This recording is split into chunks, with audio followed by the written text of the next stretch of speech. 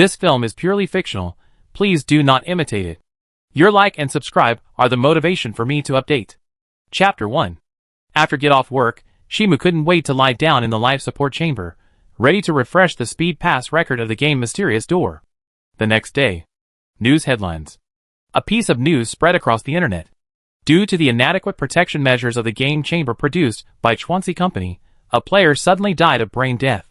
In response, Chuanxi Company urgently recovered all the same model of game chambers and made active compensation. At the same time, in another world, although I heard that it needs to be optimized, this optimization is too good. Shimu opened his eyes again and took in the familiar environment. This time, he felt that he was not playing a game, but was really in another world. The environment was too realistic. Now he was sitting on a shabby wooden chair. On the rotten wooden table in front of him was a rusty long sword and a stamped contract. Name, Akhtar. Race, human. Level, useless person. Number, 4527. This is his identity setting in the mysterious gate. He starts as a useless person with nothing, and the place where he is still a duel arena where he needs to fight constantly. If you are not an experienced player, you will not challenge this difficulty. Of course, choosing to start as a useless person is not without benefits. In the duel arena, as long as you have strong skills, you can quickly level up. And just at this moment, 4527, it's your turn to duel.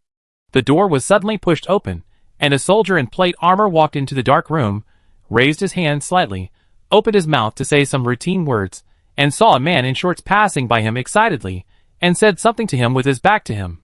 Jump over. After saying that, the man who got the rusty sword had already run away and ran towards the duel field. The atmosphere became subtle.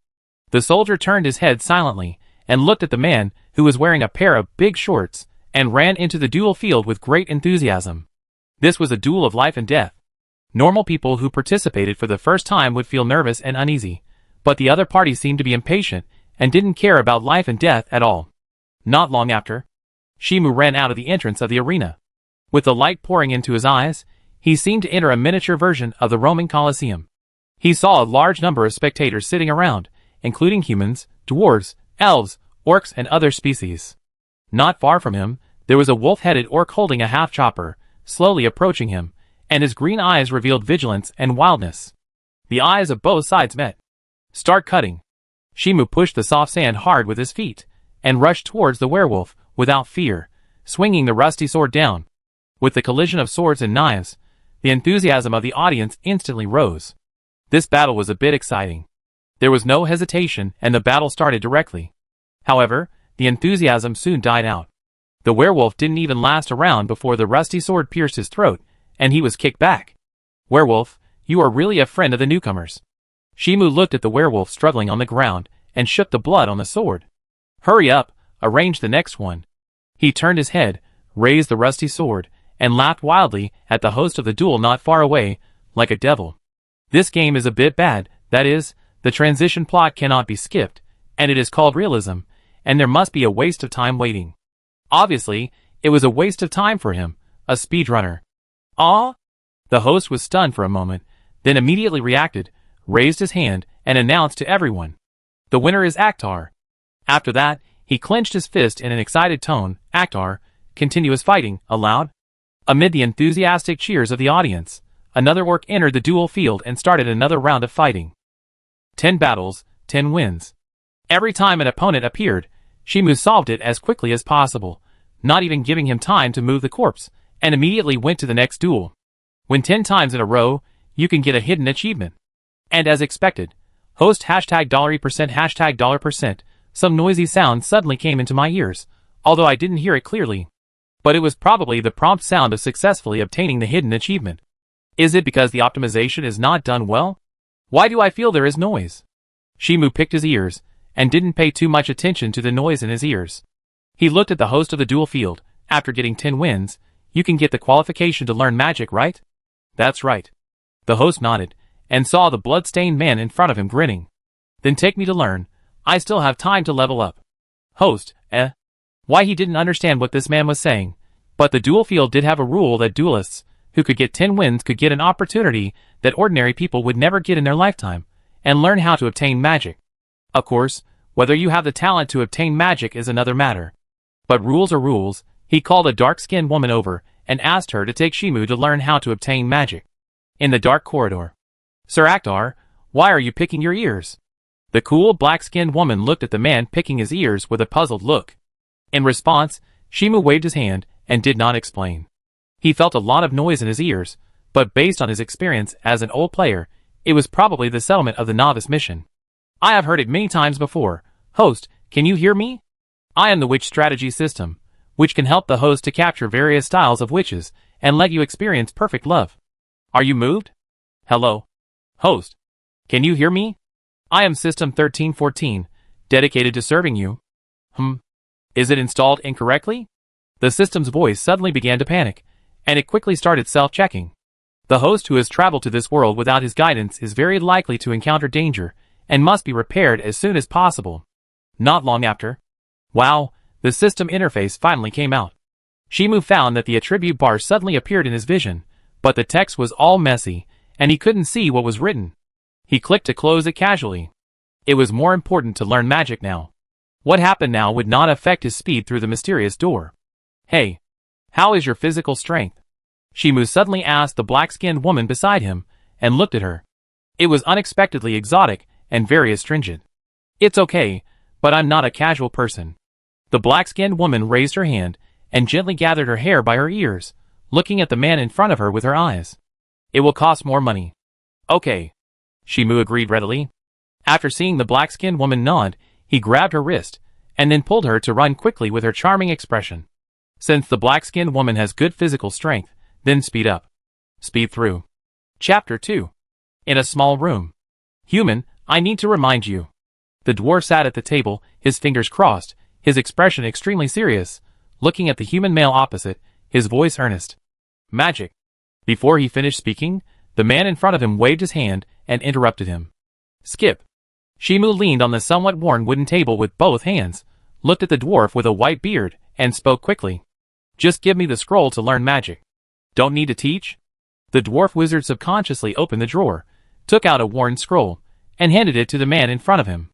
In fact, it is common for normal people to spend 2 or 3 years to learn the basics of magic, and professional guidance can greatly reduce the time.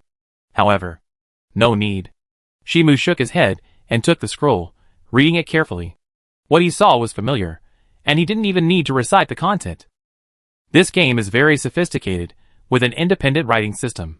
It has not only a 50,000-year history, but also has its own set of theories including magic practice. Of course, this is just theory.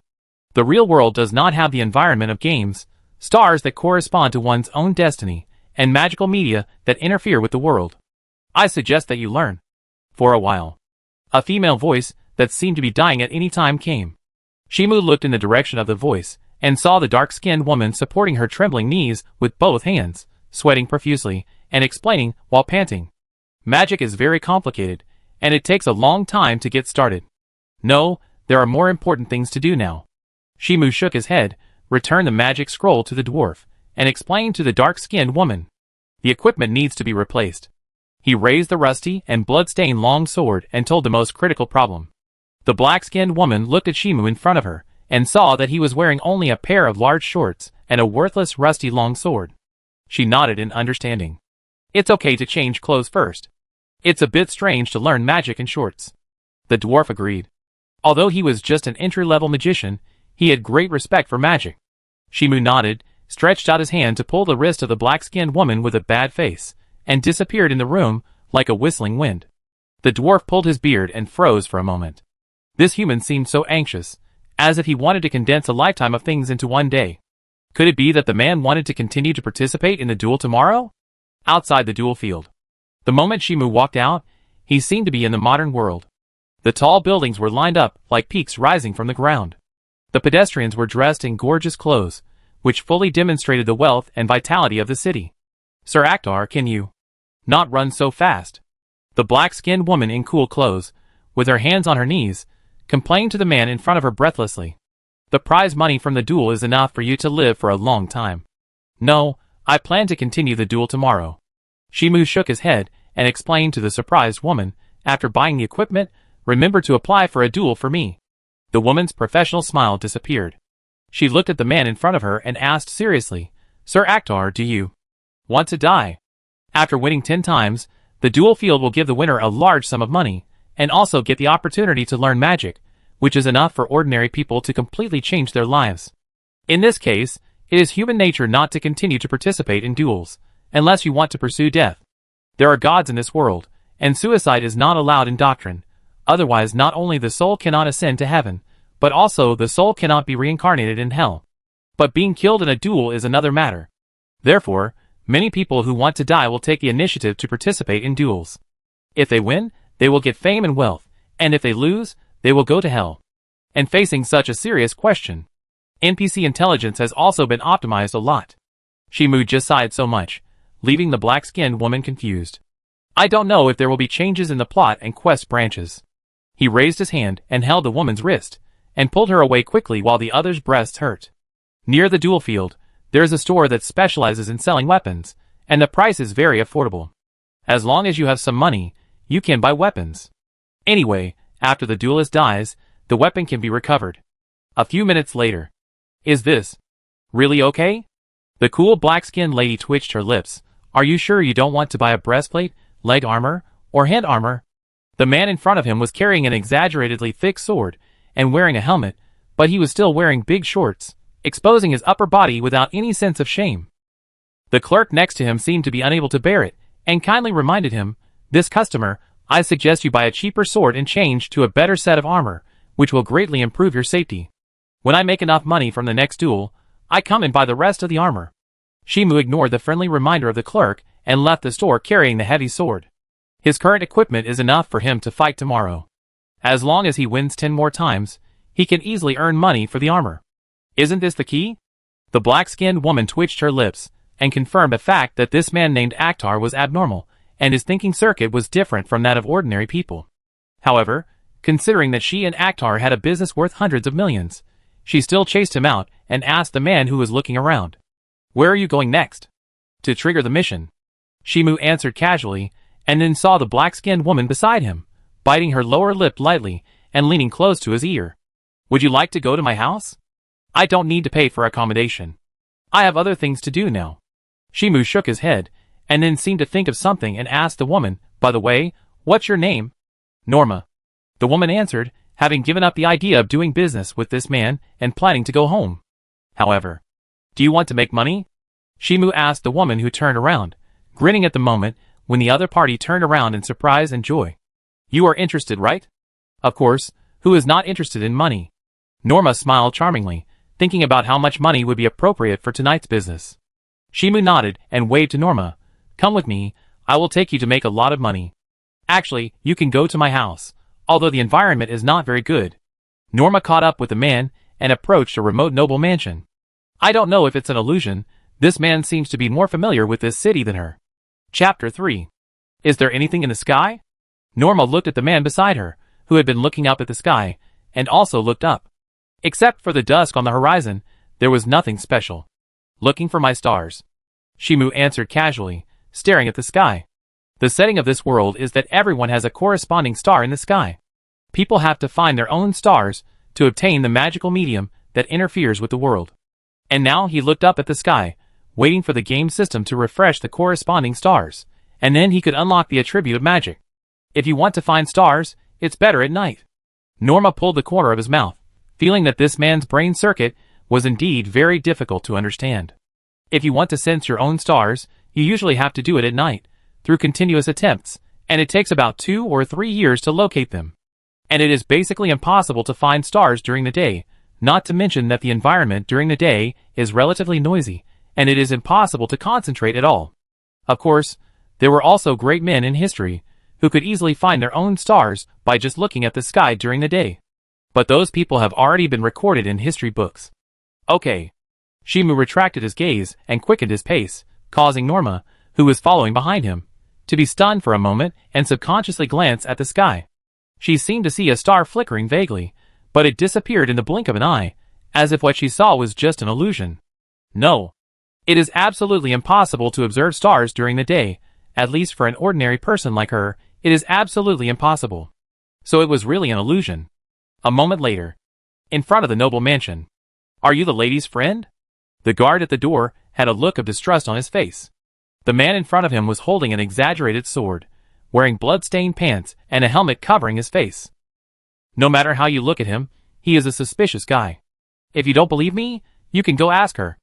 Shimu said to the guard without any guilt, just say I'm Akhtar, she will definitely let me in. Okay, wait a minute.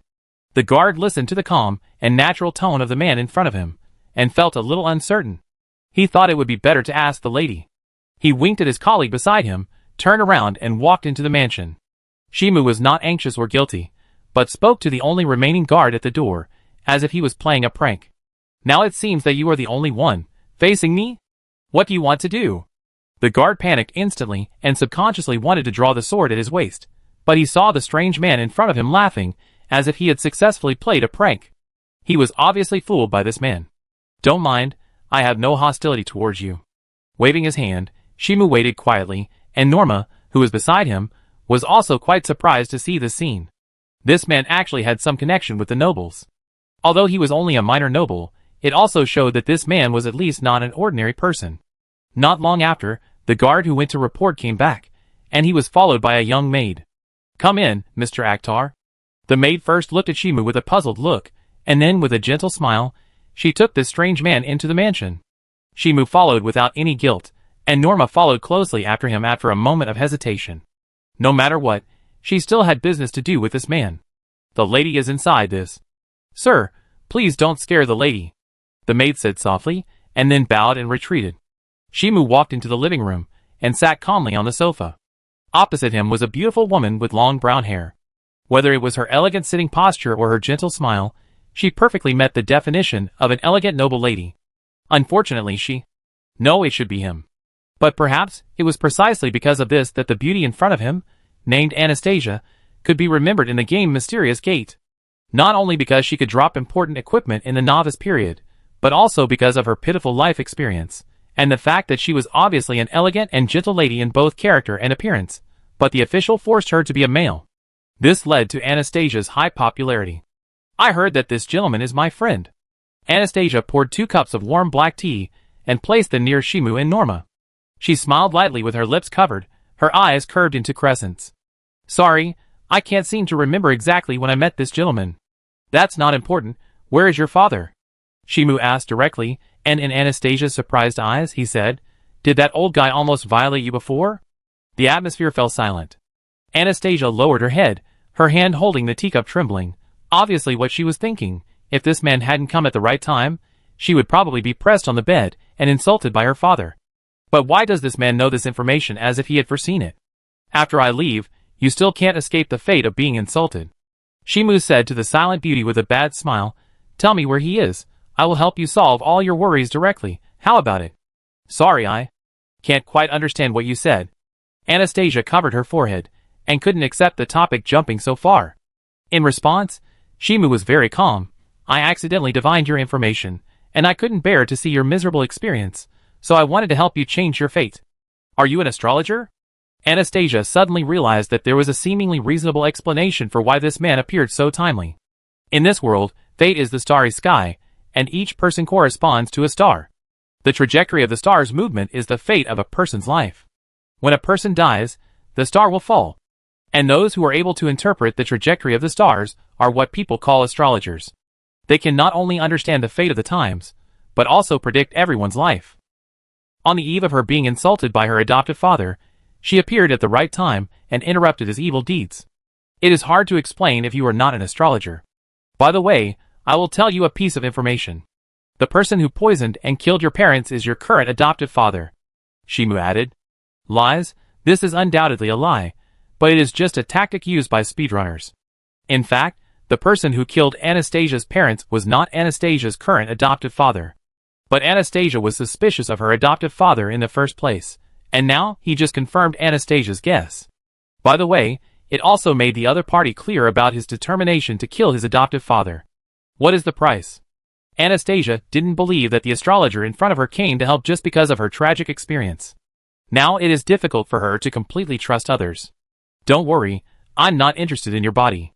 Shimu promised, and then stated his needs. I'm only interested in your money. He is not gay. Although Anastasia is very beautiful, There are many beautiful beauties in the game world, and it is not worth his different treatment. Not to mention that he just wants to level up as soon as possible and speed through the game. Anastasia thought about it, showing a struggling look, and then heard the astrologer persuading in a cold tone. You are really weak to hesitate in such a situation.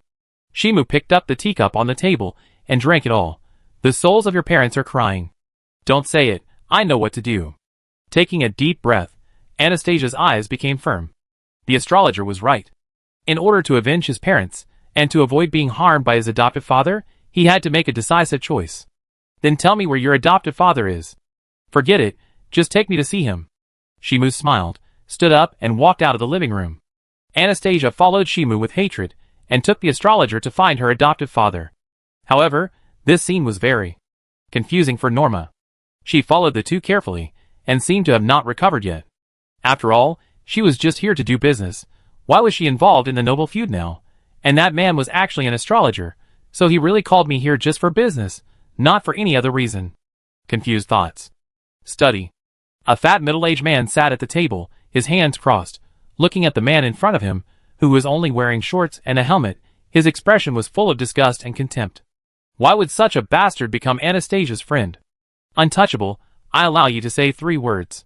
His tone was full of condescending, as if allowing this untouchable to say 3 words was already a gift. In response, Shimu was not angry at all. He took off his helmet and handed it to Norma next to him, rubbed his hands, and showed a flattering smile. I am full of admiration for Miss Anastasia. He took a deep breath and took a step forward. I hope to get your permission to let Miss Anastasia marry me. Ha ha ha. Pariah, you have a good taste, but you are also stupid. The fat man laughed loudly. This pariah actually thought Anastasia was a woman, and was deeply fascinated by her. Do you know her hidden true face? He looked at his adopted daughter, with a playful look. He began to look forward to how desperate and unbelievable this pariah would look after knowing Anastasia's true gender. That would definitely be a pleasing picture. However, of course I know. The pen on the table had been taken by Shimu in his hand at some point, like a piercing spear, piercing the fat man's neck, so fast that people couldn't react. The pen was pulled out, and blood gushed out like a fountain. What happened? The fat man didn't react for a while. He only felt his neck cool and felt warm liquid spurting out. Then, he was covered by the pariah in front of him, who said softly to him with a dangerous smile. Don't shout. Don't shout, keep quiet. As he spoke, the hand covering his mouth became stronger and stronger, so that he could not recite any spells, and could only feel the passing of life. The gushing blood dyed the ground red, flowing on the ground into a pool of blood. The fat man who kept trying to struggle gradually stopped moving weakly. This is the disadvantage of a magician who specializes in spells. As long as someone pierces the throat and blocks the mouth, it is almost like a lamb to be slaughtered. Shimu pulled back his hand and looked at Norma on the side. Clean up the blood at the scene, and pack the body in the box, and we will take it out later. Okay. Norma trembled and nodded and agreed quickly. She knew very well how to clean blood and pack the body. After all, she used to do this in the duel field. Now she finally understood why Shimu called her here. It turned out that he wanted her to clean up the murder scene. Chapter 4. Shimu looked at Norma, who was squatting down and handling the bloodstains skillfully, and suddenly said, by the way, keep today's event strictly confidential. At this point, he raised his hand and pointed at Anastasia beside him. Otherwise, Miss Anastasia will accuse you and me of being the murderers. You say. Will people believe the harmless and gentle Miss Anastasia, or the two of us who have nothing? I understand. I will never leak it out. Norma nodded, and lowered her head to handle the bloodstains. What she needs to care about now is not whether to leak today's secrets, but how to survive.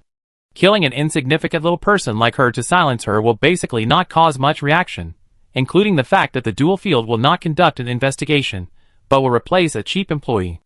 Anastasia, before you deal with your property and prepare to leave. Shimu retracted his gaze, and looked at the noble lady standing quietly beside him. No, it should be the young master.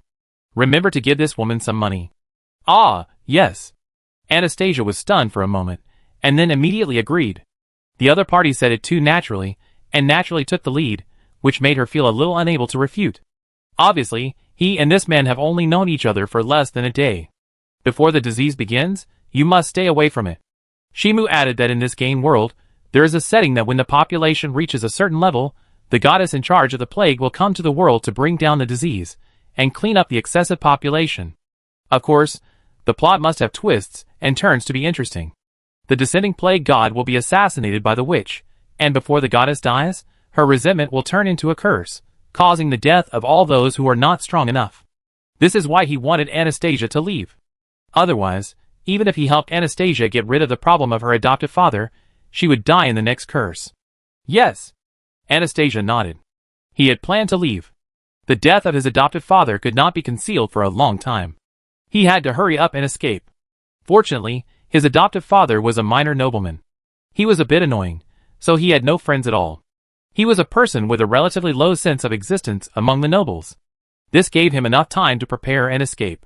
Come with me to the warehouse. Shimu turned and walked outside. Accompanied by Anastasia, he went to the warehouse to search for some necessary loot.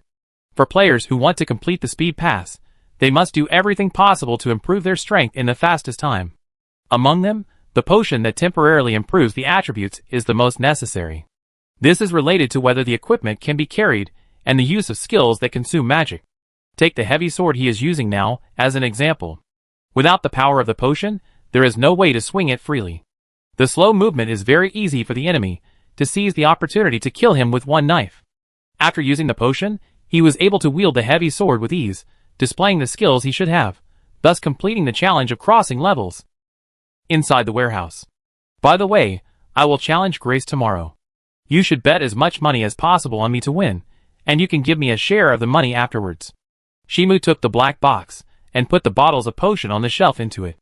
The whole process was smooth, and he even had time to tell Anastasia next to him about his plan. Yes, I understand. Anastasia nodded gently. She was convinced of Shimu's identity as an astrologer. She came to the warehouse without his guidance, and easily recited the spell to open the seal of the warehouse, and selected different types of potions in a clear and orderly manner. If she had not known it in advance and knew everything, it would be impossible to do this. However, he found it difficult to understand why an astrologer with such strength would participate in a duel. What was the meaning of an astrologer? To make money. No, for a powerful astrologer, money is not very attractive, and of course, it is even less likely to be for reputation. After all, astrologers have a very high status. Let's go back to the study. Shimu closed the black box, picked a box suitable for the body on the shelf, and handed it to Anastasia beside him. The two of them returned to the study, one in front and one behind, carrying the box. They saw that Norma had almost dealt with the crime scene, which showed that she was very skilled in the business. Norma took back the rag she had used to wipe the corner of the table, and looked at the two people who came back with their boxes. She had the illusion that she had turned into a killer. Well done, it seems that we still have room for cooperation. After observing the crime scene with satisfaction, Shimu pointed to the box Anastasia was holding. Pack the body, we should go. Norma, why did it become like this? She did want to make a physical transaction, but it was not this kind of physical transaction.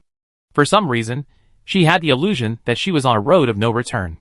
Whether she was willing or not, she still dragged the body of the fat noble honestly, and put it into the box with skillful movements. Too fat, can't fit in. Norma pressed the box hard, but there was no way to close it. The murdered noble was too fat, and even though the box was very large, it couldn't fit in. No, it can fit in. Shimu came over, stepped hard, and forced the box closed, accompanied by the sound of bones breaking inside the box. Let's go, it's time to deal with the body. He handed the box containing the potion to Norma, bent down, and picked up the box containing the body. Then, the two left the mansion calmly. Anastasia stood in front of the door, looking at the two people leaving, as if she hadn't fully reacted yet, and felt a little unreal. When he was about to be raped by his adoptive father, the mysterious astrologer suddenly came to the door, decisively killed his adoptive father, and then left neatly. It seemed that he really just couldn't bear his fate, appeared at the critical moment of fate, changed his fate, and left without hesitation. Like a hero in a story. At the same time, on the other side, the sky had darkened, the magic street lights on both sides of the road lit up, and there were many more pedestrians on the road. Norma struggled to carry the box, looking at the man in front of her who was wearing a helmet, carrying a heavy sword, and wearing only a pair of shorts. Sir Akhtar, where are we going? She couldn't help but ask the man from behind. Not long ago, she thought that this man might be a little bit mentally ill, but now it seems that he has great abilities and is different from ordinary people. We're almost there, don't worry. Shimu said briefly, turned and went into the alley, and his figure disappeared into the darkness. Norma hesitated, but followed him. The other party was a powerful astrologer, and even if she ran away, she would not be able to escape the pursuit. It was better to cooperate with the other party's actions. The remote alley was damp, and occasionally mice and wild cats passed by, making people feel a little suffocated, as if an unknown monster might suddenly appear at any time. After turning around for 7 or 8 minutes, they came to an open space covered with weeds, where stood a dilapidated cabin that seemed to collapse at any time. When they stepped on it, the creaking sound made people wonder whether the old wooden planks would suddenly break. Shimu looked around and confirmed that there were no outsiders around. He put down the box containing the corpse, and spoke to the nervous Norma beside him. "Clean up the living room. I want to prepare the magic circle for sacrifice." "Yes." Norma responded with a trembling voice, put down the box in her hand, and began to clean the living room. The environment was already dark, and the sacrifice the man mentioned. This gave her a bad premonition. This man is probably not only an astrologer, but also a witch believer, otherwise it would be impossible to perform such an act of sacrifice. God does not need any sacrifice of life and soul.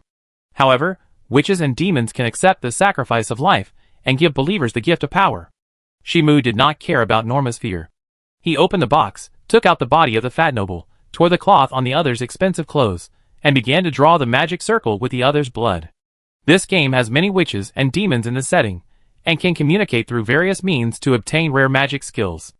And by sacrificing to the Witch of Death, you can obtain powerful skills of the death system, which can slow down the enemy's recovery ability and reduce part of the blood bar and the upper limit of the blue bar. The magic circle is drawn. Shimu took a few steps back, looked at the 5-pointed star magic circle drawn with blood, put his hands together, and stared at the body in the center of the magic circle. The right time. The right place. The right magic. Only under so many difficult conditions can there be hope of obtaining death magic. Otherwise, even if you know the correct sacrifice magic, you will not get a response from the Witch of Death. There is a gap between life and death, deeper than death, the Queen of the Kingdom of Death, the owner of absolute silence. The spell.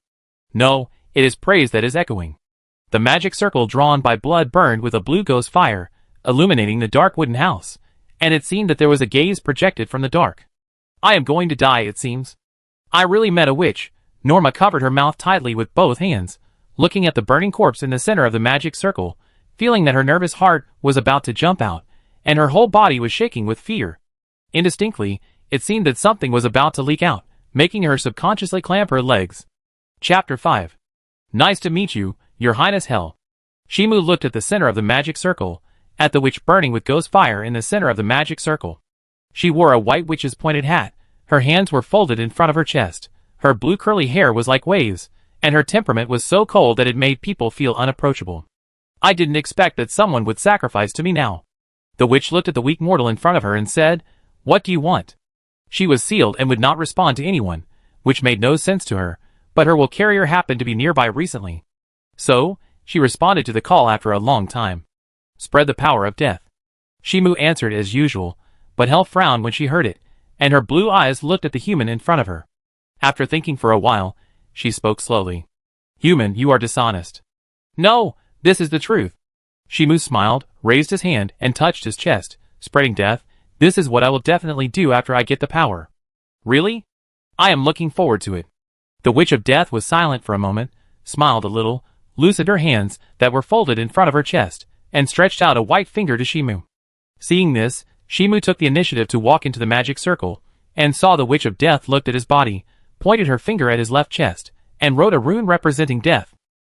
The Witch of Death withdrew her hand, folded her hands in front of her chest again, she looked at the calm human in front of her, and her figure disappeared like smoke, leaving behind a light word. People who pursue death, how far can you go? The cutscene ended. Shimu raised his hand and touched his chest, looking at the dark blue rune, which was the favor of the Witch of Death, representing that he could use the power of death. However, this power also has a price. The more you use this power, the closer you are to death. In simple terms it is shortening your life. Unless you transform yourself into an undead creature, the more you use the power of the Witch of Death, the shorter your life will be. But this doesn't matter to him at all. Anyway, he has already completed the speed pass before his life ends. And in the later period, he doesn't care about the waste of vitality at all. Is that the legendary witch? Norma came over. She looked at the ashes left in the center of the magic circle and patted her chest with her hand. It doesn't feel as scary as the legend.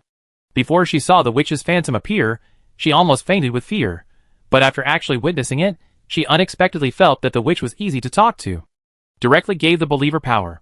Maybe you will change your mind soon, Shimu said casually, without explaining to the curious Norma. He picked up the box full of magic potions. Let's go to your house. Are you going to my house to do business? Norma suspected that this man had no interest in her, otherwise he would have taken action against Miss Anastasia. In response, Shimu glanced at her and said, if the game officials did not allow it, you can see if I would do business with you. In fact, he wanted to do it, but this game allowed war and fighting, conspiracy and betrayal. However, it did not allow in-depth communication. Norma twitched her mouth. She didn't quite understand this man's thoughts. He dared to kill people and sacrifice to summon witches. But she didn't dare. No, she followed the rules that everyone treated as non-existent. It would be more reasonable and more acceptable for her to just say that she was not interested in her. But she didn't dare to openly complain about the man in front of her now.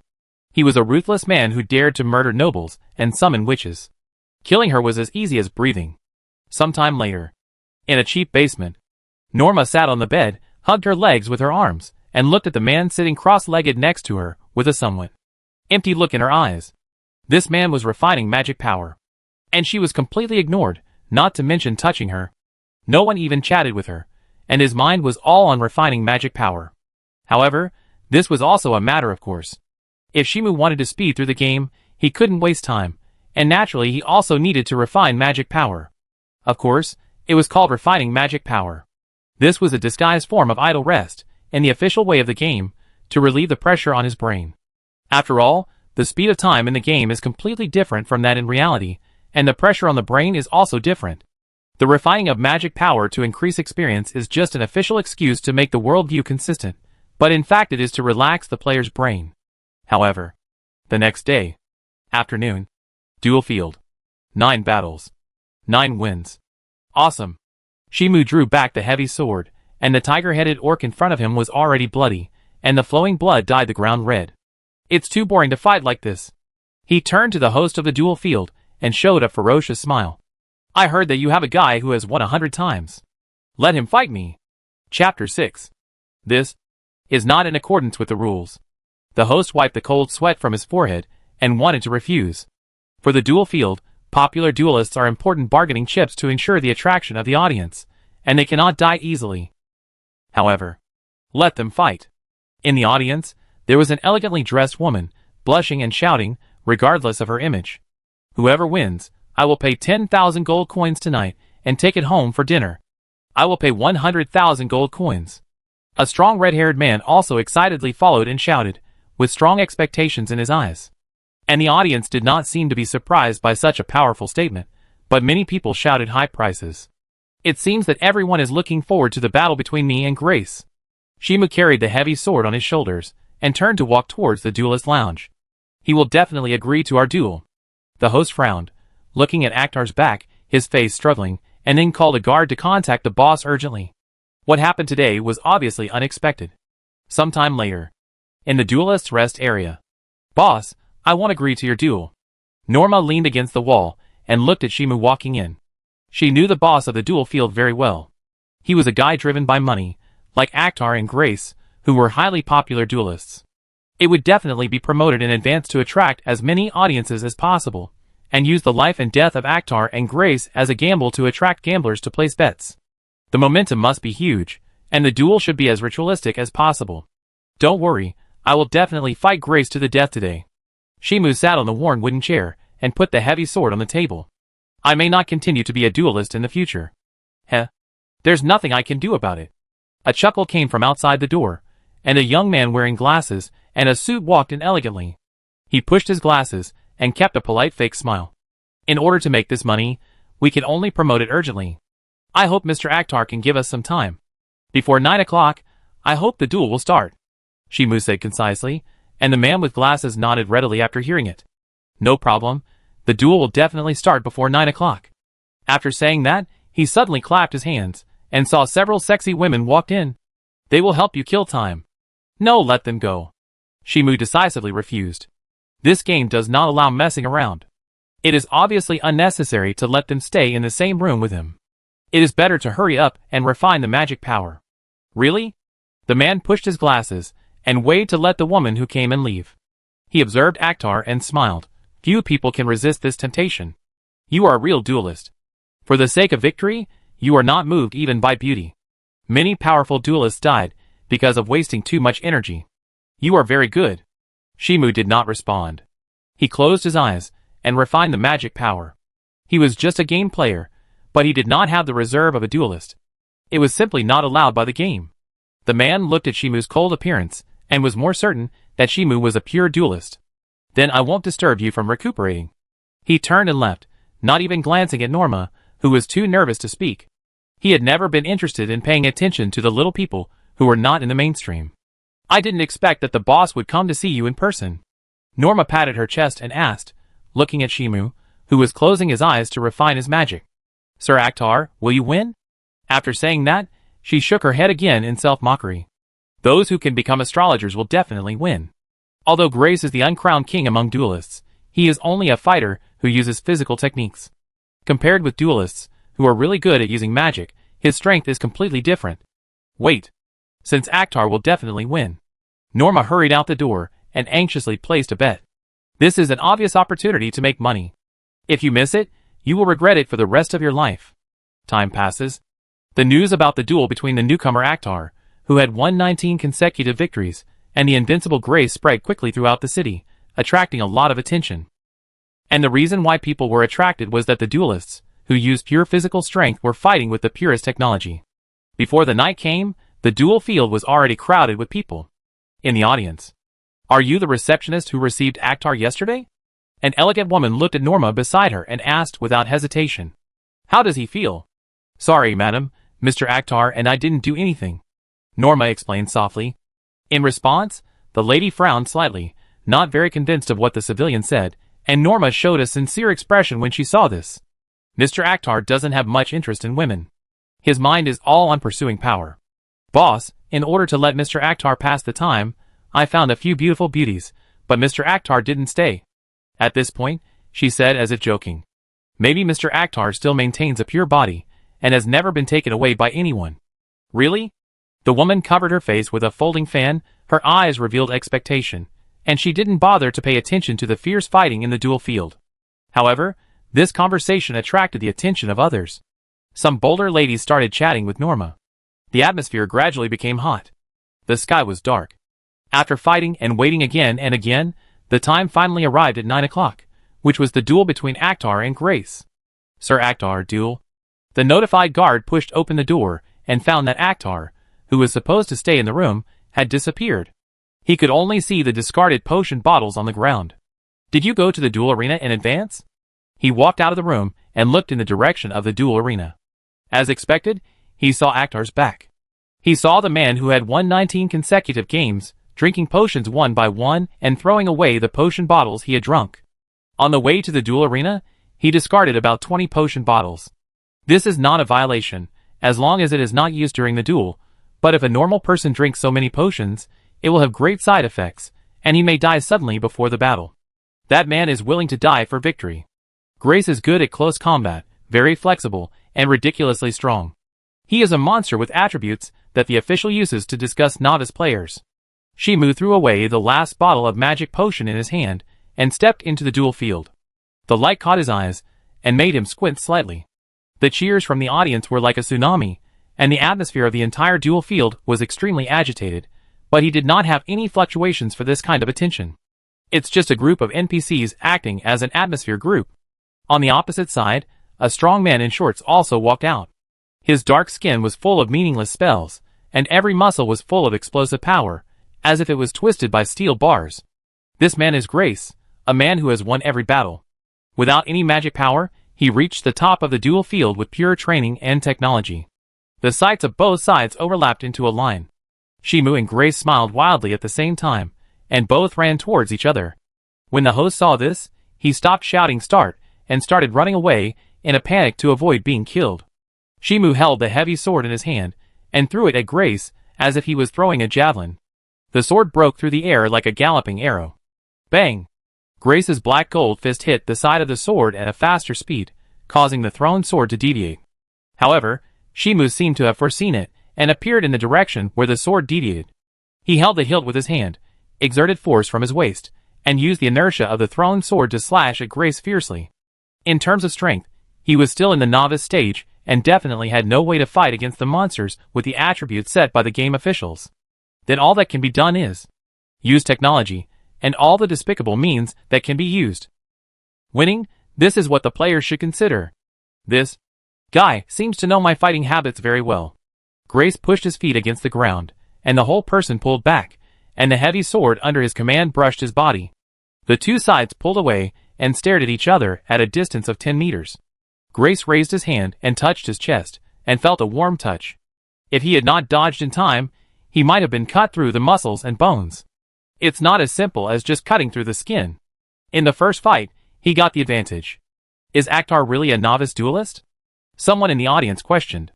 In fact, from the audience's point of view, Akhtar's winning rate is not high. Whether it is combat experience, record, or physique, Grace has an overwhelming advantage. Akhtar, who is only 1.8 meters tall, is as weak as a baby compared to Grace, who is nearly 3 meters tall. However, the first person to gain the upper hand was the thinner Akhtar, not the stronger Grace. Perhaps it was because of the weapon. Someone explained it this way, otherwise it would be hard to explain why the once overwhelmingly powerful Grace fell into a disadvantage. Although there were people who used weapons to face Grace before, they were also easily crushed by Grace. You are very strong, stronger than me. Grace opened his arms, as if he was encompassing the world, and he stared at the man opposite him. Unfortunately, you are weaker than me. In terms of fighting skills and grasp of timing, it is obvious that the opponent is more powerful. Although he only fought for one round, he already understood the opponent's advantage. His advantage is his strong body, which is strong enough to resist the slash of ordinary weapons, crush granite with bare hands, and tear armor with his hands. This is also the reason why he is not wearing armor. Ordinary armor cannot be stronger than his body defense. Instead, it will affect his flexibility. Then it is clear how to fight next. Take advantage of your own strength advantage, find opportunities to seize the opponent's flaws, and solve the battle in one go. Before that, you must pay attention to defense and avoidance. And Shimu seemed to have seen through the opponent's thoughts, and immediately changed the strategy of the battle, kneeling down, holding the thick sword in his hand tightly, and carrying the inertia of the thick sword to slash. With a powerful slash, Grace took a step back, avoided the slash, and grabbed Shimu with the advantage of longer arms. The advantages and disadvantages of both sides are obvious. As long as he finds an opportunity to grab, the opponent's technology cannot be used, and he can crush people to death with his strong grip. Shimu seemed to have expected this, so he quickly squatted down, grabbed a handful of sand from the ground, and threw it at Grace's face. This is a technique used by children in fights. However, it was unexpectedly effective. Grace instinctively took a step back. He didn't want to be blinded by the sand, which would cause him to lose sight. And losing sight is very fatal. At this moment, Shimu actually gave up holding the heavy sword in his hand, rushed towards Grace's arms, and punched her hard. In theory, he must use the power of the weapon to have a chance to defeat Grace, otherwise, he would not have any chance of winning if he competed with his physical strength. But, bang! Grace's eyes widened. The fist that hit his abdomen was as powerful as a cannonball, directly knocking his nearly 3-meter body into the air, like a folded chopstick, flying backwards. Even with the protection of thick muscles, he felt a cramp in his abdomen, as if his intestines were about to break. Indeed, in terms of pure strength, Shimu could not compete with a monster like Grace, unless he had enough time to level up. But there was no way out. With the freedom of the open game mysterious gate, as long as he was prepared in advance, even a mortal could kill a powerful magician. And he drank a lot of magic potions in advance to temporarily improve his own attributes, plus his skills trained for many rounds, enough to throw a painful punch to Grace. But this was not enough to defeat Grace, a monster. Hand, holding the thick sword again, Shimu rushed towards Grace again, using inertia to chop out a powerful and heavy knife again. Instead of taking the blow head-on, Grace cautiously chose to temporarily avoid it, delaying and waiting for his condition to improve slightly. However, just as he was retreating, Shimu had already thrown the thick sword again, and rushed towards Grace's chest. Who should he hide from?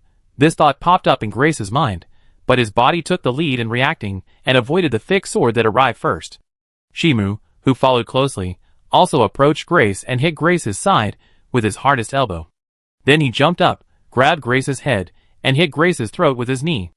At the moment when Grace's breathing stagnated and his eyes turned white, he suddenly exerted force on his waist, and jumped behind Grace like a high jump. He reached out and grabbed the thick sword on the ground. Turning around, the sword choked down heavily, and blood gushed out with the feedback of the blade cutting muscles and bones. Shimu was stained with blood, looking at Grace, who fell to the ground. He knew Grace's fighting habits too well, and even made a strategy video to teach novices how to quickly defeat Grace, a monster with this attribute. And at this moment, host, you have gained experience. Have you started to contact witches? The system exclaimed. In response, Shimu just picked his ears, and didn't care about the sudden noise in his ears. Anyway, it was nothing more than the upgrade prompt sound of the game system, and the achievement acquisition. Even if he didn't listen to this thing, he knew it well. Chapter 7. Ah, I won! Norma shouted in surprise. She bet all her belongings on Akhtar. This made her a little rich. He's a really good man. The lady beside her smiled with her lips covered, her eyes shining, and turned to look at the excited Norma and said, Miss Norma, do you want to make more money? Make more money? Norma was stunned for a moment, and then immediately reacted. The lady didn't say it clearly.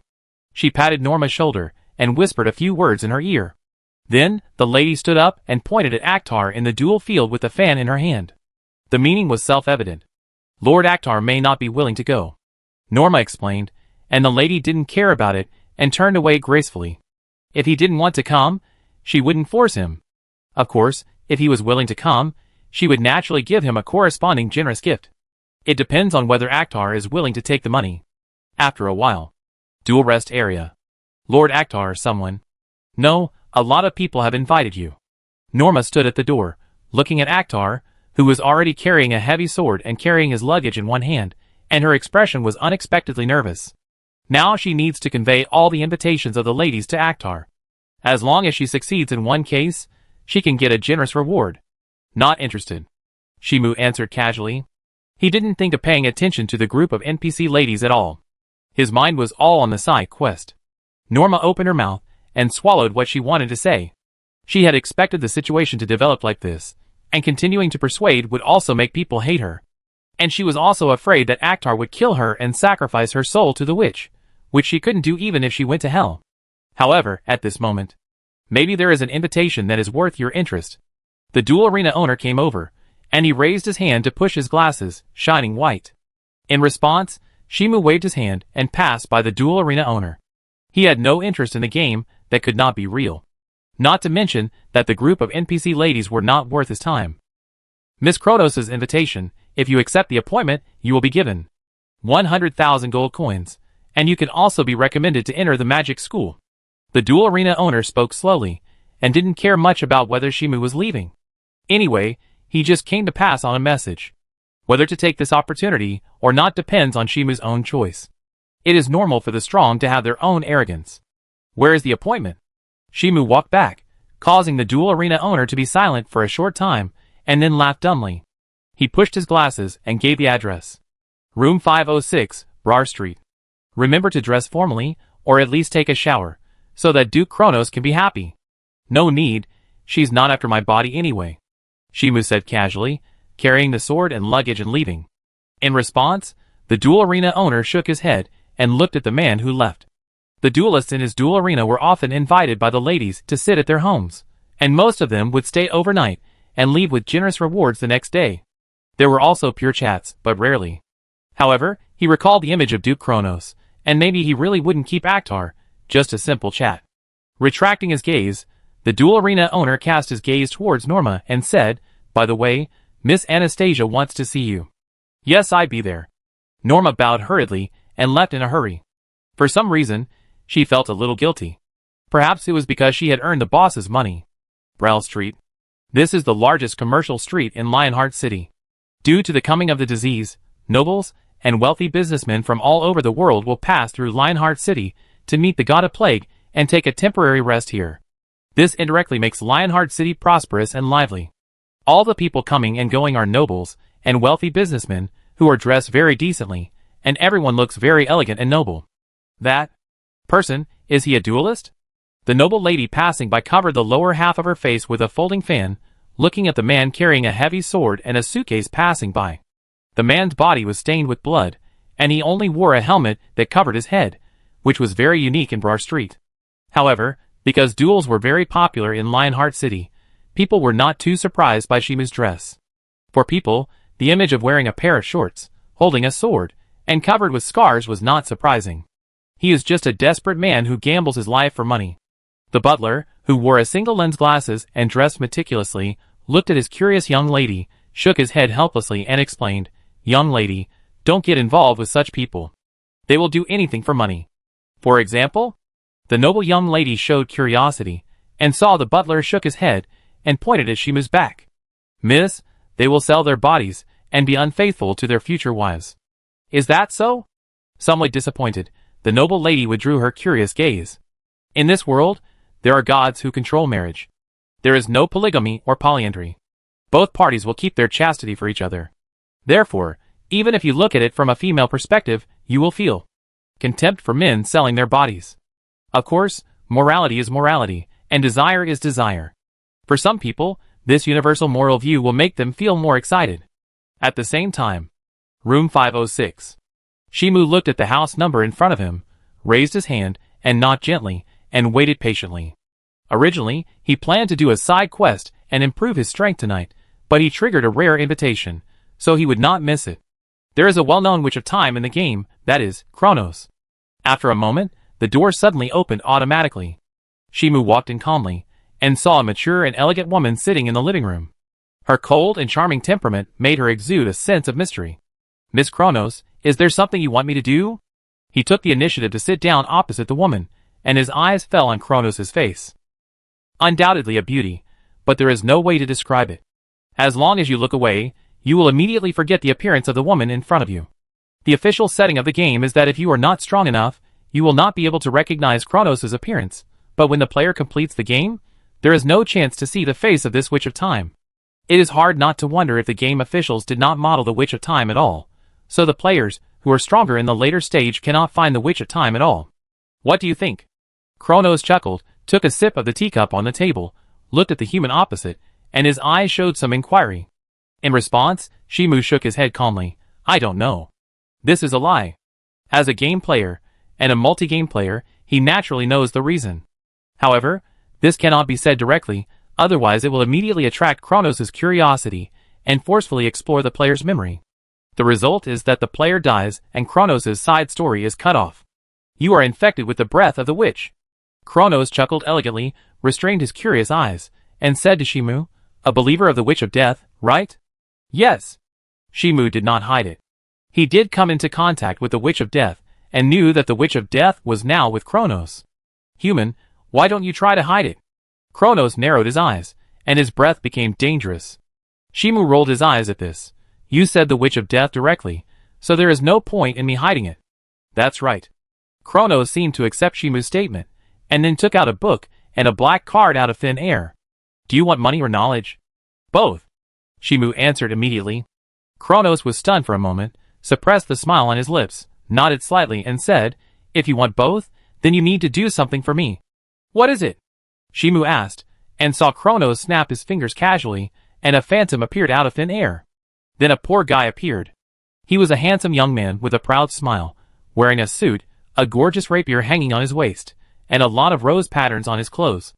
This dress was obviously a believer of the god of beauty and art. In the setting of the game, beauty and art are highly linked. Regular, self-consistent, and harmonious things are considered beautiful and have artistic value. And the god of beauty and art is the most beautiful and representative god of art. Go kill him. I don't want to say the reason. Chronos sighed lightly. His beautiful face was full of sorrow, as if he had been bullied. However, Shimu knew very well that this witch just randomly selected the unlucky guy who met the conditions in the city to verify his ability. It doesn't matter who it is. For the witch in front of her, as long as she can complete the plan, anyone's life can be used. Except for her apprentice. "I don't want to kill innocent people," Shimu said, and Chronos chuckled and looked back.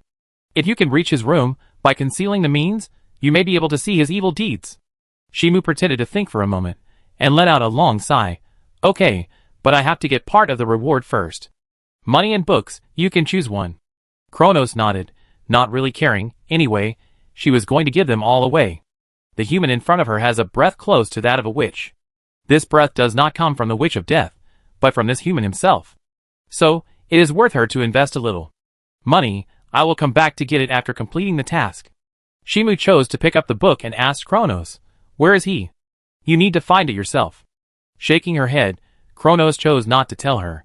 She wanted to see how this human's brain was. In response, Shimu nodded and left the room with the book. After seeing the clothes of the assassination target, he could almost think of a way to find the target.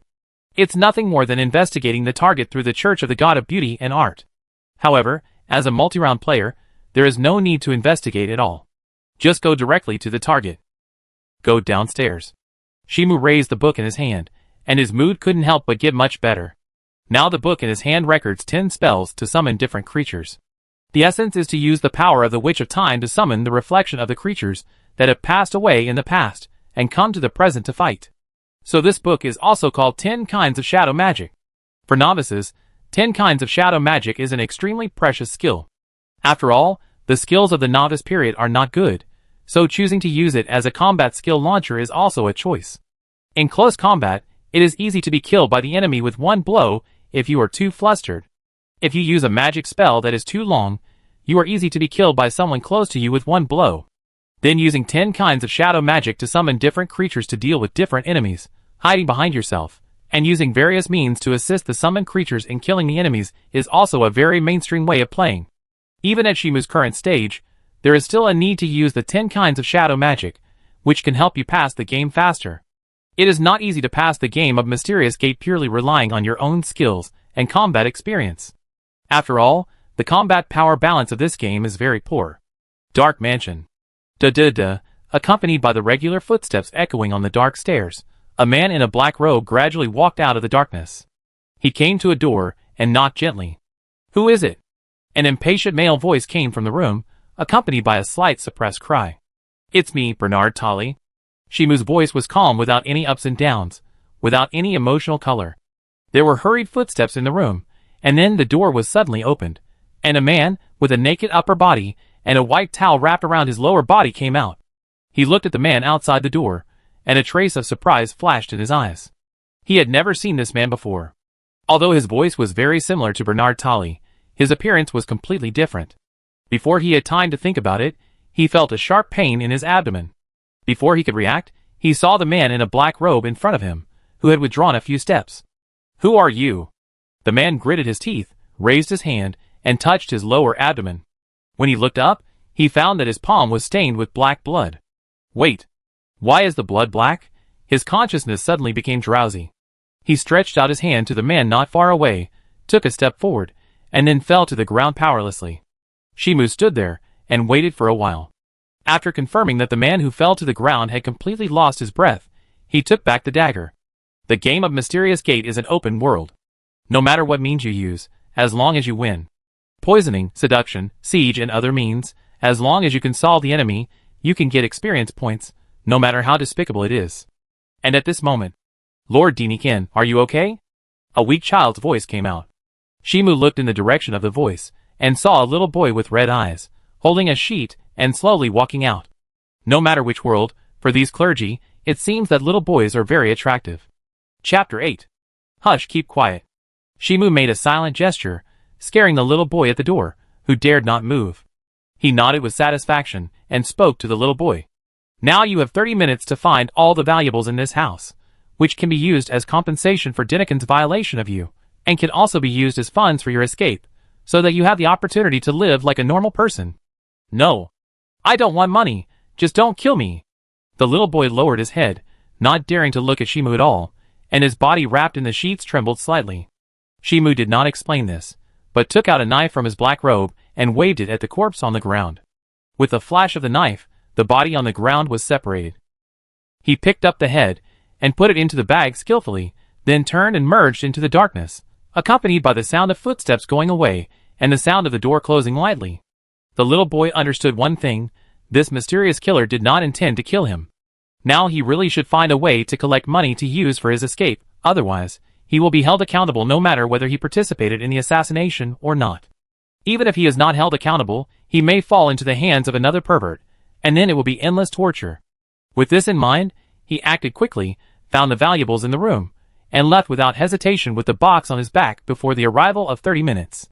Although he might get more wealth if he stayed longer, he still remembered the words of Mr. Killer. There was only 30 minutes to collect wealth.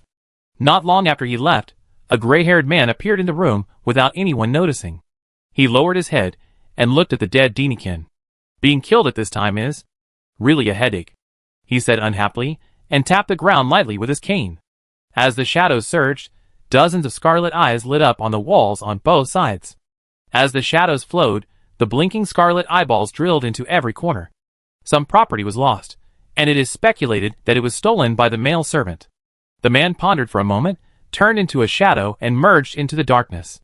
At the same time, on the other side, Kronos crossed his slender legs, his slender hand gently supported his chin, looked at Shimu in a black robe opposite him, and chuckled. You came back so soon, have you really completed the assassination? Of course.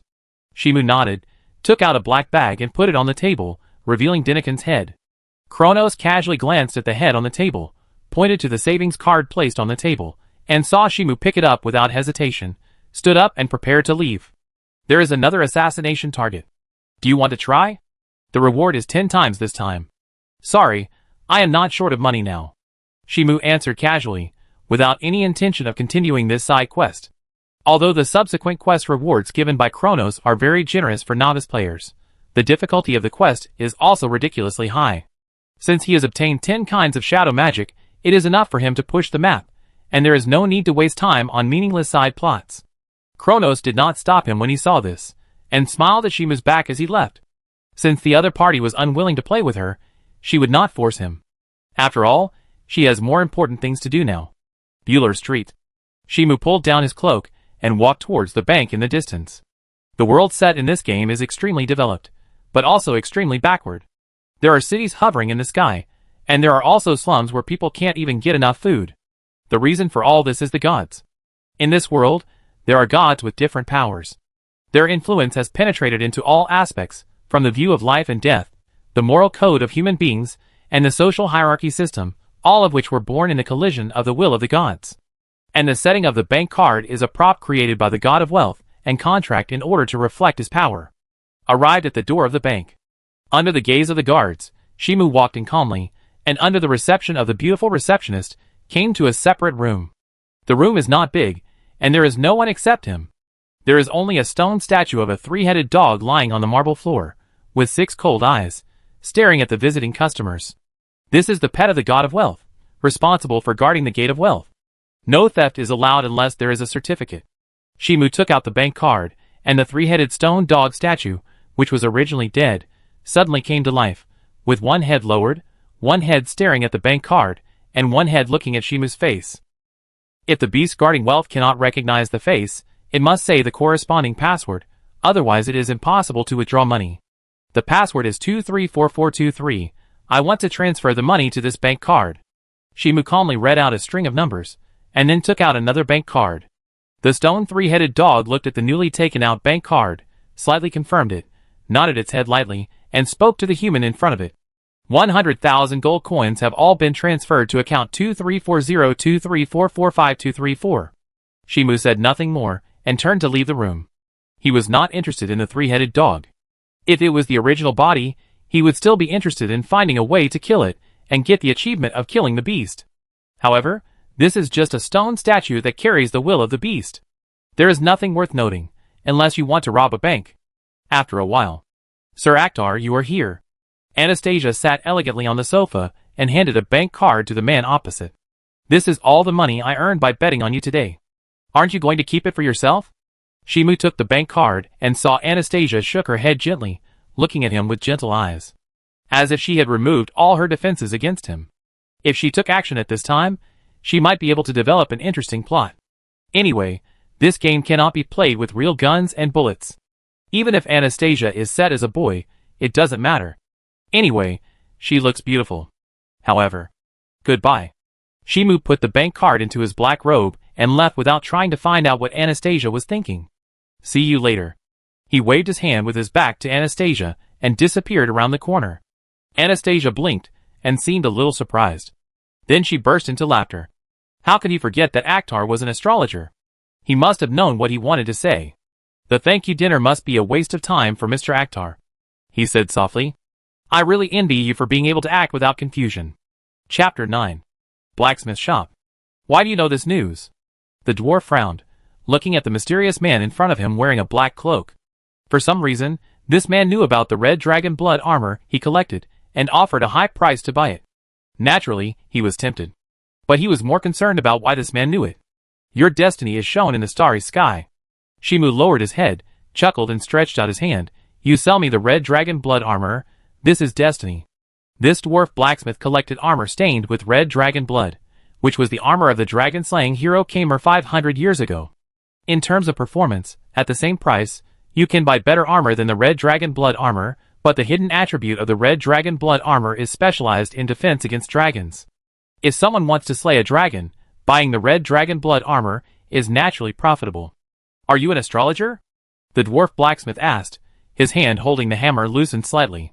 The mysterious and elusive man in front of him did have the temperament of an astrologer. In response, Shimu nodded calmly. For second-round players, or multi-round players, the identity of an astrologer is very useful. Why can you know all kinds of secret information in advance? As long as you apply the identity of an astrologer, you can get an explanation. After all, the fate of humans in this world. No, the fate of all life is reflected in the starry sky. As long as you have the corresponding ability, you can observe the fate of everyone. From birth to death, it's clear at a glance. Whose fate do you want to promote? The dwarf muttered, you astrologers are always happy to create heroes and epics. No, I want to create my own epic. Shimu shook his head and pointed at himself. I am the hero who slays the dragon. Ah, ha ha ha. The dwarf was stunned for a moment, then burst into laughter. It was very interesting to him that the astrologer, who had always created heroes, actually wanted to become a hero himself, and he temporarily let go of his inner vigilance. It's really rare to see an astrologer who wants to be a hero. Since you want to create a hero, why don't you become a hero yourself, and save trouble? Shimu explained. The dwarf thought about it, and felt that it made sense. Compared to trying hard to push fate, so that the fate of the selected target shifts in the desired direction, it is better to go directly and become a hero in the myth. Although the result of doing so is that the astrologer has to go down to fight himself. If he is not capable enough, he may die on the way to becoming a hero. But if he has enough ability, it is obviously easier to go by himself. Sell me the red dragon blood armor anyway, and I write about you in my story later. Shimu took out a bank card from his black robe. The dwarf hesitated slightly, looked at the bank card in front of him, and chose to accept the bank card handed to him. Why not make money? Not to mention that there will be a chance to appear in the hero story in the future. Wait for me. He put the hammer on the table, turned around and walked into the blacksmith shop, and took out a set of armor. This set of armor is silver, with many scars on the surface. From head to toe, every joint has very good protection, and it can be said that it is wrapped tightly. Compared with other games, the less cloth, the higher the defense. The design of this game on the early armor can be said to be very rigorous. If you get cut on a part that is not protected by armor, you will really get hurt. It's the real thing. Shimu knocked on the red dragon blood armor, and started to wear it directly. The dwarf who sells the red dragon blood armor sometimes uses fakes to deceive players. After paying the money foolishly, when you find something wrong later, the dwarf has already run away with the money. Even if you want to retaliate, you have to wait until the main storyline in the later stage to have a chance to retaliate. Don't worry, dwarves are the most honest. The dwarf blacksmith patted his chest. His voice was very generous, and he seemed to be very proud of his honesty. In this regard, Shimu did not comment and paid the money readily. The wealth that was enough to make a person rich for a lifetime was emptied the moment the bank card slid. However, thanks to Anastasia's gift, he still had a lot of money in his other bank card, enough for his short-term expenses. Guest, I hope to see you slay the dragon successfully next time. The dwarf smiled and looked at Shimu, who turned around and left without hesitation, and waved enthusiastically. Originally, he did have a plan to take out a fake red dragon blood armor to fool the other party, and test whether the other party was a real astrologer. But he didn't want to take the risk after all. And now, he was very satisfied with his decision. The other party obviously noticed his little thoughts, and said it inadvertently. If he dared to take out the fake red dragon blood armor, and use the astrologer's ability to push fate, and make people go to a dead end. I'm afraid he would really be in big trouble. At the same time, on the street, Shimu looked up and observed the sky, identified the direction, slowly quickened his pace, and started running. It was impossible for him to defeat the dragon now. The attribute gap between the two sides was too big. Even if he tried his best to cause damage, it would not be as fast as the other party's recovery speed. So, raise your level, and then find an opportunity to kill a dragon and change your job, becoming a human with dragon power. And now he plans to do a side quest first. Princess, run! Accompanied by a panicked voice, echoing in the wandering forest, a girl with short golden hair, holding a gorgeous long skirt in both hands, ran out of the darkness. And then behind her, there were wailing and the collision of weapons, and the occasional burst of lightning and flames tore through the darkness of the night. Damn this! What is going on? The girl gritted her teeth, cursed in a low voice, and tried her best to run away. Clearly, she went to see the god of plague at the signal of her father, but was ambushed halfway. I will kill you all when I find you out later. Her stern green eyes revealed anger and stubbornness. Fear and panic were not reflected in her at all. In addition to the anger, she was calm and a little scary. This princess is not weak, nor is she a vase. Princess, you have to survive. A man in black ran out from the shadows, and threw several flying knives at the girl's back. Wind, answer my call. The girl turned around and waved at the flying knives, and the air seemed to have received an order and flowed instantly. The flying knives were deflected at this moment. However, whoosh, a sound of breaking through the air came, and the girl's body was pierced by arrows. Her wrists, ankles, and left shoulder were instantly pierced. The flying knives were just a means to attract attention. Pa! The girl fell to the ground, her wrists and ankles were pierced, and she had lost the ability to escape. It's a pity, princess. The man in black came to the girl with a dagger in his hand. I will dig out your eyes, and appreciate your stubbornness and unwillingness to admit defeat. You should just shoot my head with an arrow. The girl supported the ground with one hand, and looked at the man in black beside her indifferently. It seems that your master wants to capture him alive. No. You misunderstood. This is our personal decision. Shaking the dagger in his hand, the man in black's eyes revealed a playful look. Your Highness, you have overlooked that you are a very attractive woman. Can't the copywriter spend a little more time on the script of a third-rate character? Unsatisfied complaints came, and the man in black and the princess looked in the direction of the voice, only to see a man in silver armor walking out with an exaggerated sword. A hero saving a beautiful woman? The man in black sneered, but soon restrained his smile. The man's exaggerated sword was stained with blood. Judging from the freshness of the blood, it was just stained. And now the companions who were ambushing around did not shoot any arrows, which means that they were likely to be killed. The blood stained on the sword was his companion's. Chapter 10. Who are you? The man in black held the dagger tightly in his hand, and took a step back subconsciously, his voice revealing nervousness. Shimu did not answer this, and walked towards the man in black step by step. He was not interested in explaining himself to an NPC. Don't get closer, or I will kill her. The man in black pointed his dagger at the girl not far away, his eyes revealing cruelty. This kind of hero-saving beauty should not let the beauty die. I don't even know him. The girl couldn't help but say something, but neither the man in black nor the knight cared about what she said. As the night approached, the man in black finally couldn't stand it anymore, and threw the dagger in his hand at the girl, and the knife light cut through the night. Life, that's the end. The girl had such a thought. She was not afraid to close her eyes and wait for her death. On the contrary, she widened her emerald eyes and witnessed her upcoming death. Then, she saw an unexpected scene. The thick sword swung at a faster speed, accurately knocking the dagger away, and the remaining four slashed at the black-clothed man.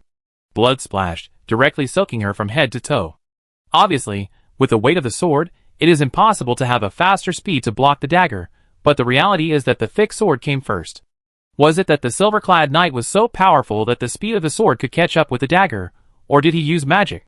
My beautiful lady, how much mobility do you have? Shimu glanced at the assassin who was cut into two pieces, and then cast his eyes on the golden-haired princess, who was sitting on the ground with blood all over her body. Mobility, maybe. None at all. Leticia looked at the arrows on her wrists, ankles, and shoulders. Now it was very difficult for her to even move. Really? Shimu shook off the blood on the heavy sword, as if he was lost in thought, and the girl saw this and understood his concerns.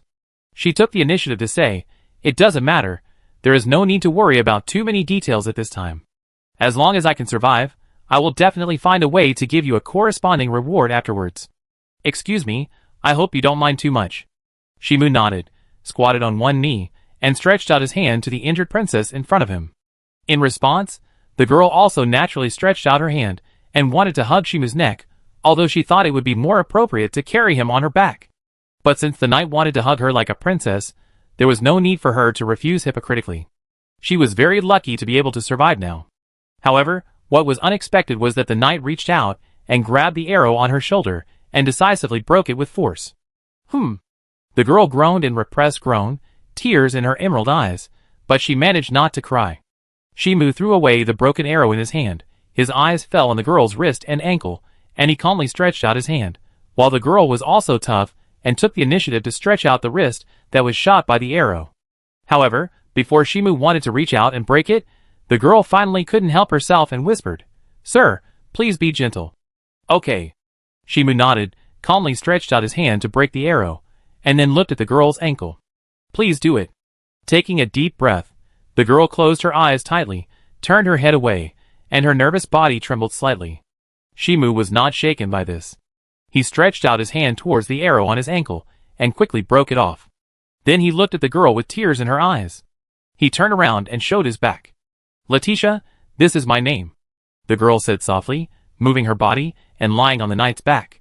In response, Shimu nodded gently, carried Leticia on his back, then looked at the forest and asked, "Are you going to find your servant?" "Sorry, let's leave here as soon as possible." Leticia lowered her eyes, and her sad voice contained tenacity. Although she did want to go and see, she knew very well in her heart that now that she was being hunted, she would turn back to investigate the situation. Not only was she in danger, but even the Silver Knight, who protected her, would also bear a lot of pressure, which might cause her and the Silver Knight to die here. Not to mention that the probability of the maid surviving was almost zero. "Okay," Shimu replied, holding the sword inserted into the ground with one hand and holding Leticia with the other, and disappeared into the night in a few steps. Shortly after he left, several men in black arrived at the scene, quickly explored the surroundings, and spread out to explore in all directions. Just as Leticia thought, if she hesitated a little and turned around to look for the surviving maid, she would be surrounded by the pursuers. Missed the best opportunity to escape. At the same time, on the other side. "By the way, Sir Knight, I don't seem to know your name yet." Leticia looked at the scenery on both sides of her side, and asked the Silver Knight softly. The appearance of this knight was very coincidental and romantic, but it was too coincidental after all, which made people unable to help but think of being rude. "I wonder if this knight is really out to see injustice." "Shimu, or call me Akhtar, it's alright." Shimu replied casually, stepped hard, jumped over a stream, and disappeared into the woods. "We talk about the specifics after we find a hiding place.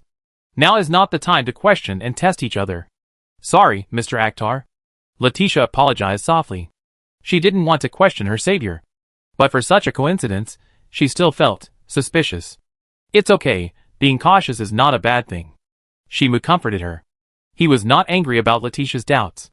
On the contrary, he thought Leticia was really smart. After all, he did appear with a premeditated plan, and it was also planned by himself to be a hero saving a beauty. According to the development of the plot, Leticia was seriously injured, but she still managed to escape the pursuit. If the player wants to meet Leticia formally, he has to wait until the beginning of the storyline of meeting the God of Plague. When he meets the dying Leticia on the roadside, the player can help Leticia heal her wounds with kindness. Or because of lust. Then the revenge storyline will be triggered, and he will help Leticia take revenge step by step and regain ownership of the kingdom. However, it will take almost 2 months before the God of Plague storyline officially begins, which is too slow for players who want to speed through.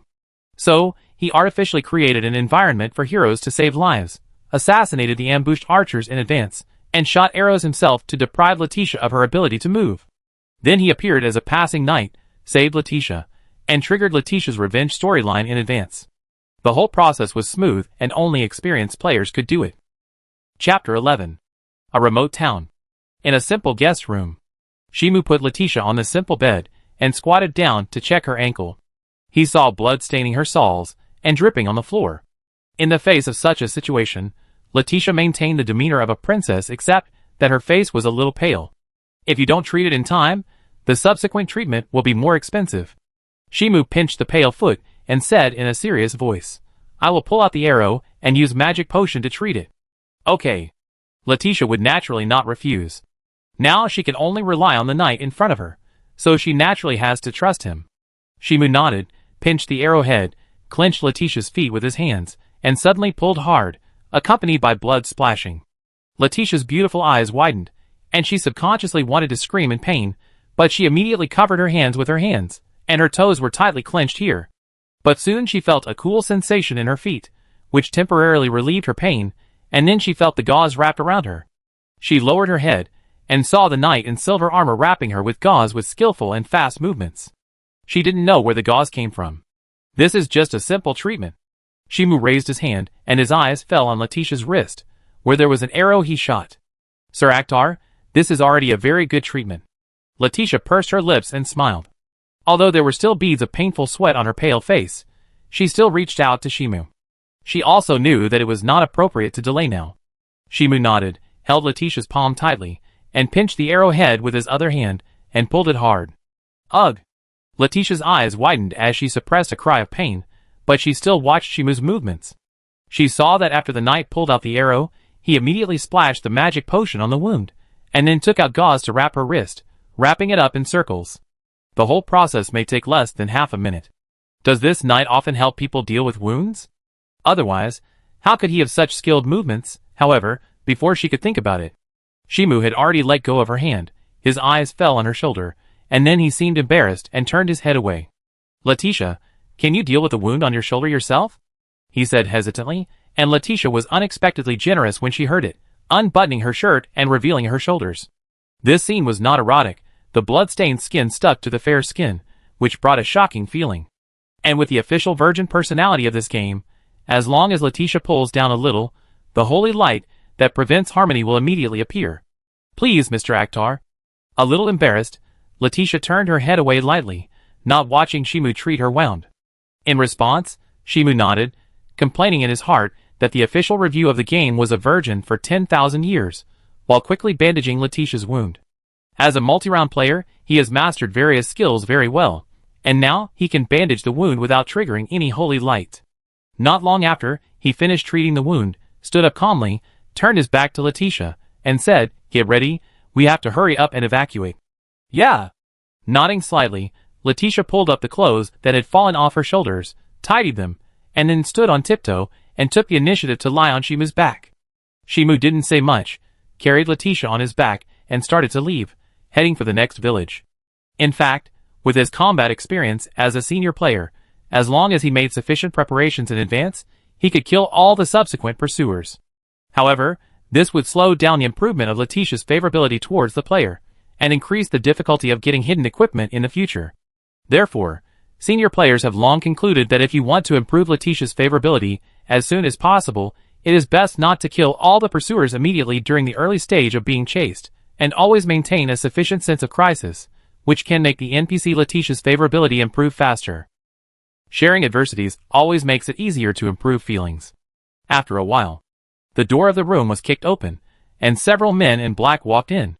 They looked at each other for a few times, and someone came to the bed and squatted down. The blood has not completely dried up. The black man made a judgment by lightly scratching the blood on the ground with his finger.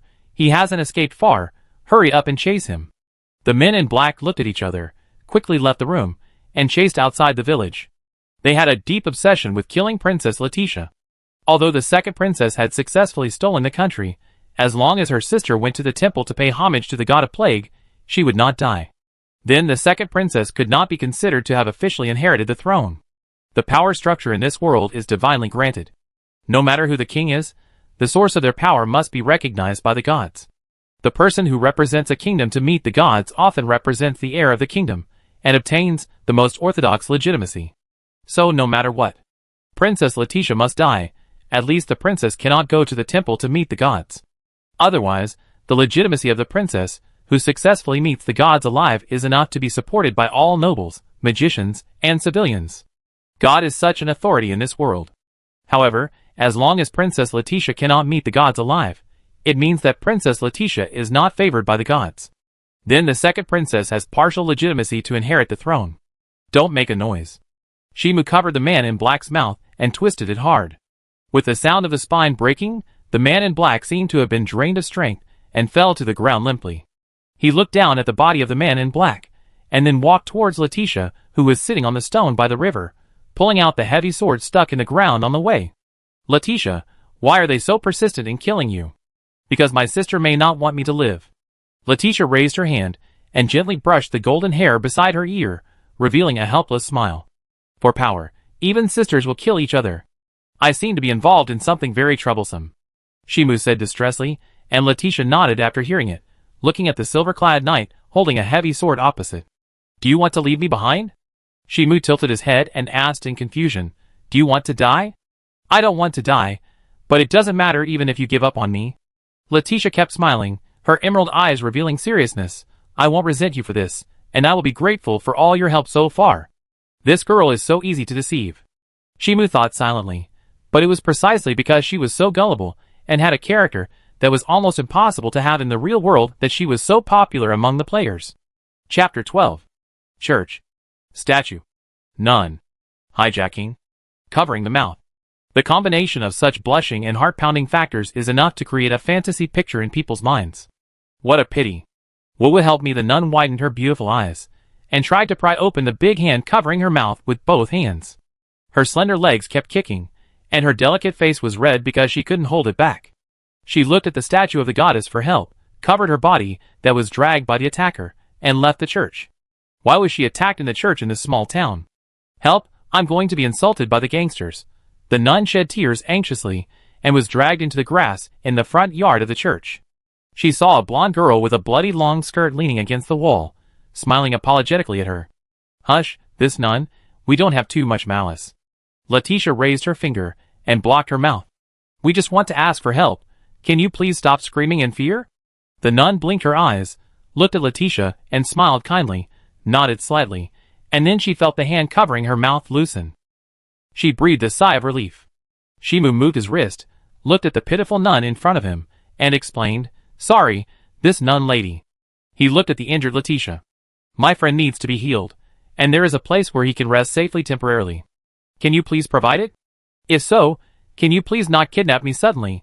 The nun pursed her lips and patted her chest in fear. Then she saw the cold eyes of the Silver Knight. "Because you can't be trusted," Shimu said concisely, "I will keep an eye on you tonight, and as long as you try to reveal our existence, I will immediately crush your throat." "Nun, If she shouts now, is it possible that she will be killed by the Silver Knight, and her soul will ascend to heaven to see the goddess earlier?" "Sorry, we have no choice." Leticia smiled guiltily and apologized to the disheartened nun. "We will leave tomorrow." "I understand. Please come with me." The nun clasped her fingers together and smiled gently. "I can't turn a blind eye to the injured." "Okay."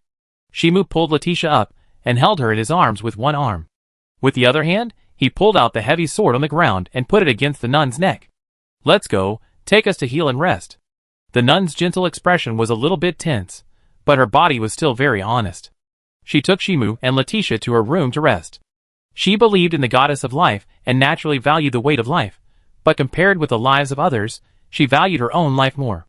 For her own safety, she would first choose to notify the village guards to temporarily control the two uninvited guests, and then treat them after confirming that they were not dangerous.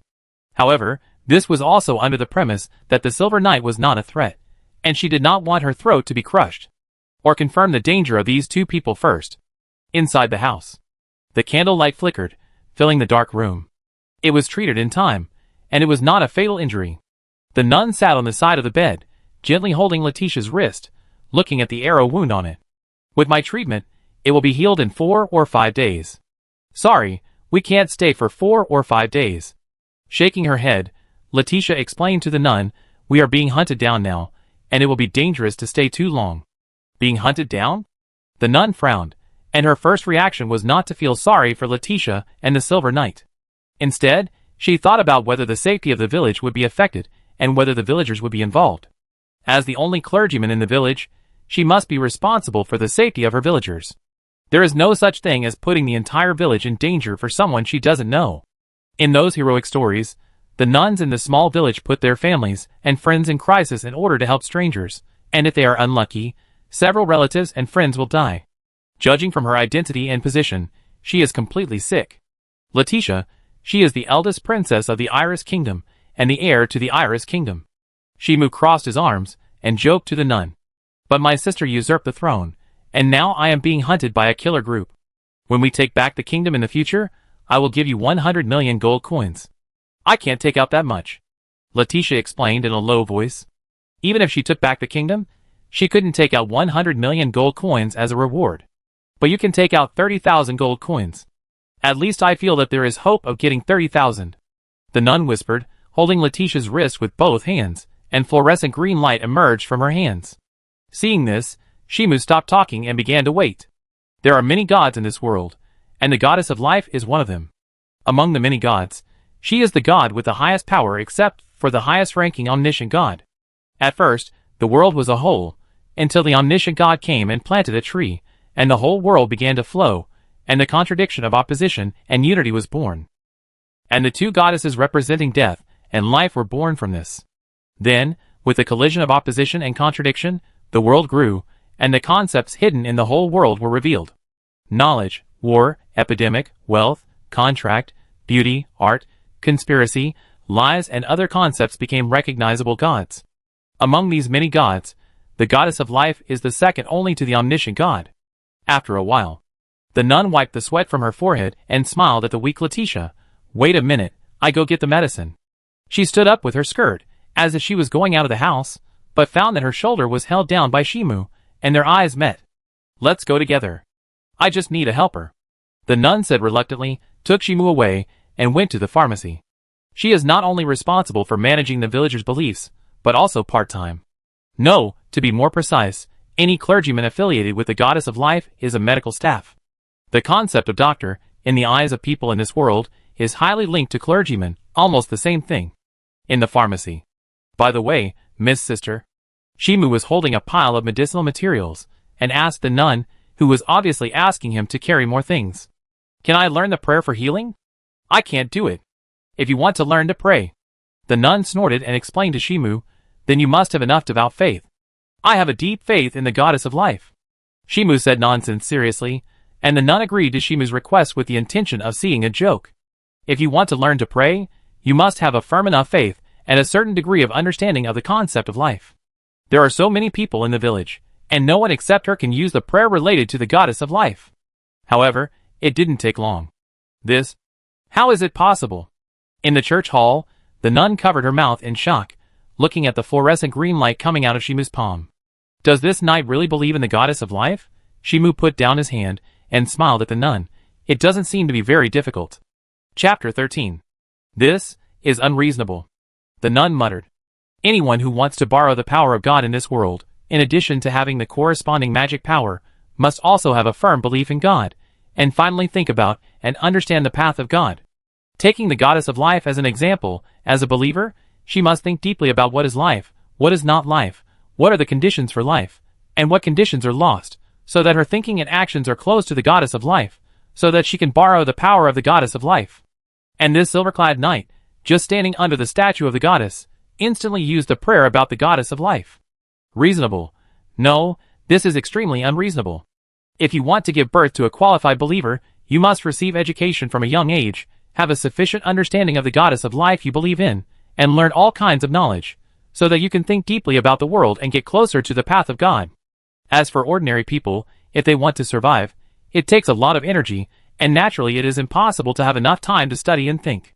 This is also the reason why the number of clergy is scarce. I also have a strong faith in the goddess of life. Shimu raised his head slightly, looked at the huge breasts and slender waist of the statue, and explained. I know the goddess of life better than you think. This is not an empty statement. In the first few weeks, he borrowed the power of the witch of death to kill the goddess of life. It can be said that he knows her from the bottom of his heart. Moreover, the judgment of the game is not that players must have a strong faith in the goddess of life.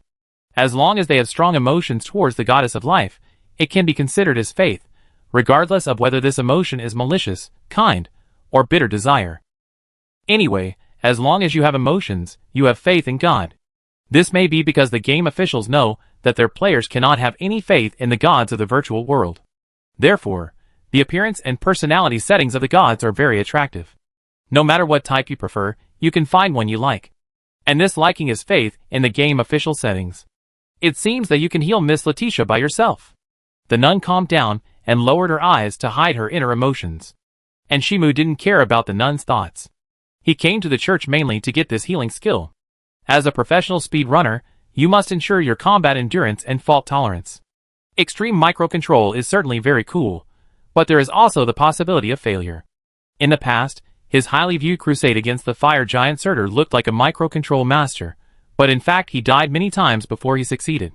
Now that the game has been optimized, who knows if the battle modes of NPCs and bosses have changed? If the changes are too big, and he cannot pass the level with 1 life, wouldn't it be a big loss? Back to the room. Your knight has learned the healing prayer. The nun sat by the bed and bandaged Leticia's hand. He can help you with the treatment later. Learn the healing prayer? Leticia showed a surprised look, and saw Shimu nodded, raised his hand, and showed the fluorescent green light in his hand. This knight is not right. But she didn't ask directly, she didn't know much about Shimu's past, and she didn't have the opportunity to ask in depth. Okay, as long as you don't do too much intense exercise, you'll be fine. The nun pulled back her hand, raised her hand to gently gather her hair by her ear, and looked at the silver-clad knight beside her. You won't ask me to stay here tonight, will you? What do you think? Shimu asked calmly, and the nun glared at him, but she also acquiesced. This man always felt that he dared to crush her to death. What are you going to do next? Shimu turned to ask Leticia. Now there are 2 choices. The first is naturally to return to the Iris Kingdom immediately to seize back power, and the second is to meet the God of Plague and obtain the most orthodox legitimacy. Different plot lines have different development directions. If you return directly to the Iris Kingdom, you need to face the second princess directly, as well as the encirclement of the enemy country, and if you choose to meet the God of Plague, you will join the main plot. That is the Knight of the Black Knife to assassinate the gods. Leticia thought for a moment, looked at the knight in silver armor beside her, and asked, Sir Akhtar, do you have any ideas? To see the gods. Shimu replied, now you go back to regain power, so why not get the most orthodox legitimacy first? Yes. Leticia nodded slightly, and her heart was more inclined to see the gods, which would also make it easier to get the support of the church. After all, theocracy is above everything in this world. Rest, we will go to Lionheart City tomorrow. Shimu came to a chair and sat down. He glanced at the nun sitting beside the bed, and then closed his eyes. And at this moment, host, can you hear me? The noise suddenly sounded in his ears, making him feel a little uncomfortable, and Shimu frowned as he closed his eyes to rest. Finally, we can communicate normally. The system's voice gradually became clearer, revealing excitement. Fixed? Shimu reacted. The game officials finally adjusted the system. He subconsciously focused his attention on the horizon. Attribute panel. Race, human. Level, 13. Skills, 10 kinds of shadow magic, healing prayer, death protection. Talent, none. Achievements, impossible miracle, guardian of the princess, 10 people killed, money rolling in. Very familiar interface, but much simpler than before optimization. In the past, you could see intuitively, related to strength, agility, intelligence, faith, and other attributes. Shimu pulled back to observe the system column. In fact, with the ability of senior players, even if you don't look at the system column, you can still perceive the changes in your strength. Sorry, host. The system's voice sounded. Host, I will replace you with a convenient template first. When I debug the template later, I will replace you with the witch strategy panel again. Isn't this an action game? Why is it loading a love template? Shimu frowned slightly, feeling that something was wrong with the system. When did this game load a love template? The official of Mysterious Gate was very virgin, so it was unnecessary to load a love template now. System, eh? Could it be that his host thought that this world was just a game, not that he had traveled to another world? Now suddenly telling the host, isn't it too cruel? Yes, this is an action game, but it is recommended that the host capture the witch. By the way, there are very generous rewards. What reward? Shimu asked back, and asked another question while the system was thinking. Will the reward allow me to pass the game within 2.5 years? The system asked cautiously, what does passing the game mean? Of course, it is to kill the god of all-knowing. Shimu replied as a matter of course. There are many ways to pass the game. And the most difficult way to pass the game is naturally to kill the god of all-knowing, so that you can ascend to the throne of God and decide what the future of this world will look like. Essentially, this game eliminates side quests. As long as you keep improving your combat skills and levels, and keep killing people, you can pass the game. Of course, if someone changes the method, that's fine, but in essence, Mystery Gate is still a game that sells combat. If someone wants to play a love game, he will definitely not choose an action game. Chapter 14. Sorry, it seems that I can't. The system said truthfully that it is basically impossible to wander among witches and obtain the power to kill the omniscient god in 2.5 years. That's not interesting. Shimu replied decisively.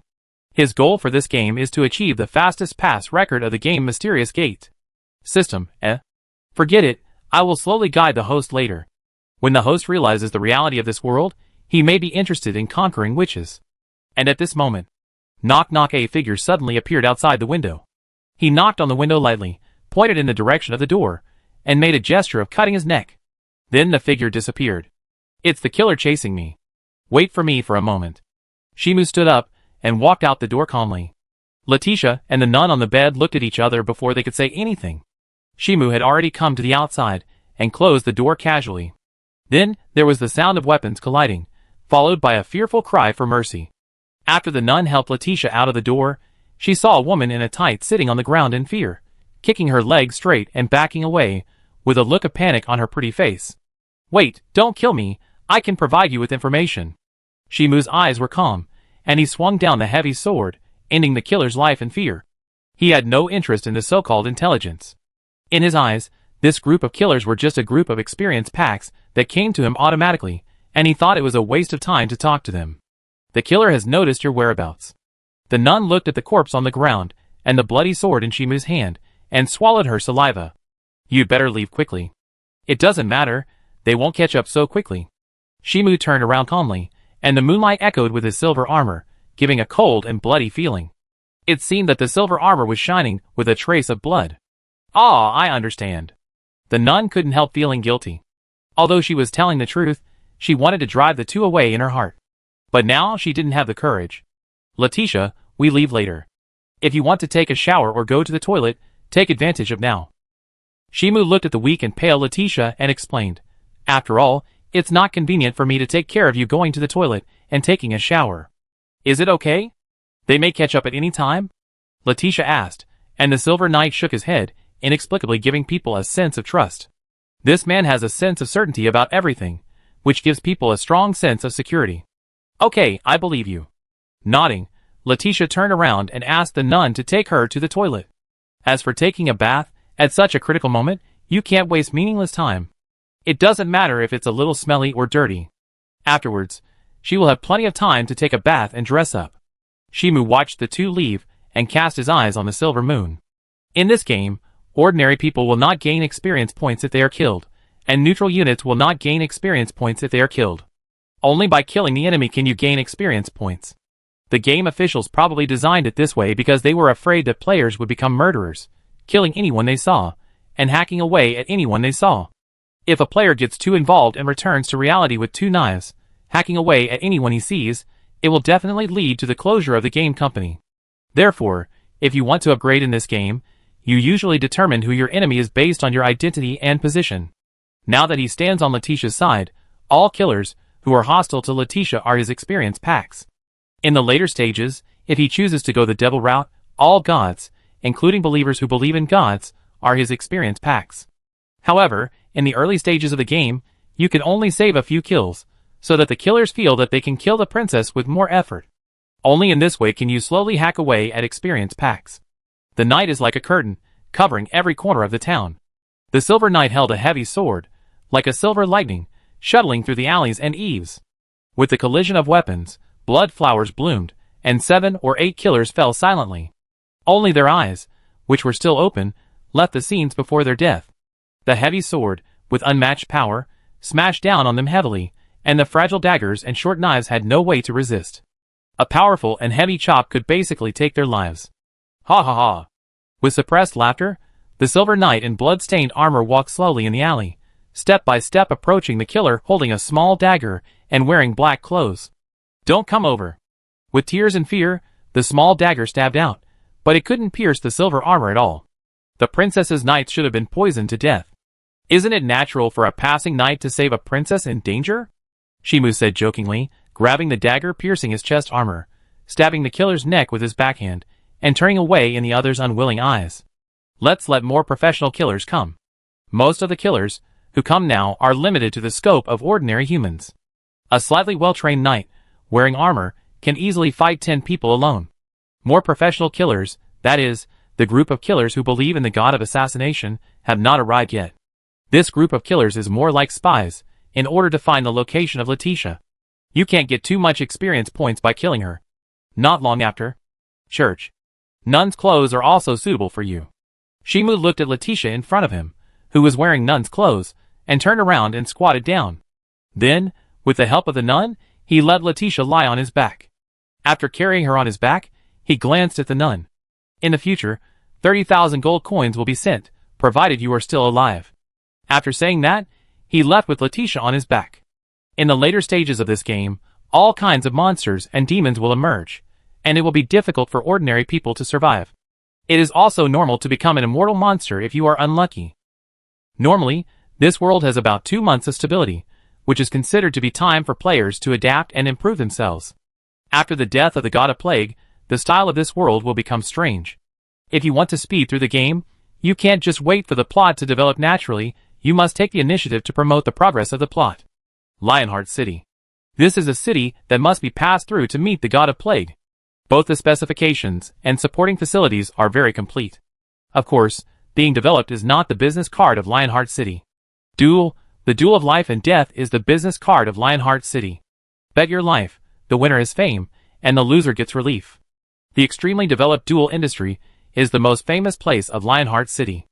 No matter who it is, even the lowest civilians, can enjoy the fun of duels, whether as a spectator or as a duelist. Can you still hold on? Shimu carried Leticia on his back, walked through the solemn city gate, and entered Lionheart City. Well, no problem. Leticia responded softly, but her eyes couldn't help but look at the developed Lionheart City. Although she is a princess and lives in the palace, it doesn't mean that she is used to seeing the splendor. Everything in Lionheart City still surprised her. After all, in this world, as long as there is a small city and an army of its own, one can call himself a king. In short, as long as a city lord can be called a king, for people, kings are not rare things. This also leads to the fact that some people, although they are kings, may not have more knowledge than ordinary scholars in big cities. In fact, this is also the first time I have left the kingdom of Iris. Leticia whispered to Shimu. The closer I get to the temple, the more I feel that this world is vast, with giants using mountains and rivers as steps, dragons as huge as castles, flying freely in the sky, and fairies that can't be seen when you turn your head. You will see the gods soon. Shimu said so, and heard the suppressed laughter of the girl beside him. It will take more than 2 months, and I may not be able to see the gods. Don't you believe I can protect you? Shimu asked with a smile, and heard Leticia's joking words. Of course I believe, but don't you feel bored to protect someone like me all the time? No. Shimu replied, I will always protect your safety until you are completely safe and take back your own throne. Leticia was stunned for a moment and whispered, How can I repay you in this way? Find more NPCs for me to kill. Shimu wanted to say so, but considering that the other party could not accept it, it was easy to regard him as a psychopath. He chose to remain silent. Anyway, when the plot of the Iris Kingdom is opened, there will be plenty of opportunities for him to kill randomly, and there is no need to deliberately let Leticia attract monsters. Leticia looked at the knight, who was protecting her in silence, and she shrank slightly, not quite sure what she was feeling at the moment. What exactly was this man thinking? There are priests who are very good at healing in the duel arena of Lionheart City. Shimu suddenly said, I have been in the duel arena for a while. Have you been a duelist? Leticia's eyes flashed with surprise. In her opinion, duelists are a group of people who seek liberation or do not respect their own lives. It is impossible for a normal person to want to be a duelist. Yes, I have fought a few games. Shimu replied casually, and took Leticia to the duel arena. If he wants to start the plot ahead of time, he must make a name for himself in the duel arena, just like attracting a witch, attracting the attention of the gods. Only in this way can the plot be started ahead of time. It's a pity that there is not enough money. The priest leaned back in his chair, holding a bank card in both hands, and handed it to the silver-clad knight in front of him. The money in your card is too little. He looked at the sofa next to him, and smiled at Leticia, who was sitting elegantly. If you want your lover to be completely restored to his original state, it will cost 10,000 gold coins, and I guarantee that there will be no scars. Or you can go to a third-rate doctor, and they will treat your lover, but scars and some sequelae are inevitable. It doesn't matter. Leticia shook her head gently, her emerald eyes revealing a stern determination. Scars and some sequelae are just memory notes for me, which can make me remember my experience with Mr. Akhtar forever. Akhtar, it's you? The priest seemed to recall something. 20 battles, 20 wins duelist. He pinched his chin and smiled. Then the solution? Isn't it a matter of course? No, there is no such thing as a matter of course. Leticia stood up anxiously, enduring the pain and approaching Shimu. It's okay, it's nothing to me. Oh my, what an enviable relationship. The priest clapped his hands happily and persuaded Shimu. As long as you win a few more times, you can not only afford the medical expenses, but also the house for your future wedding. Shimu pretended to think for a while, looking at Leticia, who was obviously very reluctant to let him participate in the duel in the face of his anxious persuasion. He turned around and nodded to the priest. Okay, I go to the duel. It's really touching to participate in the duel for the princess you protect. The priest wiped away his non-existent tears. It seems that the boss will make a lot of money with tears and blood again. Humph. Shimu sneered, picked up Leticia in front of him by the waist, and said with his back to the priest, tomorrow or tonight is fine. After that, he left the room. The priest saw this scene, smiled kindly, and sighed that it was good to be young and dare to risk your life to pick up girls. In fact, he didn't think Akhtar couldn't come up with 10,000 gold coins. As long as this man was willing to make money, he could easily find a rich woman to sell his body.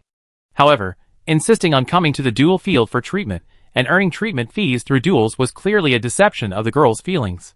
And he just cooperated with Akhtar slightly. Presumably, the little girl must be so touched that she would help count the money even if she was cheated. At the same time, in the corridor of the duel arena, Sir Akhtar, please don't do this for me. Leticia looked serious and asked the knight, who was holding her steadily. If it is the money you earn from the duel, I will never use it for treatment. Please respect your life.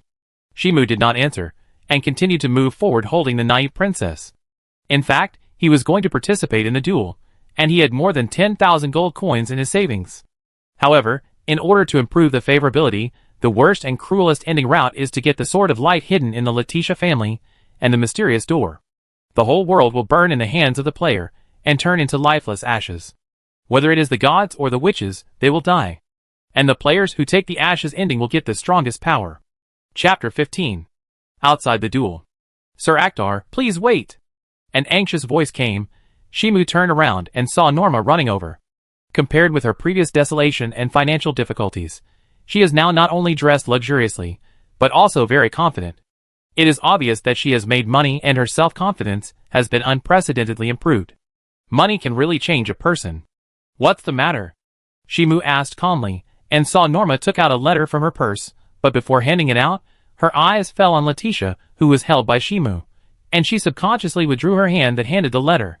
It seems that this letter is not suitable to be taken out now. Norma's eyes flashed with entanglement. She was too anxious to fulfill her promise with Miss Anastasia, and the time she chose was not right. And Leticia also noticed the entanglement of the dark-skinned lady in front of her, and reacted immediately with her smart brain. Please don't mind me. Mr. Akhtar and I are not in the relationship you imagined for the time being. I was just held by Mr. Akhtar because I was unable to move. After saying that, she showed Norma the injury on her wrist. I see. Norma showed a look of enlightenment, but she didn't believe a word of what Leticia said. She explained to Leticia, "This is a farewell letter entrusted by a friend of mine to give to Akhtar. It is not a love letter. It was not a lie." She did not lie. This letter was not a love letter from Miss Anastasia. It just recorded Miss Anastasia's whereabouts, and wrote some gratitude to Akhtar. However, whether there were any other thoughts and feelings contained in it, she had not read the content of the letter, and had no idea at all. And even if there were other thoughts, it would be impossible to compete with the girl held by Akhtar. No matter in appearance or temperament, there was no room for comparison between the two. Really? Leticia nodded slightly, then looked away, not wanting to put pressure on Akhtar's friends. Norma breathed a sigh of relief, and quickly handed the letter in her hand to Shimu, then stepped back a few steps, and waved to Shimu and Leticia. Then I won't disturb your date. If you're fine, leave Lionheart City as soon as possible. Shimu looked at Norma, who was retreating step by step, and kindly reminded her. In response, Norma was slightly stunned, and then nodded politely. She had finally made it. How could she leave easily? In order to stay in Lionheart City, She paid almost everything, whether it was her body or her dignity. If she left, wouldn't the suffering she had experienced before be in vain? Shimu didn't say much, and left with Leticia in his arms. He wasn't interested in wasting too much energy on an insignificant NPC. He wasn't interested in caring whether the other party wanted to leave or not. Hotel. Book a room. Single room. Men and women in the same room. Leticia sat on the side of the bed, exposing her white shoulders, tightly pursed her lips, and let Akhtar treat her. Fluorescent green light bloomed in Akhtar's hands, healing Leticia's arrow wound and relieving her pain. If a bishop-level figure used the healing prayer, Leticia's injury could be healed in less than a second. However, for the lower-level nuns and priests, the healing ability was a bit disappointing, and those who were capable could regenerate a person's broken limbs. Those without abilities can only relieve pain, speed up healing a little, and need to use drugs to assist. The upper and lower limits are very huge. The healing prayer used by Shimu now is relatively weak. After all, his own level is too low. If you want to reach the later stage, the level where you can quickly regenerate your limbs after being cut off, there is still a long way to go. Okay, take a break. Shimu pulled back his hand, stood up and wanted to leave, but found that his wrist was held by Leticia. If it's just 10,000 gold coins, maybe I can do it? Leticia's emerald eyes were calm, explaining to Shimu. As a princess, it is not a very difficult thing to borrow 10,000 gold coins. It takes too long to find a suitable borrower. Shimu shook his head and broke free from Leticia's hand. And dueling is not dangerous for me. How can a duel not be dangerous? Leticia retorted, but the silver-clad knight did not respond and left the room calmly. Before closing the door, the silver knight looked back at her and whispered to her, "Don't worry, I have a record of 20 fights and 20 wins." After saying that, he closed the door without waiting for an answer. Leticia looked worried. She felt that Akhtar was too confident in himself. As long as it was a duel, there was no such thing as absolute safety. Not to mention the duel field. In order to maintain the suspense of the outcome, he would definitely find a way to find someone with the same strength as Akhtar to duel. This money is not easy to earn. But now, even if she tried to persuade him, there was no way to make Akhtar change his mind. Unless she can take out 10,000 gold coins before the duel with Akhtar. At the same time, in the living room, Shimu looked around and seemed to confirm that it was safe. He took off his helmet and began to take off his armor. At the moment when he was about to take off his leg armor, a rapier broke through the air, and a man in black rushed out from behind the curtain and stabbed at Shimu's defenseless back. Whether it was speed, timing, or concealment of breath, there seemed to be no problem. Except, the routine is too old. Shimu stepped sideways, avoiding the rapier, and threw a dagger out of his sleeve, stabbing the assassin's neck, and then skillfully disarmed the killer and pressed him on the table. "Don't make a noise.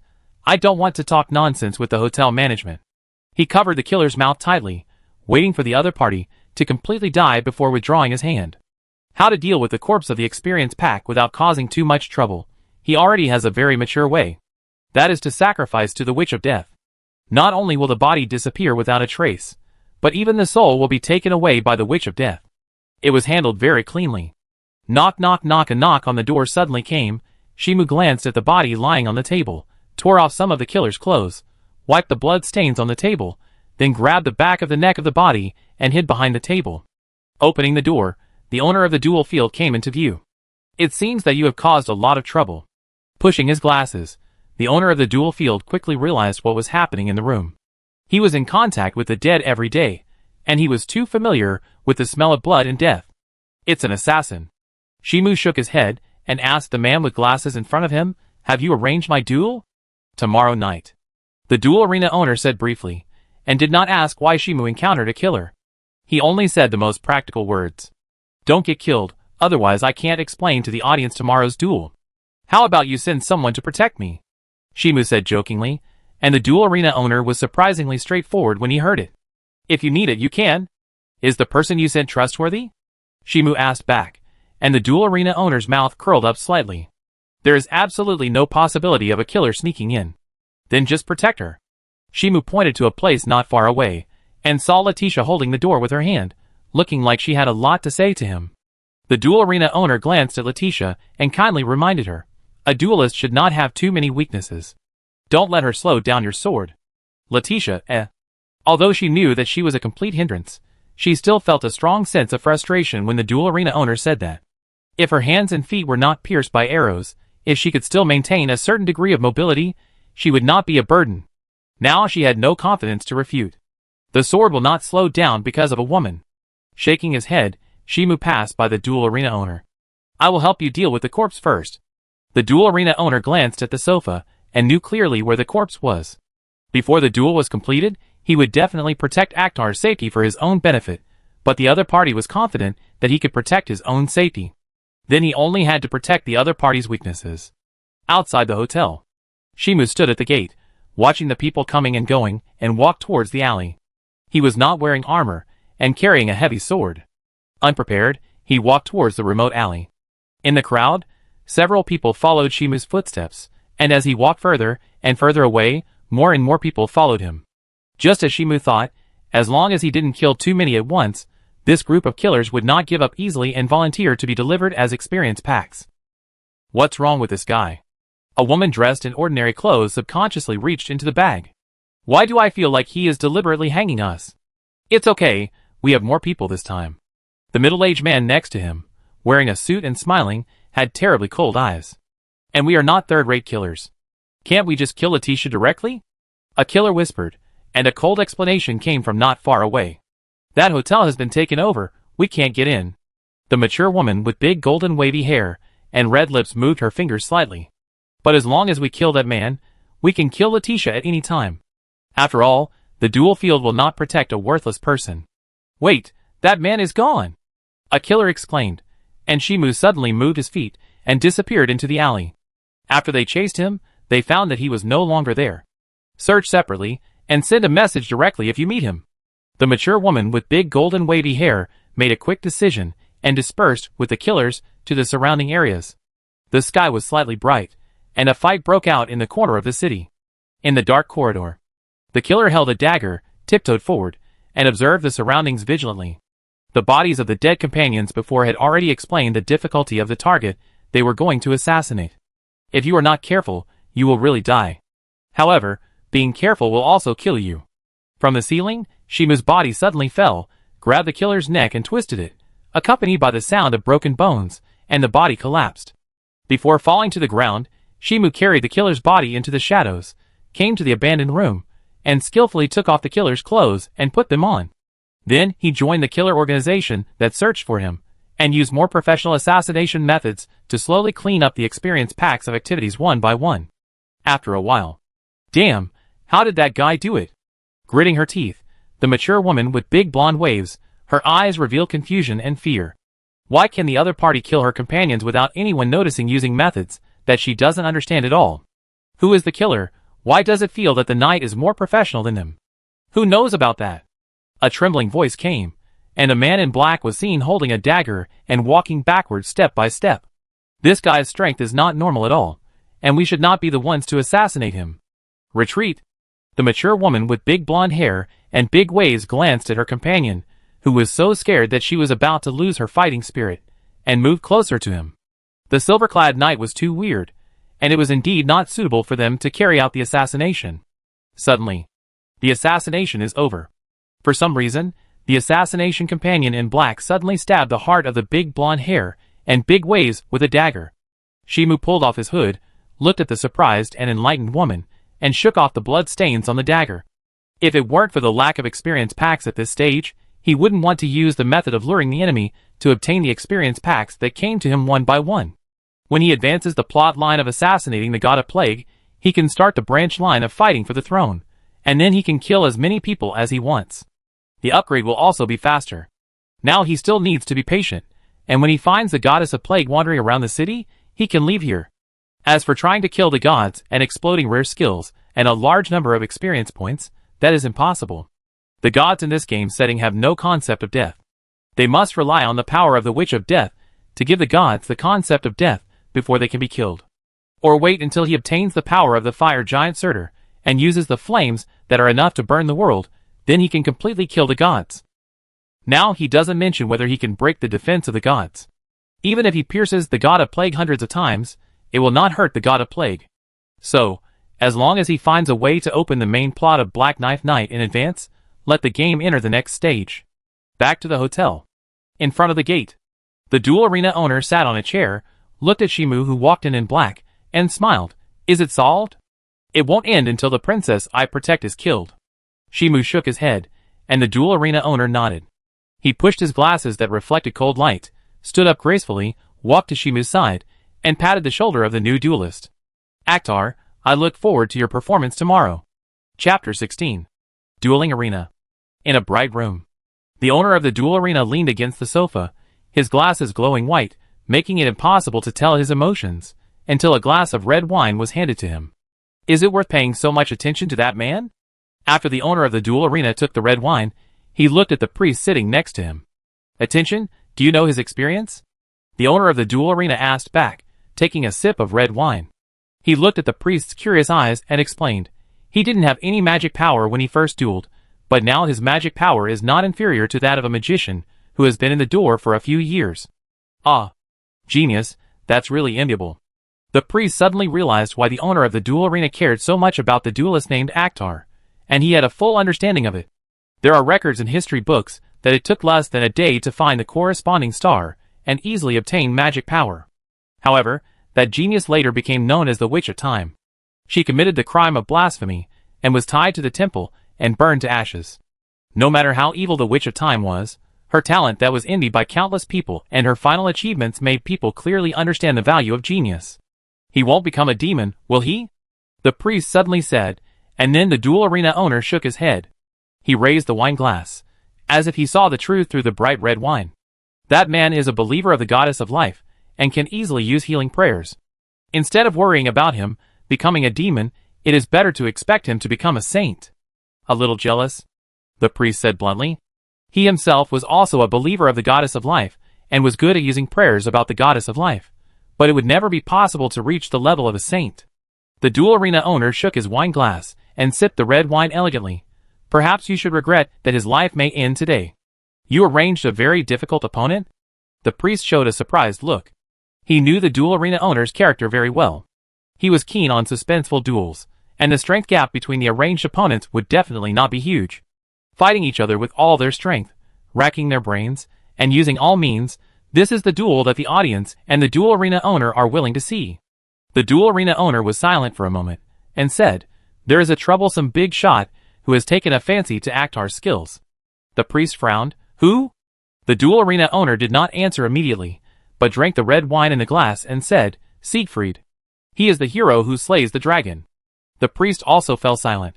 If Akhtar is given time, he may be able to fight Siegfried in the future. Now there is no chance of winning. There is a desperate gap between the two sides. Why did you agree to such a duel? The duel arena owner did not say much, and the priest next to him did not ask much. Even if they did not say it, they could know the answer. They had no room to refuse the will of the strong. In the early morning, the warm sunlight passed through the gap in the curtains and fell on the floor indoors, as if it had turned into a swimming light snake. Until the sound of the doorknob turning came from the room. Leticia immediately opened her eyes alertly. Her emerald eyes revealed vigilance, and she subconsciously raised her hand, wanting to recite offensive magic. However, when she saw the silver-clad knight standing at the door, her expression immediately changed to one of peace of mind and trust. Are you awake? Shimu looked at Leticia, who had changed from vigilance to peace of mind, and almost confirmed that he had been trusted by the other party. He turned his back to Leticia and said, the duel is about to begin. I will take you to a place where you can be guaranteed to be safe. A place where I can be guaranteed to be safe. Leticia became excited and subconsciously wanted to stand up, but the pain in her ankles and wrists made her lie on the bed again. Sir Akhtar, since you are not absolutely sure of winning, please don't do such a dangerous thing.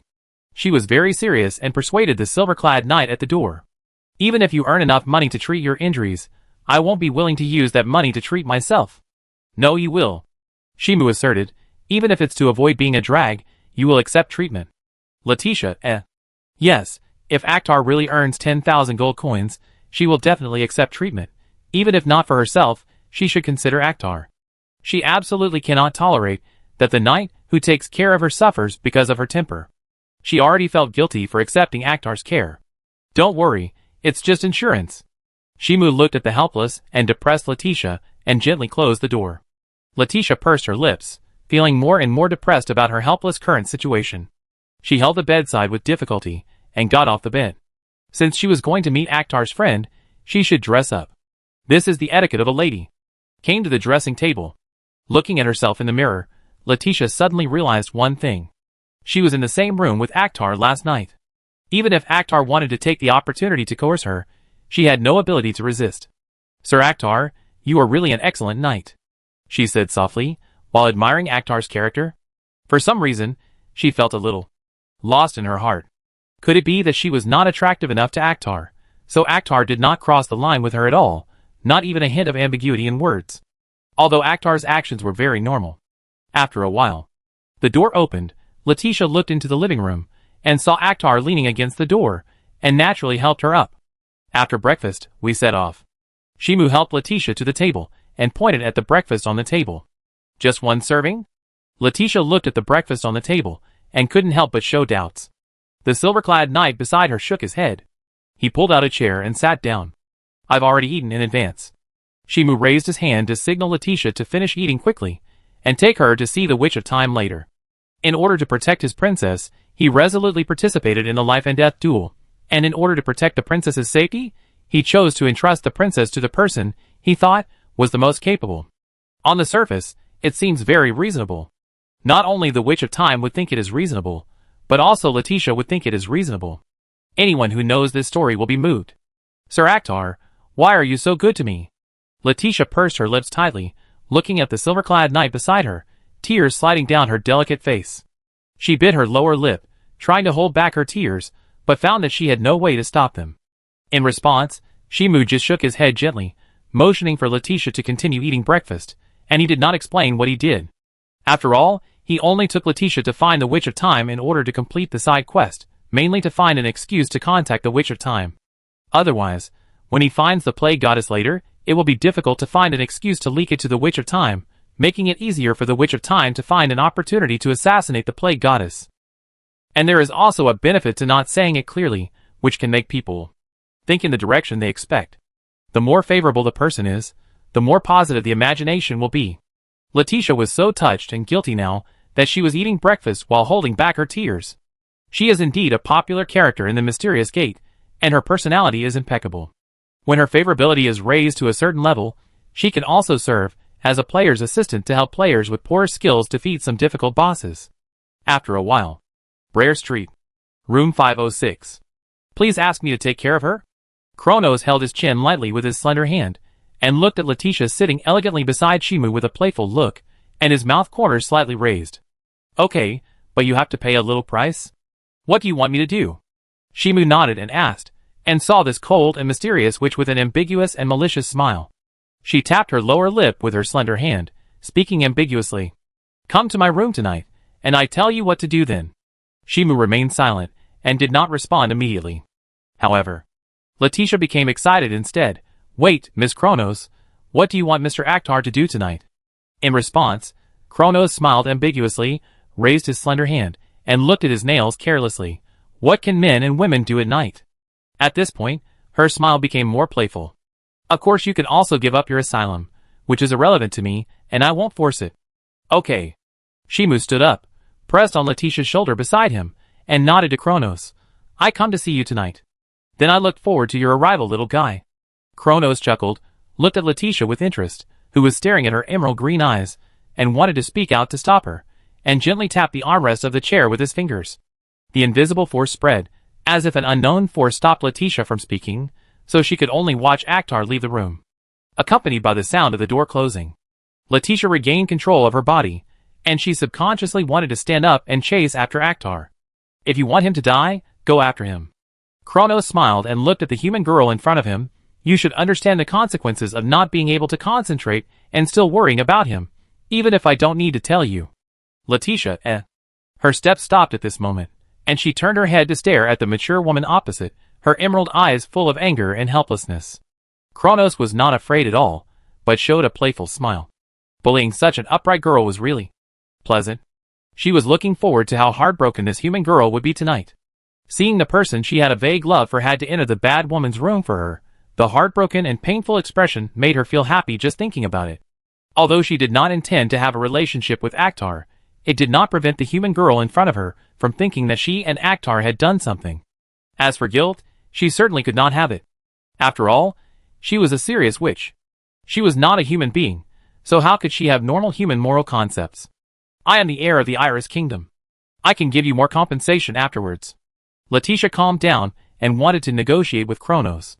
However, Kronos turned his head away with disdain and waved his hand gently. The heir of the kingdom is the least valuable in this world. Even a village in a remote area can build a country. It's not a remote area. My country has a long history. Leticia retorted, and Kronos nodded and smiled at her. It's a remote village with a long history. She took out a bank card.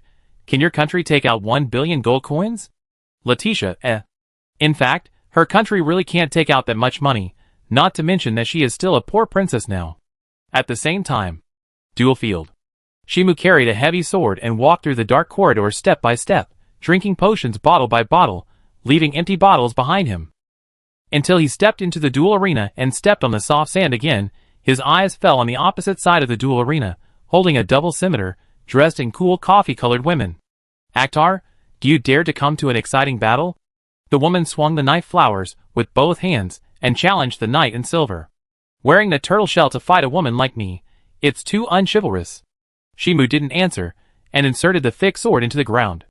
In the face of the successful expression of the woman opposite, he swung the heavy sword hard, as if a javelin was thrown hard, and kicked the ground hard with both feet, rushing out like an out-of-control tank. Then, the battle was declared over. Halfway through, Shimu grabbed the heavy sword that rushed out, locked his eyes on the opponent, who had already dodged, and swung the heavy sword again. The double-sword female duelist, who had already dodged, had no time to dodge. The heavy sword pierced her body from the front, and was nailed to the wall of the duel arena by the residual force. Duel? There is no fairness. Shimu calmly came to the dead female duelist with 2 swords, and pulled out the heavy sword with force. At this moment, the duel field erupted in cheers, and the audience was very satisfied with this opening. Everyone knew that this duel was just an appetizer, and Aktar would have to fight again and again until the real opponent arranged by the duel field came out. Now it is just a warm-up to mobilize the atmosphere on the scene. So handsome, Aktar. A noble lady screamed, "Come to my house tonight, my daughter, and I will chat with you. My son, and I will chat with you." A strong man shouted, ignoring the frightened son next to him. "Come to my house? You don't have to work hard in this life." There was also a wealthy woman with strong financial resources, so loudly tempting. The atmosphere in the duel field was very warm. Chapter 17. Shimu didn't care about the audience's enthusiastic reaction. He shook off the blood on his thick sword, tilted his head, and smiled at the host not far away. "Don't waste time. Let's serve the appetizers together." "Ah. Mr. Aktar, are you serious?" the host asked in surprise, and then heard the cheers of the audience. Aktar's arrogant words and calm attitude made the audience even more excited. "Let the appetizers serve together. Let the appetizers serve together. Let the appetizers serve together." The waves of voices one after another created a strong pressure, as if they would be torn apart by the audience if they refused. The host showed an embarrassed look. The rules of the duel field are one-on-one fighting. Even if there is a team battle, the number of both sides is equal. As long as I can win, letting them come together won't affect the income. Shimu said casually, "It won't affect your gambling either." As a matter of course, his arrogance and calm words seemed to be narrating an objective reality. For him, it seemed that he had never thought that he would fail. If he was going home for dinner, it would be normal to use this tone, but now he was dueling. That was a complete contempt for his opponent. What an arrogant guy, but I like it. In the audience, a noble girl covered her face with her hands, her cheeks flushed and excited. For such an arrogant attitude, it was the most attractive to them. It's not arrogance, it's an objective consideration. There was a red-haired strong man next to him, with his arms crossed and his voice calm. The sooner the appetizer is finished, the better it will be for him. What do you know? The noble girl immediately became dissatisfied after hearing this, and glared at the red-haired sturdy man beside her. Everyone knows that the more opponents there are, the more difficult it is. This is because Mr. Aktar is extremely confident in his own strength. The red-haired sturdy man was silent for a while, scratched his head, and smiled helplessly. "Yes, you are right, he is very confident in his own strength. You rarely come to the duel field. You don't even know this common sense." The noble girl looked at the knight in silver in the duel field. Her eyes seemed to be shining. She had seen Aktar with her own eyes, wearing only shorts and holding a rusty and broken sword, and now Aktar has grown into a knight, wearing shiny silver armor, and resolutely returned to the duel field for the princess he protected. This romantic deed made them envious and moved. Therefore, when the duel began, their position was already on Akhtar's side, and they deeply desired Akhtar to win. A romantic story naturally has a happy ending. The red-haired man sighed, and didn't want to argue with the girl next to him. He believed that the owner of the duel field would definitely agree to the duel. After all, duels should be exciting. Okay. The host withdrew his gaze from the audience, and nodded to Shimu, although he didn't understand why the owner would make this duel. Group battle? No, it's a 1-on-9 siege. He raised his hand and shouted, approaching the edge of the duel field step by step. Will our star Akhtar win, or stop here? Shimu looked at both ends of the duel field, and saw several duelists walking out slowly. They were alert, and didn't seem to dare to get close. They must be dealt with as soon as possible. Although he drank a lot of magic potions, the effectiveness of the magic potion still has a time limit. In order to deal with more troublesome opponents in the future, it is the most rational choice to deal with these warm-up duelists as soon as possible. Holding the heavy sword tightly in his hand, Shimu stepped forward, and the 9 hostile duelists subconsciously took a step back. Then, as if stimulated, the 9 duelists immediately rushed toward Shimu, not giving the silver-clad knight a one-on-one opportunity. This is the tacit understanding of the 9 duelists. Without any communication, they have made the best choice based on instinct. This is like a wolf pack. When facing lions and tigers, they will instinctively choose to fight in groups, and this instinct is not only possessed by wolves. Humans, elves, dwarves, orcs, as intelligent creatures living in groups, they have social nature and are more willing to cooperate in groups and assistance. And the manifestation of this instinct is the war between countries. Akhtar. With a roar, a lion-headed orc rushed over waving a mace, and with the muscles of his arms swelled, he swung it down heavily. Then it hit the flesh and blood body heavily. Shimu turned sideways to avoid the mace, and had time to glance at the human who was beaten to a bloody mess by the lion orc. Then he withdrew his gaze, and stared at the lion orc's eyes, stretched out 2 fingers, and directly inserted them into the orc's eye sockets, accompanied by blood splattering. Shimu immediately withdrew from the encirclement. The lion orc, who lost his eyes, swung the mace like crazy, and even injured several duelists around him. It is true that the union of the weak is a way to defeat the strong, but if the cooperation is not tacit, and the strong seize the opportunity to divide, or defeat one by one, this will lead to the death of the weak faster. In full view of the crowd, a brutal slaughter was staged with unscrupulous means and elegance. The players kicked up gravel on the ground to dazzle their eyes, threw down their weapons to fight in close combat, accurately grasped the trajectory of the besiegers, and avoided the attacks like dancing on the tip of a knife. The number of duelists on the duel field was sparse at a speed visible to the naked eye, and soon only the lion orc was left alive. Seeing this, Shimu used his foot to hook up a spear on the ground, grabbed it, and threw it out, directly piercing the heart of the lion orc. People who often play games know that as long as there are enough trial and error processes, and the routines of NPCs are understood, even the most difficult bosses can be defeated. Unless the game company adjusts the values to an unreasonable level, it will definitely be possible to pass. As long as the NPC monsters in the game Mysterious Gate are proficient in the action templates to a certain extent, they can enter and exit calmly even in a battlefield of tens of thousands of people. However, if you are facing the top mechanism monsters in the game, no matter how good the skills are, it doesn't make much sense. The group of late-stage mechanism monsters are competing to see who has a stronger mechanism. Ah! I won! The noble girl screamed, and she wanted to jump up, run to the duel field, and kiss Akhtar hard. She was even happier that Akhtar himself won. Coincidentally, other audiences, especially female audiences, showed strong excitement about Akhtar's victory. Won't I be scolded to death if I go on the field to fight now? The red-haired strongman touched his bearded chin and began to think about whether to wait until after the duel before going out. But at this time. Next, it's the final duel that everyone is looking forward to. The host began to announce the next duel to everyone present. Dragon Slayer Siegfried, this is the last challenge of His Excellency Akhtar. The atmosphere instantly turned from heated to silent. The audience seemed to have no reaction. Was the host joking or confused, letting Akhtar and the Dragon Slayer Siegfried duel? This is a duel with no chance of winning and a sure defeat. Ahem. Don't worry, this is not a duel of life and death. The host seemed to have anticipated what the audience was thinking. He explained to everyone. This is a challenge. As long as His Excellency Akhtar can slightly touch His Majesty Siegfried, it will be considered a victory. It is not a fight or a duel, but a test of excitement. As long as His Excellency Akhtar can touch His Majesty Siegfried, that is victory, and His Majesty Siegfried's defeat. Compared to the previous duel with no chance of winning, the current conditions have obviously become very relaxed, and it seems that as long as you work hard, you will have a chance to achieve it. But anyone who knows Siegfried will never say that he has a chance of winning. He is a man who killed a dragon by himself and bathed in dragon blood to gain an almost immortal body. In addition, Siegfried's ability has been enhanced, which can greatly increase his own strength and exert a power comparable to, no, even surpassing the power of the giant king. This makes Siegfried a nearly perfect warrior. Even so, there is no chance of winning. Someone worriedly said to himself, not optimistic about Shimu's victory.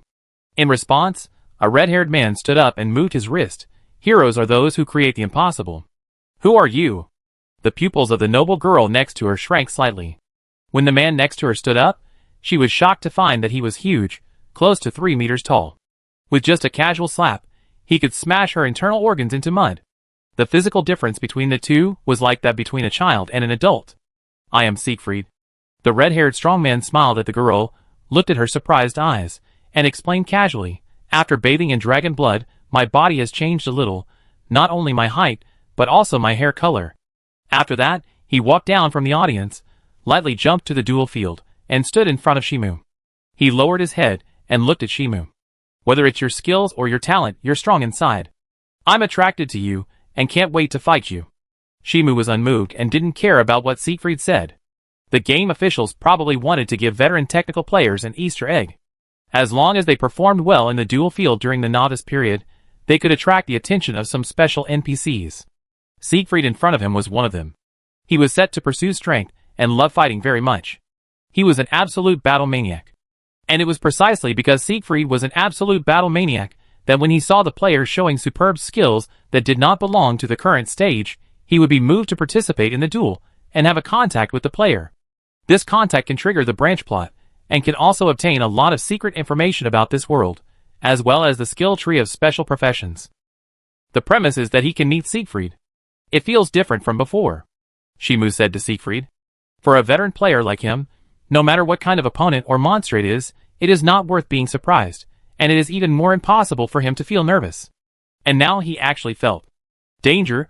Waves of danger signals constantly poured into his brain from his spine, making him feel that the nerves in his body were wailing.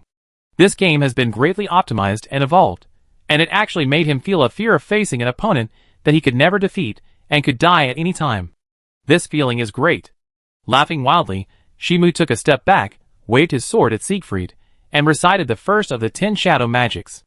With my blood, the demon wolf that gnawed the arm of the god, descend here. As soon as the words fell, the heavy sword split the air and slammed heavily on the sand of the duel field.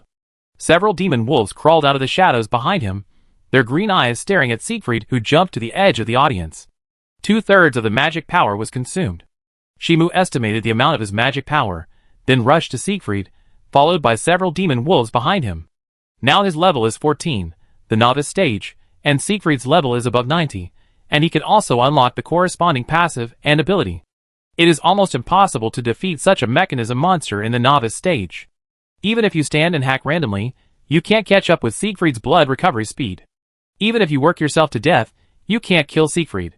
If our strength is under the same conditions, I will definitely lose. Siegfried retreated slightly, avoiding the heavy sword that brushed against his neck, and then took a step to avoid several chasing demon wolves. Under the huge attribute gap, the reaction speed of both sides is not at the same level. As long as he is willing to attack, he can end the battle in an instant. But he was not interested in attacking Akhtar. After all, there was still a princess waiting for Akhtar. So let this fearless and strong knight go. Thinking of this, Siegfried planned to slow down his speed so that the knight who protected the princess could touch him with his sword. However, at this moment, death protects me. Shimu chanted a spell, and the death rune on his chest flowed. He prayed to the Witch of Death, and borrowed the power of the Witch of Death. In the case of a huge disparity in strength, it is very difficult to defeat the enemy by oneself. But if you can use the power of a stronger person, the situation will be completely different. You are not a human, Shimu asserted to Siegfried, a dragon in human skin. Siegfried's eyes flashed with a trace of surprise.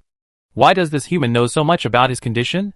But before he could figure it out, the sword had already brushed his neck, emitting dazzling sparks, although it did not cause any damage. but it was undoubtedly touched. Are you still hiding your strength? He touched his neck and asked Shimu. The other party's speed obviously increased several times when he made the last cut. Shaking his head, Shimu replied calmly, "No, I borrowed her power, not hiding my strength." "Are you a believer of the goddess of death?" Siegfried asked curiously. If someone can be watched by the gods, and can borrow the power of the gods, they can indeed gain power beyond themselves. But this usually depends on whether the gods value you, and are willing to lend you their power. "Yes." Shimu lied without changing his face. He borrowed the power of the Witch of Death, which is a forbidden object of faith. If he is discovered, he will be hunted down by the church. But he doesn't care about this at all.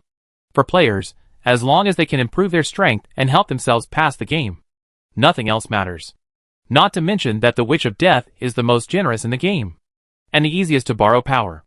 Other existences require faith, personality, and understanding of the corresponding concepts, but the Witch of Death doesn't care about any of these. If you like it, she will lend you power. The premise is that you have the ability to bear it, and not be eroded by the power of death, causing yourself to become dizzy. Chapter 18. Aktar, I will remember you. Siegfried smiled and announced to everyone present, "This is undoubtedly my defeat, cheer for Aktar." Shimu turned around, and walked towards the exit of the duel field. He didn't pay much attention to the tsunami-like cheers behind him. Anyway, it was just a cutscene of a group of NPCs. Siegfried touched his chin, looked at Aktar's back, and showed a bit of thoughtfulness. This man is not right. He didn't feel excited about such a glorious moment, but left without looking back. Even if a normal person wants to pretend, it is difficult to suppress the secret joy in his heart. However, Aktar is not like this. He really has no interest in cheers and people's admiration. Dueler's Lounge. "Hey, do you want to talk?" The owner of the duel field leaned against the wall, raised his hand, and gently pushed his glasses, and spoke to the silver-clad knight, who was walking towards him. "There is a beautiful lady who wants to talk to you." "Not interested." Shimu refused casually, and calmly passed by the boss of the duel field, and then heard a sentence. 200,000 gold coins. The duel field owner said briefly, looking at the silver-clad knight who stopped, his mouth slightly raised. "And I promise your princess won't know about this." Shimu turned around, his eyes fell on the duel field owner, and then looked at the side, Siegfried with an awkward smile, and fell into a long silence. "Is it a coincidence that I came?" Siegfried scratched his face, and asked awkwardly, but the duel field owner and Shimu remained silent. He coughed. "Don't worry, I won't leak what happened today." "Your Majesty Siegfried, what's the matter with you?" The owner of the duel field sighed, his eyes behind the glasses revealed helplessness. Siegfried pounded his palm upon hearing this, his eyes fell on the silver knight, and his expression became serious. "Are you interested in becoming my apprentice? Do you have money to become my apprentice?" Shimu asked, only to see Siegfried twitching his mouth and covering his face with his hands. "Not only is there money, but I can also help you improve your strength as soon as possible." Shimu nodded, then asked, "What's the price?" "Use everything I taught you, and kill me later." Siegfried smiled and pointed to his chest. "Treat me as a dragon to attack, that's what you need to do." The dragon-slaying hero wants to be attacked as a dragon. The owner of the duel field had a subtle expression, and didn't quite understand what Siegfried was thinking. Perhaps this is the strange thinking of the strong. "If you become a dragon, I will go and defeat you." Shimu nodded and agreed, and then added, "But don't become a dragon too quickly." Siegfried smiled generously. "Can I understand that you agree?" Shimu nodded. He really wanted to kill Siegfried, and get the props for Siegfried's side story.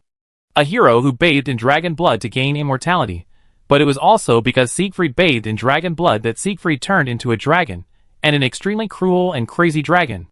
If he doesn't trigger Siegfried's side story now, when the plot of assassinating the god of plague is over, Siegfried will turn into a raging dragon, entrenched in the city suspended in the sky, waiting for the righteous hero, the player to defeat him. However, if the player triggers Siegfried's side story, he can understand why Siegfried turned into a dragon, and obtain Siegfried's magic to turn into a dragon.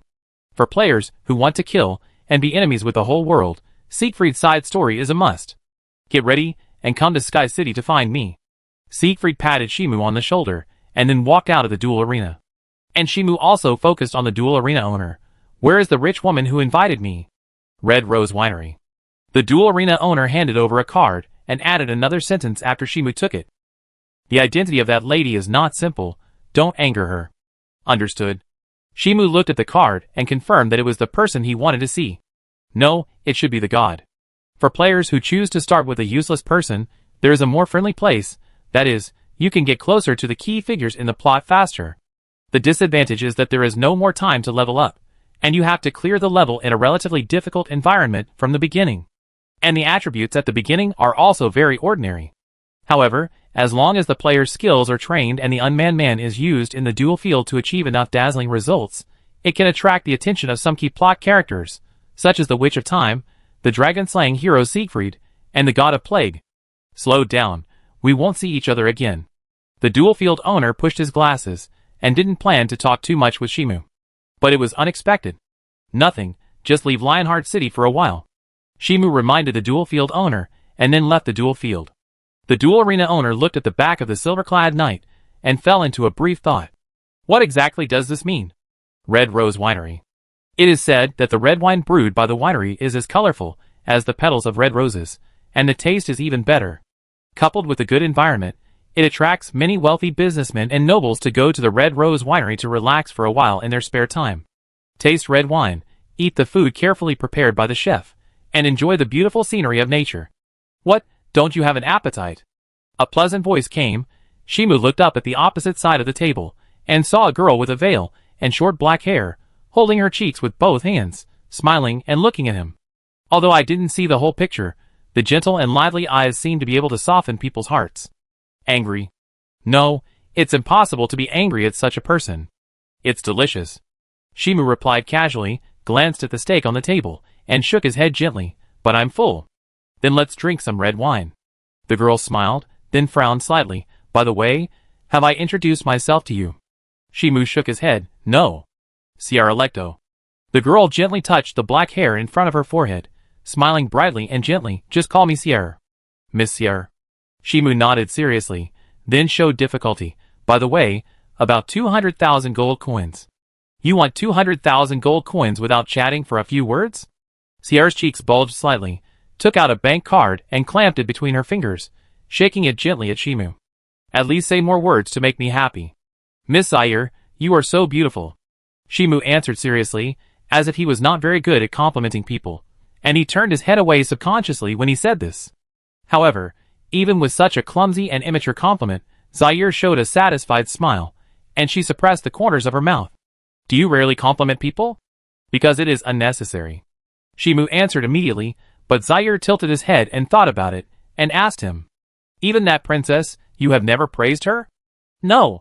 Shimu answered honestly. With a little frustration in his voice, he lowered his head and ate the steak with a fork. It seems a bit of bullying. Zaire suddenly realized this. She put away her mischievous thoughts, put the bank card on the table, and pushed it in front of Shimu. Money, you take it first. Thank you. Shimu silently put away the bank card and thanked Zaire, as if he was really an upright knight who had to give in for a living. There are already corresponding tutorials on how to quickly gain the favor of the key NPCs in the game. As long as you practice your acting skills to a certain level and act according to the established routine, you can quickly gain the favor of the desired character. When facing the Plague Goddess, you have to play a kind-hearted knight who is serious about feelings and abides by the bottom line. However, because of life, you have to come in front of the Plague Goddess, and in the process, you will show your immaturity. Cramped, unnatural state. Such an attitude can make the Plague Goddess relax her vigilance, and make her feel a sense of conquest, and the secret pleasure of playing with other upright knights. Of course, to complete this series of conditions, players need to be careful when pinching the face, and don't pinch a face that scares others to death at a glance, and try to pinch it in a handsome direction. Only in this way can the strategy work. Can you tell me the story of your encounter with the princess? Shie showed a curious look, and his pleasant voice was cunning. If you can satisfy me, you can add money. The story you want? Shimu showed a look of reminiscence. That day I wanted to go to the country of Finra, and I met Leticia being hunted, so I took action. He said in an innocent tone. The follow-up is that I took Leticia away all the time, and participated in the duel to treat her injuries. What about the details? Shie twitched his mouth. There were too many omitted plots, so he just described the general situation. Shimu remained silent. Sorry, I embarrassed you. Shie reacted, and in the eyes of this knight, I'm afraid that's the case. Given the knight's personality, it would not be easy to describe the incident vividly. I should apologize. After all, my eloquence is not good enough. Shimu lowered his head as if guilty and sighed. If you want to know the specific process, I can take you to find Leticia to find out. Her eloquence is much better than mine. Are you serious about letting me find her? Sierra didn't know whether to laugh or cry.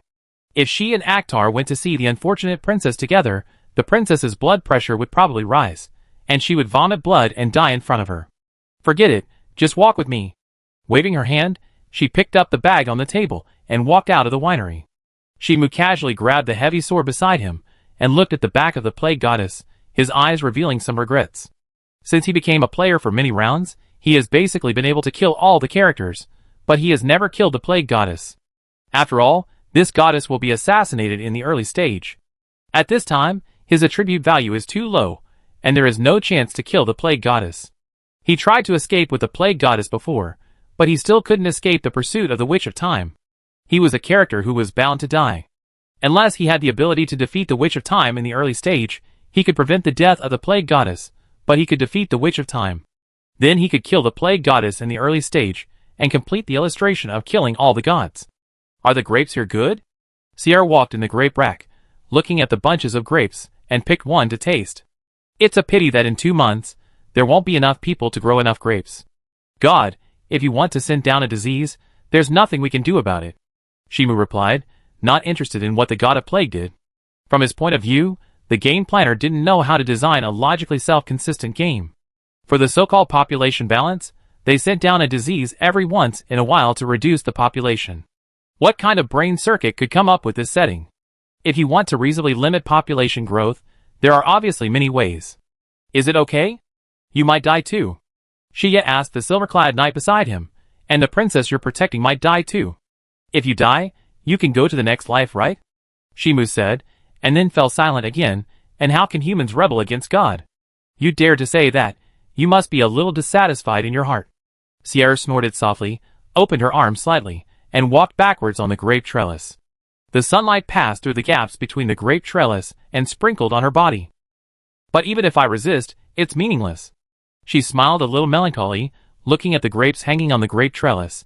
If you don't prune the grapes, you can't harvest sweet grapes, right? Of course not. Shimu thought so in his heart, but he didn't say it out loud. He was not interested in explaining it to the NPC, and even if he explained it, it wouldn't change the direction of the plot much. The setting of this goddess at the beginning is that she must die. No matter what kind of ideological change the goddess of plague has, she will be killed by the Witch of Time and the Witch of Death. Otherwise, the subsequent plot cannot be updated. That's just your thinking about God from a human perspective. He shook his head and said to the melancholy Sierra, maybe the god sent down the disease purely to fulfill his duties, just as there will be wind and rain. Humph, how do you know you don't understand?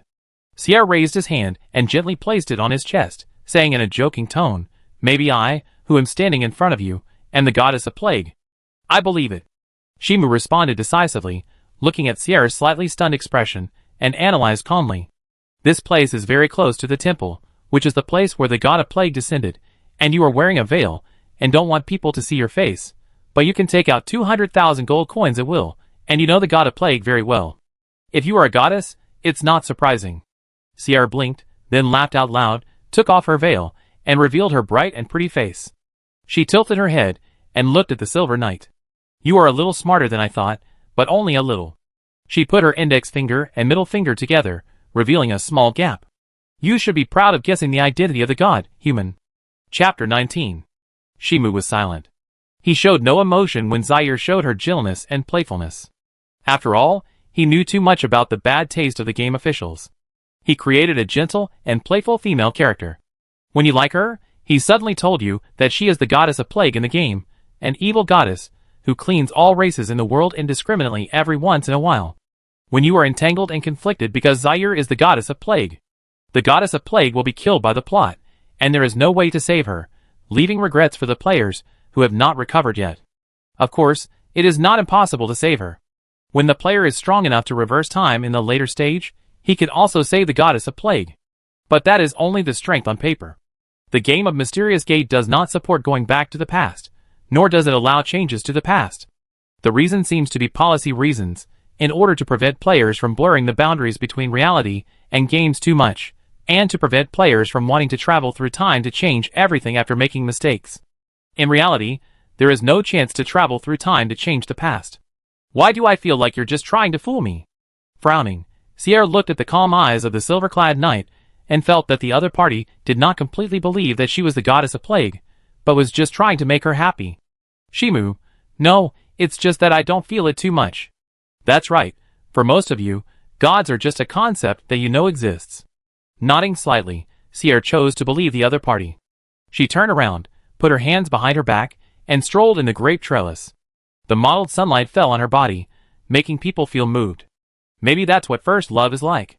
Unfortunately, this is the official game's bad taste. In order to leave players with regrets, they specially modeled Sierra and even adjusted his voice. However, Shimu only wanted to kill the plague goddess and had no idea of falling in love. He just wanted to complete the complete illustrated book of killing all gods. He carried a heavy sword and looked at Sierra walking in front of him, saying, "The understanding of the concept of gods varies from person to person. You know the goddess of life and the goddess of death very well, right?" Sierra picked a grape from the grape rack and stuffed it into his mouth. "I don't have much interest in a small god like me.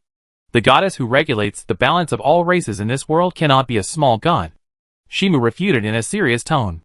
In response, Sierra snorted softly. At the same time, they believe in the goddess of life and the goddess of death. These are the most powerful goddesses.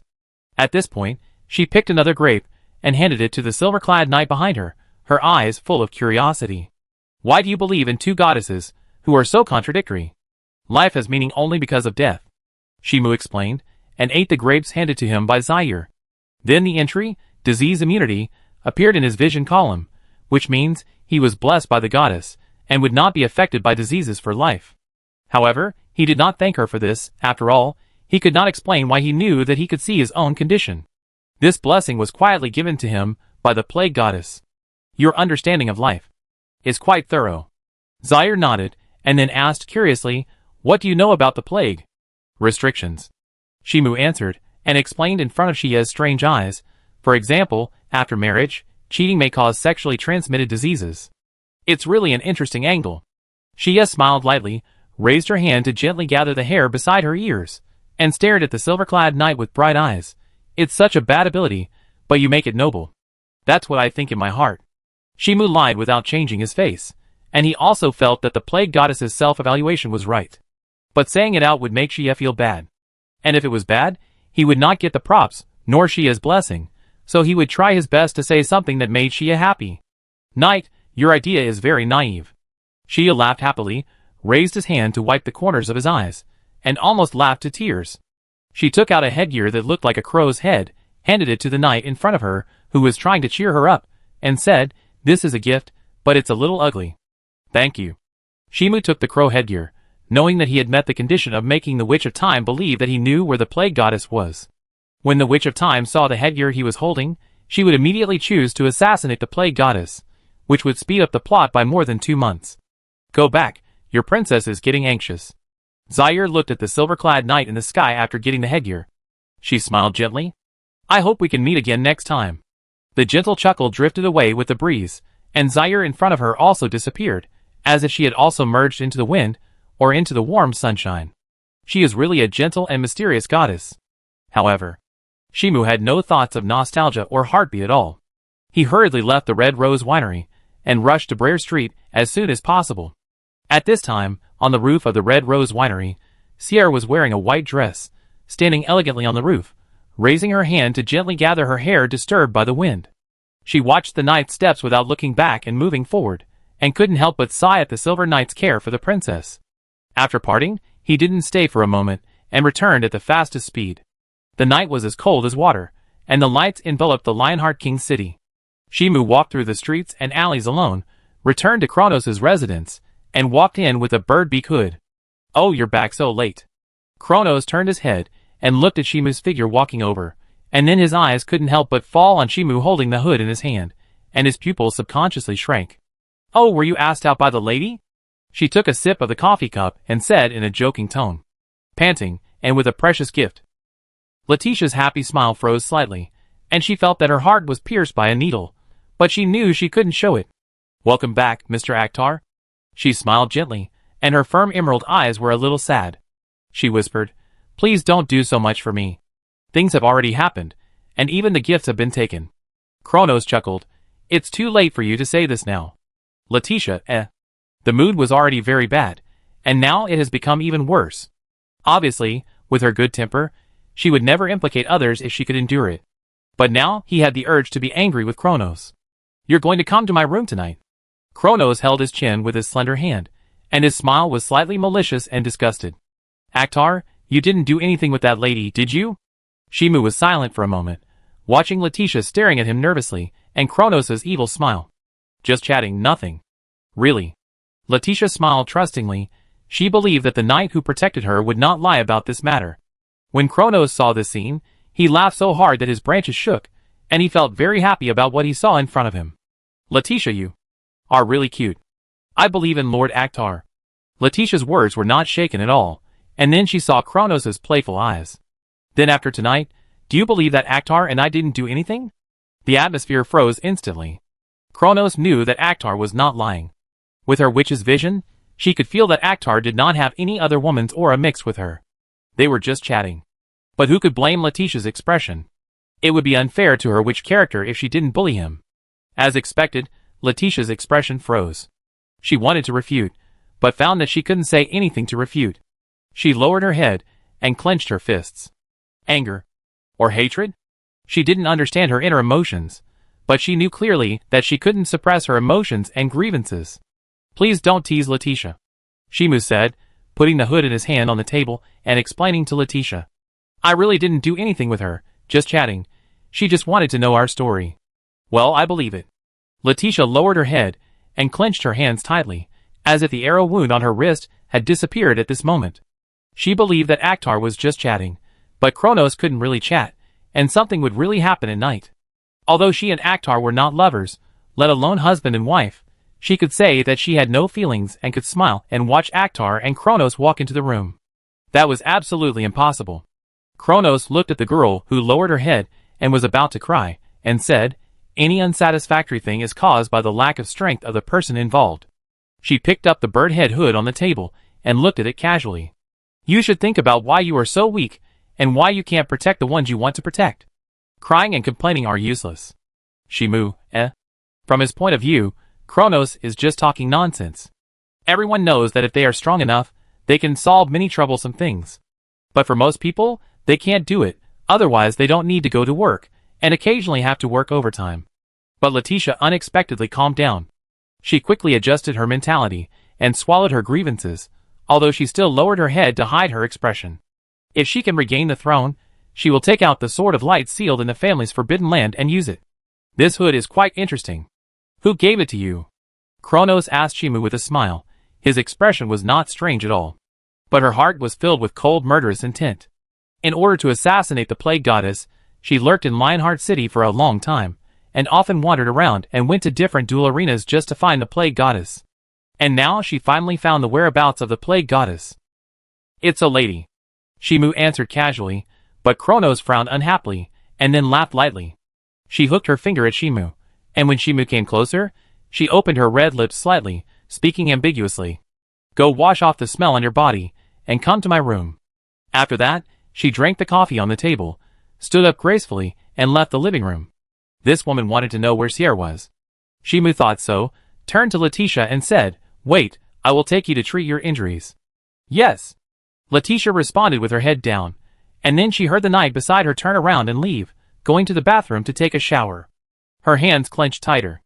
Shimu took off his silver armor and clothes in the bathroom, carefully washed the blood on the armor, and took a serious shower. Then, he put on the bath towel in the bathroom and walked out the door, walking towards Kronos' bedroom. When he passed Leticia, neither of them spoke. The sound of the door closing came. Leticia closed her eyes tightly, preparing for the inner torment, but unexpectedly, 1 minute later, the door was pushed open again. Yes, that's where to move it." Kronos leaned against the door, directing Shimu to move the vase, and then looked at Leticia with a half-smile, who might drop the little pearl at any time, and asked knowingly, "Who bullied you, or your knight brother, who was reluctant to help move a vase?" "Moving the vase?" Leticia blinked her eyes, and saw Kronos smile and raise his hand to gently gather the hair beside his ear. he asked her back. Otherwise, what do you think it is? Kronos raised his hand to cover his lips, as if surprised. The princess of the Iris Kingdom, is that what you think? She shook her head gently. I am the Grand Duke of the Dragon Kingdom. Did Miss Leticia underestimate me too much? Leticia, sorry. She was not angry about being teased, but apologized to Kronos, and the torment in her heart disappeared. Although she was teased, she secretly cursed him in her heart. However, after knowing that it was a prank, she felt relieved and did not have too much resentment towards Kronos. After all, he did help her. Maybe you can be a little more angry. Kronos smiled and continued to direct Shimu to move some precious items in the room. After moving a few pieces, she waved her hand mercilessly. Okay, you can go now. Shimu nodded, put on his red dragon blood armor, and then carried Leticia on his back. Miss Kronos, I hope to see you again next time, he said, and left the room. Kronos didn't care about it. After watching the two leave, he asked the heir, Your believer brought me good news. He is not my believer, but someone who borrowed my power. The cold response came out, and the will-o'-the-wisp burned in the air. Then, the Witch of Death appeared. The conditions are met, and the plan can be implemented. Chapter 20. The church was silent. The sun shone through the painted glass, and shone on a silver-clad knight and a praying nun. Sir Akhtar, do you want to be a servant of God?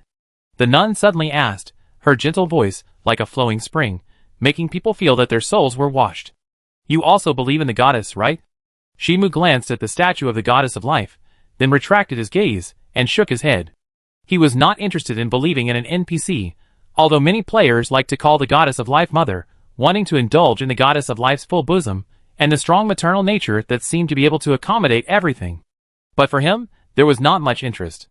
At the beginning, he was indeed tempted by the goddess of life because of her outstanding modeling, but later, in order to complete the ending of the Ashes line, he killed the goddess of life with his own hands. And there were not many fluctuations. Although he didn't want to go for the Ashes ending at first, if he didn't play all the clearance routes in the game, and didn't get the routes with all the endings, he felt that there was a knot in his heart. And it kept scratching in his heart. Then, he took the Ashes route, destroyed all the life, civilization, and cities in front of him, and burned the whole world with a fire.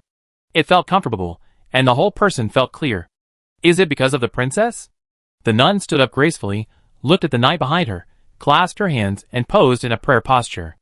I hope you can successfully help the princess regain the throne, so that you may be able to return to the arms of the goddess with peace of mind. Maybe? Shimu replied in a deep voice. He had no interest in following the goddess of life. Another ending of this game was to become the partner of the god. Of course, this partner is not limited to men and women. As long as the intimacy between the two parties reaches a certain level, the player can share power with the gods and become the agent of the god's will. Players who take this route need to help their god partners ascend to the throne and become the new lord of the gods. And the player will also share the world with his god partner. However, from his point of view, since he can conquer the world by himself, why should he share power with others, unless he really likes a certain god? For this reason, he will take the route of accompanying the gods and concluding the godman contract. In this case, do you need to learn some new prayers? The nun asked with a smile, looking at the surprised eyes of the Silver Knight. If you can learn more prayers, it will be more helpful to you. Please. Shimu nodded, and his attitude was not as distant as before. He didn't think much of the nun. However, I don't know if it's because of the game optimization or he triggered some special conditions. The NPC in the game actually volunteered to teach him to pray. An unexpected surprise, yes. Seeing this, the nun smiled and patiently guided this genius to pray. She knew Akhtar, a man who could train his magic power in one day and easily learn the prayer to the goddess of life. Such a man deserves her special guidance. As expected, Akhtar was as amazing as she expected. As long as she taught him once, he could use it skillfully immediately, just like he had learned it before. The genius reminded people of the former Witch of Time. I hope he won't go down the wrong path, like the Witch of Time, who harbors ill will towards the gods and intends to assassinate them. Introduction to the Nest of Life. Shimu glanced at the new skill that appeared in his vision. This is a skill that strengthens himself through prayer, and gives himself temporary different life characteristics. Theoretically, in the later stage, he can have the breath of a dragon, the terrifying power of a giant, or the underwater survival ability of a fishman. But he has to raise his level and skill proficiency to the maximum, otherwise he can only strengthen himself slightly, and gain the strength of a bear, the vision of an eagle, the speed of a cheetah, and other primary enhancements. The effect of the enhancement is not as direct as that of the potion. And at this time, Sir Akhtar, I am healed. A pleasant voice, accompanied by the oncoming footsteps.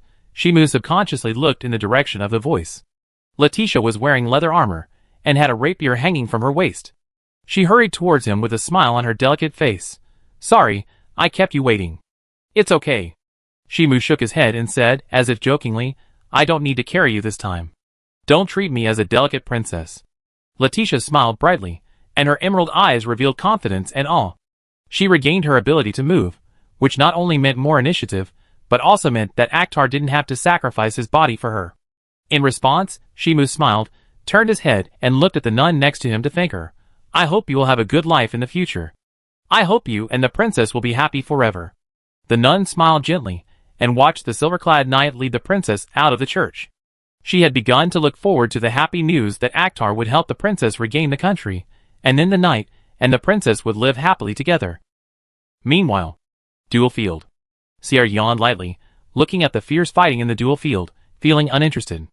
After seeing Akhtar fight, she felt that today's battle was particularly boring. Is it so boring? A chuckle suddenly came from the side, as if it was a greeting from a friend, revealing a hint of intimacy. However, Sierra's expression froze. She felt that someone was holding her shoulder, and the woman next to her said familiarly, I've been looking for you for a long time. If it weren't for the hood you sent, we would have to wait for you to descend to the temple before we had a chance to take action. Who are you? Sierra didn't turn his head and looked at the woman next to him. His expression was also very calm. As a god, she had no concept of death, so she didn't have to worry about being killed. Kronos. The woman next to him answered like this, and then the time of the whole world seemed to stop. Sierra turned around and looked at the black-haired woman in a witch's robe beside him. His pupils shrank subconsciously. This woman should have died. Kronos smiled charmingly, and the hand on Sierra's shoulder slid and gently pinched Sierra's chin. His black pupils reflected a cold luster. You are the first god to die. As soon as the words fell, a black dagger pierced through the audience and pierced Sierra's heart. Blood stained the red shirt. Sierra spit out a mouthful of blood, turned his head suddenly, and saw a woman with blue wavy curly hair, who drew out a black dagger for assassination, and then stabbed her neck fiercely, blocking the sound she wanted to make. Why, Witch of Death appears here, isn't she sealed forever between life and death? No one answered her. Witch of Death drew out the black dagger, turned the blade, and stabbed Sierra's forehead, completely ending the life of the plague goddess. God, there is no concept of death. But this does not mean that it cannot be killed. As long as someone gives God the concept of death, God can be killed. And she is the one who can give God the concept of death. That guy is coming. Kronos chuckled and stood up, took off the witch hat he was wearing, and covered Sierra's face with his eyes open. Leave it to me next. Yes. Witch of Death nodded lightly, took a step back, and her body turned into a ghostly blue ghost fire, and disappeared on the spot. And she fell down out of thin air with the black dagger in her hand. Pa Kronos caught the falling dagger, and time resumed flowing again. The plague goddess, who fell in the audience of the duel field, the blood flowed into a curse, and began to spread. The moon in the sky instantly turned blood red. Blood was flowing, and the curse of resentment before death was spreading. Ah! The scream suddenly resounded throughout the duel field. All the audiences were bleeding from all 7 orifices, and blood vessels burst directly, splashing a lot of blood. Everyone in the duel field died instantly. And this curse was still spreading to the entire Lionheart city at a speed visible to the naked eye. As long as you are slightly exposed to the breath of the curse, you will immediately vomit blood. Only some people with stronger strength can resist this unintentional curse before death, unlike most people who will die as soon as they come into contact with it. Even if you don't die, you will be entangled by the disease. What is this? Leticia's eyes were a little confused, and then she quickly regained her composure. She observed the streets full of corpses. Although she didn't understand why everyone seemed to have their bodies detonated in an instant, she understood one thing deeply. Let's go. Let's leave here immediately. She pulled the knight Akhtar beside her, and quickly fled to the outside of the Lionheart city. As they fled all the way, the scenery they saw was shocking. The sudden explosion of corpses dyed the walls and floors red, and the painful wails and cries of some people who were lucky enough to survive were even more creepy. Something was wrong. This was really wrong. Leticia bit her lower lip, looked up at the sky, and the miserable state of the dead bodies, and then cast her eyes towards the direction of the duel field. The source of the crisis was in the duel field. Don't think too much. What we need to do is leave. Shimu held Leticia's hand tightly, and pulled her out of the city. The simplest way to resist the curse after the death of the gods is to have magic power, or to have alchemical items that can resist abnormal conditions. And he happened to have an item to resist the curse, the crow headgear given to him by the god of plague, which can effectively resist the curse, especially the curse of the god of plague. Otherwise, at the moment when the goddess of plague died, he and Leticia would be shocked in an instant, and they would either vomit blood or faint. Leticia nodded. She had no intention of exploring why there were so many deaths. She was very aware of her own abilities. As the two fled, more and more survivors came into view, all fleeing outside Lionheart City. They didn't know the current situation, but they didn't plan to investigate. The next day, on a hill far away from Lionheart City. There won't be a curse spreading here, will there? With her hands on her knees, Leticia panted, her short golden hair stuck to her face because of sweat. She and Shimu ran all night, and during that time she was thinking about whether to find a horse to travel, but found that except for a few people who survived, there were basically no living creatures. They had no choice but to run on foot. This touched my blind spot in knowledge. Shimu shook his head, and glanced in the direction of Lionheart City. He certainly knew that escaping here would not be affected by the curse. But he couldn't explain why he knew the spread of the curse. Anyway, we still have to stay away. Leticia raised her hand to lift the golden hair stuck to her face, and then showed a somewhat embarrassed look. She was nervous and asked Shimu carefully, "Sir Akhtar, where are you going next?" "I want to go to the Sky City." Shimu said what he thought, and Leticia's face dimmed when he heard it. Now that she has healed her hands and feet, even if Akhtar and she part ways, it is reasonable. The other party is not her knight, and there is no problem leaving now. She has been mentally prepared for this. "I still need to meet the gods." Leticia said what she thought. She still needs to meet the gods to establish the legitimacy of her heir to the Iris Kingdom. Hearing this, Shimu nodded as if he understood. "I'm going to become Siegfried's apprentice. With the help of this dragon-slaying hero, it should be very helpful for you to regain your country." He watched Leticia's expression change from disappointment to surprise. "Siegfried intends to teach me everything he has learned.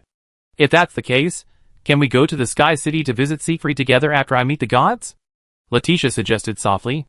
At this time, she lost her dignity and confidence, as if she was an unconfident little girl.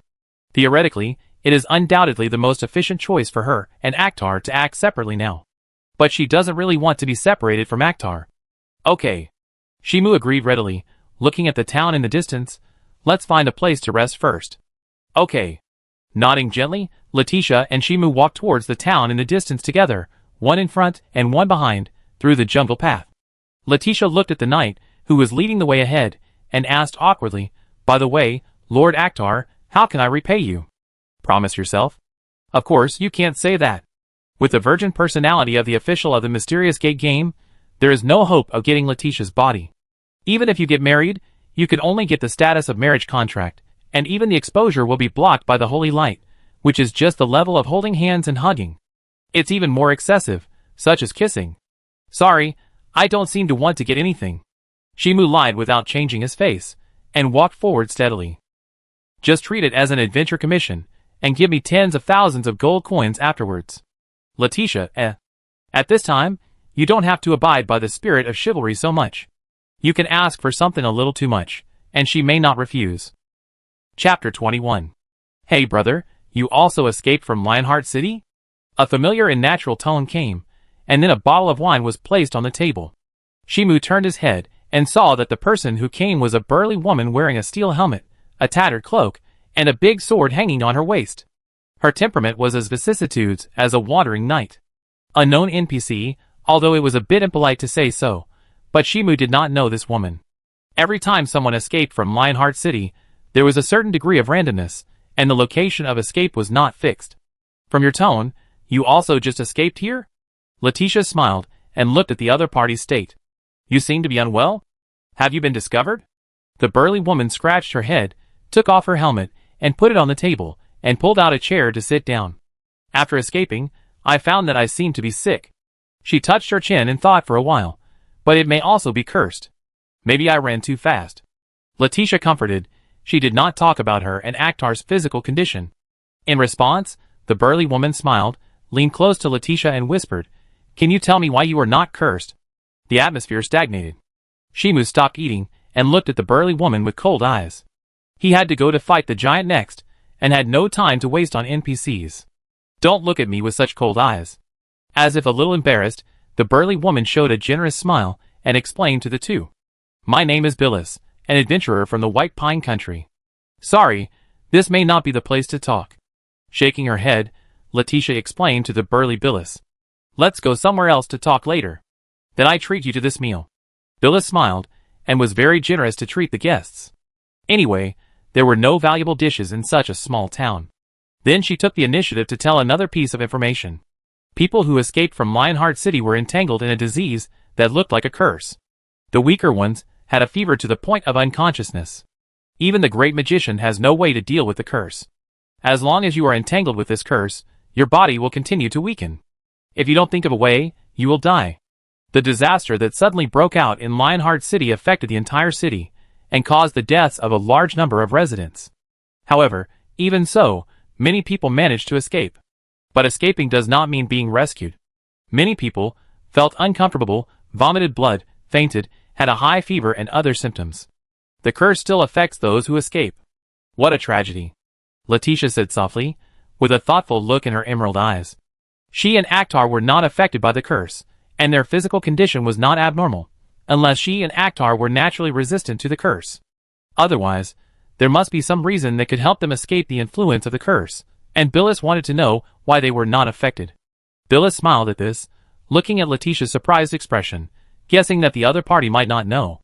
Thinking of this, she looked at Akhtar, who was eating quietly, thinking that this man might know some information.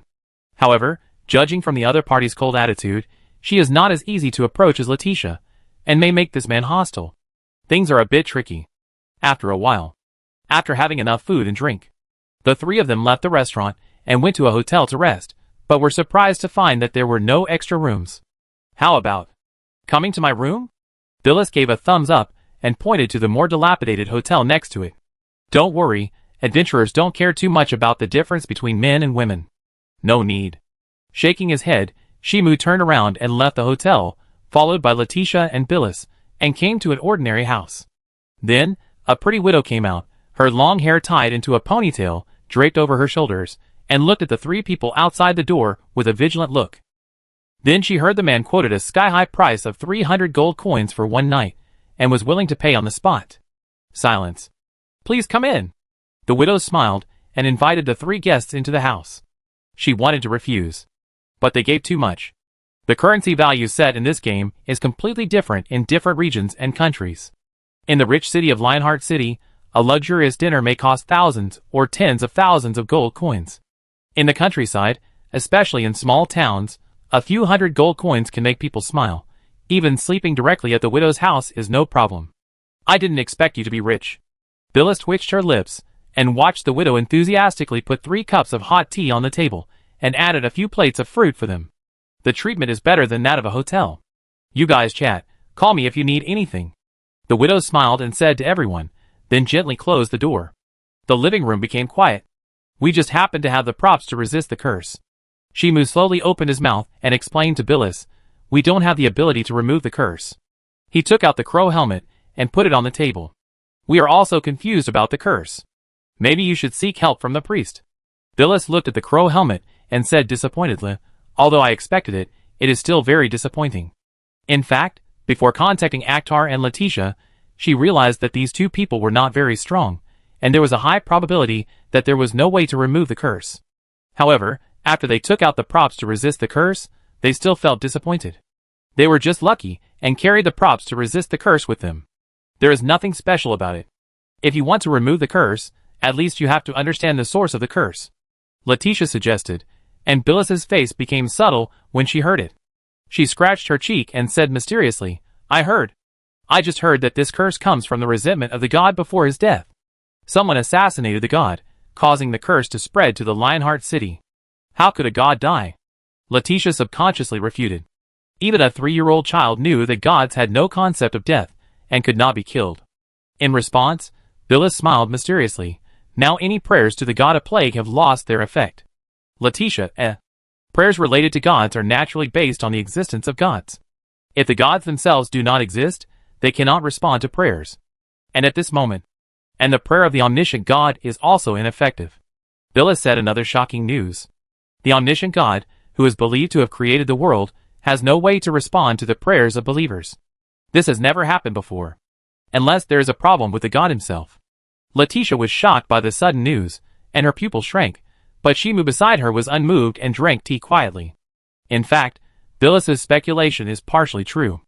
The goddess of plague did die, but the omniscient God did not die. Instead, he was pulled into a time flow by the Witch of Time, infinitely close to the static space, and was sealed in disguise. Therefore, the omniscient God cannot respond to prayers. When the game reaches the later stage, when the player reaches different game endings, the sealed omniscient God will break free from the seal for various reasons and run out to fight with the player. If you beat the omniscient God, the game will be declared over. You don't seem surprised at all? Billis looked at Shimu, who was quietly drinking tea and eating fruit, with a hint of doubt in her eyes. Shimu said casually, "Don't make such boring jokes, God will not die." "I'm not kidding." Billis twitched her lips, but she also knew that what she said would not be believed. She stood up and walked out the door, waving her hands with her back to the two of them. "Forget it, since you can't solve the curse, you can only find other solutions." Leticia looked at Billis's back. Her emerald eyes showed a thoughtful look. In fact, she was not a person who admired God very much. Unlike Akhtar, who was a believer in God, she could accept the death of God. But this will lead to a problem. If the God is really assassinated, then she will not be able to meet the God and obtain the legitimacy of the Iris Kingdom. It will become extremely difficult to take back the Iris Kingdom in the future. Neither the church nor the nobles may support her to seize the country. "Don't worry, the God will be fine." Shimu comforted Leticia. "No God has fallen in the past 50,000 years. It is impossible for our generation to encounter the fall of the God." "That's right." Leticia nodded slightly, thinking that it made sense. She also felt that she was not so unlucky. Not only was her sister usurped the inheritance, but she also encountered such an outrageous thing as the death of the God. If you are really worried, you can also go find the God of Plague and the followers of the God of Omniscience. Shimu continued to comfort. "As long as they can pray, we can confirm some of the information." "Yes." Leticia nodded gently. She only needed to find the followers of the Goddess of Plague to confirm whether the Goddess of Plague was safe and sound. Then, the desperate fact was in front of her. "Sorry, I can't get a response from the goddess." In a remote alley, a devout priest, who was a follower of the Goddess of Plague, leaned against the wall, his pale face carrying a little guilt. "After that disaster, I can no longer use any prayers. If you want to cure the disease, go find the followers of the Goddess of Life."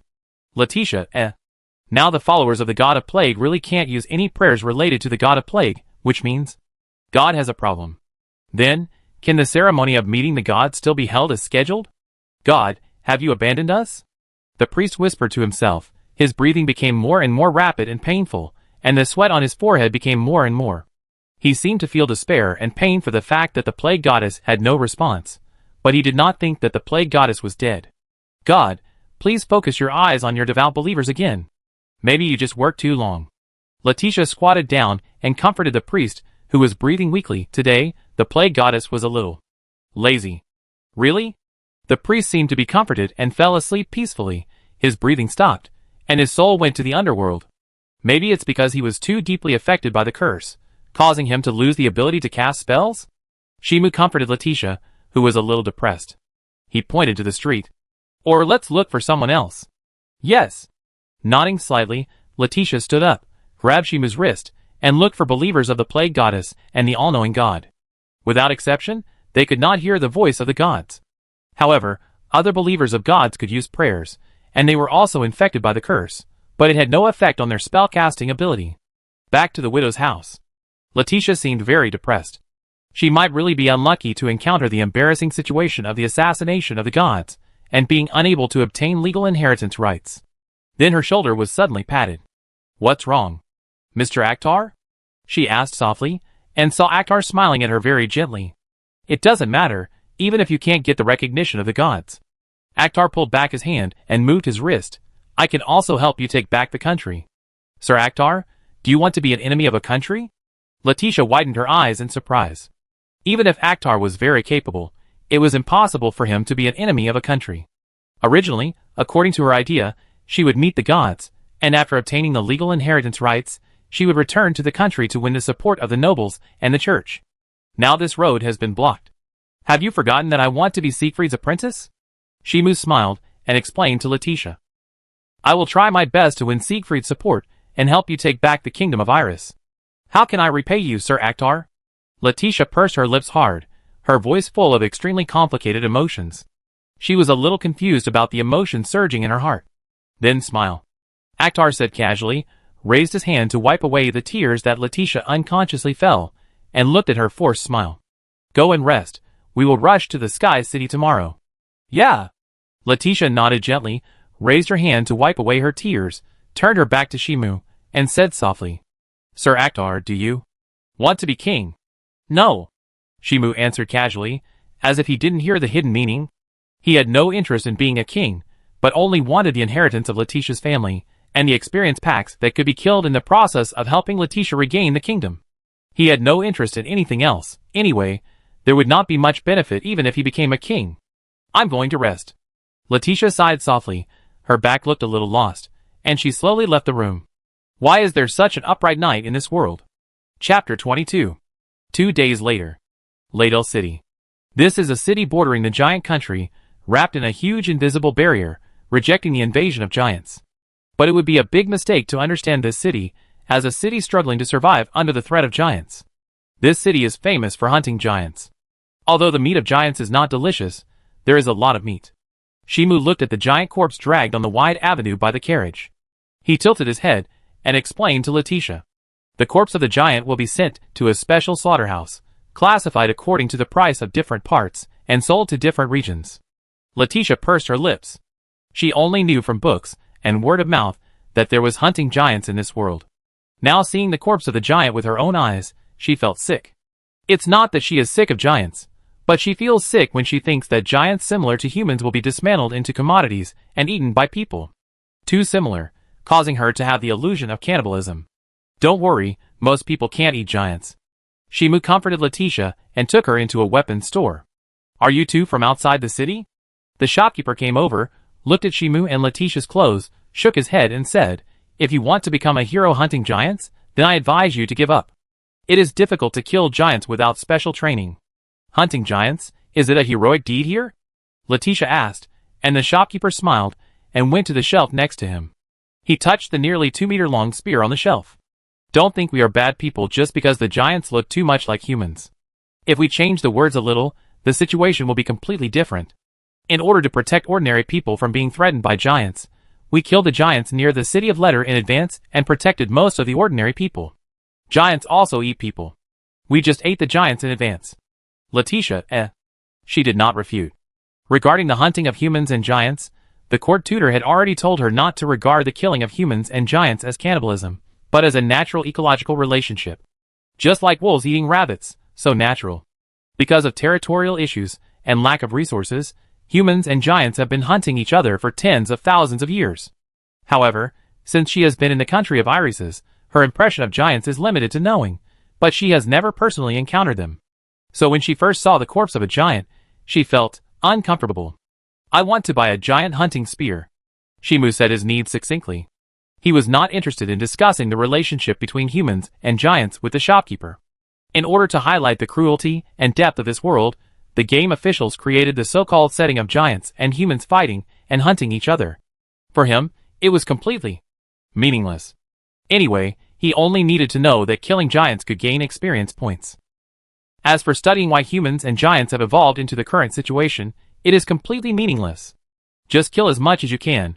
No need to worry about the game settings. Although I'm open for business? The shopkeeper asked seriously, stroking his unshaven chin. Are you sure you want to do that? Just to ensure safety. Shimu said nonsense seriously. He was just trying to catch up with the plot and kill a few giants on the way to gain experience points, not to ensure his own safety. Otherwise, his first choice would be to take a detour. Then you should find a few guards. The shopkeeper persuaded, but saw that the customer in front of him was unmoved, and gave up the complex of helping others and chose to respect the fate of others. He touched the giant hunting spear on the shelf. 745 gold coins, quality guaranteed, don't think it's expensive. Okay too. Shimu nodded without any bargaining, although he knew that bargaining could save 5 gold coins. but he really had no interest in bargaining. Great. The shop owner smiled, and took out 2 giant hunting spears from the shelf, and handed them to Shimu and Leticia. Shimu checked the spears. They were made of giant bones, and had magic spells written on the surface. As long as enough magic power was infused, they could be shot like arrows. But this alone was not enough to kill the giant. You have to buy the poison yourself. The shop owner began to explain, but saw that the 2 customers had already turned around and left. Why do I have the illusion that they are very skilled? Adventurer Guild. Shimu issued a task, requiring the hired adventurer team to have a high-speed moving caravan and be familiar with the road to the Sky City. And he deliberately raised the hiring price a little bit. As expected, a group of senior teams immediately took over the task and sent people to contact. Shimu looked at the wheat-skinned girl in front of him, carrying a giant hunting spear, and nodded gently. Let's go! Don't you ask more questions? The girl was stunned. This boss was too straightforward and set off directly. Shimu turned and walked towards the convoy not far away, and said casually, No need, I am an astrologer and can see through the trajectory of fate. Is it true? The girl widened her eyes in surprise, and glanced at Leticia, who was also surprised next to her. She felt like she was deceived. Boss, can you tell me when I will get married? She caught up with Shimu with curiosity in her eyes. The astrologers in this world are a group of very capable people. They can push a mortal to become a legendary hero, or let a country decline naturally. I didn't expect that Mr. Akhtar would have a joking side. Leticia shook her head, and a smile appeared on her delicate face. She felt relieved that Akhtar lied without changing her expression. Sometimes she felt that she couldn't get close to someone who was too perfect. Not long after, a team of more than a dozen adventurers drove 5 carriages out of the city, and they went away quickly with smoke and dust flying. Boss, can you calculate the trajectory of my fate? The wheat-skinned girl sat cross-legged on the floor of the carriage. Her cheeks puffed up slightly, and she looked at the silver-clad knight sitting by the window of the carriage. When can I get married? Ms. Zed, please don't embarrass Akhtar. Leticia explained to the girl with puffed cheeks, feeling a little amused. That was just a joke. But I don't think he was joking. Scratching his cheek, Zed looked at the silver-clad knight by the window. She felt like she was being seen through, which was obviously not the state of people meeting for the first time. Maybe he was really the legendary astrologer. Leticia's emerald eyes revealed some helplessness. She gave up the idea of persuading Zed. This girl was a bit stubborn. She knew Akhtar. He was born in a poor family, joined the duel arena to fight, obtained the method of magic training, and quickly grew into an upright knight. The plot was like an epic story. Most people would think it was unreasonable in reality, but it was indeed a real thing. Even the dragon-slaying hero Siegfried was attracted by Akhtar's talent, and took the initiative to accept Akhtar as his apprentice. In addition, he met a poor princess passing by and embarked on the experience of helping the princess restore her country. Why did Akhtar really seem like the protagonist in the legend? The atmosphere fell silent. According to observation, you will be single for life. Shimu suddenly spoke, making Zed's cheeks puff up even more, obviously dissatisfied with what the Silver Knight said. She was not bragging. An adventurer like her who was capable, and could earn money to support her family would definitely not lack suitors, not to mention that she was not bad looking. No matter what, she could not be single for life. Boss, believe it or not, I can get married now. Zed raised his chin, but saw Shimu glanced at her. If you don't believe it, you will be single for life. I'm so angry. Zed's eyes widened, and then he laughed out loud. Boss, you are not an astrologer after all. Shimu shook his head, and said to Zed, You were struck by lightning before and survived. You come from a single-parent family. How do you know? Zed was really surprised and began to panic. Could it be that she really had to be single for the rest of her life? It didn't make sense for a lively and beautiful girl like her. Because I'm an astrologer. Shimu chuckled and teased Zed with unexpected patience, and was very skilled in teasing Zed's emotions. If you are a normal player, it is very easy to encounter Zed when you go to fight giants in the early stage. Although his ability mechanism is very ordinary, he can accompany the player to open up new land, and he is lively and righteous. If you encounter danger, Zed will really risk his life to protect the player, which makes the player like him very much. But it's a pity that Zed's ability mechanism and level are not good. When the player reaches level 40 or 50, Zed will be a burden to stay by his side, and he can only say goodbye to the player with regret. In fact, I also know a little about astrology. Zed showed a mysterious expression, and Shimu also cooperated with a puzzled look. She smiled cunningly. Boss, you are a fake astrologer. Is it so difficult to admit reality? Shaking his head, Shimu said with a little helplessness, my divination never goes wrong. Then can you predict when we will be attacked by the giants? Zed asked with a smile, and Shimu turned his head to look out the window and observed for a moment. We will definitely be attacked today. What if we are not attacked? Zed slightly tightened his legs, with a slightly cunning smile, and asked Shimu. If there is no giant attack today, then the boss will treat me to a meal at the next stop. Okay. Shimu agreed with a smile. He raised his hand and pointed to the mountains in the distance. He saw several giants sticking out half of their bodies. Most of them were over 5 meters in size, and the taller ones were at least 8 meters tall. They looked at the convoy with ill intentions. Did we really encounter a giant attack? Jed twitched his mouth and quickly stood up to fight, but she suddenly stopped before leaving. Boss, stay in the car and don't run around. Although I know you are strong, I still don't have enough experience in fighting giants. She put her palms together and smiled sweetly. If you don't make trouble, I treat you to a meal at the next stop, she said, and then she turned and left the car. Soon after, she and several adventurers rode horses to fight the giants. Shimu watched the battle in the distance, and saw several adventurers riding horses, running around the giants, and throwing spears directly when they found the right opportunity. In the case of not hitting the vitals, but only piercing the thigh, the giant fell to the ground with convulsions, and died soon after. The hunting giant spear can not only be used for close combat, but also for long-range throwing. And because it is coated with poison, as long as the hunting giant spear pierces the flesh, the poison can be injected into the giant's body, easily killing the giant. And this is why humans can hunt giants. However, the giants killed by the poison have no value as edible meat, and can only be abandoned in the wilderness. The efficiency of defeating giants is very high. Leticia observed this scene. She originally thought that fighting with giants was a very troublesome and dangerous thing, but the scene she actually witnessed was completely beyond her expectations. The attacking giants were easily defeated. The terrain is open here, and those giants are weak, so it is normal to have such a result. Shimu explained. Those giants are considered beggars in the giant society, so don't count on their fighting ability. I see.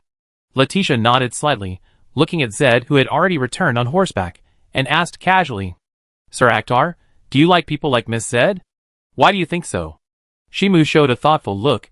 If you really want to say, what kind of person do you like? He said in Leticia's nervous expression. I hope she is a woman with long golden hair, gentle and independent. Of course, if she is strong enough, it would be even better. Leticia raised her hand, and gently gathered the short golden hair beside her ears. It seems that except for her hair not being long enough, everything else can meet Akhtar's goal. Or, she will grow her hair long in the future. I'm back. The door of the carriage opened, and Zed walked in. She came to Shimu, and sat cross-legged again, smiling brightly and confidently. Did you see me killing a giant before? She made a throwing gesture. Isn't it handsome? I was taking a nap before, so I didn't notice it. Shimu shook his head and asked Zed curiously, Did you kill a giant? That's too much, it's so handsome. Zed dragged out the tail tone, and complained to Shimu, I killed the giant with one spear. I saw it, it was really handsome. Leticia smiled and said, Miss Zed, you are really amazing. Zed's eyes lit up, and he focused on Leticia, and started to chat with her enthusiastically. The next stop, is it almost time for the giants to besiege the city? Shimu looked at the scenery outside the window, and fell into thought.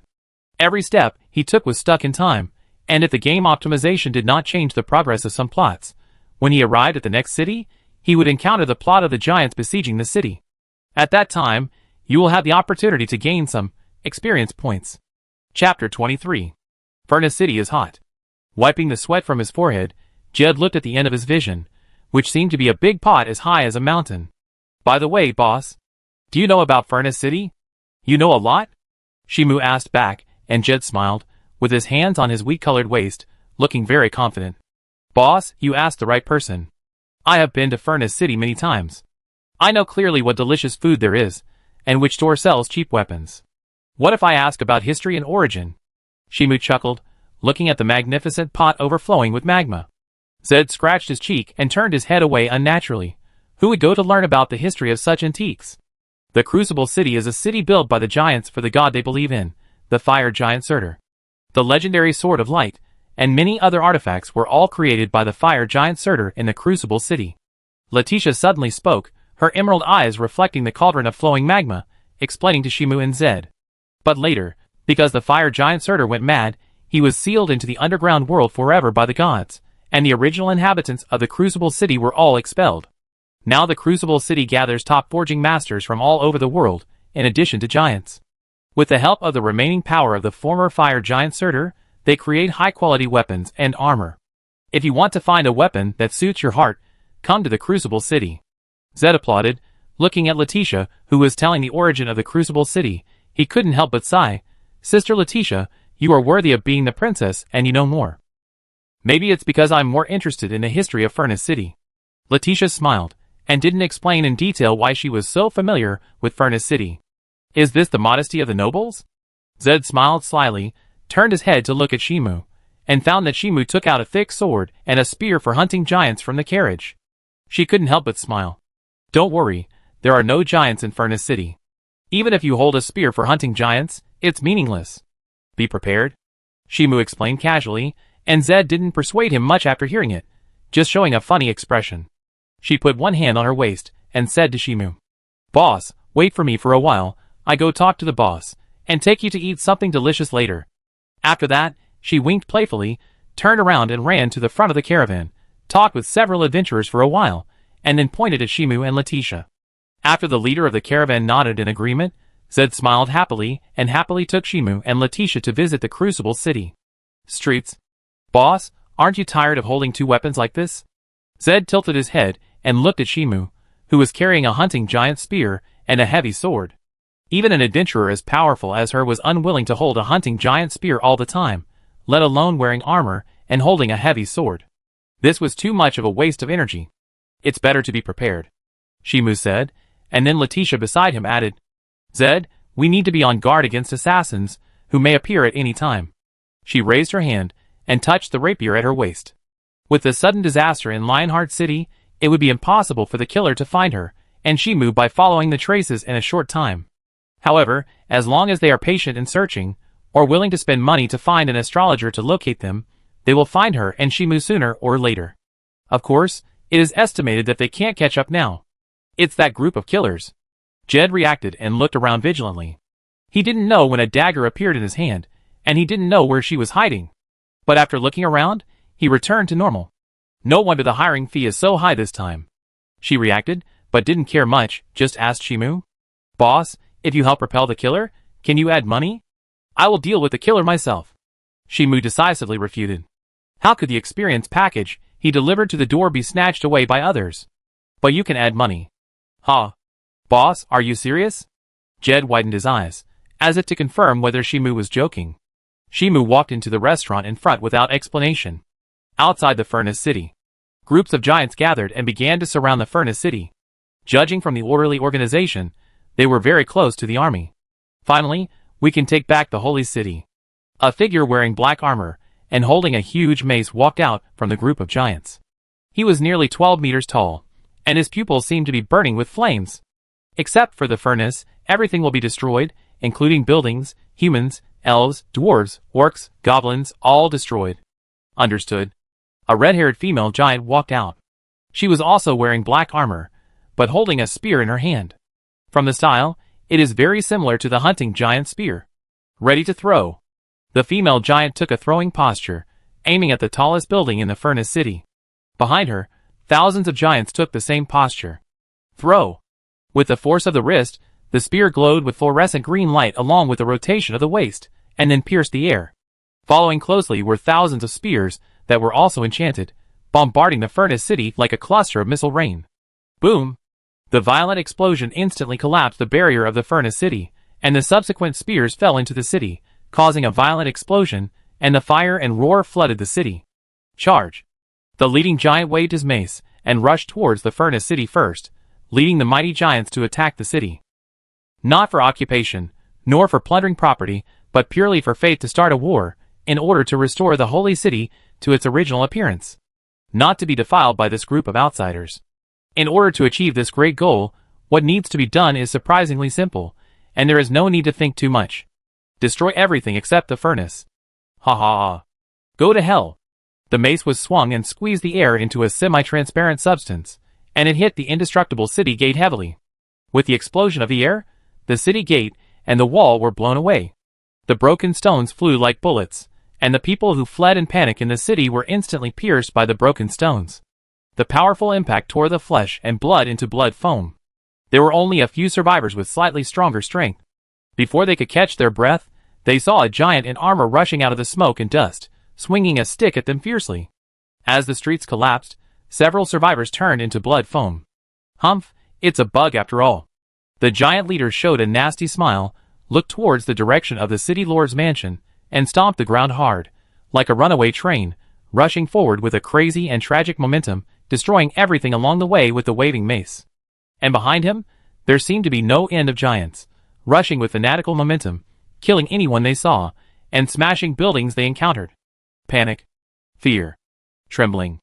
At this time, people finally remembered the horror of the giants, and fled like headless flies. But some people felt joy about this scene. Monsters attacking the city. This must be a lot of experience. 1. Whispering to himself, Shimu kicked his feet, and pulled out the hunting giant spear, accompanied by blood gushing out. He flipped in the air, and landed on the broken building, then looked forward to the giant, who was unwilling to fall down with his hands covering his throat. Boss, this way. Not far away, Zed waved excitedly, grabbed Leticia's wrist, and fled in the crowd. Shimu looked at the two fleeing people, and then looked at the approaching giant. His smile became brighter, and he went to meet him without hesitation. Great, it's worthy of a monster attack. With the passing of a thick sword, the back of the giant's neck was cut open. Shimu stepped on the back of the giant's neck that was about to fall to the ground, holding a hunting spear in one hand and a thick sword in the other, looking around at the giants who were surrounding him.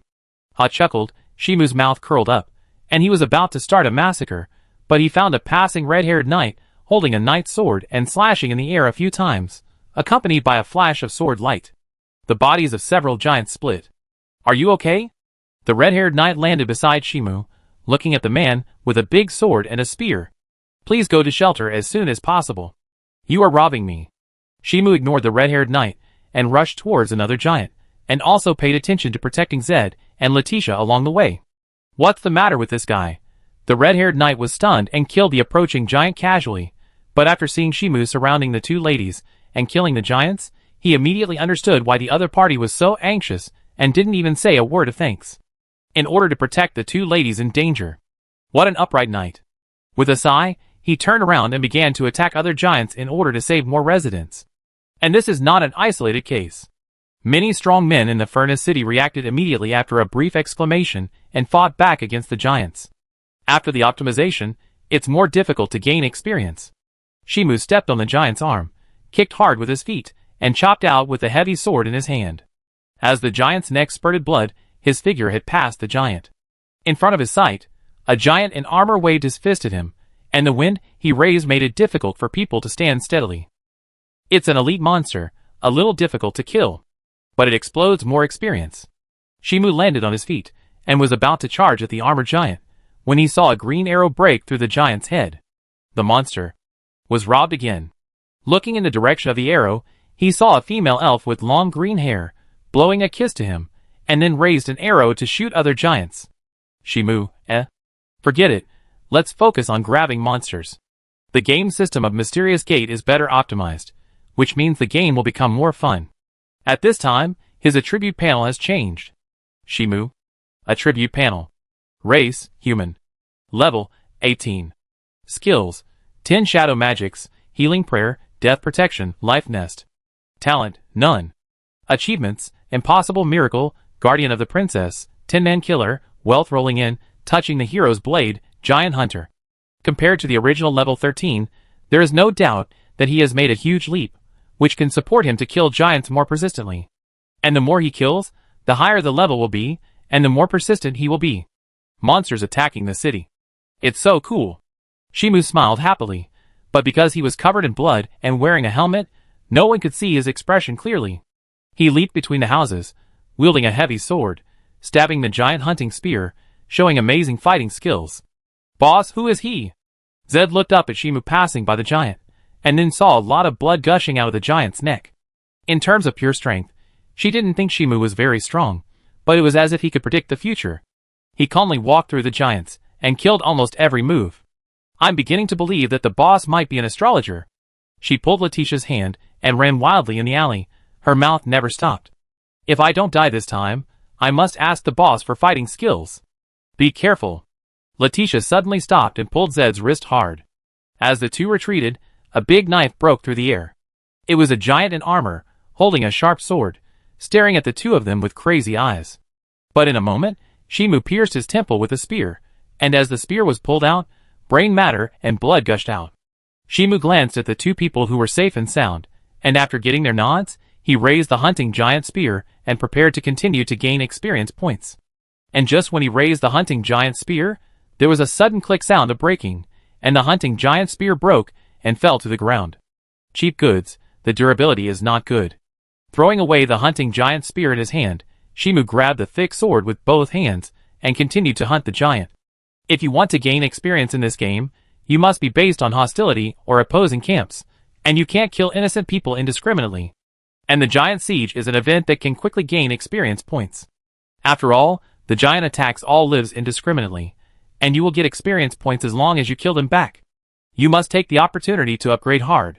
Otherwise, the next time you want to level up so quickly, you have to wait until he helps Leticia take back the country. Soon after, the battle situation fell into a stalemate. People who fully reacted began to counterattack the giants, which meant that more people were snatching monsters. At this time, in the safe zone established by the city guards. Be careful. Shimu turned his back to Leticia and Zed. He held a blunt and heavy sword in one hand, and the silver armor was flowing with the blood of the giant. Don't worry, I will be fine. After saying that, he joined the battlefield without hesitation under the gaze of everyone. That back without any hesitation was admirable. Chapter 24. Furnace City. The edge of the cauldron. The giant leader casually swung his mace and smashed the approaching attacker into a pulp. He turned his head and looked at the city guards who were chasing him, revealing a crazy smile. Then he jumped into the boiling magma, like a dolphin diving into the magma, and disappeared in the blink of an eye. Jumping into the magma, does this guy want to die? The city guards, who came over carefully surrounded the cauldron. They looked at the boiling eyes, and were unable to figure out the giant's goal for a while. Invading Furnace City is not to commit suicide, but what's the benefit of jumping into the cauldron of boiling magma? It can't be that there is some magic weapon hidden in the cauldron. No. This is impossible. If there is really a magic weapon, it should have been found long ago after generations of exploration. Seal off the cauldron, and don't let any giants get close.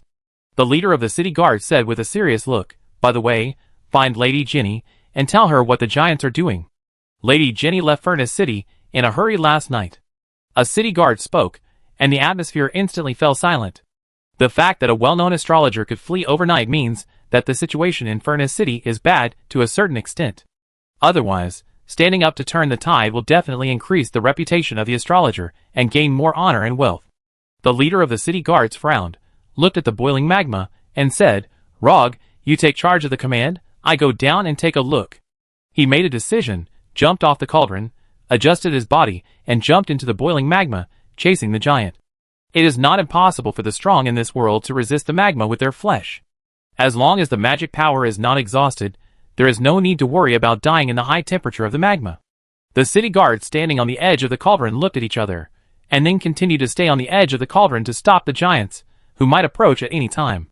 Although they didn't know why the giants wanted to approach the cauldron, they were sure that the giants must have some intention. So they had to be stopped. At the same time, on the other side, Shimu turned sideways to avoid the slashing sword. He looked at the giant in front of him, who wanted to draw his sword and chop again. He pushed the ground hard with both feet, and the whole person flew into the air. The blade slashed horizontally, and the giant's body split. He stepped on the giant's shoulder and looked at the lone giant not far away, showing a scary smile. But soon his smile disappeared. The lone giant turned around and ran away without hesitation when his eyes met his.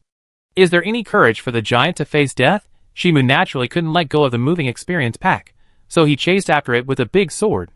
The lone giant turned his head subconsciously, and saw the blood-stained silver knight chasing him with a big sword. He was so scared that he used his hands and feet to run away madly. Help! Help! Driven by fear, the fleeing giant cried for help in terror, and fled all the way to the outside of the Furnace City. Then a fluorescent green light broke through the air, and pierced the giant's head. Shimu stopped and looked expressionlessly in the direction where the arrow came from. He saw a beautiful elf girl on a broken bell tower, showing him a bright smile, and then turned around to snipe other giants. That posture seemed to say, no need to thank her. Thank you so much for stealing my experience pack. Shimu withdrew his gaze, and observed the number of giants in the city. He found that it was not easy to snatch experience packs. In addition, the boss character that would emerge from the cauldron soon, it was not suitable to continue to grind experience. He had to do something more cost-effective. He looked down at the thick sword that had chopped the giant to a curled blade, and casually threw away the almost scrapped weapon. He turned and ran to the broken house nearby, tore off the curtains, and put them on to cover his silver armor. Perfect disguise, if it was not a familiar person. You would not recognize it. Then, he sneaked out of the room, showing super high stealth skills, like a ghost walking through the city. Even if he met a giant, he could resist finishing off the giant and snatching experience points. Not long after, a mansion smashed by a giant came into view, and corpses with tragic deaths were scattered around. There was also a giant holding a wooden stick, looking for survivors. Shimu observed the surroundings, and shuttled like a ghost, using the wreckage of the building to approach the giant's back. On the way, he picked up a fallen spear and approached the giant's back silently. As he jumped up, the spear in his hand pierced the giant's shoulder diagonally, accompanied by blood gushing and the giant's cry of pain. Shimu jumped back and fell to the ground, only to see the giant covering his shoulder with one hand and his chest with the other, and fell to the ground with a look of horror. In terms of body structure, humans and giants are very similar, including the position of the heart. The spear pierced from the shoulder is enough to destroy the giant's heart. Ignoring the dying giant, Shimu observed the surroundings, came to a ruin, flipped open the collapsed wall with force, and then stomped on the ground with his foot. As the ground collapsed, a hidden entrance was revealed. After entering, the torches on both sides of the cave entrance ignited. Hunting King Great Sword. Shimu came to a long wooden box and opened it easily, revealing the Hunting King Great Sword inside. He reached out and took it out. The familiar feel and weight feedback made him smile. Next, he didn't have to worry about killing people and rolling the blade. It was enough for him to use it until level 60. However, it was far from enough to take only the Hunting King Great Sword. There were still many good things to get in time. Otherwise, when the guy in the cauldron came out, there would be no chance to take it. Even Leticia and Zed would die here. Although it was true that he could reload the game, he planned to pass the game with one life this time.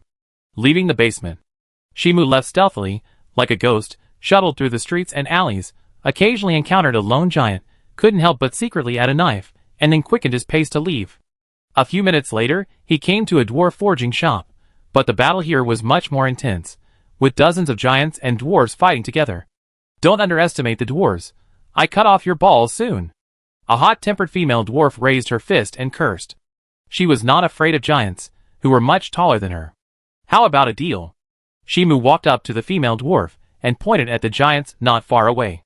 Give me that bow and arrow, and I help you kill all those giants. He pointed to a pile of weapons next to the female dwarf.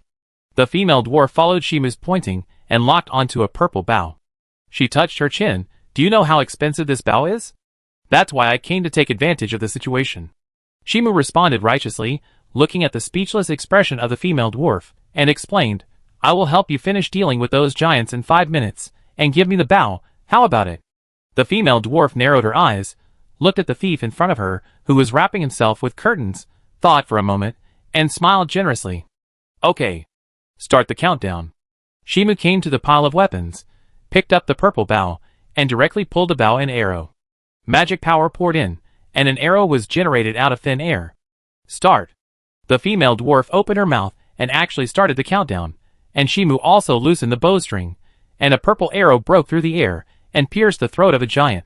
Immediately afterwards, Shimu shot 2 more bows and killed 2 giants, then reached out and took down the Hunting King's sword behind him, and rushed towards the only 3 giants left in the distance. The meteorite bow has good lethality, and it also has gravity and explosion effects, but it also consumes a lot of magic power, and can only shoot a few arrows. Therefore, Shimu prefers close combat that saves magic power and physical strength. As long as he grasps the opportunity, he can quickly complete the kill and gain as much experience as possible. The female dwarf crossed her arms, and watched the thief rushing into the battlefield. It took less than 3 minutes to kill the remaining giant. Then she left without looking back. Who is this guy? Blinking, The female dwarf showed a subtle expression. He looked average, but he could easily kill the giant. Forget it, since he didn't steal the bow and arrow. Shaking her head, she gave up pursuing the identity of the thief. After all, the other party did kill the giant as promised. At the same time, on the other side, Shimu carried the meteorite bow and the hunting king's sword, walked through the streets and alleys, and came to a shabby shop. This time he didn't meet anyone. He accurately found an oval shield and took it away without hesitation. And this is not over yet, there is one last item to get. Amulet, the grace from the goddess of life. This is amulet that can improve one's own recovery ability, increase one's own magic power, and physical strength limit, which is very precious for warriors. However, generally speaking, if you want to have such an amulet, as long as your own faith is pious to a certain extent, you can get rewards from the church, or use a lot of money to express your faith, so as to buy the grace from the goddess of life. But he can't afford it, and his faith is not strong enough, so he can only use extraordinary means. Church. Hall. Shimu looked around. His eyes fell on the statue of the goddess of life, accurately locked between the huge breasts, where the small pendant was hanging. That is the grace from the goddess of life.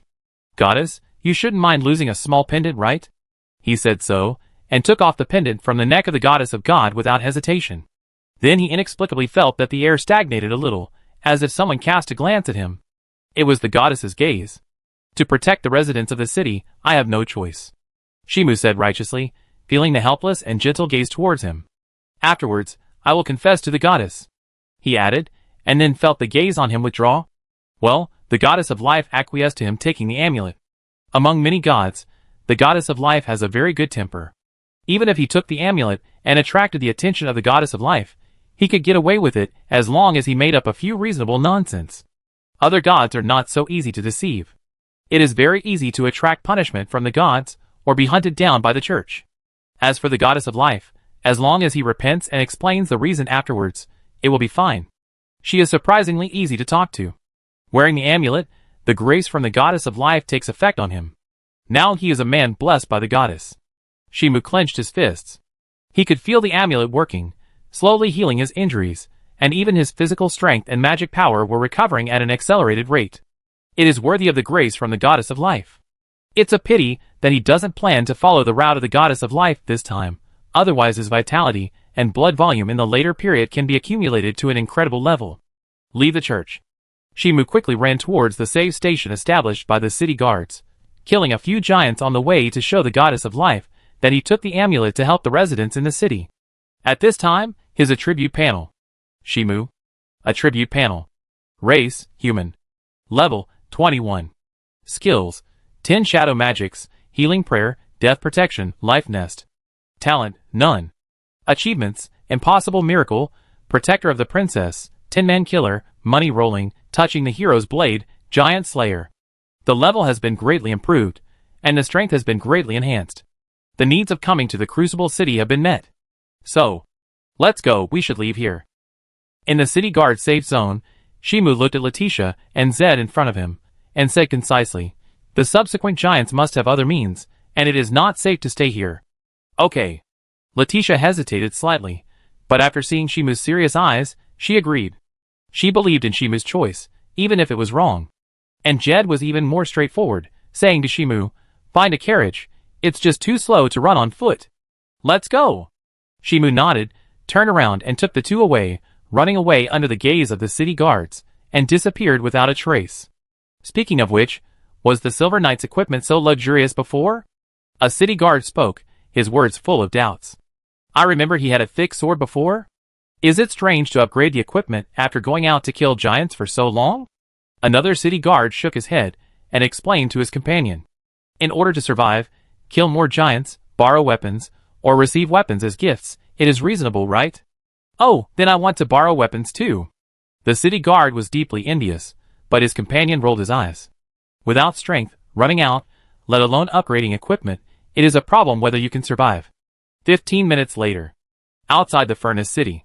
Zed drove the carriage, quickly pulling away from the Furnace City, and the Furnace City in his field of vision was gradually visible. Boss, where are we going to escape? Zed turned his head and wanted to ask Shimu, but then his eyes widened in disbelief. She saw a giant with flowing magma crawling out of the cauldron. The magma giant was holding a flaming sword with flowing magma. With a gentle wave at the furnace city, the raging sea of fire instantly submerged the entire city, and the rolling lava seemed to spread like waves. Then, the lava giant chopped it casually, and the flames fell in their direction, as if the whole world was about to be split in half.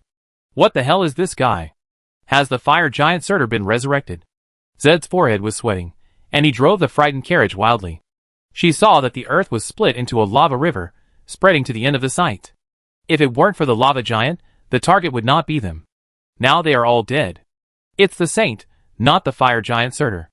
Leticia turned her head to look at the lava giant, her emerald eyes revealing nervousness. But the sword he holds is a prototype of the Sword of Light. Chapter 25. On the river bank. Under the sparkling water, several live fish swam happily, accompanied by the sound of rushing water. I almost thought I was going to die. Zed's expression was still frightened. He sat on the stone by the river, soaking his feet in the water and stirring gently. It was the first time in her life that she saw such exaggerated destructive power. A casual knife could destroy a city, and a light slash could cut through mountains. If it weren't for the lava giant, who didn't care about the three of them at all, I'm afraid they would have died long ago, and there would be no possibility of survival. Speaking of which, Sister Leticia seems to know that giant very well. She turned her head and asked Leticia, who was also sitting by the river and soaking her feet. Why is there such a strong giant? It's not the giant that's strong, it's the sword. Leticia explained to Zed, even if you hold the sword, you can still have almost the same power. It's really enviable. Zed looked up at the blue sky and gently kicked the cool river water. I wish I could have a weapon like that. Even if you pick up a weapon like that, you can't use it. Leticia chuckled and looked at Zed's puzzled eyes. If you want to use a weapon like that, you need the owner of the weapon to recognize it, or use it by force with your own strength. That giant is a saint who believes in Surtur, and he holds a prototype of the Sword of Light made by the fire giant Surtur. Ordinary people can't have these conditions. Zed nodded. Although he was a little disappointed, he didn't care too much. She would never have the chance to pick up a weapon of that level in her life, so there was no need to care about the conditions for use. After all, she couldn't even meet the conditions to have one. Sister Leticia, you know so much. She sighed, and saw Leticia, who had been smiling, turned her head away unnaturally. Sister Leticia, you are too easy to be praised. It's not easy to attract the boss's attention like this. That's not the reason. Leticia shook her head gently, raised her hand to gently gather her golden hair by her ears, and lowered her emerald eyes. She did have a good impression of Akhtar, and she could admit it frankly, but this time it was really not because Akhtar was unnatural. It was because she knew so much about the trial product of the Sword of Light, and the Saint, mainly because there was a real Sword of Light hidden at home. She had touched the Sword of Light with her own hands before. Yeah, I understand. Zed nodded gently, looking at the even more unnatural Leticia, and did not continue to tease the princess. She is so immature in love. It is probably impossible to win the boss heart in a short time. After all, if you want to win the boss heart, you need to be passionate like a raging fire to pry open the boss heart. Although she has never practiced it, she has a wealth of theoretical knowledge. By the way, does the boss take so long to take a bath? She took the initiative to change the subject and looked down the river.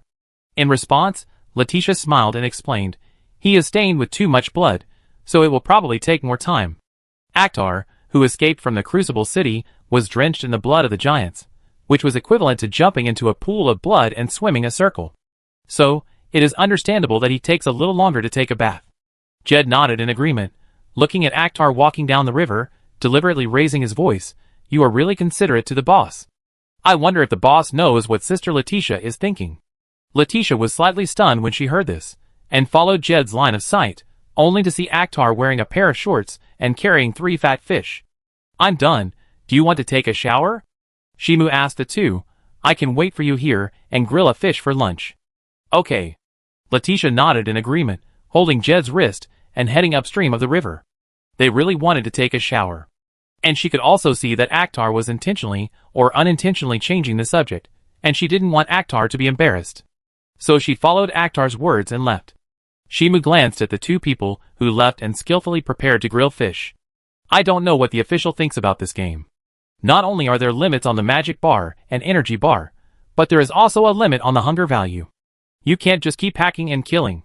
Unless the level is raised to level 60 or above, the demand for food can be greatly reduced. If you don't eat in the early stage and just want to hack people, the high hunger value will cause the attributes to temporarily decrease, and the recovery speed of magic and energy will slow down. Therefore, you still need to replenish food. Host, what a good opportunity to attack just now. The voice of the system suddenly sounded, chattering in Shimu's mind. Give a little reaction, and you can take down Leticia. I don't plan to attack her. Why should I agree? Shimu asked the system back, and then added another sentence. And if we become lovers, will it hinder me from improving the favorability of other female characters and affect my strength improvement? It seems to make sense. The system is a little unconfident, and its voice is gradually getting smaller. If I become a couple with Leticia now, it will be inconvenient to capture other characters. Then the host's avoidance is the right choice now. Could it be that the host is a genius in capturing beautiful girls? You are too bad. Shimu responded lightly, making the system completely silent. As a plug-in for the host, he was actually ridiculed for being too bad. And what's even more cruel is that he seems to have no reason to refute. The system was silent for a long time, watching the host skillfully grilling fish, and said faintly, Host, I have to go to repair the panel. Yeah. Shimu's perfunctory response made the system even more upset. It seems that he is indeed not valued by the host, which is not what he imagined. It's ignored, and he is unwilling to even comfort him a little. I really have to repair the panel. I haven't spoken for a long time? The system deliberately emphasized again. This time, Shimu finally reacted, as if he noticed the system's little mood, and replied to the system, Thank you for working overtime, remember to take a good rest. Okay. The system replied in a muffled voice, and it stopped talking. At least the host cared about him. And when the host realizes that this world is not virtual, his attitude towards himself will surely change dramatically. Not long after, Leticia and Zed came back, only to see that Shimu had already grilled the fish, waved to them, and sat down to eat grilled fish together. A bite, indescribable deliciousness. No wonder, it's hard to swallow, there is no seasoning, just grilled. Wanting deliciousness is impossible. It tastes bad. Zed said his true feelings, biting the fish with a bitter face, and Leticia beside him comforted him. To replenish your physical strength, just bear with it. She frowned slightly, and ate the fish grilled by Shimu. The conditions are not good now, it's good to have something to eat. By the way, Zed, what are you going to do next? Shimu suddenly spoke up and asked Zed with a bitter face. Your adventure group has been destroyed. What are your plans next? Send you, the boss, to the Sky City and get the salary. Zed said his idea, then take out everyone's savings and subsidize everyone's family. She lowered her head and ate the fish, her voice unexpectedly calm. I will probably create an adventure group later, and help everyone's wives and children maintain a normal life as much as possible. As an adventurer, it is normal to be killed in an accident. Everyone is mentally prepared, and has reserved funds in advance. So now that the group is really wiped out, and only she survives, she can act according to the reserved plan. She will not be at a loss. Do you want to go with us? Shimu explained to Jed while eating fish, I can introduce you to a reliable job. If everything goes well, you can also bring your family members to live in the Sky City. Boss, I have to make a lot of money. Jed shook his head, and wanted to refuse Shimu's invitation, until he saw Shimu raise 3 fingers. 300 gold coins are not enough. She shook her head, and saw Shimu smiled and said seriously. Not 300, but 3,000? Huh? Jed was stunned, as if he was wondering if he was hallucinating. Although 3,000 gold coins are not much, they can be spent in a day in a place like Lionheart City. But in a small place or a small city, it is a huge sum of money. Boss, I am not worth 3,000 gold coins. She shook her head quickly, very self-aware. Even if I sell myself to you, I am not worth that much money. At this point, she turned her head and looked at Leticia and asked, Sister Leticia, your knight captain. Doesn't make 3,000 gold coins a month, right? Leticia, Why did you suddenly turn the topic to her, even though her knight captain did not have a monthly salary of 3,000 gold coins? But the treatment is still generous. Yes, if you are my bodyguard, Shimu explained, I will become Siegfried's apprentice. As my bodyguard, it is normal for you to get a high salary. Boss, are you serious? Zed asked seriously, forgetting to eat the fish in his mouth that was hard to swallow. In response, Shimu nodded, you are a reliable person and do things decisively. You have this value. I understand. Zed immediately adjusted his attitude and asked Shimu, then should I call you boss or master now? Shimu didn't care and said casually, whatever you like. Boss, you are such a good person. Zed was very moved and his attitude became closer to Shimu. Seeing this, Shimu smiled and didn't say much. If he took advantage of the situation to attack Zed now, there would be a chance to develop Zed's side story. Originally, this was the strategy that players had summarized to conquer Zed.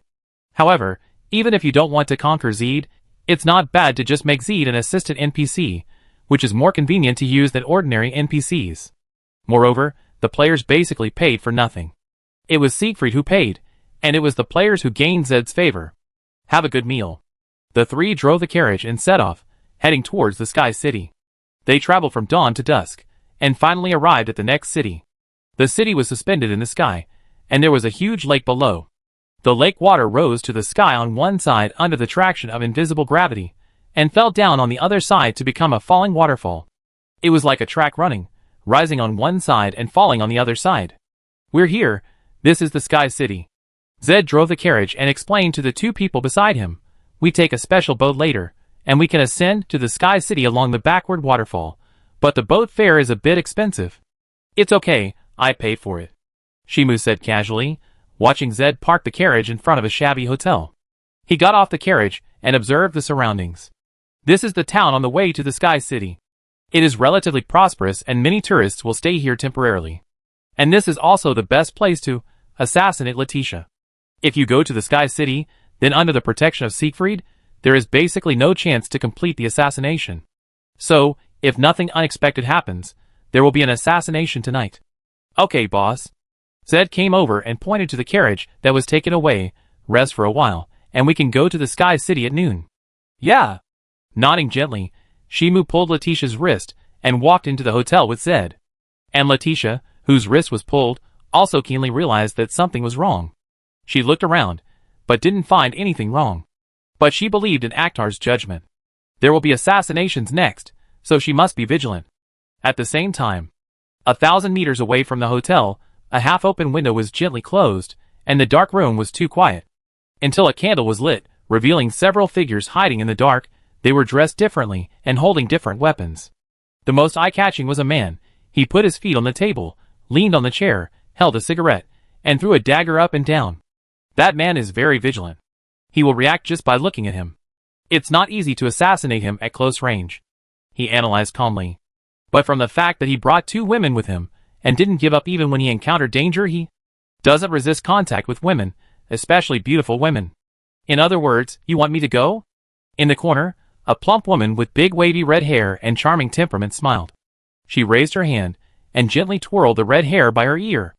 I'm the best at dealing with boys like that. Don't be careless, he's very alert.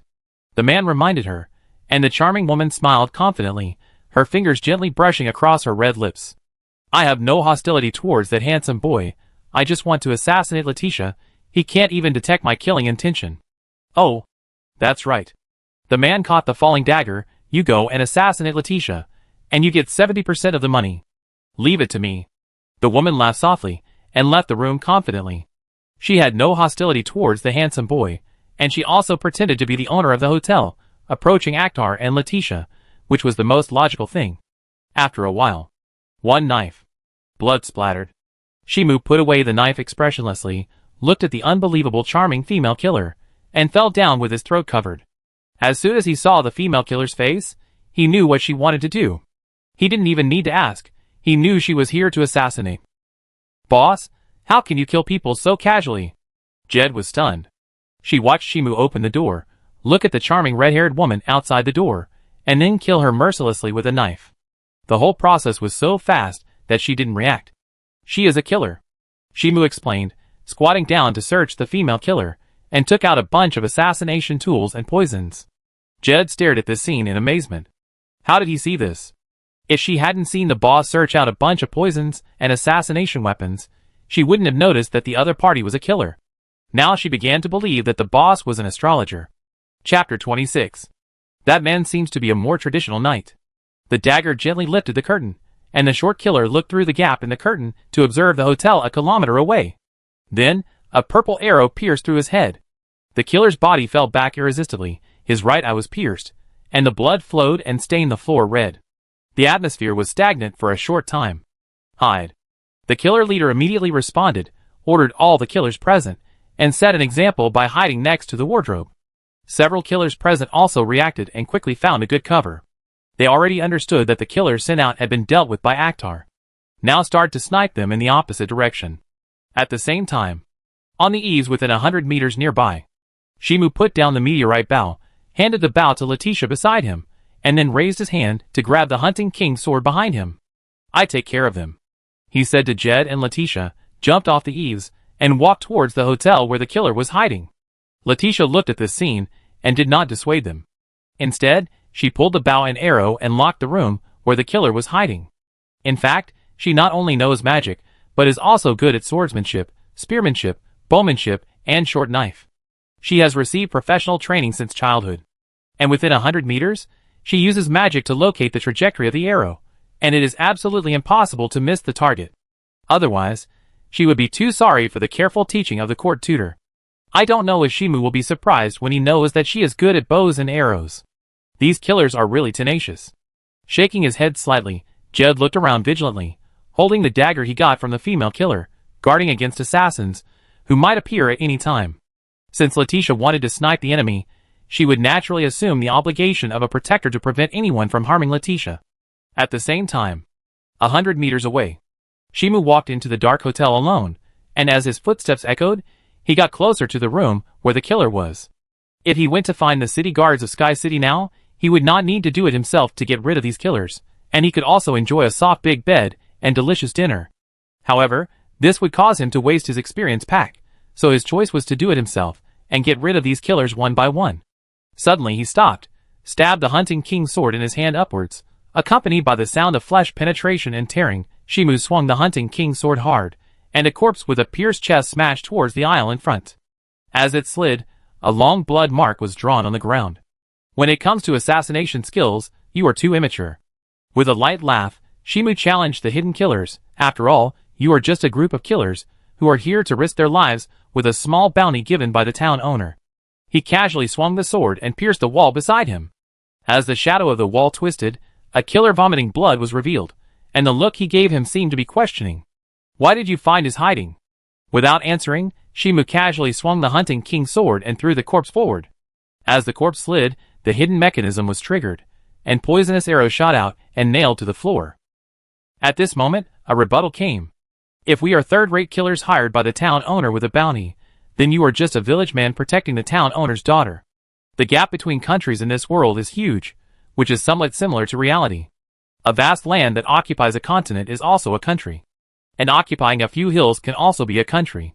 However, although they are all countries, there is no comparison at all. Although Leticia's country is not really a small town, it cannot be compared with the vast country. Then you villagers can't beat it. It's too pitiful," Shimu said jokingly, stopping in front of the stairs. In front of him, there was a killer holding two knives, flexibly playing with the two knives with both hands, with a bad and confident smile. 3 seconds later, Shimu passed by the killer holding two knives, and the killer's confident and bad smile had become bloody. The experience points provided by this group of killers began to decrease. Is the second princess of the Iris Kingdom reluctant to spend money? Why is the quality of the killers invited so poor? Before the optimization, the quality of the killers who came was stronger than the other wave. As long as the rhythm was right, a wave of experience points could be harvested every once in a while. When he reached the rooftop, there were already 7 or 8 corpses behind Shimu, all of them assassins who came to try to kill him. When he was a newbie, he was tortured to death by these killers, and he would die if he was not careful. But now, he can regard these killers as activity experience packs, and they cannot threaten his safety. Why? Protect that woman? The assassin leader has appeared in the corridor, looking at the Silver Knight, holding a big sword and walking towards him step by step. He felt a chill in his spine for some reason. She can't give you anything. On the contrary, if you kill her, we can give you 9/10 of the bounty. When I help her take back the country, it will all be mine." The Silver Knight chuckled, and his steps did not stop. The blood-stained hunting king's sword touched the ground lightly, as if it was an ink pen stained with red paint, drawing a long blood mark on the ground. The assassin leader finally understood this at this time. The knight in front of him was not upright, but had strong ambitions. Not for justice, nor for protecting the princess, but for seizing the Iris Kingdom. This man's goal was not pure from the beginning. It is impossible to seize the Iris Kingdom by yourself. He wanted to continue to persuade, but the Silver Knight still did not stop. He took a step back uncontrollably. Obviously, the other party's armor and weapons were like the protagonist in a heroic story. But there was a feeling of facing a crazy demon. Since you won't listen, I have to kill you. With a sigh of regret, the assassin leader took out a dagger and threw it hard at Shimu's face. With the sound of the dagger breaking through the air, he suddenly turned around and jumped towards the open window, as gracefully and naturally as a diver. Then a purple arrow pierced his head, and his body lost control in midair, flipped and fell on the street. Shimu stood by the window, looking at the twitching body of the assassin falling on the street, and calmly retracted his sight. Forget it, the experience value of this group of people is just like that anyway. He shook his head and left the hotel, taking Leticia and Jed to find the city guards to report, explained what happened tonight, and said that he was Siegfried's apprentice. The follow-up matters were easy to handle. The city guards took buckets to clean the bloodstains in the hotel, and disposed of the bodies of the assassins. They also moved to a safe residence, and spent a peaceful night under the protection of the city guards. Meanwhile, in a remote alley, it's really hard to kill. A mature woman with long brown hair leaning against the wall smiled disdainfully.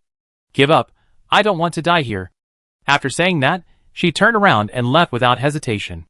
The assassins who assassinated Akhtar before were all a group of brave, but reckless guys.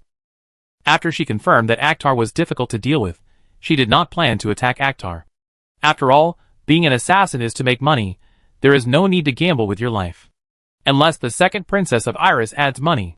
The next day, in the early morning, the sky was glimmering, and the whole town came alive.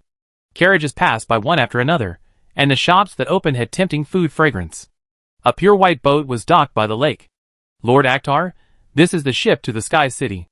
A man in a suit said to the silver-clad knight in front of him. When you get up there, there will be a special person to receive you to see His Majesty. Yes. Nodding slightly, Shimu took Leticia and Zed into the ship, and went away under the man's gaze, riding on the backward waterfall and sailing towards the Sky City. It's really magical. We are obviously ascending to the sky, but it's no different from standing on the ground.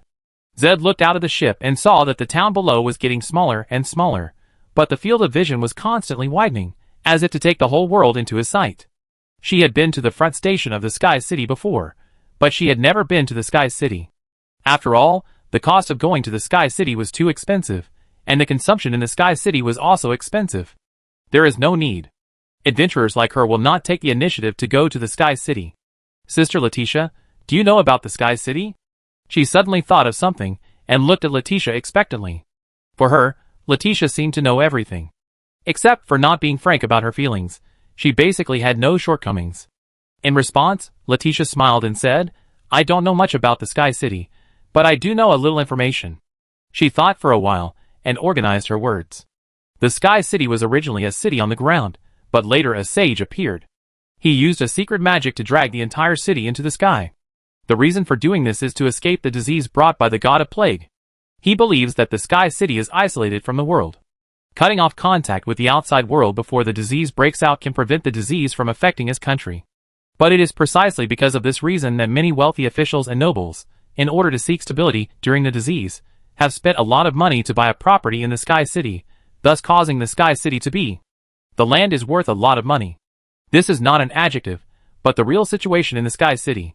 Apart from the properties originally allocated to the original residents, it is impossible for outsiders to obtain the residential area of the Sky City even if they work hard for 3 or 10 lifetimes. By the way, the mainstream belief of the Sky City is not God, but the sage who dragged the city into the sky. People believe that the sage is the manifestation of God.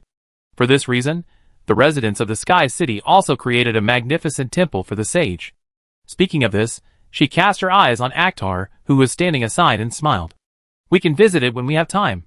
The temple of the sage is worth seeing. Go and see it if you have time. Shimu seemed to be a little uninterested, and was not interested in the so-called temple of the sage. He had been to that place many times. Except for the shock of the first time, every time he went there, it was to complete the side story. He was not interested in the magnificent temple at all. Sometimes he would even dislike why these NPCs built the temple so big. It was a bit strenuous to run, and wasted a lot of his time. Boss, you seem not in a good mood? Jed keenly noticed Shimu's lack of interest. It was obviously time to be happy now. In response, Shimu casually explained, I am not good at dealing with those nobles and kings. I feel distressed just thinking about it. This was a lie. He just felt that this cutscene was too long, but he felt bored because he couldn't skip it. If it wasn't for getting Siegfried's magic, he would not have wasted so much time on such a meaningless cutscene. But who can blame the game officials for the immersion? Unless he unlocks the anchored teleporter. That is, a person with the ability to teleport with others. But that person is in another country, and it takes a lot of effort to subdue him, and it is obviously too late now. If Mr. Akhtar is not good at dealing with it, how about I take over? Leticia took the initiative to speak, her emerald eyes a little erratic, as long as I am nominally Mr. Akhtar's girlfriend, or fiancée. She used a tone as calm and objective as possible. Then I can communicate with the nobles on behalf of Mr. Akhtar. I am also good at this. The atmosphere became subtle. Jed covered his mouth with both hands. This must be a confession and a courtship. Although it was not said directly, anyone with a slightly higher EQ would understand. However, please. Shimu breathed a sigh of relief and smiled at Leticia. He seemed not to notice the hint in Leticia's words.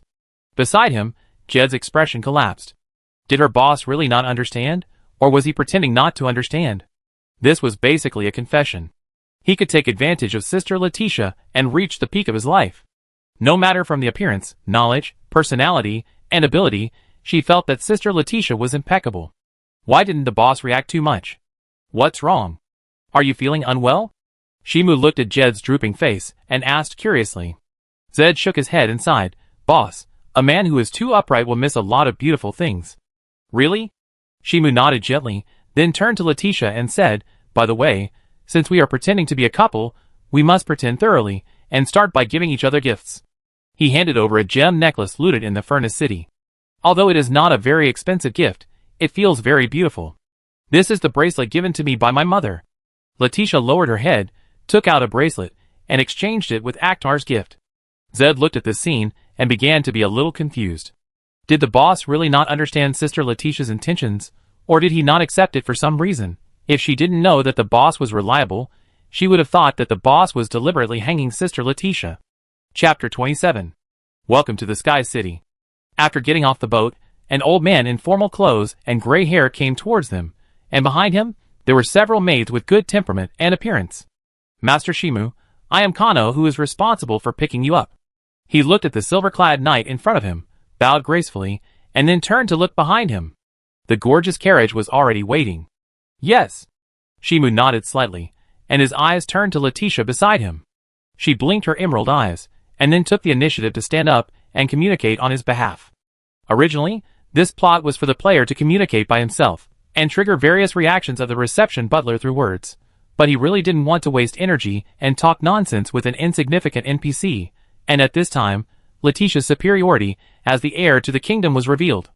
Replacing the player with meaningless and tedious conversations, he only needed to nod or shake his head lightly, which was very worry-free and comfortable. After a brief exchange, Shimu, Leticia, and Zed got on the carriage. As the wheels turned, the painting of the Sky City opened. Compared with the Lionheart City, the prosperity here is higher, with high-rise buildings everywhere, and the pedestrians on the road are even more glamorous. On the surface, the city is well organized, everyone is very kind, and the stone slabs divide each area neatly. Unfortunately, the darkness hidden behind this city is not necessarily less than that of a small mountain village. It is more filthy, like mud. If the player takes the initiative to get to know this city in depth, he will encounter all kinds of disgusting events and have the idea of burning this city to death. After a while, the carriage stopped.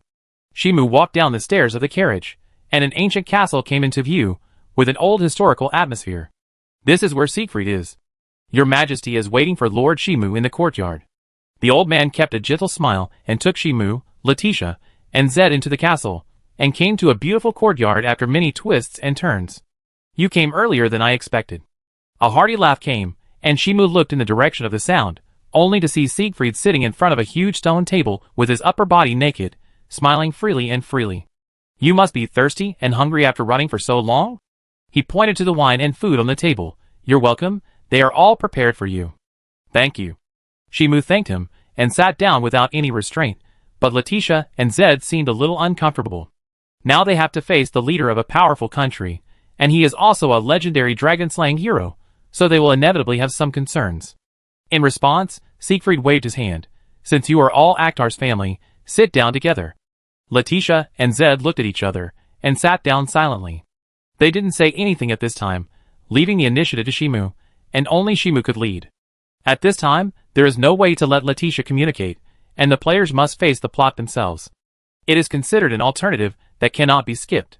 Do you want to start teaching directly? Shimu ate the food on the table and drank the high-concentration liquor in one gulp, as if he had known Siegfried for a long time. Teaching, at least wait until tomorrow. Touching his chin, Siegfried explained, even if you want to teach an apprentice, you have to give you a little sweetness first, so that you can understand the benefits of being my apprentice, and it is also convenient for everyone to know that you exist. At this point, he patted Shimu's shoulder. There's a party prepared for you tonight, which will definitely make you forget about home. Really? Shimu showed an expectant look, while Siegfried glanced at Leticia, who was sitting dignifiedly, and swallowed the content of the party. He just patted Shimu's shoulder, and showed a look that you know. This is a special banquet prepared for you. This treatment is so good that it makes me feel a little unreal. Frowning, Shimu stopped eating and asked Siegfried, besides letting me kill you, do you have any other requests? Is it so obvious? Siegfried smiled, picked up the wine glass on the table and drank it all. I can't tell whether it's a request or a gift to you.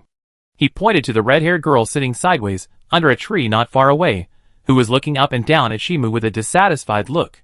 My daughter, you can choose to marry her, or you can choose to become her brother or sister, or you can do nothing and just become a sage who protects the country. He poured himself a glass of wine.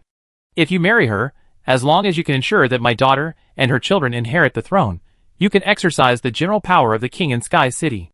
If you become her brother or sister, you will also receive extremely generous treatment and full support from Sky City. And if you become a sage, we will also give you special treatment. Shimu nodded and said calmly, the price is to protect this country after your death, right? Yes. Siegfried readily admitted that he accepted Shimu, a genius, as his apprentice, not only to let him kill himself, but also to let his daughter live a peaceful life after being out of his protection. Shimu was silent for a moment. I need to think about it. Okay. Siegfried agreed readily, and glanced at the somewhat uneasy Leticia. He roughly guessed why Shimu hesitated. After all, he had to be reserved with the beauty around him. He couldn't say it, and just asked for it directly. But when the banquet starts tonight, Shimu will probably be able to make a choice. Thinking of this, he didn't talk much about this matter. While drinking fine wine and eating delicious food, he chatted about some trivial things. Except that the red-haired princess sitting sideways under the tree not far away kept staring at Shimu, it can be said that the experience was extremely pleasant. No. To be more precise, it was more pleasant. Shimu raised his glass and toasted the red-haired princess under the tree. Seeing the other party staring at him with dissatisfaction, but helpless expression, he drank it all in a happy mood. Pleasure, sometimes it is so simple and unpretentious. After dinner, Shimu, Leticia, and Jed, led by the butler, came to the residence that had been arranged in advance. Meanwhile, in the courtyard, how do you feel? Siegfried drank his wine and asked his daughter with a smile, does this man suit your taste? I don't think there's anything I dislike about him. The red-haired princess said gloomily, but I can't be happy no matter what when I think about marrying the man who killed my father. If he can kill me, it means he is a more reliable man. Siegfried asked back in confusion, isn't this a better marriage candidate? At this point, he shook his head again. And he may not necessarily marry you. The red-haired princess showed a puzzled and slightly unconvinced look. She naturally assumed that Akhtar would choose to get married.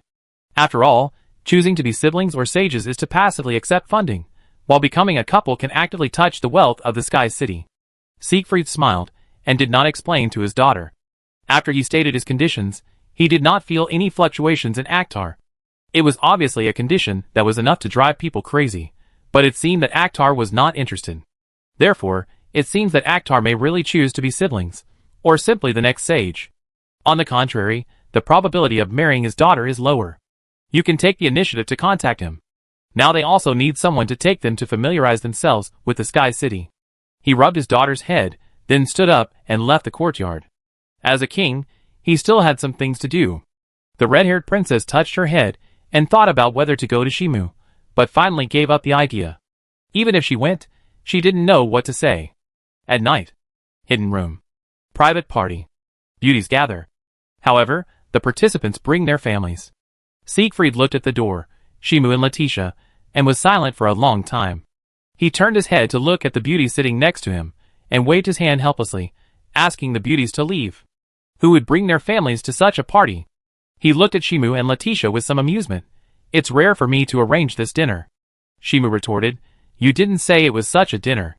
Don't all men understand this? Siegfried raised his hand to support his forehead, but he was too lazy to argue. He found that his apprentice seemed to be a little too upright. It was already hinted so clearly, and he even brought his lover, Leticia, with him. How could he have fun? Leticia, She had originally just wanted to help Shimu deal with the harassment from the nobles at the dinner, but the so-called banquet turned out to be a private mess. It's okay, it's good to chat. Shimu said casually, walked into the dark room, and sat next to Siegfried. Seeing this, Leticia sat in a slightly farther corner, trying not to disturb the communication between Akhtar and Siegfried. Of course, she could choose to leave now, but this might trigger a very bad result, that is, Siegfried would call back the group of beauties who left. So she chose to stay. After chatting for a while, the atmosphere became lively.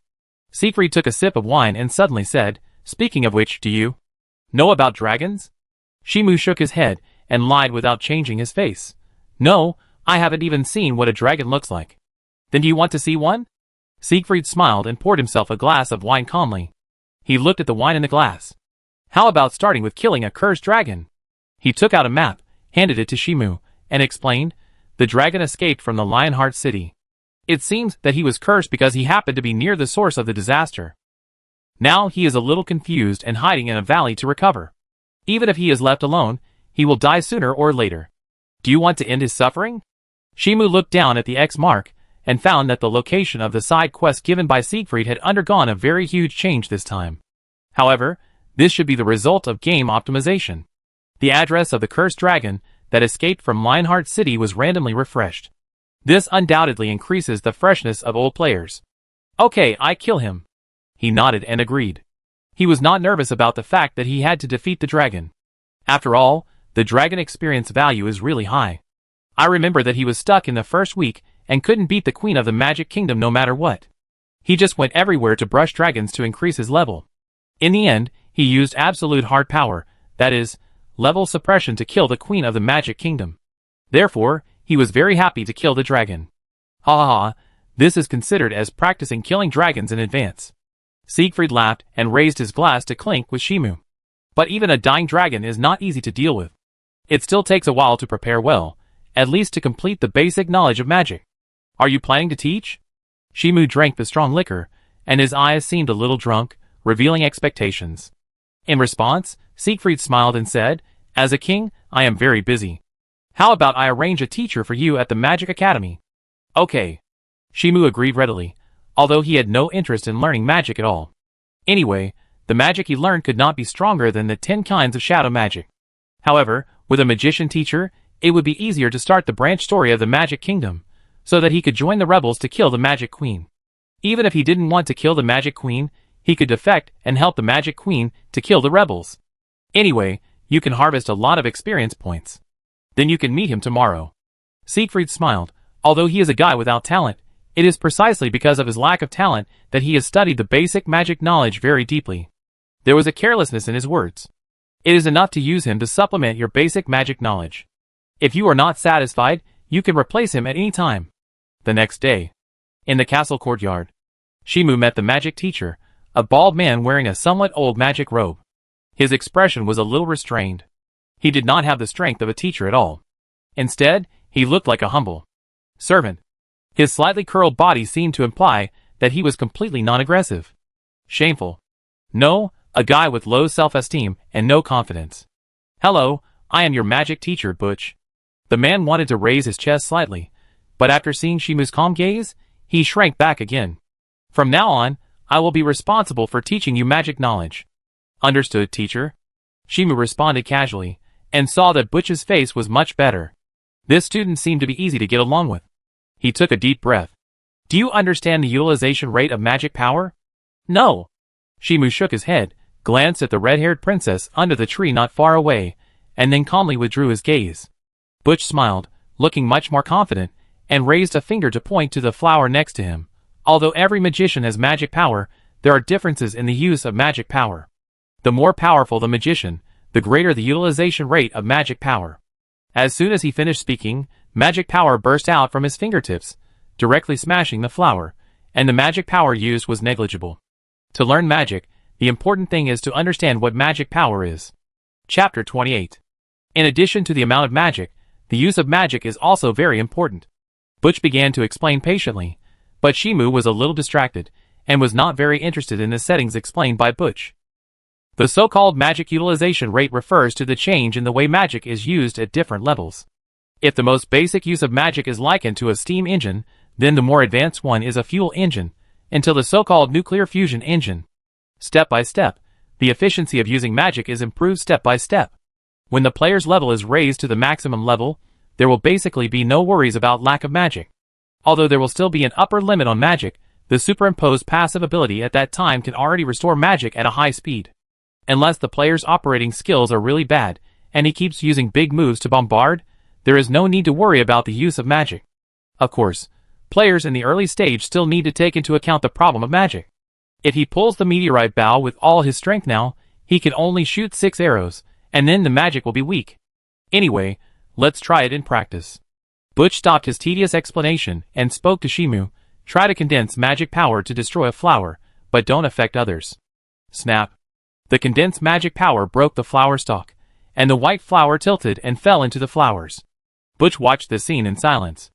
Even he couldn't control the magic power so accurately, and only broke the flower stalk. This is the so-called genius. Even if he uses magic power by instinct, he can surpass his years of training. The strong sense of frustration almost overwhelmed him. Excellent. He clapped his hands, his voice a little dry, looking at the silver knight in front of him. But please don't be too proud. This will be the source of your progress. Shimu nodded slightly, and then took the initiative to change the subject. The teacher is from the Magic Kingdom, right? Yes. Butch talked about the Magic Kingdom. His expression became proud. Although he was just a third-rate magician in the Magic Kingdom and his life was very difficult, he couldn't help but feel proud when he thought of his country being so strong. I heard that the Magic Kingdom is in civil strife? Shimu asked, showing a distressed look. If I want to go to the Magic Kingdom to study in the future, will it be very troublesome? No, it's still not difficult. Butch waved his hand quickly and explained to his students, as long as you have a letter of recommendation, you can go to the Magic Kingdom to study. He explained to the students. I can write a letter for you. As long as you take the letter to see the tutor, you can successfully enroll. Then teacher, can you write me a letter of recommendation? Shimu asked. If he wanted to intervene in the war of the Magic Kingdom, he had to find a position, whether it was the Magic Queen or the rebels. Anyway, as long as he could gain experience and skills, it would be fine. Yes, but now is not a good time to go to the Magic Kingdom. Butch said distressingly, maybe you can consider it after the civil strife in the Magic Kingdom is over. It doesn't matter, I'm just going to learn knowledge. Shimu lied seriously without changing his face. I won't participate in the civil strife. Seeing that his student's attitude was so firm, considering that he still had to rely on the student's tuition to support himself, Butch nodded reluctantly and said, Okay, I will write a letter of recommendation tonight. Thank you, teacher. Shimu nodded, and then continued to listen to Butch's teaching until an hour later. Butch talked about something. Actually, I have been researching how to make people use magic more efficiently, and now I only have some clues. Teacher, do you want sponsorship? Shimu got straight to the point, looking at Butch who was a little nervous and embarrassed, and chuckled, Yes. Really? Butch was instantly surprised. Could it be that his luck was about to change? He actually got sponsorship so easily. Originally, he just wanted to give it a try. Of course. Shimu responded casually. He knew what Butch would research out. A technology that could use magic more efficiently. A technology that could increase his magic recovery speed by 20% and reduce the amount of magic used by 10%. But only before level 60, after that, this technology would be meaningless. Thank you. As long as I have research results, I will give them to you as soon as possible. Butch was grateful, and explained the magic settings to Shimu more enthusiastically. Shimu was lost in thought for a moment after hearing this, and then he found a random reason to send Butch away, ending the meaningless plot.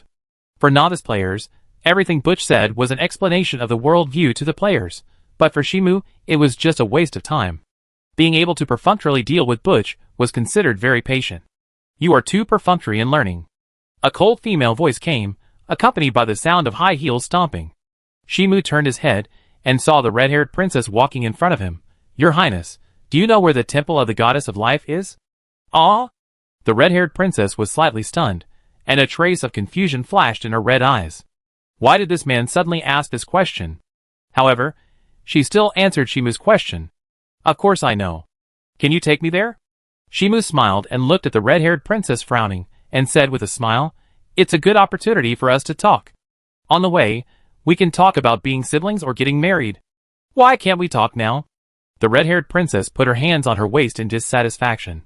What's wrong with this man? Why is he talking to himself? Could it be that he thinks she is a woman who is easy to control? I want to pray to the goddess, Shimu explained, keeping a gentle smile and taking out the amulet on his chest. After all, the goddess gave me shelter, and I should tell the goddess that I am safe. The red-haired princess was silent for a while, and recognized the necklace on Shimu's chest. It was a blessing from the goddess of life, and an amulet belonging to the believers of the goddess of life. Follow me. She turned around and took Shimu to the church of the goddess of life. On the way, the carriage was a little bumpy. Aslaki, this is my name. The red-haired princess looked at the silver-clad knight sitting upright beside the carriage, and raised her hand to gently rest it on her chest. Akhtar, what kind of relationship do you want us to have? The relationship depends on you, your highness. Shimu responded with a smile, handing the initiative to the other party. Anyway, he didn't intend to do it honestly. He came to the Sky City just for Siegfried's magic, and nothing else mattered, including the bright and beautiful red-haired princess in front of him. As Saraki frowned unhappily, looking at the man who kept a gentle smile, Even if I want you to be a sage, will you agree without hesitation? Of course.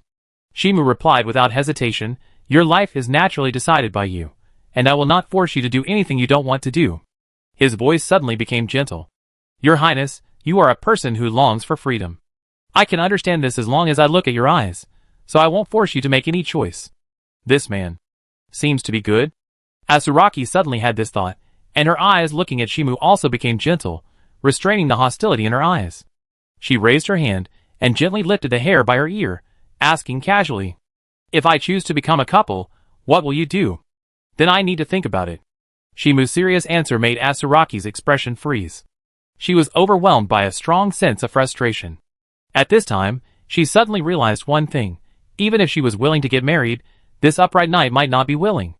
The most likely thing for both parties is to maintain a brother-sister relationship or a superior-subordinate relationship. Princess, are you feeling unwell? Shimu tilted his head and looked at Yasaki, who was stiff and suddenly speechless. There was a moment of silence. Do you look down on me? Yasaki stared at Shimu, feeling very unhappy. She was clearly still struggling with whether she should refuse Shimu if he chose to get married, but now she was struggling with why Shimu didn't choose to get married. The focus of attention was switched at this moment. No. Shimu seemed to be unaware of Yasaki's unhappiness and spoke nonsense seriously. You are undoubtedly a beauty, especially the flashing will in your eyes, which is as dazzling as a ruby. I believe no one will look down on you. Why didn't you choose to marry me? Yasaki asked curiously, although her self-evaluation might be suspected of narcissism. But she is indeed a rare beauty. In response, Shimu gave, Even if you are a beauty, it is not a reason for me to marry you. He looked out the window. The person I want to marry may be someone who stays with me for a longer time, even if she is not as beautiful and charming as you. Is it that little princess? Yasaki reacted. She knew something about Leticia. A little princess from a remote area was not much different from a village girl to her. Anyway, they were all from small places. Shimu did not answer and kept a gentle smile. Yasaki was angry when she saw this. This man seemed to look down on her. She felt angry but had no choice. Every word he said was reasonable. Huh? She snorted lightly and turned her head away without paying attention to Shimu, but after a moment, she couldn't help but take the initiative to talk to Shimu. Now she had no idea of resisting Shimu. He had already given her the initiative, and he might not be able to look up to her. Then she could chat with Shimu without any scruples, and get to know this man, who was looked at differently by her father. What was so special about him? A moment later. Church. Shimu got off the carriage and walked into the church with Yasaki. He came to the statue to pray, clasped his hands together, and began to pray silently. It was more like talking to himself than praying. He repeated what happened in the Furnace City, selectively told how he escaped from the Furnace City, and swore to the statue that sooner or later he would seek revenge on the lava giant for the countless innocent souls who died in the Crucible City. Although he actually just wanted to gain experience points, as long as he disguised it with words, The whole behavior would be covered with noble glory. At least in the eyes of Asaki next to him, this matter was full of heroic glory, being able to challenge a person holding a divine weapon for the innocent people who died in vain. This is not a vow that ordinary people dare to make. Prayed for a while. Shimu felt that the gaze on him became more gentle, and even the life amulet on his chest was slightly lit up. Well, it seems that the goddess of life has heard his prayer. Let's go! Putting down his hand, Shimu smiled at Asaki beside him, and the two left together. At night. Daughter, I feel that you are in a good mood. Siegfried drank strong liquor and looked at his daughter beside him. Obviously, she looked depressed yesterday. Is it? Asaki touched her cheek and remembered why she was in a good mood. She explained to her father. I just think Akhtar is not a bad person. I met him today, and he is a real knight. He gave me the right to choose. Siegfried touched his chin and asked, What do you want to choose? Asaki was silent. Even if she wanted to choose, the other party might not agree. There were only siblings in sage routes. The other party might not agree to the engagement route. Are you frustrated? Siegfried laughed loudly and patted his thigh. Is Akhtar not sure if he is willing to marry you? You? Humph. Who said that? Asaki's pretty face flushed with anger, and she angrily hit Siegfried with her fist. Who knew that this behavior would make Siegfried laugh even louder, which made Asaki very angry. How could a father laugh at his daughter like this? At the same time, on the other side, in the dark room, Shimu drew a magic circle, strangled a living parrot to death, threw it into the center of the magic circle, and began to recite the spell to summon the witch. As the blue ghost fire burned, the parrot turned into ashes. The witch of death appeared.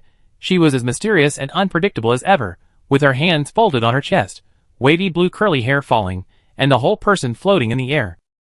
Human, you have a strong breath of God? She looked at the silver knight with cold eyes.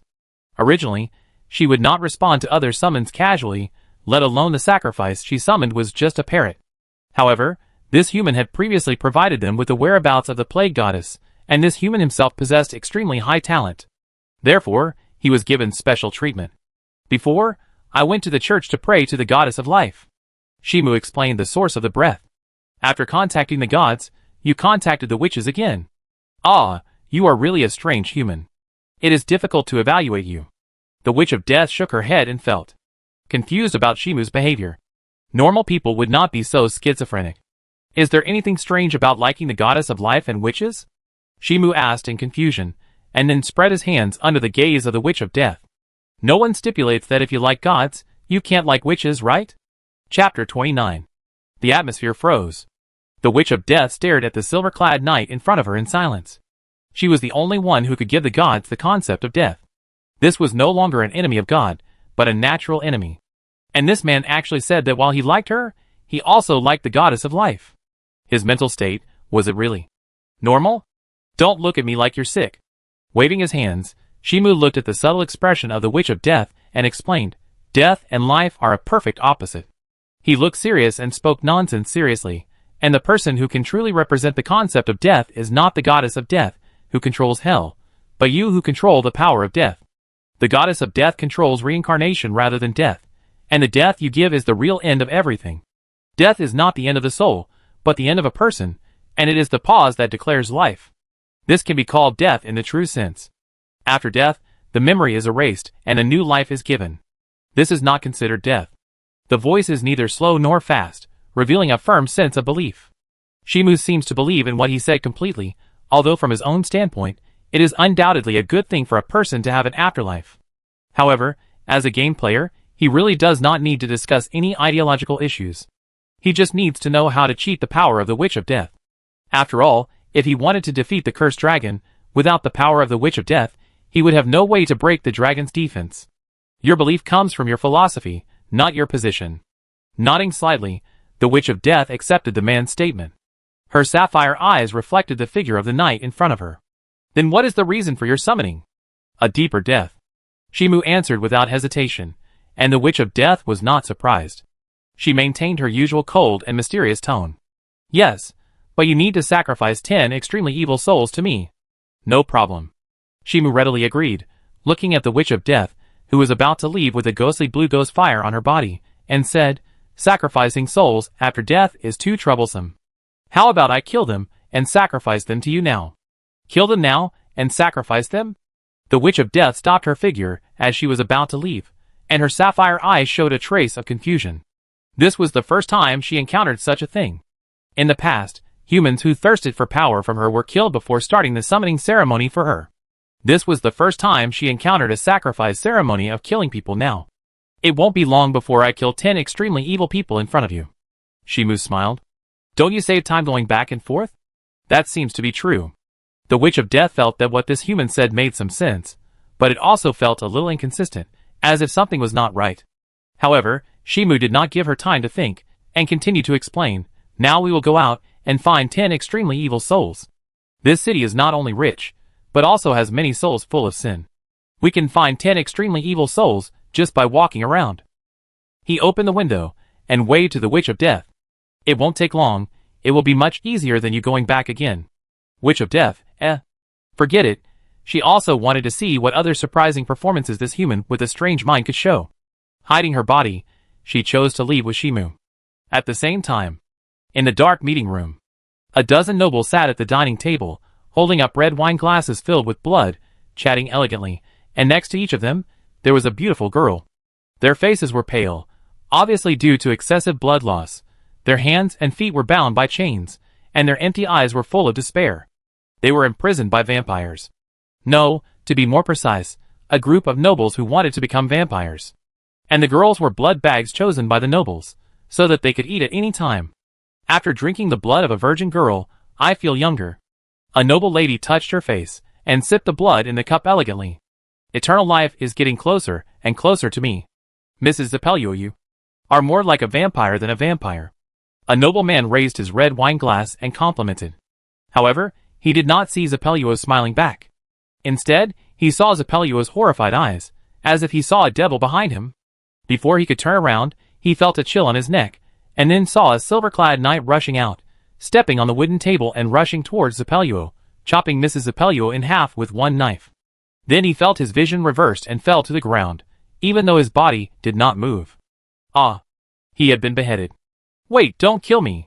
Begging for mercy and fear, the only noble left kicked the ground with his hands and feet, leaning against the stone pillars of the hall, tears and snot all over his face. Shimu did not waver, and swung down the hunting king's sword expressionlessly.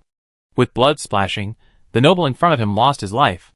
The Sky City is very prosperous, but it also contains sins like black mud, which makes people feel sick. There are more than 10 souls with heinous crimes. He turned around and looked at the Witch of Death sitting by the window. The Witch of Death looked at the scene, looked at the girls squatting with their heads in their hands, and then set her sights on Shimu. Human, did you know they were eating people a long time ago? I know a little about astrology. Shimu explained casually, and the Witch of Death did not ask any more questions. It didn't matter what secrets this man was hiding. Anyway, it had nothing to do with her. The only thing worth caring about in this world was revenge on those gods. Come and receive the protection. Her voice was calm, and then Shimu took off his armor consciously, revealing his upper body. Why did it feel like this man had received the protection of death many times? Shimu came to the Witch of Death, and let her draw a rune on his chest, followed by the last stroke of his finger across his skin. The Witch of Death looked deeply at the strange human in front of her, then turned into a ghostly blue ghost fire, and disappeared on the spot, along with the body of the dead noble.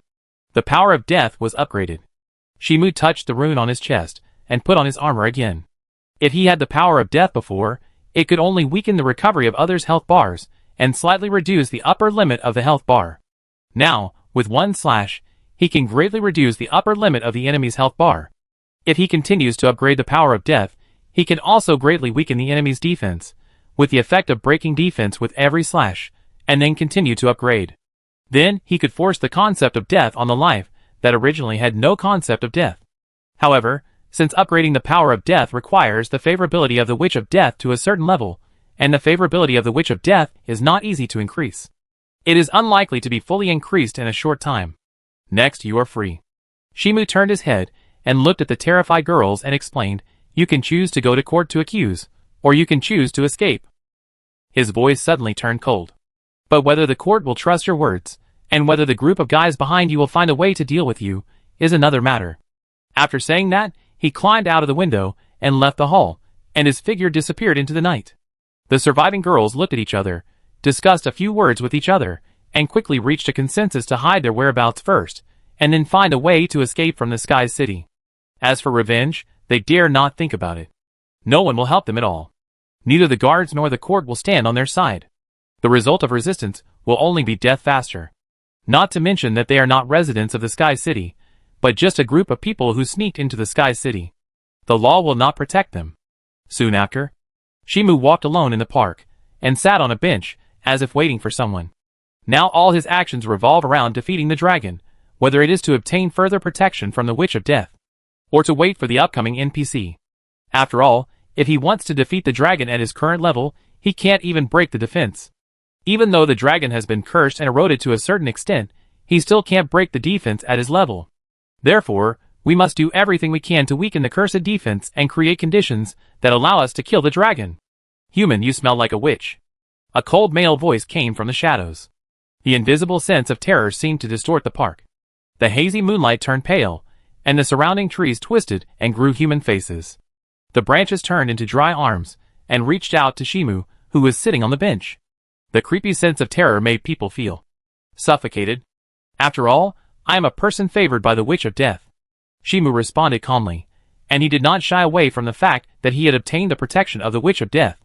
After saying this, the huge sense of terror disappeared, the surrounding environment returned to normal, and a man in a coat walked out of the shadows. He held a cigarette in his mouth, came to Shimu and sat down, raised his hand to take off his hat, revealing the face of a vicissitude middle-aged uncle. Siegfried's apprentice, a genius who can extract magic power in just one day, and a believer of the goddess of life. The man chuckled. Why would someone like you become a believer of a witch? Is there any contradiction here?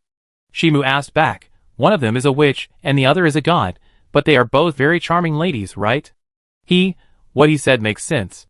The man suddenly didn't know how to refute.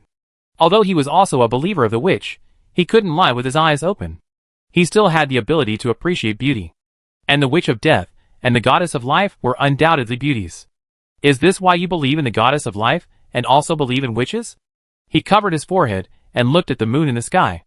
I thought I was abnormal enough, but now I think I'm a normal person. If you just want to discuss with me what a normal person is, Shimu responded calmly, then maybe I should leave. You're too far-fetched. The man couldn't help but complain. The guy next to him could believe in both God and witches. There was no so-called position at all. However, Shimu completely sneered at the man's words. Which game player couldn't like the villain and the righteous characters in the game at the same time? If it weren't for the fact that Mysterious Gate was not a love game, he would have wanted to attack the goddess and the witch at the same time. How could he not like the witch because he liked the goddess? Forget it, I would also be abnormal if I were to dwell on this issue. Shaking his head, the man asked Shimu, Did the witch say anything to you? There is a plan that requires your cooperation. Shimu's tone calmed down. He imitated the Witch of Death and crossed his hands in front of his chest. But the prerequisite is that I have to become a hero. In other words, you want us to cooperate with you. The man looked suspicious, and Shimu raised his hand and pointed to his chest. If you need convincing, you can personally feel the runes that the witch wrote for me. The man was silent for a while and asked, What do you want us to do for you? Help me to increase the curse of a dragon. Shimu replied, I need to be a hero who slays dragons. Just weaken the dragon? The man frowned, and saw Shimu smiled mysteriously and explained to him. This is just the beginning. The witch lady will make further arrangements. Shimu's eyes were dim, and he was talking nonsense seriously. In the future, you will need to spread the idea that hell does not exist all over the world. Spread the idea that hell does not exist? The man was stunned, not quite understanding what Shimu said. After all, the existence of hell is a well-known fact. In this regard, Shimu explained, whether hell exists or not, who of you has seen it with your own eyes? Maybe it's a lie. As long as this idea exists, it will definitely cause panic. In order to prove himself, God will definitely take action. The man understood. Then we will have the opportunity to sneak into hell and unlock the seal of the witch lady. Yes, that's it. Shimu nodded. The active Witch of Death now is not the real body, but just an incarnation. The real body is still imprisoned in hell and cannot move. And the believers of the Witch of Death have been trying to save the Witch of Death for so many years. I'm beginning to believe that you are indeed favored by the witch. The man took a long puff of smoke. We will help you weaken the dragon. Okay.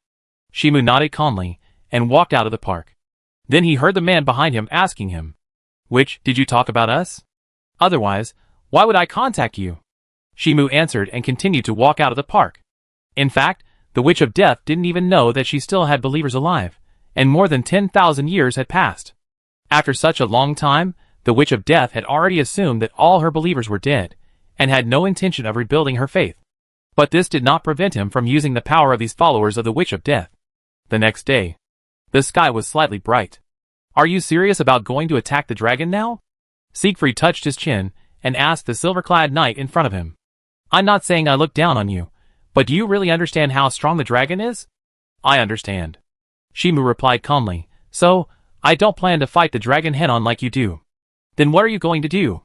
Siegfried asked, and Shimu turned around and looked at Leticia, Zed, and Asaki behind him.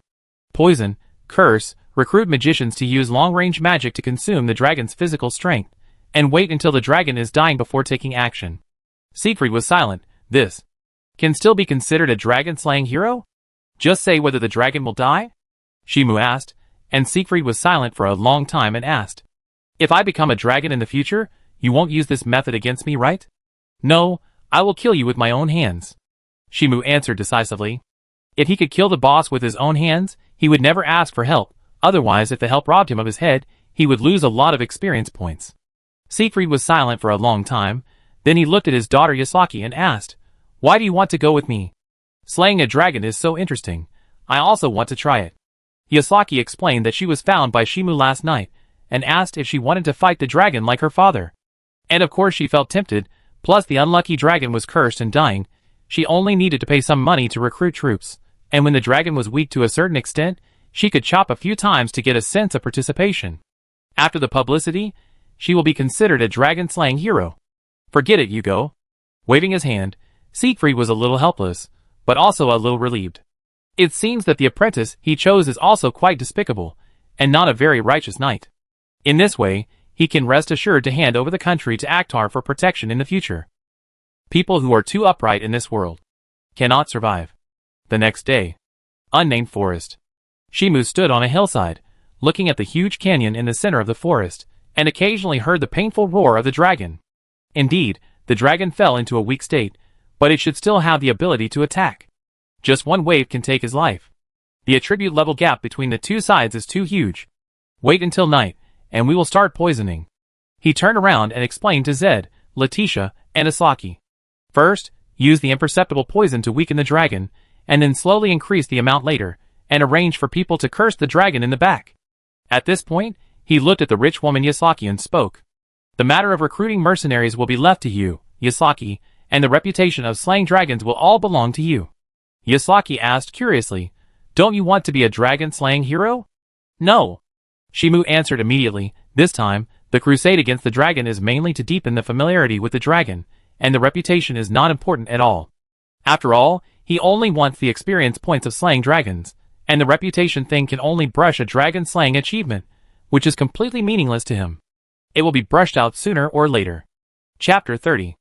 Akhtar, how do you plan to arrange the mercenaries? Yasaki asked Shimu, who was sitting under a tree and sorting different poison bottles. Although she paid for the mercenaries, she could not reasonably dispatch the mercenaries without knowing Akhtar's overall plan. In response, Shimu looked at Leticia and Jeb beside him and said, "They will be responsible for the arrangements, don't worry. Just responsible for the mercenaries, I have no problem." Leticia nodded seriously, her emerald eyes revealing seriousness. As the eldest princess of the Iris Kingdom, she has actually commanded the army to fight and achieved amazing victories. Therefore, there is no psychological pressure for commanding a small-scale army. It is better to say that she feels relaxed and happy. The ease is naturally that it is not difficult to command a small-scale mercenary, and the joy is that she can finally be useful and can help Akhtar. Originally, the nature of my work is no different from that of a mercenary. Jed was even more straightforward and had no objection to his participation in the management of mercenaries. And she was just assisting Leticia in commanding the mercenaries. "Boss, just leave it to us." Shimu nodded, yes. He had confidence in the abilities of Leticia and Zed. Although these two game characters were not reliable in terms of combat power, they had many unexpected uses. For example, they were now responsible for hosting the army. "Then Mr. Akhtar, please tell me about your specific battle plan." Leticia looked serious and planned to discuss the battle plan with Shimu. Yasaki, who was standing next to him, put one hand on her waist and looked at Leticia, whose temperament had become stern and serious. She suddenly understood why Akhtar cared so much about this little country princess. Not only is she pretty, but her abilities and personality are also outstanding. Don't worry, wait for me to poison you. Shaking his head, Shimu wrapped the selected poison bottle with cloth. Just wait for me here, he said, and sneaked into the forest without waiting for an answer. Although Leticia and Zed were worried, they did not chase after her blindly to avoid causing trouble for Shimu. After all, they were all people who had experienced the test of life and death, and could make calm judgments. It was impossible for them to be swayed by emotions at this time, and do things that would harm others and themselves. I like your eyes very much. Yasaki suddenly spoke. She noticed the worry in Leticia's eyes, but she could also detect calm restraint. This little princess from a remote country is not a vase. Really? Leticia was slightly surprised, then smiled gently. Your eyes are also very charming. She praised sincerely. The burning will in your eyes is like the most dazzling ruby, without the slightest confusion. Hee, you are an interesting guy. Asaki gently lifted the red hair beside her ear, and her attitude towards Leticia became closer. Originally, from her perspective, Leticia was just a princess from the countryside, who was backstabbed by her own sister and lost the right to inherit the kingdom. But now it seems that her judgment was wrong. Standing aside, Zed watched the conversation between the two princesses and found that they were unexpectedly harmonious and did not have any conflicts because of Akhtar. Is this the so-called princess's generosity? At the same time, on the other side, Shimu slid down the gap in the canyon and observed the giant dragon lying in the canyon in the distance, occasionally making a low cry of pain. Although they were not too close, his body still felt tense, and the dull low cry of pain made him feel that his body was resonating. The game is well optimized.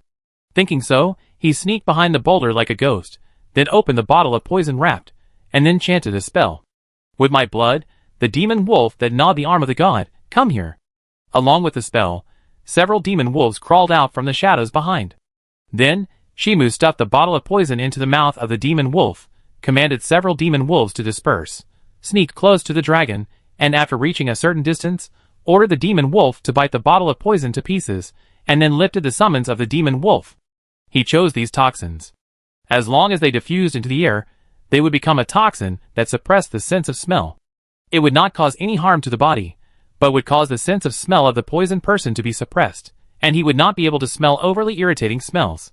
Some adventurers would deliberately poison themselves to suppress their sense of smell in order to defeat some monsters with too strong smells. Now he used this mixed toxin to suppress the dragon's sense of smell, which would be detected by the dragon under normal circumstances. However, the dragon was now cursed, and even if there was a problem with its sense of smell, it would think it was caused by the curse, and would not think that someone was poisoning it. Waited for more than 10 minutes. Shimu recited the spell to summon the magic wolf again, and stuffed several bottles of toxins into the mouth of the magic wolf. He followed the same method to let the magic wolf run to the dragon's side, ordered the magic wolf to bite the toxin bottles, and then immediately lifted the summons of the magic wolf. Without a moment's hesitation, he turned around and began to run away. The poison he used this time was not to suppress the sense of smell. For ordinary people, smelling it would be fatal. Although it was not fatal to the dragon, it was very deadly to him. After he ran into the forest, roar! The roar of the dragon spread, and the powerful sound waves shook the leaves, making people feel numb. Shimu did not look back, and quickened his pace of evacuation. He did not know whether the dragon after the game optimization would be aware of his poisoning. Therefore, he had to hurry up and run away. Roar, roar, roar! The dragon's painful roar became stronger and stronger, and then gradually became lower, and Shimu had already hidden under a nearby hillside. He waited silently for a moment. It seems that poisoning is still useful. Leaning his head out, Shimu observed for a moment, and then sneaked towards the dragon again. After patiently observing the dragon for more than 10 minutes, he began to approach the dragon stealthily. Every time he approached a short distance, he would hide behind the cover to observe the dragon's condition. Then he sneaked down along the slope of the canyon. Following the same method, he opened the package and took out the poison bottle, summoned a few magic wolves holding the poison bottle, sneaked close to the dragon, and watched the magic wolves bite the poison bottle to pieces. Then, he immediately cancelled the summoning, and turned around and ran away. Different poison bottles have different effects. Not only can they suppress the dragon's senses, but they can also make the dragon's body fall into a weak state. As for poisoning the dragon to death, don't make a fuss. It's not that the dragon can't be killed by poison. The main reason is that the poison that can kill the dragon is very expensive, and he can't afford it at the beginning. And even if he could afford it, he wouldn't waste so much money on it, as he has an action soul and is a technical player. Of course, he would kill the boss himself to satisfy his desire. It's not impossible to sneak around and use despicable means to kill the omniscient god without anyone knowing, but this is not the hobby of an action soul player like him. If he doesn't kill people, why would he play the game Mysterious Door? Not long after leaving. Roar, roar, roar! The roar of the dragon came, and the violent airflow rustled the leaves, and the dragon that was lying on the ground also raised its head. His vertical pupils revealed an amazing pressure, looking down at the mountains and jungles, trying to find something wrong. However, the strong sense of weakness and pain from his body made him lie down again. Perhaps, the abnormality of his body now was just the effect of the curse. The dragon's health bar and resistance are really high. Shimu walked out from behind a tree and glanced in the direction of the dragon. The poison that was enough to kill the giant was just uncomfortable for the dragon, and this was a dragon in a weak state. If it was a healthy dragon, with its ridiculously high resistance, that little bit of poison would not be enough to make the dragon feel uncomfortable. It was an absolute attribute monster, and only the mechanism monster like the witch could not take the dragon seriously, and kill it instantly with just a flick of the finger. Of course, when he got the power of the King of Ashes in the later stage of the game, the dragon was just like that, and he could kill it at will. And now, he could only sneakily poison the dragon to weaken it. Back to the meeting place. Sir Akhtar, are you okay? Leticia looked at Akhtar, who pushed away the branches and walked out safely, and couldn't help but breathe a sigh of relief. She trotted to Shimu and observed him. If you feel uncomfortable, you can ask the doctors in the mercenaries to treat you. Don't force yourself. It's okay, I'm fine. Shimu shook his head slightly and smiled at Leticia. Let's go meet the group of mercenaries. Is the next step to siege the dragon? Yasaki came over to ask, and saw the Silver Knight shook his head. No. Later, we have to continue to poison and continue to weaken the dragon's resistance. Shimu explained. Now we are just going to understand the strength of the mercenaries. Unexpectedly cautious. Yasaki raised her eyebrows and said, as if jokingly, I heard that you started the battle without saying a word when you were in the duel arena. The opponent is not a dragon. Shimu shrugged and walked towards the mercenaries' station. If the attribute gap was not so overwhelming, he might try to kill the dragon with microcontrol, but he couldn't break the defense of the dragon now. At night. Mercenary base.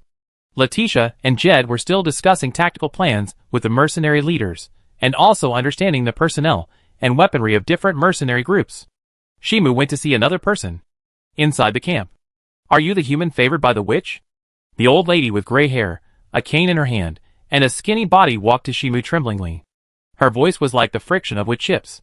You look good, but you shouldn't be the pretty boy chosen by the witch, right? Shimu was silent. The old lady looked at the silent knight in front of her, and her mood became subtle, and she observed Shimu's appearance more carefully. Yes. He's handsome, but the witch doesn't judge by appearance. The plan this time is mainly to defeat the cursed dragon. Shimu coughed awkwardly and changed the subject calmly. What you need to do is to aggravate the curse of the dragon. The old lady, she is not very interested in cursing the dragon now. Whether this human is really favored by the witch is what she cares about most. When Shimu saw the old lady was silent, as if she had misunderstood, he raised his hand and knocked on the silver armor on his chest and said, I have runes drawn by the witch for me personally. This is absolutely impossible to fake. He smiled. So, you don't have to worry about my identity. It's not a matter of identity. Waving her skinny hand, the old lady stared at the handsome knight in front of her with empty eyes. Why did you get the favor of the witch? Maybe it's because, I have strong potential?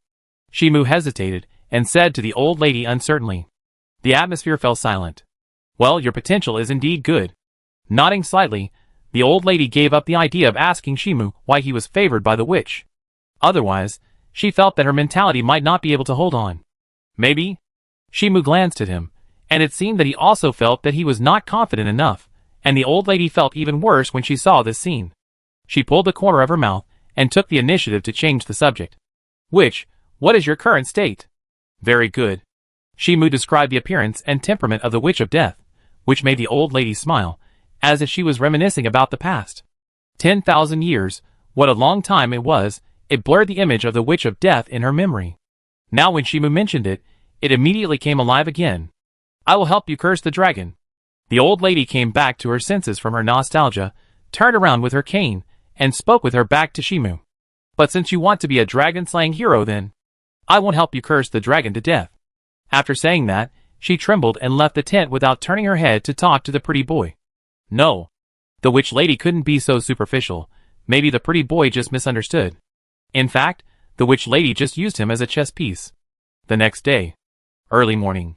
The lurking mercenaries stood in different positions, and took action after receiving the order. The magicians who formed the group first chanted the spell. Then, meteorites mixed with flames fell from the sky, and hit the weak dragon directly, followed by a series of specially made magic arrows that rained down like a rainstorm. The lurking warriors also took action at this moment. They did not engage in direct close combat, but threw bottles of deadly toxins around the canyon. The canyon was shrouded in thick poisonous fog. Roar, roar, roar! The angry roar and the spreading sonic boom blew away the smoke. The dragon lying on the ground supported its weak body, and spread its wings to fly into the sky. However, layers of magic arrays appeared in the sky, blocking the way to the sky, and the mercenaries also threw toxin bottles at this time. The sticky poisonous gas enveloped the canyon again. Start cutting. Shimu wore a gas mask, and took off the hunting king's sword on his back. He saw the black flames wrapped around the sword body, revealing a terrifying breath of death. He jumped down the canyon and chopped at the dragon's wings.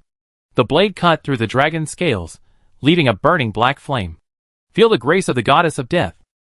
Chapter 31. Roar! The dragon roared, looking at the ants that were surrounding him. Flames overflowed from his teeth, intending to kill all the dragon hunters at once. He was extremely weak now, and it was difficult for him to stand up. If it weren't for the severe pain from the slash on his wings that stimulated his mind and caused his consciousness to temporarily recover, he might not even be able to think logically. But thanks to that slash, it was enough for him to wake up temporarily and burn all the dragon hunters to death with a mouthful of dragon flame. However, just as he was about to spit out his dragon breath, a barbed iron spear suddenly shot out from the mountains in the distance and accurately inserted into his mouth. Boom! The dragon breath that was about to spurt out exploded directly in the dragon's mouth, and the spreading hot shock wave blew away the surrounding death-poison fog. And the surrounding besieged dragon hunters seemed to have expected it. The mercenaries holding large shields in the front row blocked the spreading shock wave. Then, the mercenaries hiding behind the big shield threw the poison bottle at the dragon again, and the thick death-poison fog flooded the valley again. A little inhalation is enough to kill people instantly, but considering the dragon's resistance, it is not enough to kill. Although he was dying, his resistance to the poison had weakened. Shimu narrowed his eyes slightly, looking at the dragon's dying appearance, with a special spear piercing its chin, and turned around and ran without hesitation. Now he can't withstand any frontal attack from the dragon. Although he can use the power of the Witch of Death to break the defense, the power is not enough to kill the dragon. But he doesn't need to be anxious. Someone will be responsible for consuming the dragon's power, and he only needs to wait for the opportunity, find the most appropriate time, and make the most fatal blow. Ha ha ha. I can brag about slaying the dragon for the rest of my life. With a wild laugh, a werewolf mercenary held two knives and slashed at the dragon's neck fiercely, and the solid dragon scales were cut off instantly. Don't be careless, it's still a dragon. A big man reminded loudly, inserted the big sword into the ground, and with the invisible gravity gathering the sword body, he pulled it out with force. The dragon's feet suddenly collapsed, and at the moment when the dragon was standing unsteadily, several mercenaries with good strength rushed forward. These besieged mercenaries are all above level 60, and they are all rare strong men in the mercenary world. Roar! Roaring angrily, the dragon relied on its powerful body to suddenly swing its tail, and the strong wind blew away the poisonous fog. The besieged mercenaries flexibly avoided the attack and continued to entangle the dragon. Just watch here. Yasaki, wearing a gas mask, stood at the edge of the canyon and asked Shimu, who ran to her side. If you don't take action, the group of mercenaries will defeat the dragon. The closer the beast is to death, the more dangerous it is.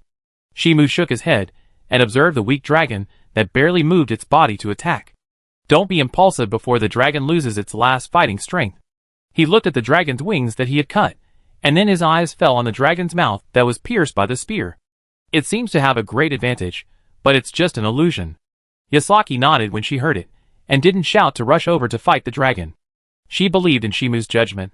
Soon her trust was reciprocated. The dragon, which was besieged and wounded, suddenly stopped fighting back and didn't care about being attacked. Run! Shimu pulled Yasaki's wrist, turned around and ran away without hesitation, and came to a large hole dug in advance. After the two jumped down, the flames rushed over, and the terrifying temperature seemed to evaporate everything. The deep pit collapsed at this moment, burying Shimu and Yasaki. Dragon is a very dangerous and powerful creature. It can easily destroy a country. Even if it is dying, it has the ability to fight back. At Shimu's current level, it is impossible to defeat the dragon alone, even if it is a seriously injured dragon. However, there are always more solutions than difficulties. As long as you can find enough reinforcements and ensure that you can finish off the dragon, you can experience the joy of a level surge. A few minutes later, Shimu and Yasaki got out of the ground. They were dirty and covered with mud. Let's go, we can really slay the dragon this time, Shimu said, and ran towards the direction of the dragon. This man. Why is he so skilled? Yasaki glanced at the pit and quickly caught up with Akhtar, as if the dragon's counterattack was accurately predicted by Akhtar. Not only did he arrange the magic cannon to shoot the dragon hunting spear and interrupt the dragon's breath at the critical moment, but he also accurately predicted the dragon's dying counterattack and hid in the dug tunnel in advance. Could it be that Akhtar has a powerful astrologer behind him to help? Arrived at the canyon, Shimu slowed down his pace, looked at the dying dragon lying on the ground, and held the hunting king's sword tightly, with black flames wrapped around the sword body, conveying a terrifying sense of danger. The dragon looked at the approaching Silver Knight, his pupils erect and cold. He no longer had the ability to fight back. After using all his strength to launch a blow, even moving his body became a luxury. Human, you are the mastermind behind this, right? He asked, but the Silver Knight did not answer and came to his neck. He raised the great sword burning with black flames. Dragon Slayer, I curse you to be despised by the dragon for the rest of your life until you die in the dragon's breath. After the words fell, the great sword burning with black flames pierced through the dragon's neck, and the gushing blood drowned Shimu, turning him into a bloody man. At this moment, Yasaki also rushed over, looking at Akhtar bathing in dragon blood and drawing the great sword burning with black flames, and was inexplicably dazed. But she soon reacted. Wait, I haven't finished the knife yet. She hurriedly took advantage of the dragon's breath and finished a few more knives. Shimu did not stop him, but waved the great sword wrapped in black flames, and then turned his attention to the horizon. A tribute panel. Race, human. Level, 40. Skills, 10 kinds of shadow magic, healing prayer, death protection, life nest. Talent, none. Achievements, impossible miracle, guardian of the princess, slaying 10 people, rolling in wealth, touching the hero's blade, giant hunter, dragon slayer. Now he is considered a strong man, who can use his skills relatively normally, not just relying on close combat with weapons like before. Of course, this does not mean that he has ascended to heaven in one step. With his current ability, he still cannot break Siegfried's defense, nor can he slay the dragon by himself. But with the current level, you can help Leticia restore the country. How does it feel to kill a dragon? Yasaki came over and looked at Shimu, who was bathing in dragon blood. She felt that the man in front of her was a little different. It's just killing a dragon that can't resist. How can it feel? Shimu replied with a smile. In the first few weeks, he racked his brains to find a way to kill the dragon, and was killed countless times.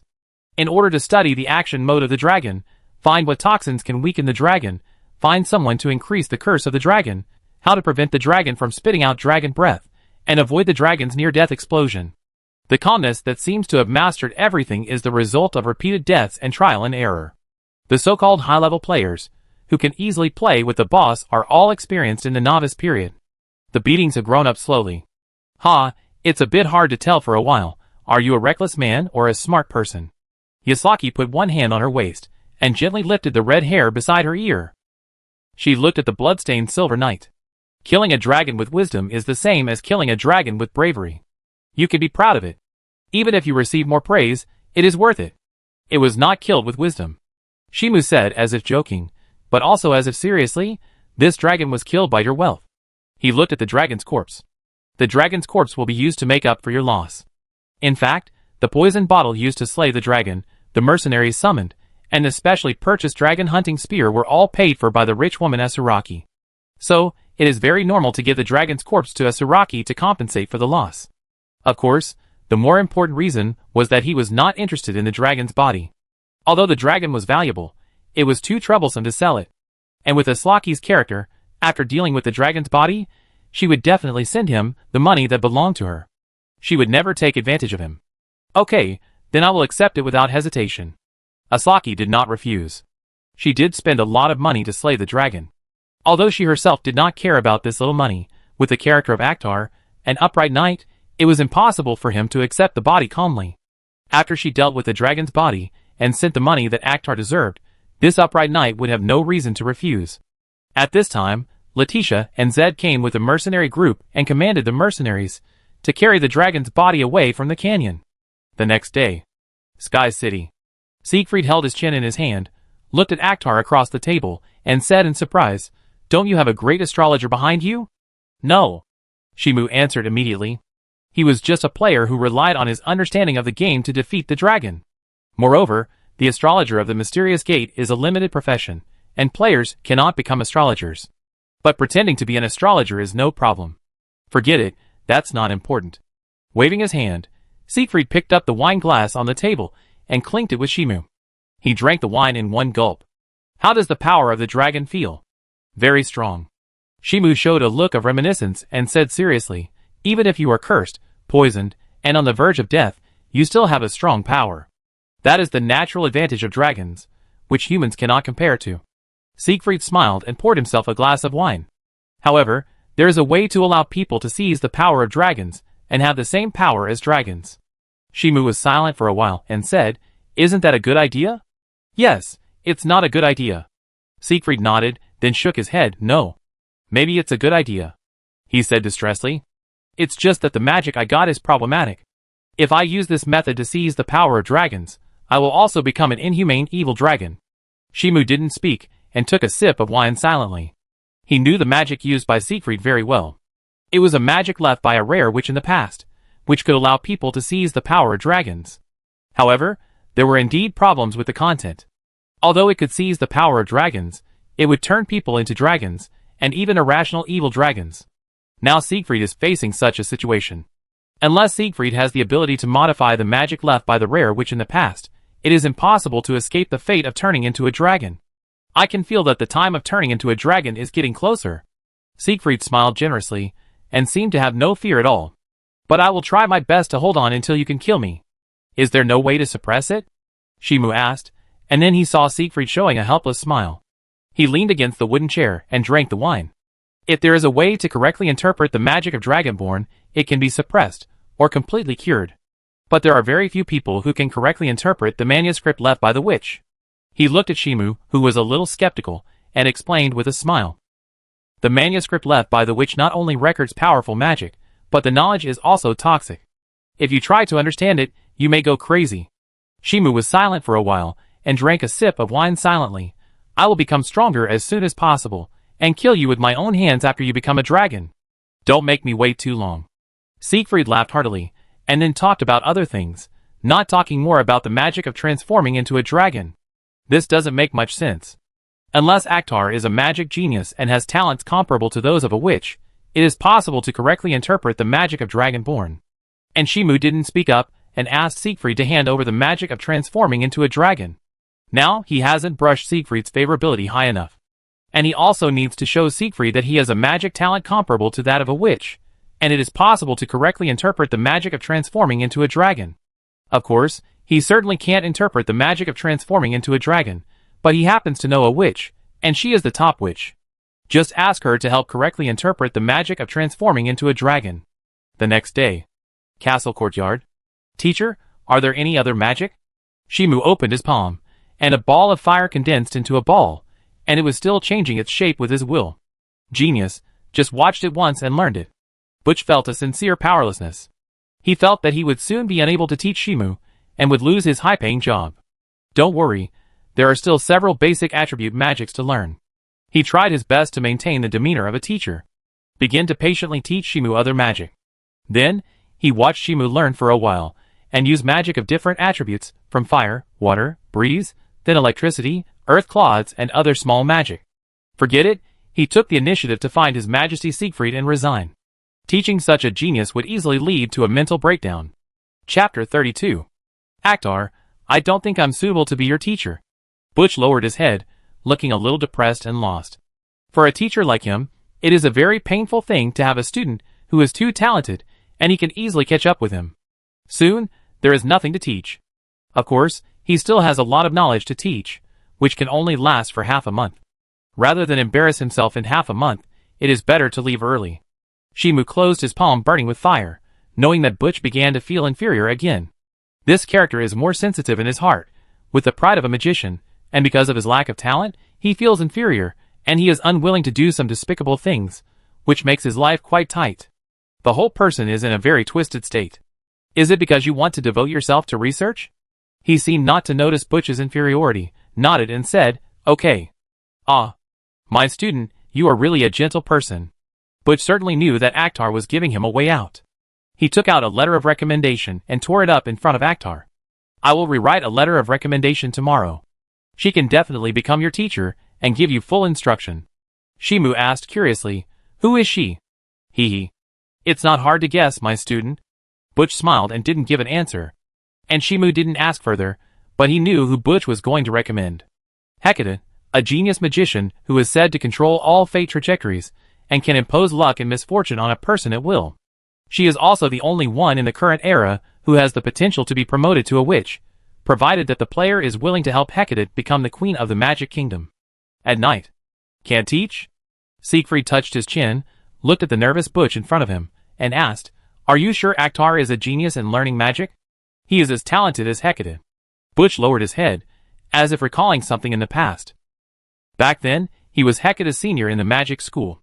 He was supposed to guide the lower grade students according to the teacher's requirements. As a result, he was unlucky to meet Hecate, a genius magician. Not to mention guiding the junior, he was guided by the junior Hecate and became an assistant. And it was precisely because of this not so close relationship that he had the opportunity to recommend Akhtar to be Hecate's student. After all, only a true genius can teach geniuses. That's a really amazing evaluation. Siegfried pondered for a moment, picked up the wine glass on the table, and drank it all. "Okay, you go." Butch breathed a sigh of relief, but did not leave immediately. He lowered his head and said, "Your Majesty, I plan to introduce Akhtar to Hecate." "Do you know Hecate?" Siegfried was surprised, looking at Butch's miserable appearance. "If you know Hecate, why are you in such a mess?" Butch was silent for a while, and explained, "I used to be an assistant to Hecate's schoolmate, and we have some friendship. Is there a possibility that your meeting with Akhtar is the result of Hecate's intervention in fate?" Siegfried suddenly asked. He remembered that Akhtar's growth process was too smooth, and every step was just right. It was also a very reasonable thing that his fate was affected by Hecate, the genius astrologer. Anyway, that group of astrologers is such a mysterious group. Sorry, I can't be sure. Butch opened his mouth, unable to guarantee that he was not influenced by Hecate. In response, Siegfried waved his hand and took the initiative to turn the topic to Akhtar, asking Butch about his opinion on Akhtar. Then he had an idea. If he gave the magic book of Dragonborn to Akhtar, and then let Akhtar give it to Hecate for research. Is there a chance to correctly interpret Dragonborn? At the same time, in the courtyard. Leave? Yasaki sat sideways under the tree, turned her head, and looked at the silver-clad knight sitting beside her, and asked puzzledly, "Why are you so anxious to restore the country?" "Maybe it's because I don't want to see her distressed look." Shimu looked into the distance, and a smile appeared on his face. In response, Asaki fiddled with her red hair and said casually, "With your talent, as long as you train for 2 more years, it will be easy for Leticia to take back the kingdom of Iris. The longer you delay, the more troublesome the situation will be." Shaking his head, Shimu stood up on his knees. If he could train here for 2 years, he could indeed easily crush the kingdom of Iris. But if he could easily crush the kingdom of Iris, why would he go to the kingdom of Iris? Wouldn't it be better to go to a higher level dungeon to gain experience? It was because he was more suitable to go to the kingdom of Iris now, so he decided to go there. Of course, this was just what he thought in his mind, and he wouldn't say it out loud. You are so good to her that you feel sorry for her even when she frowns in distress. Yasaki shook her head, and had an accurate understanding of how deeply this man loved Leticia. Then she wisely gave up the option of getting married. Although she had a good impression of Akhtar, she was not the kind of person who would steal someone's love. And she didn't think she could succeed. However, if it were you, I would make the same choice. Shimu said nonsense seriously, looking at the red-haired girl sitting elegantly under the tree. We are friends, right? That's not the same choice. Yasaki rolled her eyes slightly and explained to the Silver Knight, I am the princess of the Sky City, not a remote small country. For me, there is no difference. Waving his hand casually, Shimu turned and left the courtyard, and seemed to be completely unaware of Yasaki's surprised gaze. Compared with the Iris Kingdom, the Sky City is undoubtedly a high-level experience copy, which is very worth brushing.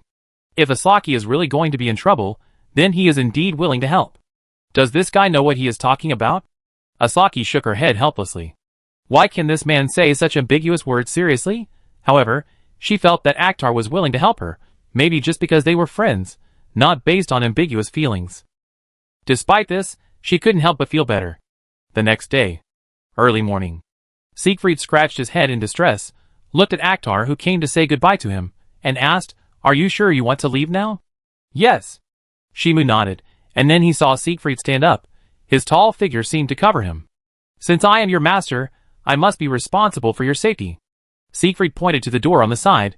Let me see if you have the strength to protect yourself. His voice was unquestionable. If you lose, you will continue to train in the Sky City. Okay. Shimu agreed readily, followed Siegfried's back, and came to a wide training ground. Any means are okay? Siegfried grinned, and his tall figure exuded amazing momentum. His hands were open, without any defensive posture. Hurt me, or let me take a step back. Shimu did not speak, and the oppression Siegfried gave him now did not weaken much compared to the first time. However, this did not mean that he had no way to break Siegfried's defense. Hand, stroking the Hunting King's sword, black flames ignited and wrapped around the sword, bringing a terrifying sense of oppression. Siegfried narrowed his eyes slightly. He instinctively felt the danger. It was not that Shimu's strength suddenly surged to the level that he was afraid of. Rather, the black flames lingering on the sword had a dangerous nature, as if it was the enemy of all life. As long as it was life, it would feel fear. The blessing of the goddess of death. He chuckled. Let me see if I can break my defense. As soon as the words fell, the sword burning with black flames chopped down, leaving a burning black flame from the left shoulder to the right hip. Siegfried touched his chest and extinguished the burning black flames on his body. On the surface, he was unharmed. But that was only because he recovered instantly with his powerful healing ability, and his proud body was indeed broken through. Although it was only a little skin. Isn't your strength improving a little too fast? He looked at Akhtar with doubtful eyes. He had fought with Akhtar in Lionheart City. He was not so strong at that time. Maybe it's the power of the goddess of death, which is more powerful. Shimu said nonsense seriously. He used the power of the Witch of Death, which had nothing to do with the goddess of death. Really? Siegfried didn't care.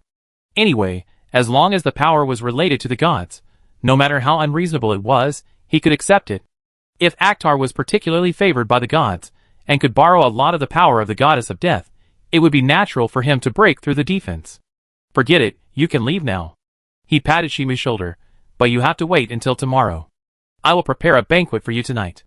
Shimu nodded and agreed, okay. If nothing goes wrong, he can further unlock the branch plot of turning into a dragon tonight, and then, when he returns from the Magic Kingdom, he can get the magic of turning into a dragon. At night. Luxurious hall. Are you not used to it? Siegfried pulled out a chair and sat down, asking Shimu, who was drinking quietly, but the rules of the game are like this, you need to adapt slowly, or be strong enough to let the rules adapt to your habits. How strong do you have to be before the rules adapt to me? Shimu raised his glass and clinked it with Siegfried. Is it enough for you to be as strong as you are? Not enough. Siegfried smiled and explained to Shimu, although I am known as a hero who slays dragons, there are still many things that need to be taken into consideration. At this point, he suddenly changed his tone. But after having enough strength, you can be more willful. Even if I kill everyone here now, it will not affect the stability of my throne.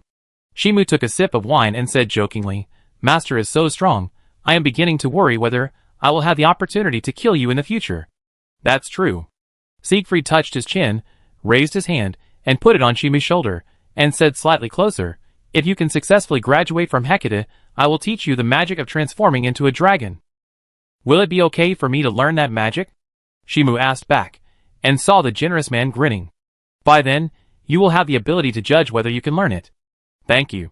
Shimu thanked him, and cast his eyes on Leticia, who was communicating with many nobles in the center of the hall.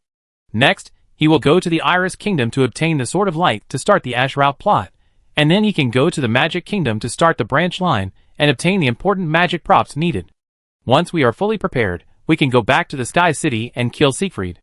One day later, a pterosaur flew over mountains and oceans, came to an island, circled a few times, and landed on a hillside.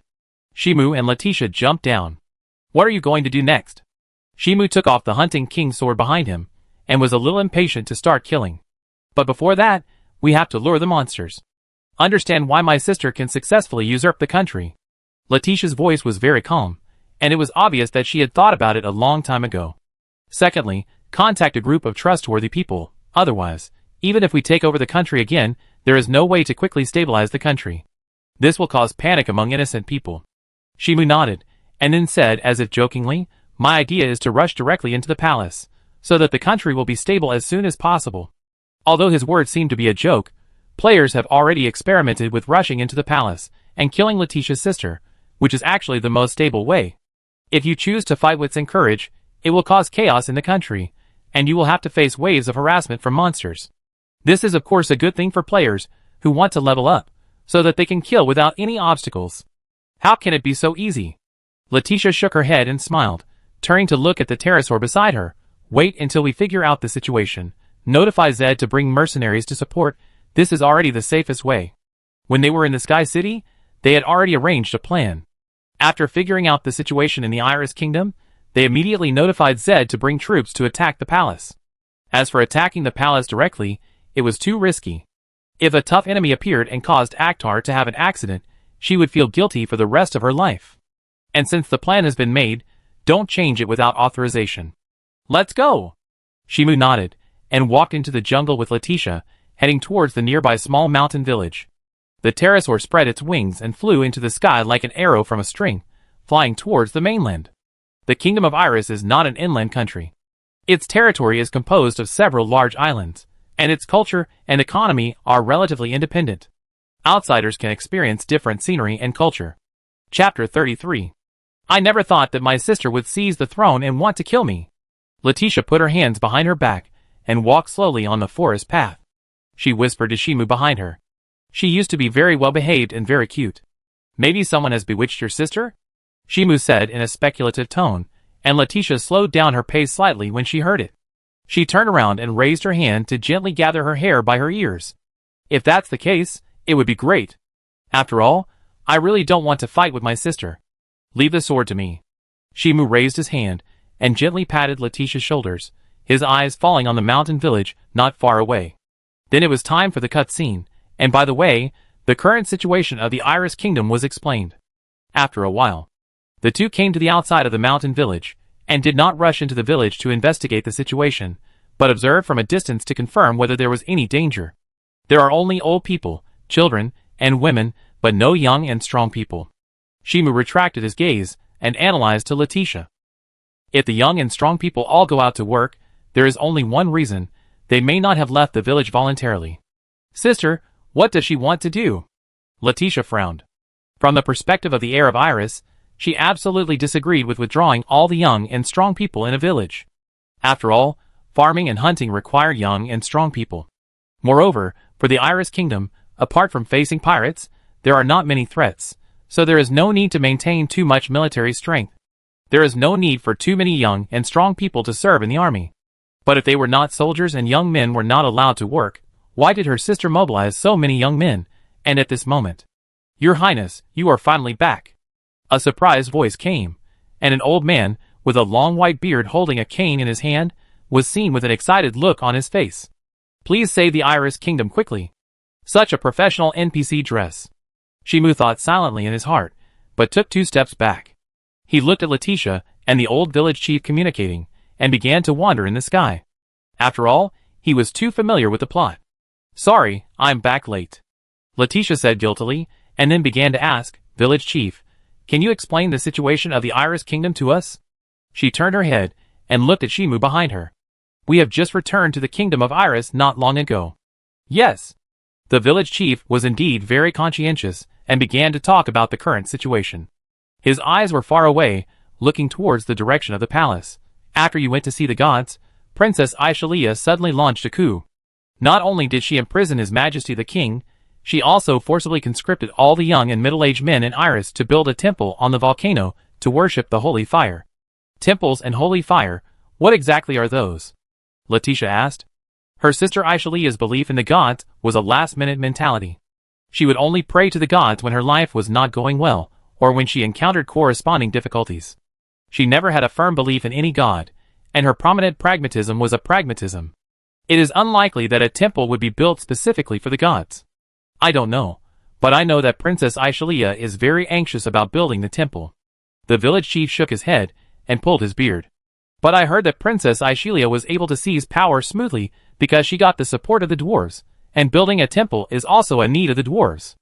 After hearing this, Leticia thought about it, and then cast her eyes to the side with her arms crossed, and asked, Sir Akhtar, do you have any ideas? Temple, how to get there? Shimu said, looking at the surprised old village chief, and explained, since the temple is so important, it is naturally necessary to investigate it.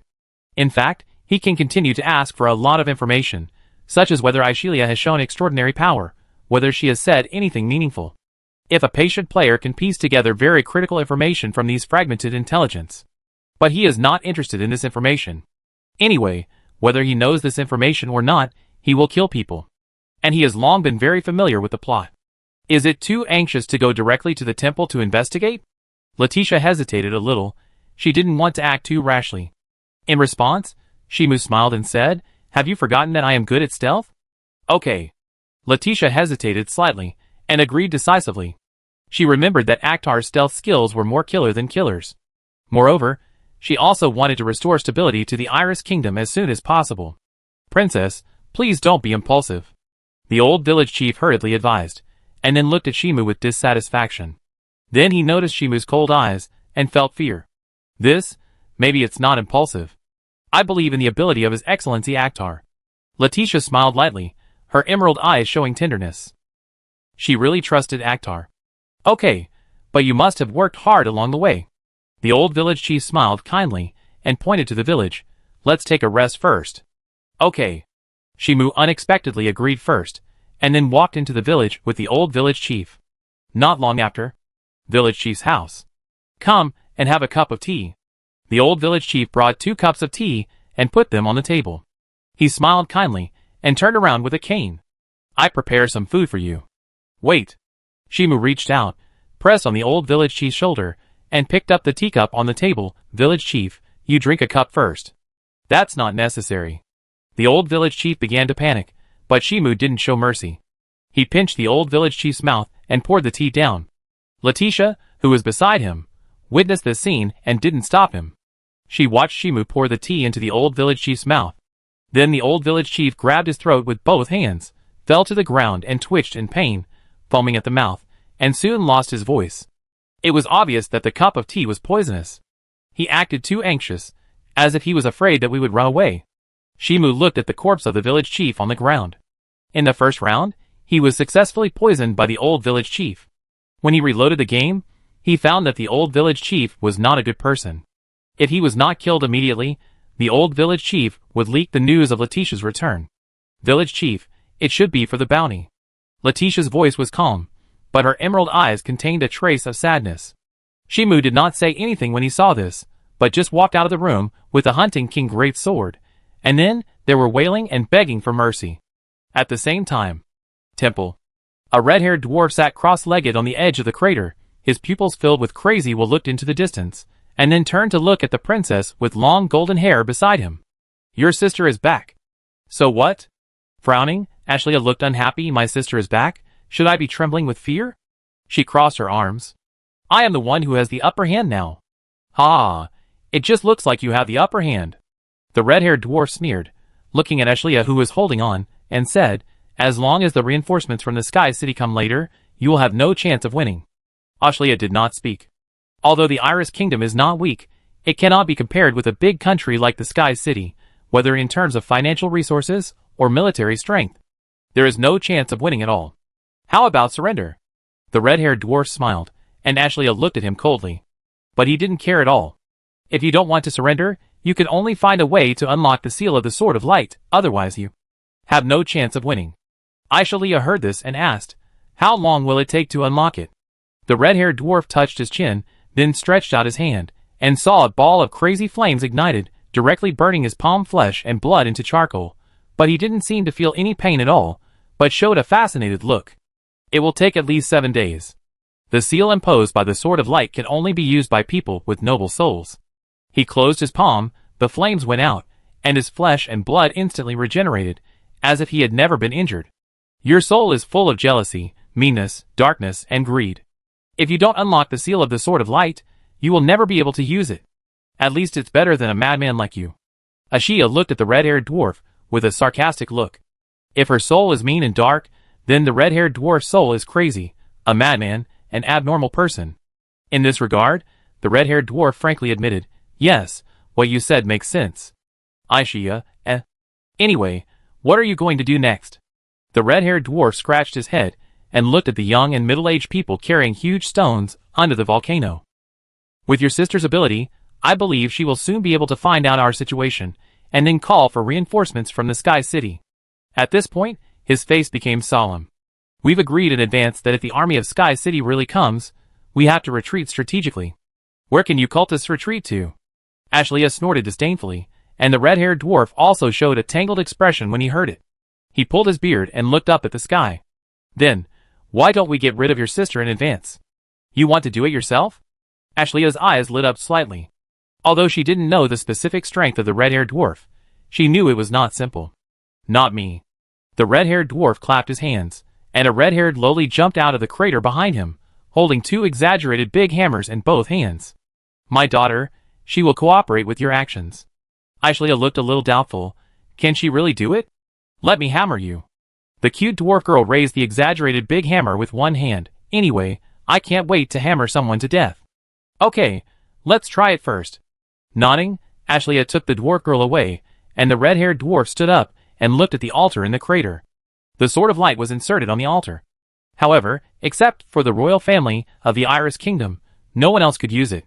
No, to be more precise, only Leticia could use it. And the royal family of the Iris Kingdom only had the qualification to touch it. The sealed Sword of Light could only be used by people with noble souls, and it was limited to the royal family of the Iris Kingdom. Others would be burned by the high temperature if they touched it, and would be evaporated by the high temperature if they continued to use it forcefully. At night. The royal city. The square. A girl with long blue hair and a mature figure stood in front of the gallows with her hands tied, looking very desperate. She was the daughter of the Duke and Leticia's best friend. The two had a very good relationship since childhood and often slept in the same bed. So, she was arrested for treason. The reason was that she colluded with Leticia and intended to rebel, and she would be executed in public today. Unless Leticia came out to save her life. Leticia, isn't she your friend?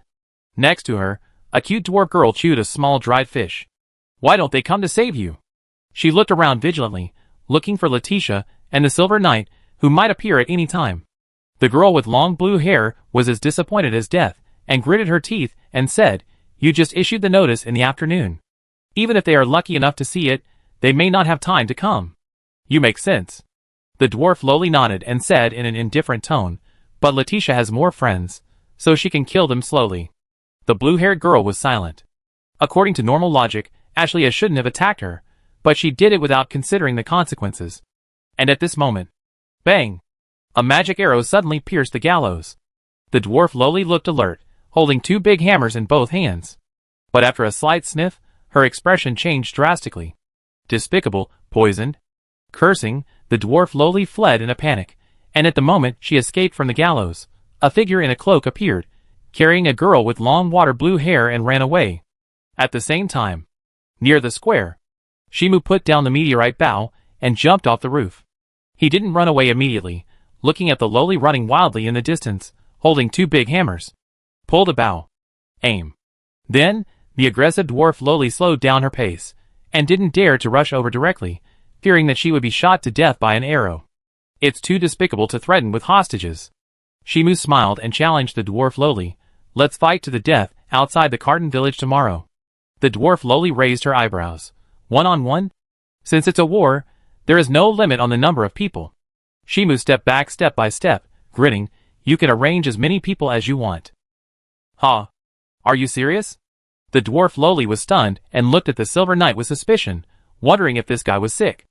Originally, she thought her father was a psychopath, but now it seems that this guy is even more psychopathic than her father. He actually wants to challenge a country alone. You have a misunderstanding of the national strength of this country, Shimu explained, loosened the bowstring, and shot out with a meteorite arrow. When the dwarf lowly swung his double hammers and took the arrow, he turned and went into the alley, disappearing without a trace. Chapter 34. What on earth is wrong with that guy? The dwarf lowly looked at the direction where the silver knight disappeared with a puzzled look, raised the exaggerated iron hammer, and stopped the soldiers who were going to chase him. It's too late, you can't catch up with him. She turned her head and looked at the soldiers who were about to say something, grinning. You won't try your best to catch him, will you? After saying that, she jumped and landed on the roof where Shimu was standing before. Observed the surroundings. Humph, despicable guy. Gritting her teeth, the dwarf lowly shook her body, her pupils burned as if burning with crazy flames, her body temperature soared in an instant, and the air around her twisted. And with this abnormal state, her originally shaking body regained stability, as if the poison inhaled into her body was burned out by the flames. At the same time, under the bridge hole. If you still feel uncomfortable, drink more. Leticia looked down at her pale-faced best friend in her arms, and handed her another bottle of antidote. In response, the blue-haired girl rolled her eyes slightly. She leaned on Leticia's shoulder and said weakly, "It's really an interesting rescue." Leticia looked embarrassed and opened her mouth to explain, but she saw her best friend with a panicked and vigilant look. She turned her head and smiled gently. "Sir Akhtar, welcome back." The blue-haired girl also relaxed after hearing this, and then she noticed something wrong. Why did her best friend look at the silver-clad knight with such a gentle look that made her heart melt, as if she was looking at her beloved? "Leticia, is he your lover?" she asked hesitantly, as if she didn't dare to confirm. In fact, in her impression, Leticia is a very two-faced person. She is very stern and decisive when working and fighting, and more girlish and casual in private.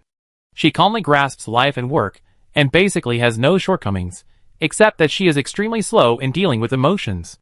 In the kingdom of Iris, there are many people who like Leticia, and there are also foreign princes pursuing her, but Leticia has no reaction. So much so that she used to doubt whether Leticia doesn't like men. I explain this later. Leticia turned her head away and changed the subject abruptly. The important thing now is to take back the kingdom of Iris. Ah, I understand. The blue-haired girl deliberately prolonged the tail sound. Such a girlish and shy reaction really shows that she has a special feeling for the silver-clad knight. It is something that anyone can detect as long as they are not blind. Akhtar, are they chasing us? Leticia kept a serious expression on her pretty face. If she hadn't blushed, people would have thought she was focused on work rather than changing the subject. Shimu didn't mind this and said, "Don't worry, they won't be able to find us in a short time." That's good. Leticia breathed a sigh of relief and had no doubt about Akhtar's ability. She helped her bestie stand up and introduced her to Shimu. "Tiffany, she's my good friend." "Hello, Mr. Akhtar." Tiffany blinked her sapphire eyes and observed the silver-clad knight in front of her, trying to figure out why this man could attract Leticia. However, Shimu's reaction seemed a bit cold. He just nodded to Tiffany and pointed to the alley in the distance. "Let's talk about greeting each other after we go to a safe area." Okay. Tiffany was not angry. She endured the discomfort and left with the help of Leticia. If you continue to stay in the royal city, you will be found by patrolling soldiers sooner or later. You must escape outside the city to be safe. Volcano. Temple. The red-haired dwarf looked at the altar in the crater and couldn't help scratching his head and said, "The seal is too stubborn. If it can't be unsealed now, take it back and unseal it slowly." The puzzled voice came, accompanied by heavy footsteps. The red-haired dwarf turned his head and saw his daughter coming with two exaggerated hammers. He shook his head and explained, "Only the royal family of the Iris Kingdom can take the Sword of Light, and the news of the theft of the Sword of Light will definitely alarm the gods in the sky." What a trouble.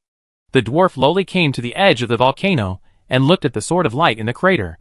The red-haired dwarf next to him touched his daughter's head. To delay time, "Go and kill the eldest princess of the Iris Kingdom." "Father, why don't you go?" The dwarf lowly slapped the hand on her head. Her father was very powerful, and had the power to change the trajectory of his own stars. This ability is considered a strong man in any country. "I need to maintain the rituals of the temple," the red-haired dwarf explained helplessly, looking at the flames burning in the crater. "As long as I leave the temple, there is no way to ignite the fire of Surtur." "I know. I killed him tomorrow." The dwarf lowly nodded, looking aggressive and confident in her own strength. In response, the red-haired dwarf shook his head. You are the ones who have to deal with them, not you. The dwarf lowly looked a little puzzled, and then seemed to notice something, looking into the distance, and saw a few familiar dwarves coming over. She immediately understood what her father wanted to do. It's to besiege and kill them. It was a little regretful, but she didn't complain. Now they are doing a big thing. In order to unseal the fire giant Surtur, and usher in the Ragnarok. At the same time, outside the city, a broken house. Thibney sat elegantly on the steps at the door, looking at Akhtar, who was carrying wood not far away, and asked, Sir Akhtar, how did you get to know Princess Leticia? I passed by and saw her being chased, so I took action. Shimu responded casually, put the wood in place, and ignited it with flames from his fingertips. And seeing his cold attitude, Thibney showed a trace of doubt, unable to tell whether this knight was too cold or had an opinion about her. Sir Akhtar, do you not like me? No, I'm just not good at speaking. Shimu explained perfunctorily that he had no interest in Thibney, just an insignificant NPC. If you have too much communication with Thibney, it will easily trigger insignificant side plots, such as players facing a difficult choice, whether to choose to cheat on Thibney, or to firmly be Leticia's knight.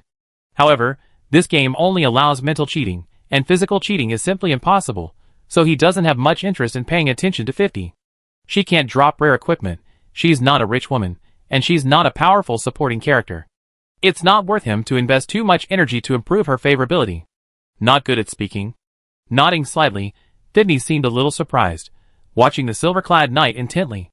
At this moment, Leticia walked out of the wooden house. She came to Shimu to help cook, and explained to her bestie. It's just that I don't like to talk much, not that I'm not good at speaking.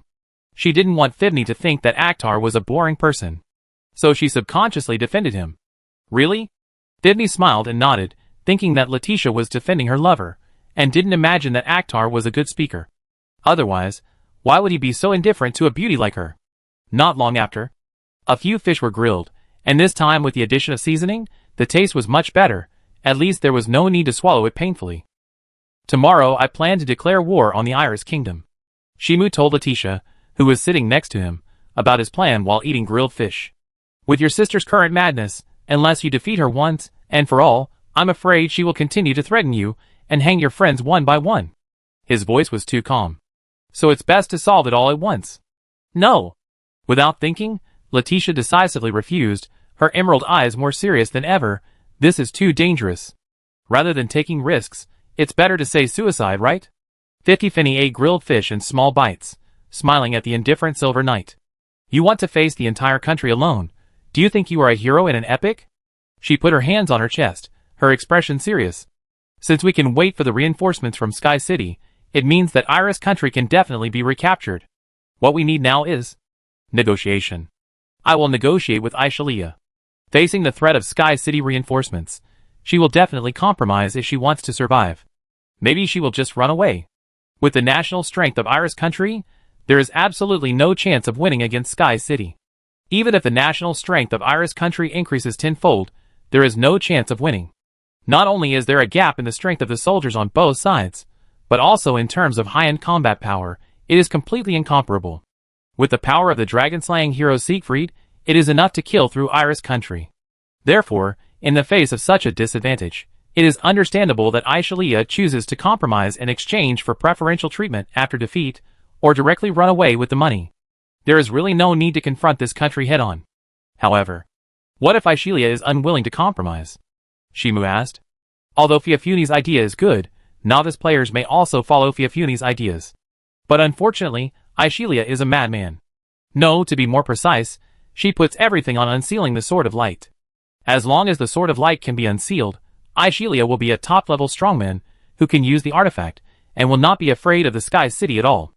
And if it is not unsealed, Aishalia will also choose to take away the wealth of the Iris Kingdom, including the most important Sword of Light. If Fiafuni negotiates with her current idea, the only outcome is that Aishalia will chop off her head and hang it on the city wall. I know a little about astrology. Shimu said nonsense casually. Seeing Fiafuni's unconvinced expression, and wanting to refute, he said coldly, the contents of your diary are all forged to deceive yourself. In the first round, he went through Fiafuni's branch line and learned about this woman's story. At that time, he felt sorry for Fiafuni's death. But now, He is not very interested in Fiafini, and just wants to skip the plot. Fiafini, Although she wanted to refute, this man did expose the biggest secret in her heart. The diary she wrote was very sunny and positive. That was not because she really thought so in her heart, but she wanted to deceive herself by writing a diary, so as to make herself more in line with the image of a noble. If you go to negotiate, you will die. Shimu made an assertion, and then ate the grilled fish in silence.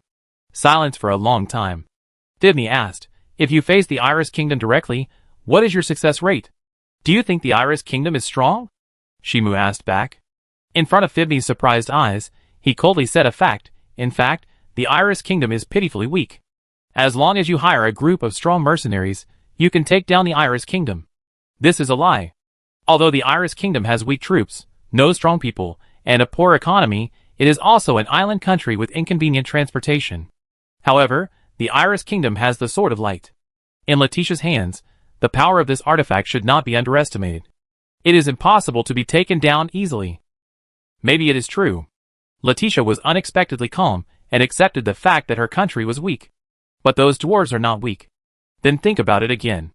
Shimu nodded, not insisting on facing the entire Iris Kingdom. And Leticia breathed a sigh of relief, and then showed a curious look. Akhtar, are you really an astrologer? You have to ask her about this. Shimu smiled, and pointed to Fifani next to him. After Leticia cast her eyes, she got a clear answer. Fifani gritted her teeth. I didn't write a diary to deceive myself. She was determined not to admit that she wrote a diary to deceive herself, otherwise she might not be able to continue pretending. At that time, she would have to face her own truth. Really?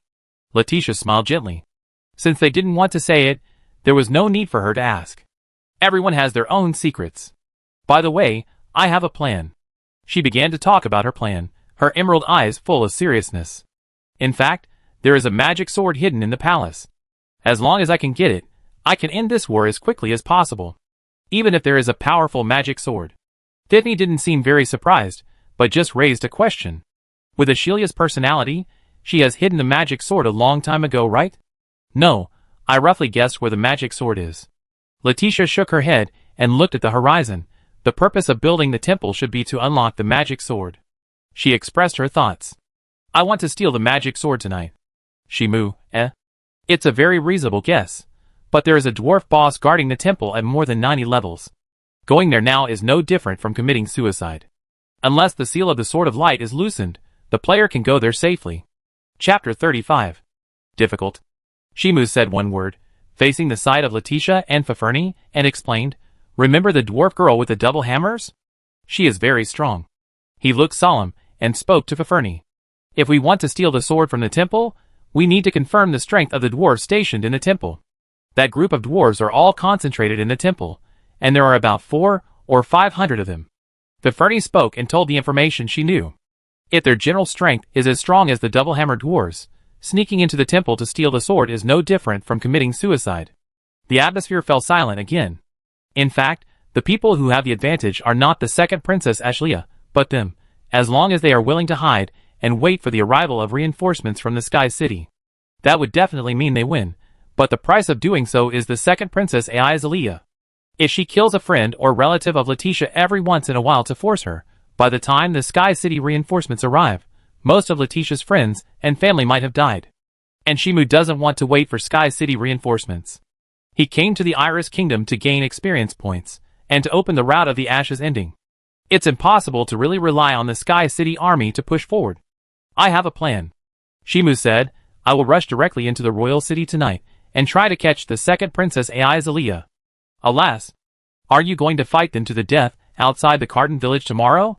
Fiafuni covered her lips, and saw Shimu shook his head. Spread his hands. Since it's a war, why should we follow the rules honestly? When they go outside the Carton village, won't it be more convenient for us to attack the second Princess Aizalia? Fibni reacted, You lied to them? This is a tactic, not a lie. Shimu retorted without shame, and Fibni's expression was subtle. This knight did not seem as upright as he seemed. But at least the plan now seems a little more reliable. I will attack the royal city tonight. Shimu interlaced his fingers, his voice too calm, and Leticia and Fibni, you take the opportunity to rescue the king. He looked at Leticia's delicate face beside him.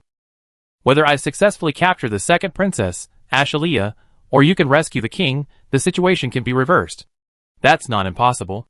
Thibney nodded, but her expression was still doubtful. Sir Akhtar, are you sure you can protect yourself in the siege? Shimu smiled. I am very good at stealth. In the last round, he also achieved the achievement of perfect stealth, killing everyone in the city and taking away the mission props. Because there were no surviving witnesses, naturally no one knew who took the quest item, and thus a special achievement was achieved. Although this was an achievement created by the game officials for fun. However, he did get the perfect stealth rating, no matter whether he really got the achievement by stealth. Anyway, he got this achievement. If you die, Leticia will be sad for the rest of her life. Titania said in a serious voice. She is a very serious woman. She knows Leticia very well, and values feelings very much. If Akhtar really died because of Leticia, it would probably become an incurable scar in his heart, and he might end up alone. So she didn't want Akhtar to get into trouble. We don't have a choice now, right? Shimu smiled gently. While I'm going to catch the second princess, Aishilia, you should also take the opportunity to rescue the king. As long as one of us succeeds, we can reverse the situation. He looked at Leticia and wanted to refuse, raised his hand and touched Leticia's cheek, smiling gently and seriously. Don't worry, I will be safe. Leticia looked at Shimu with a gentle and serious look, and found that she couldn't say the refusal she wanted to say no matter what. The warmth transmitted from her palm made her body soft, as if she had lost the strength to speak. Originally, she wanted Akhtar to rescue her father with her, and didn't want Akhtar to take risks to attract attention. But seeing Akhtar's gentle and serious eyes looking at her, she couldn't say the word she wanted to refuse no matter what. It was obviously illogical, but she had a feeling that Akhtar would definitely do it. It's over, Leticia is being held in such a tight grip. Titania looked at the two people who were looking at each other affectionately, and she felt that she was redundant. She wanted to shout to Leticia, "Where is your calmness as the eldest princess?" But she felt that saying it out loud would not have any effect except to ruin the atmosphere. Love can really make a calm woman lose her judgment. At night, Leticia and Titania returned to the royal city wearing cloaks. They turned around and looked at the silver-clad knight, who was leaning against the wall of the alley, and waving goodbye to them. They nodded to each other, and then disappeared into the night. Okay, get ready to chop. Shimu confirmed that they had gone far away, and began to run towards the palace. In fact, he had made an appointment to fight outside the village of Carton. Neither the second princess nor the dwarves believed it, but thought it was a trick to lure the tiger away from the mountain, in order to find an opportunity to suddenly behead the king in the royal city. Not long after, the palace. Ha ha ha, do you think we will fall for it?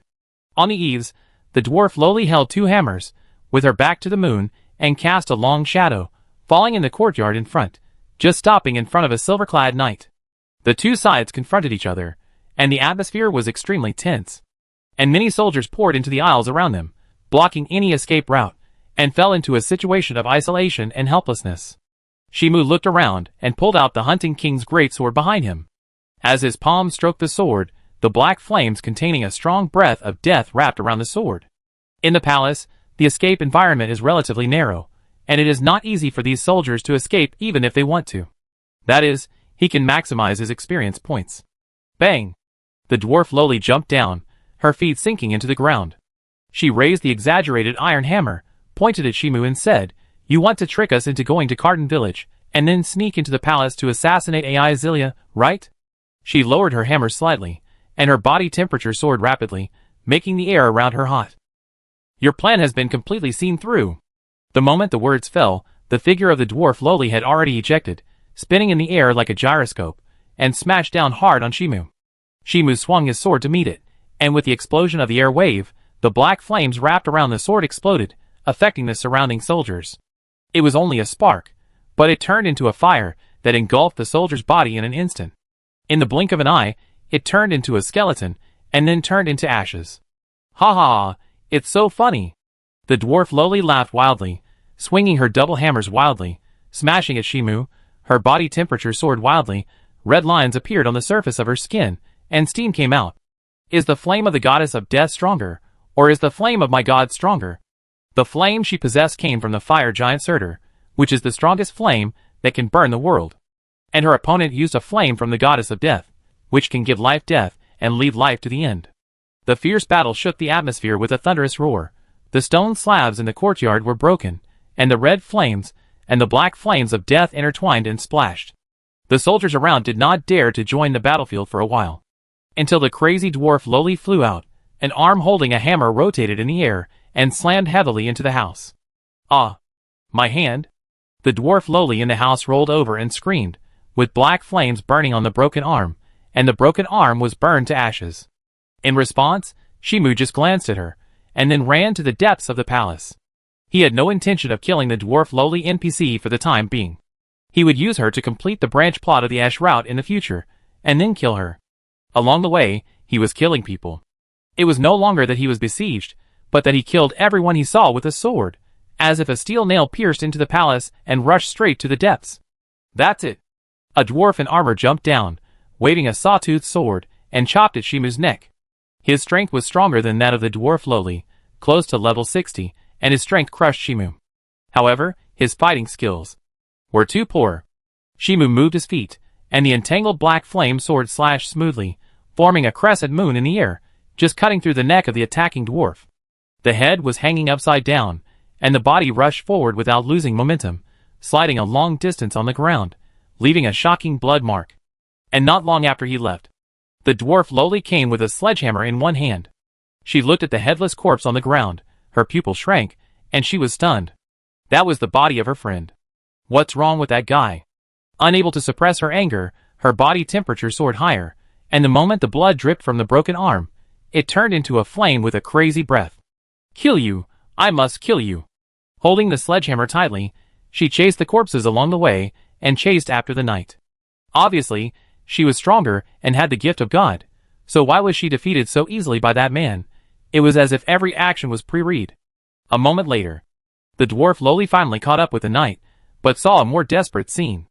Her companion knelt on his knees, holding a big sword that pierced his chest with both hands. His eyes were full of unwillingness, and blood flowed from his mouth, ears and nose. The silver knight was cold and ruthless, kicking her companion's head hard, and the corpse slid and hit the wall heavily. "Ah! You are still alive." The silver knight turned his head, and shook off the blood on the big sword. His cold eyes made people feel cold.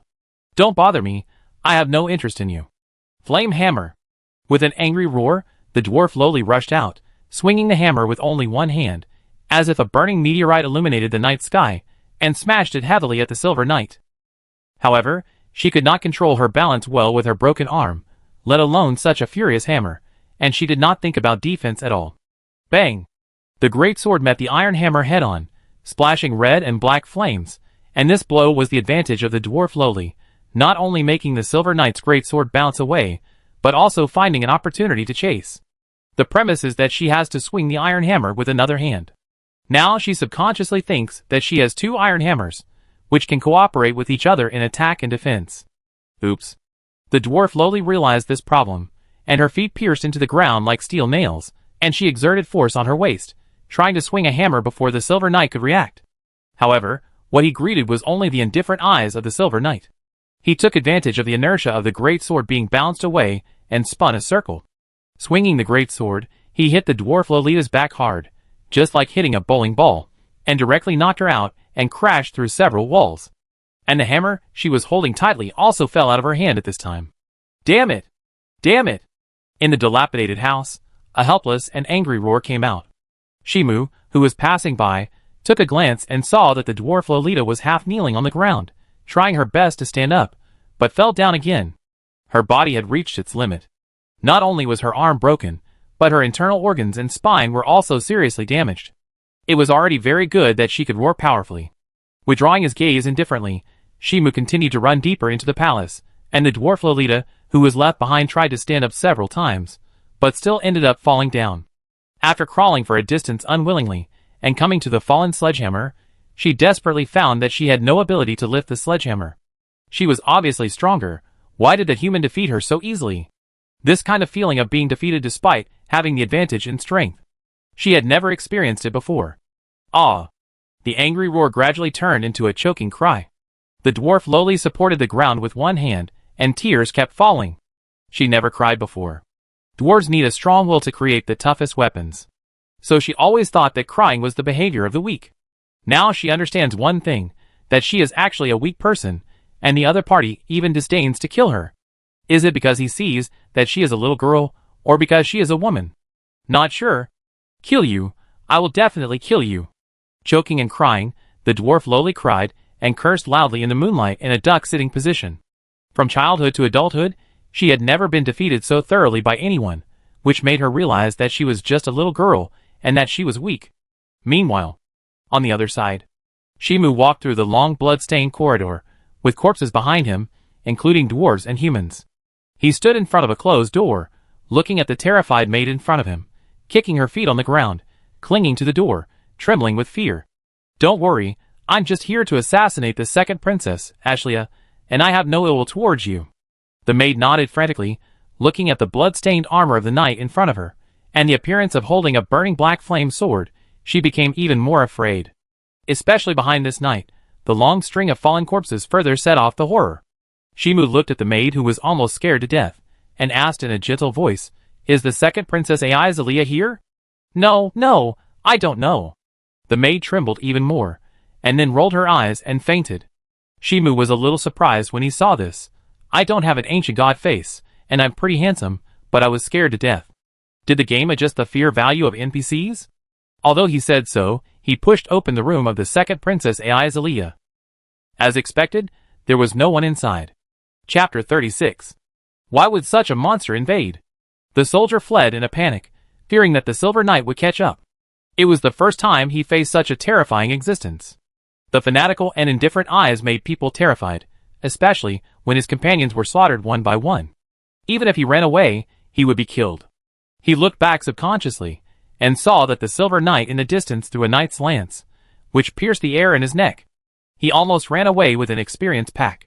Shimu retracted his sight, then looked at the maid beside him, who was so scared that she was about to cry, and said, "As long as you take me to the place where the king is imprisoned, I will let you go." "Yes." The maid trembled in fear, and obediently took the blood-stained Silver Knight to the place where the king was imprisoned. And along the way, basically no soldiers dared to stop Shimu, and it was almost unimpeded. Occasionally, a few knights with stronger strength appeared, but they were quickly killed by Shimu with a few knives, leaving a few unwilling corpses. At the same time, on the other side, with the cover and help of the servants in the past, Leticia and Fifney successfully sneaked into the room where the king was imprisoned. However, the first person they saw was not the king. It was the second princess, Ashlia, who sat beside the king's bed and put a bowl of potion on the bedside table. "Sister, you are back." She smiled and greeted Leticia, as if she was not surprised at all by her sister's appearance. "My father was seriously ill, and had to pass the throne to me." Leticia was silent, and a complex expression flashed across her emerald eyes. Fifney beside her was very panicked, and she looked around vigilantly, trying to find the ambushing soldiers. Seeing this, Ashlia on the opposite side stood up. She seemed to have forgotten the difference in strength between herself and Leticia, or she felt that Leticia was reluctant to kill her own sister. She came to Leticia leisurely, keeping her sweet smile as always, just like a lovely sister who relied on Leticia in the past. "I'm the only one here, and there is no ambush." She stretched out her hand and wanted to put it on Leticia's shoulder, but she found a rapier against her neck. The atmosphere stagnated. Leticia's emerald eyes were cold. She really cared about her sister, and didn't want to kill her relatives. But now she couldn't trust her sister anymore. Ashlia looked at Leticia holding the rapier against her neck, and a gorgeous smile appeared on her face. The color of her pupils also changed from emerald green to burning red, revealing madness, a madness that burnt everything. "Sister, do you want to kill me?" She raised her hand and grabbed the rapier, and the red flames ignited between her palms and fingers, burning the rapier directly. And Leticia also responded at this time, using the broken rapier to cut Ashlia's neck without any hesitation. However, Ashlia reacted faster and took a step back in time. Her well-behaved smile also turned cold in an instant. "I was going to let you die knowingly, sister." She sighed regretfully and looked at Leticia's angry eyes. "Sister, I should be the one who is angry now." "Ashlia, you have become a believer of Surtur." Leticia gritted her teeth and looked at her sister's red pupils. The pupils of their family are all emerald green, unless they are affected by external forces, such as receiving some gift from the gods, which causes their appearance to change. And Ashlia undoubtedly accepted the power of the fire giant Surtur. Not a believer, but an equal exchange. Ashlia smiled sweetly, raised her hand, and gently lifted the golden hair beside her ear, and sparks fell. "When I stabbed the sword of light into the altar, I got Surtur's attention and had power beyond my sister. At this point, she raised a finger with a burning flame. Now even if I rely on myself, I can kill my sister with my own hands. Why do you do that? Leticia asked. Since her sister did not arrange guards, she could also take the opportunity to understand the whole story. In response, Ashley smiled and replied, Sister, you are really too naive. My motivation is sufficient. She explained with a smile. To become the queen of the Iris Kingdom, to gain more powerful strength, to gain wealth and power. Ambition is the best motivation. It is irrefutable that if a person betrays his family for power, wealth, and status, and then contacts the evil god, this is really too reasonable. The scenes recorded in the past history clearly show how crazy humans can be for wealth and power. Not to mention his own father, even his own children will be merciless. I never saw this side of you before, Fifni said unexpectedly, looking at the second princess Aishelia with a bright smile. She felt that she was deceived. Aishelia smiled happily when she heard it. I never had a chance before. If I don't be a good girl, what can I do? She raised her hand and touched her pretty face. If it weren't for my sister going to see the gods, I wouldn't have had the chance to take everything from my sister, not only the Iris Kingdom, but also the Sword of Light. It's obviously you who don't have the ability to inherit the Iris Kingdom. Fifni suddenly mocked, and the atmosphere froze. Although Aishelia is not a waste, she can't compare with Leticia. There is an obvious gap in the ability between the two sides. Boring, I kill you now. Aishelia's face instantly turned cold, and she lost interest in talking. However, Leticia and Fifni reacted faster, or they had more combat experience. Leticia's eyes were stern, and she thrust the broken sword in her hand so fast that Aishelia almost couldn't react. Fifni squatted down behind her, pressed her palms on the ground and chanted a spell, and the ground began to activate instantly. Aishelia subconsciously took a step back, but the activated ground made her unstable, and the broken blade that followed pierced her throat. Blood splattered and turned into crazy flames. Leticia drew out the broken sword, turned the direction of the broken sword, and stabbed it towards Aishelia's temple. Decisive and sharp, without the slightest hesitation. Under normal circumstances, such a decisive and sharp blow is enough to resolve the battle in an instant, not to mention that Leticia will choose to finish off the enemy. However, the moment the broken blade pierced Ashley's temple, the flame suddenly burst out and spread indiscriminately to the surroundings. From the outside, it was like a house was thrown into a fire bomb, and suddenly a raging fire was ignited, accompanied by miserable screams. Sister, you actually want to kill me? Ashley staggered out of the house, and she forcibly pulled out the broken sword that pierced her temple. With the blood flowing like magma, the wound healed rapidly. With Surtur's blessing, her recovery ability was so strong that it was surprising that she did not die even if her throat and brain were pierced. But soon a fatal blow followed. For some reason, Leticia saved her life from the sea of fire, and before Ashley could react, she pierced Ashley's chest with a dagger. Her emerald green eyes were cold, reflecting the burning flames of Ashley's body. Without any hesitation, she took out the prepared poison bottle and forced it into Ashley's mouth when Ashley could not help but scream. Then she forced Ashley's mouth shut with a palm, forcing Ashley to swallow the deadly poison. Lightning, please turn into a chasing arrow and pierce the enemy. The chanting sounded quickly, and a thunder-turned arrow pierced Ashley's body. And Leticia also seized this opportunity, and kicked Ashley in the abdomen. With the explosion of air waves, the usurper's second princess flew backwards into the burning palace. In terms of strength, there is no doubt that Aishelia, who has received the blessing of the gods, is stronger, and there is no comparison between the two. However, this does not mean that Aishelia's fighting ability is strong enough. Let's go, she may not be dead yet. Fifani ran over, her hair still had the electric light after casting the spell. She grabbed Leticia's wrist, and planned to leave the palace as quickly as possible. Piercing Aishelia's brain did not kill Aishelia before, but now it only penetrated the heart and poisoned Aishelia, which may not be able to kill Aishelia completely. So strategic retreat is the best choice. Sister, it hurts so much. In the sea of fire, Aishelia covered her lower abdomen and rolled in pain. The hot tears turned into flames the moment they flowed. When Leticia heard the words, she paused, looked back at her sister, and then ran away with Fifani. Sister, where are you going? The painful wailing sound seemed to be stimulated by the burning hull, and more than a dozen large hands stretched out and grabbed Leticia, who was evacuating. This was an unconscious request for help, but it was fatal enough. Surtur's fire was enough to burn any life into ashes. If caught, they would die. Why is the power used instinctively even stronger? 50 felt that there was nowhere to escape when facing the flaming hands they grabbed. Now the power displayed by Ashlea was ridiculously strong. 50, those hands want to grab me. Leticia pushed her bestie away and ran to the other side, intending to attract the flaming hands away.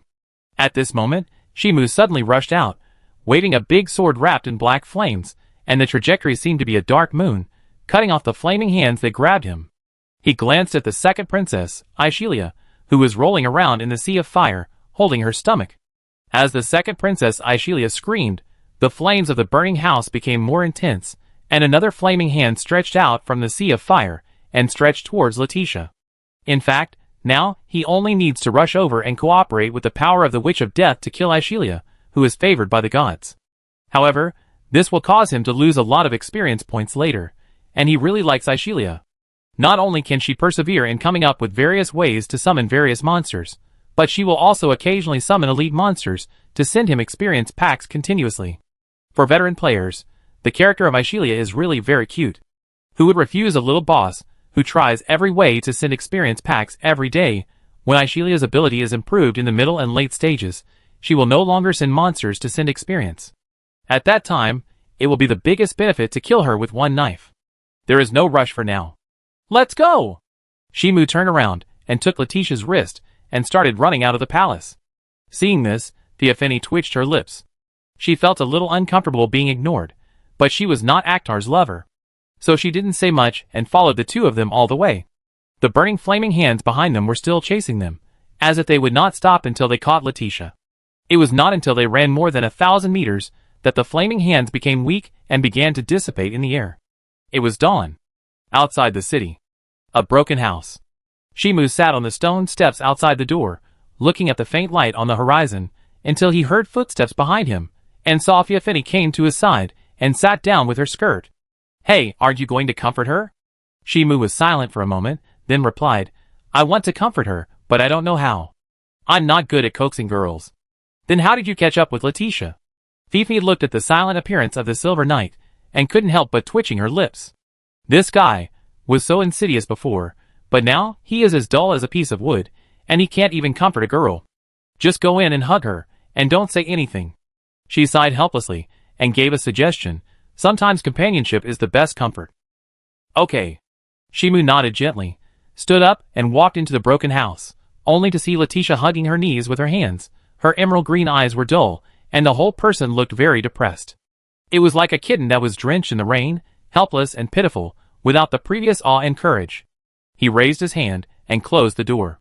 Sydney asked me to comfort you, but I'm not very good at comforting people. If you need it, I think I can lend you my shoulder. The knight came to the bedside and comforted the injured princess awkwardly, gently stroking her back, then hugged her in his arms, and comforted her softly. And outside the door. Isn't that guy quite good at it? Sydney heard the crying coming from the broken house, and knew that Leticia had vented the emotions suppressed in her heart. She had comforted her in the broken house before, but Leticia didn't cry at all, as if she had closed her heart, and thanked her in return, saying that she was fine. But how could she not see that Leticia was enduring and suppressing all the negative emotions in her heart? Even if no one comforted her, Leticia would probably pretend to recover tomorrow, so that people don't have to worry. The crying coming from the broken house became louder and louder, as if she wanted to cry out all the accumulated negative emotions. It's raining. 50 Fenny suddenly raised her hand, and the drizzle fell on her palm, and in the blink of an eye it turned into a downpour. It was as if it wanted to cleanse the world. Chapter 37. Shimu threw a piece of wood into the fire, and as the flame swayed, his shadow and Leticia's shadow touched each other. The heavy rain outside had stopped. Sorry, I made you worry.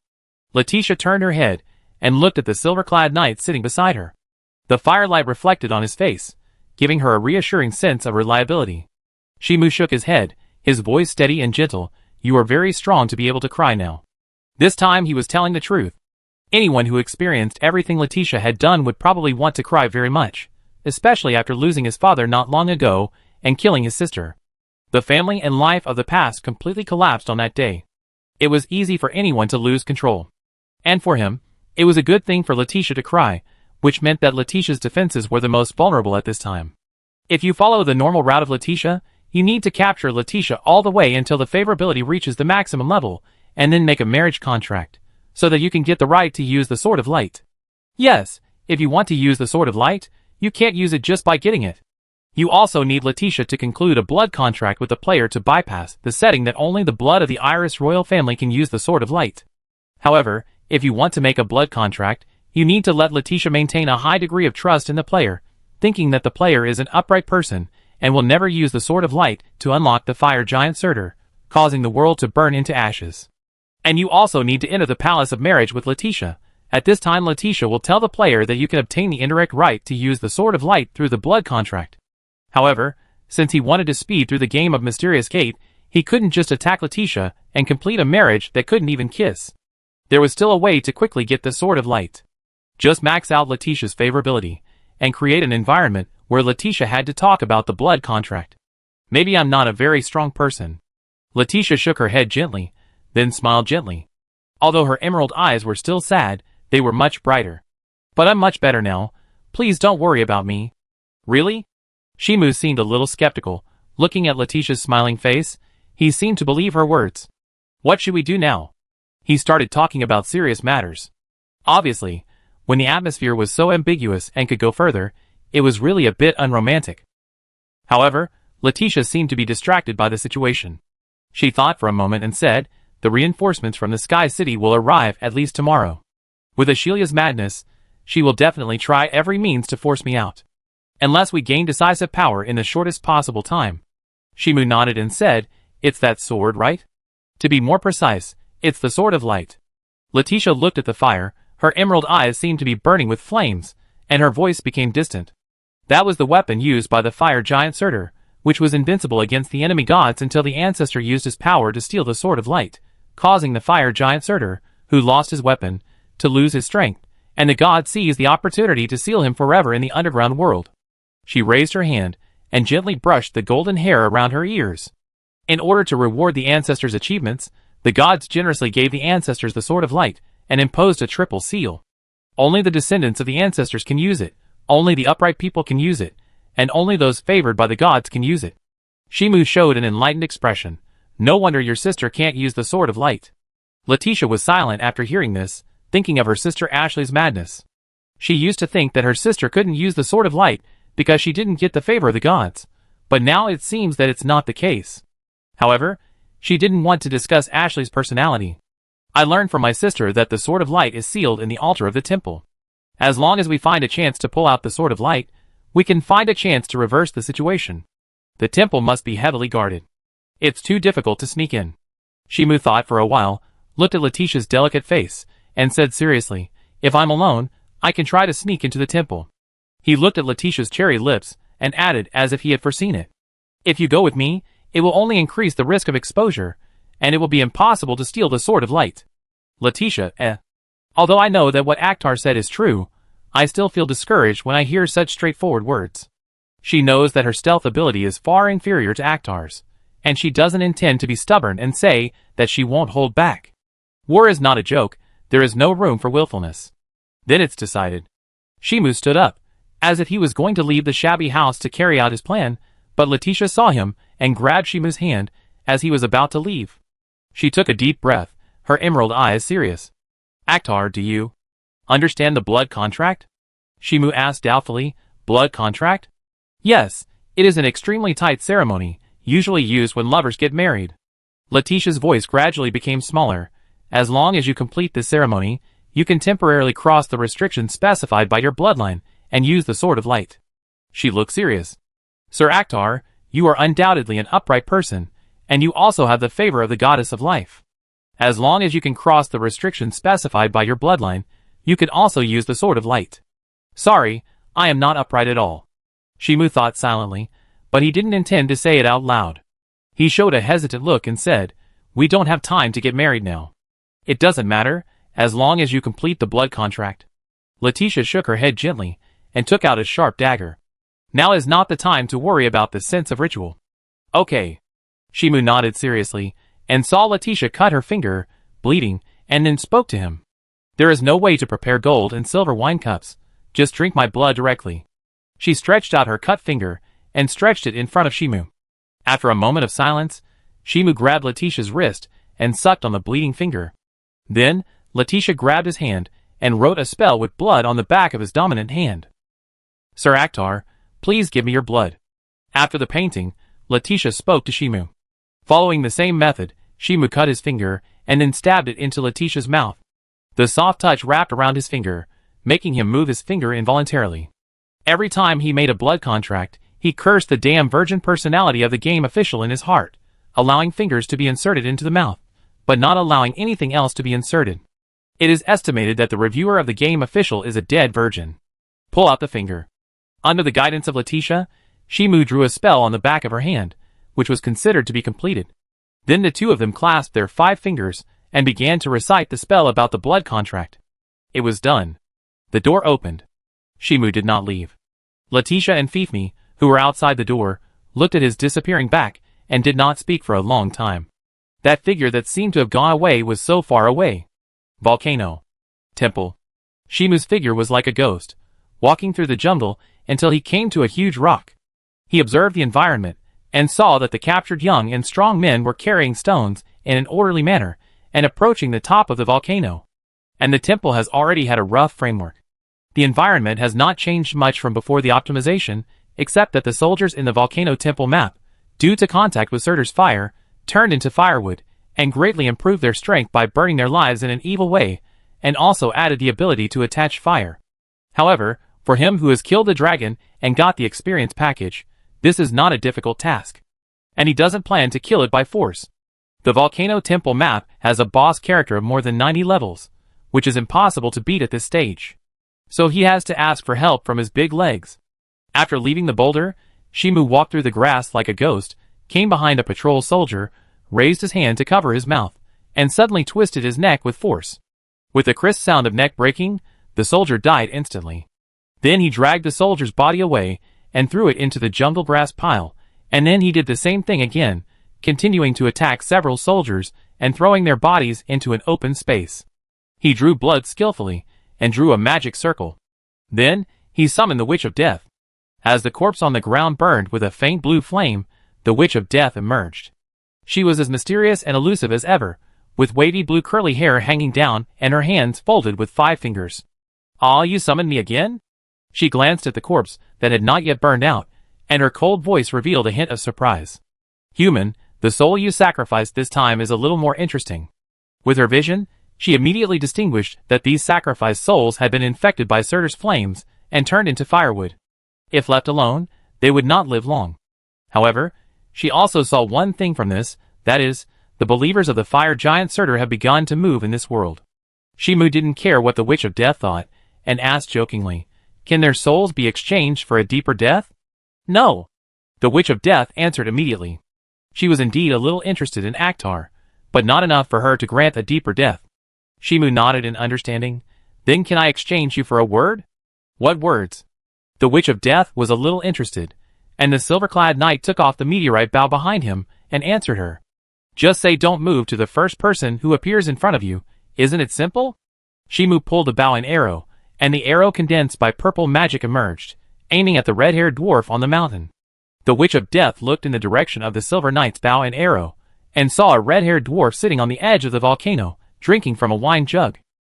"Okay."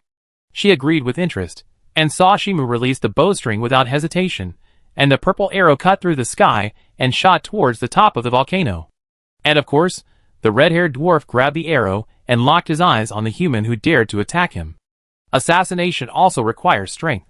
With a disdainful smile, he suddenly kicked the ground hard, turned into a burning fireball, and fell in front of the silver knight. "Little guy, your strength." Before he finished speaking, he noticed the mysterious witch floating in the air behind the silver knight. "Don't move."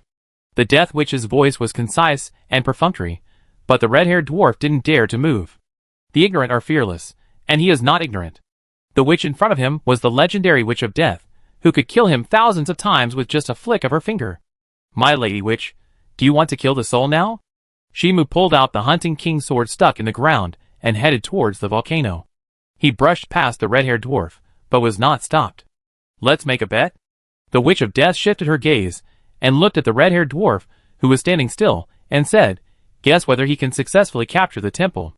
If you guess correctly, you can survive." "Yes." The red-haired dwarf didn't even think about it.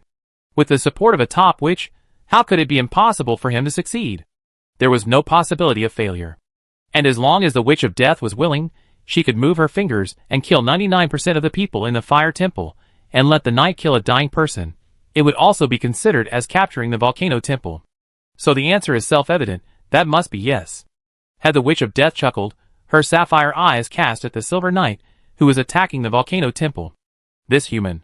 Why, always happens to run into trouble. At the same time. The entrance of the volcano temple. Hey. Who are you? The soldiers on duty looked at the silver knight, who got the big sword and approached them step by step. Don't get closer. With a loud rebuke, the soldiers on duty became alert, and then their consciousness stopped there. The big sword wrapped in black flames chopped out and turned into a waning moon. The soldiers stationed at the entrance were swallowed by the black flames and turned into ashes. Shimu stepped through the entrance of the volcano temple and looked up along the long stone steps. As long as there was no red-haired dwarf in the way, this would be just a difficult map. With the magic potion to replenish magic power, it would be enough for him to kill through here. The 12 noble knights, in order to practice justice, to eliminate evil, and to spread the glory of the king again in this era. The spell from the 10 shadow magics echoed. This is the 5th rank spell, which can summon the 12 most powerful knights in the past Knight dynasty. Well, it is similar to the Knights of the Round Table in the legend of King Arthur. It is estimated that the game maker was lazy, and didn't want to waste hair, so he directly moved the settings of the Knights of the Round Table, and used them. But the strength of these 12 noble knights is undoubtedly powerful.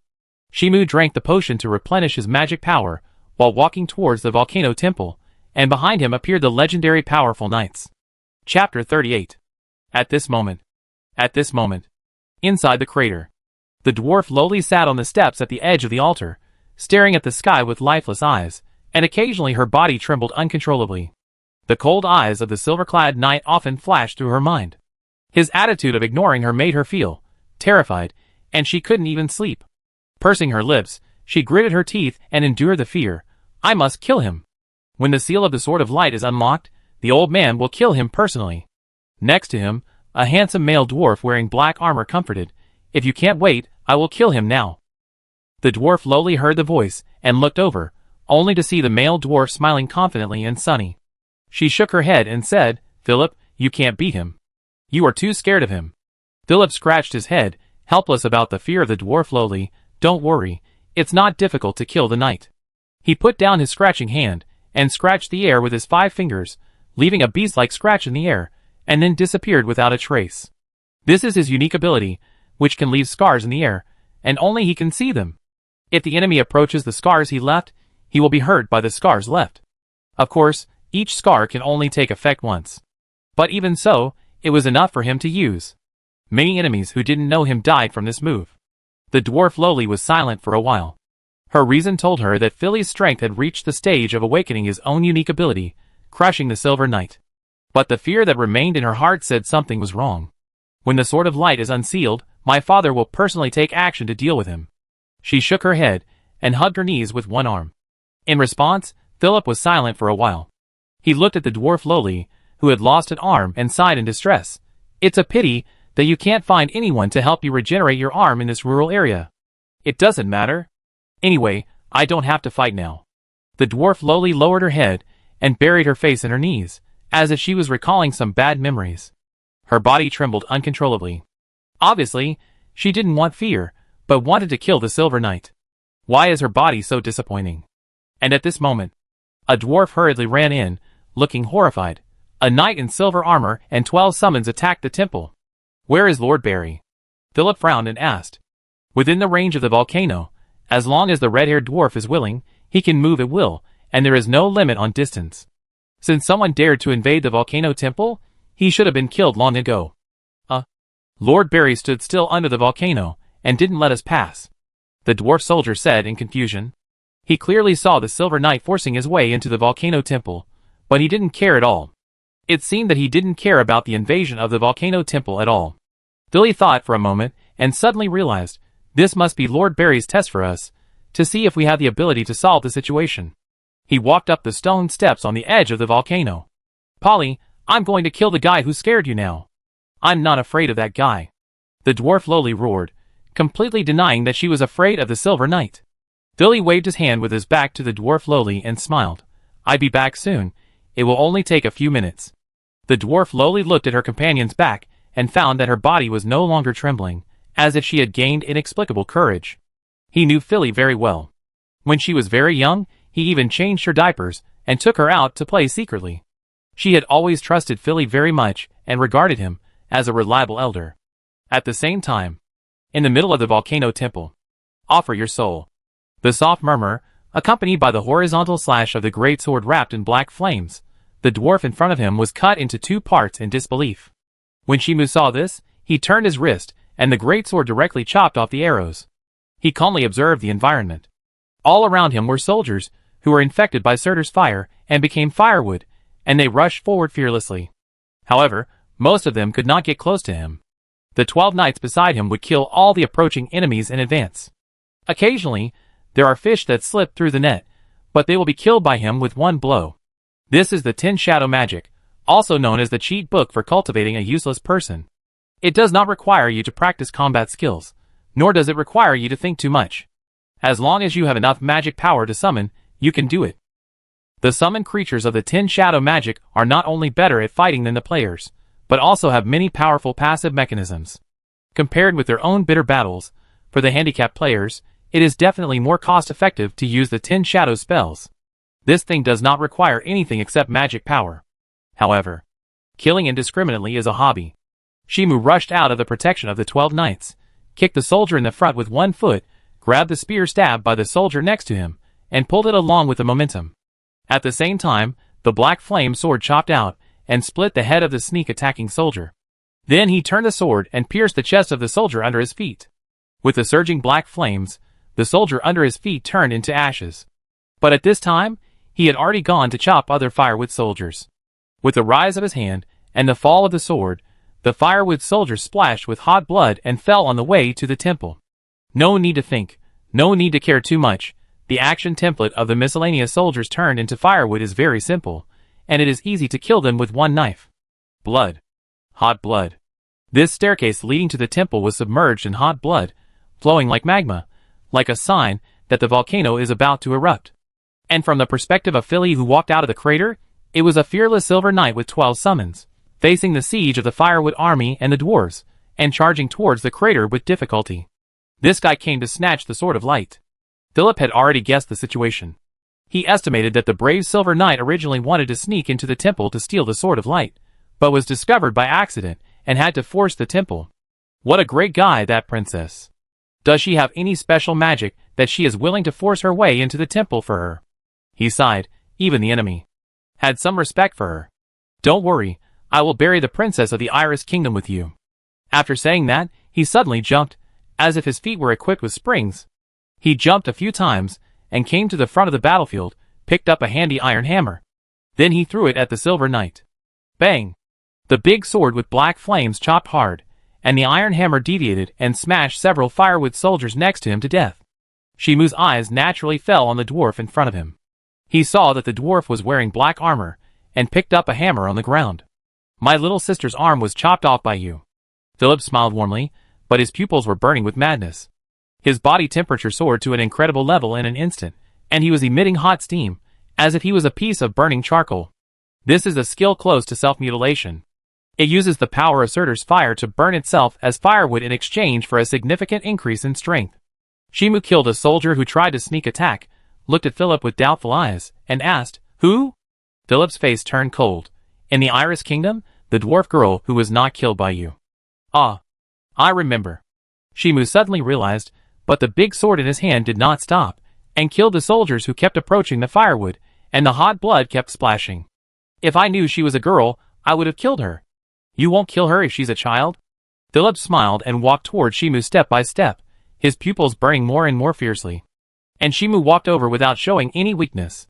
"I won't kill children who are not taller than the wheels," he said jokingly, and then brushed past Philip. The 12 knights behind him had already pulled out their hands, and before Philip wanted to attack him, they had already launched a siege in advance. "By the way, your height is taller than the wheels," he said jokingly, and then continued to raise his sword and kill people all the way, approaching the top of the temple mountain. In fact, he knew Philip, the little boss, quite well. He had the ability to leave scratches in the air, and he would be injured if he was accidentally touched. It was very brain-consuming to fight him. He was tortured to death when he was a novice. Later, he found that using the 12 knights could perfectly restrain the little boss, Philip.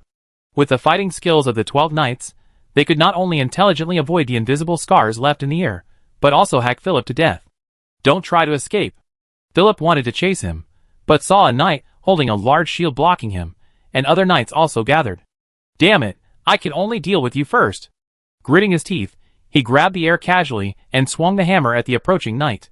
With his eyes, he could naturally see that killing the Silver Knight could cancel the summoning, but it was obvious that the Silver Knight also knew his weakness and did not intend to fight with him at all, but wanted to use the Summon Knights to surround and kill him.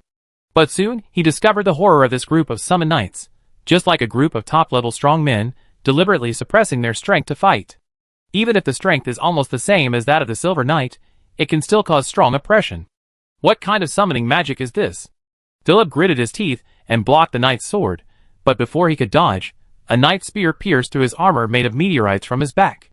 Flame hammer. Ignoring the wound that pierced his abdomen, he hammered the ground hard, and with the explosion of flames, the 12 besieging knights retreated tacitly.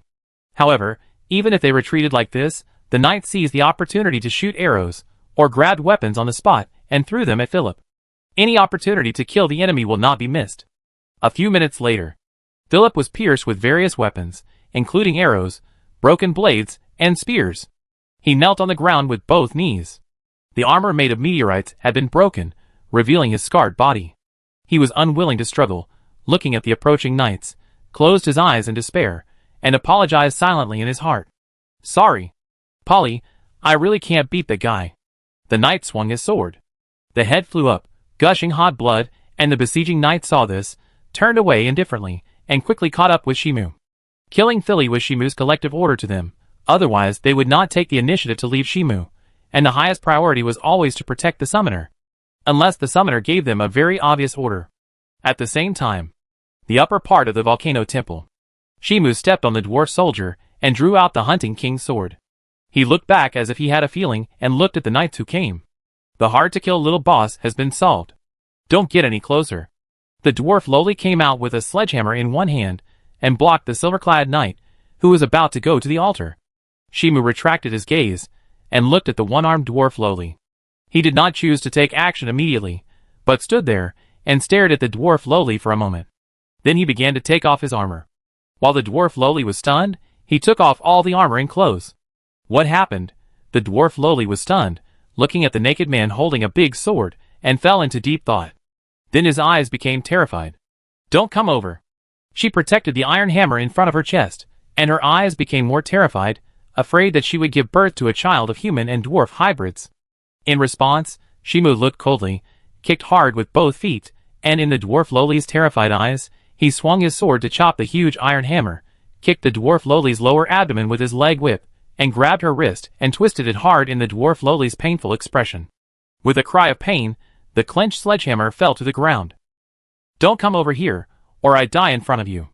The dwarf lowly retreated in fear, but the silver knight was unmoved, just hooked the sledgehammer on the ground with his foot, and kicked it into the magma of the crater. There are so many people here, are you crazy? She became even more scared, fell to the ground, and moved backwards. She was obviously prepared to die, but why didn't the Silver Knight follow the routine? Why did he have such a perverted idea at this time? Shimu glanced at the dwarf lowly coldly. Although the other party was indeed very cute, it didn't matter to him. There were more lovely Lolas in this game. The princess of the Dragon Empire, but a little lowly with white hair and red eyes, not only looked very cute, but also called people very sweetly. Better than Polly, the fake lowly. At this time, the 12 knights had already arrived. Shimu handed his armor and weapons to several knights, and asked them to take them to the designated location. When he pulled out the Sword of Light, his consciousness would have a brief contact with the fire giant Surtur. At that time, all the players' weapons, clothes, and contracts that were not under the witch would be burned. So he couldn't wear clothes or carry equipment. After seeing the knights holding his equipment running away, he led the remaining knights into the altar. Go down the stone steps along the edge of the flame. The Sword of Light came into view. It was a strangely shaped sword with a dim overall color, as if it was the afterglow of the setting sun. 2 spirals spread from the hilt until the tip of the sword was fitted together. Without a sharp blade, it seemed that it could only be used to stab people to death. The design of weapons in the later stage is designed to look good. Shaking his head, Shimu walked towards the Sword of Light. Next, he wanted to see the fire giant Surtur. Chapter 39. When his hand was about to touch the Sword of Light, a nervous voice suddenly came from behind him. Shimu turned his head and saw the dwarf Loli coming over. She had an uncontrollable fear on her face, but she still came to Shimu with a determination to die. Faith overwhelmed her fear. It's better not to do that. The result of touching the Sword of Light is not to gain powerful power, but to face the will of my God.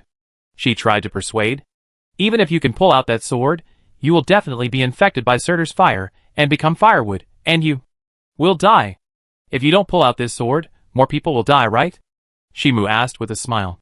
Looking at the dwarf Loli's frightened expression, his smile suddenly became gentle. Little guy, you have 10 minutes to escape now. What on earth is this? Guy thinking? The dwarf Loli was a little confused. What on earth this man was thinking was completely incomprehensible. The two sides are mortal enemies. I make it clear in advance, I'm not lying.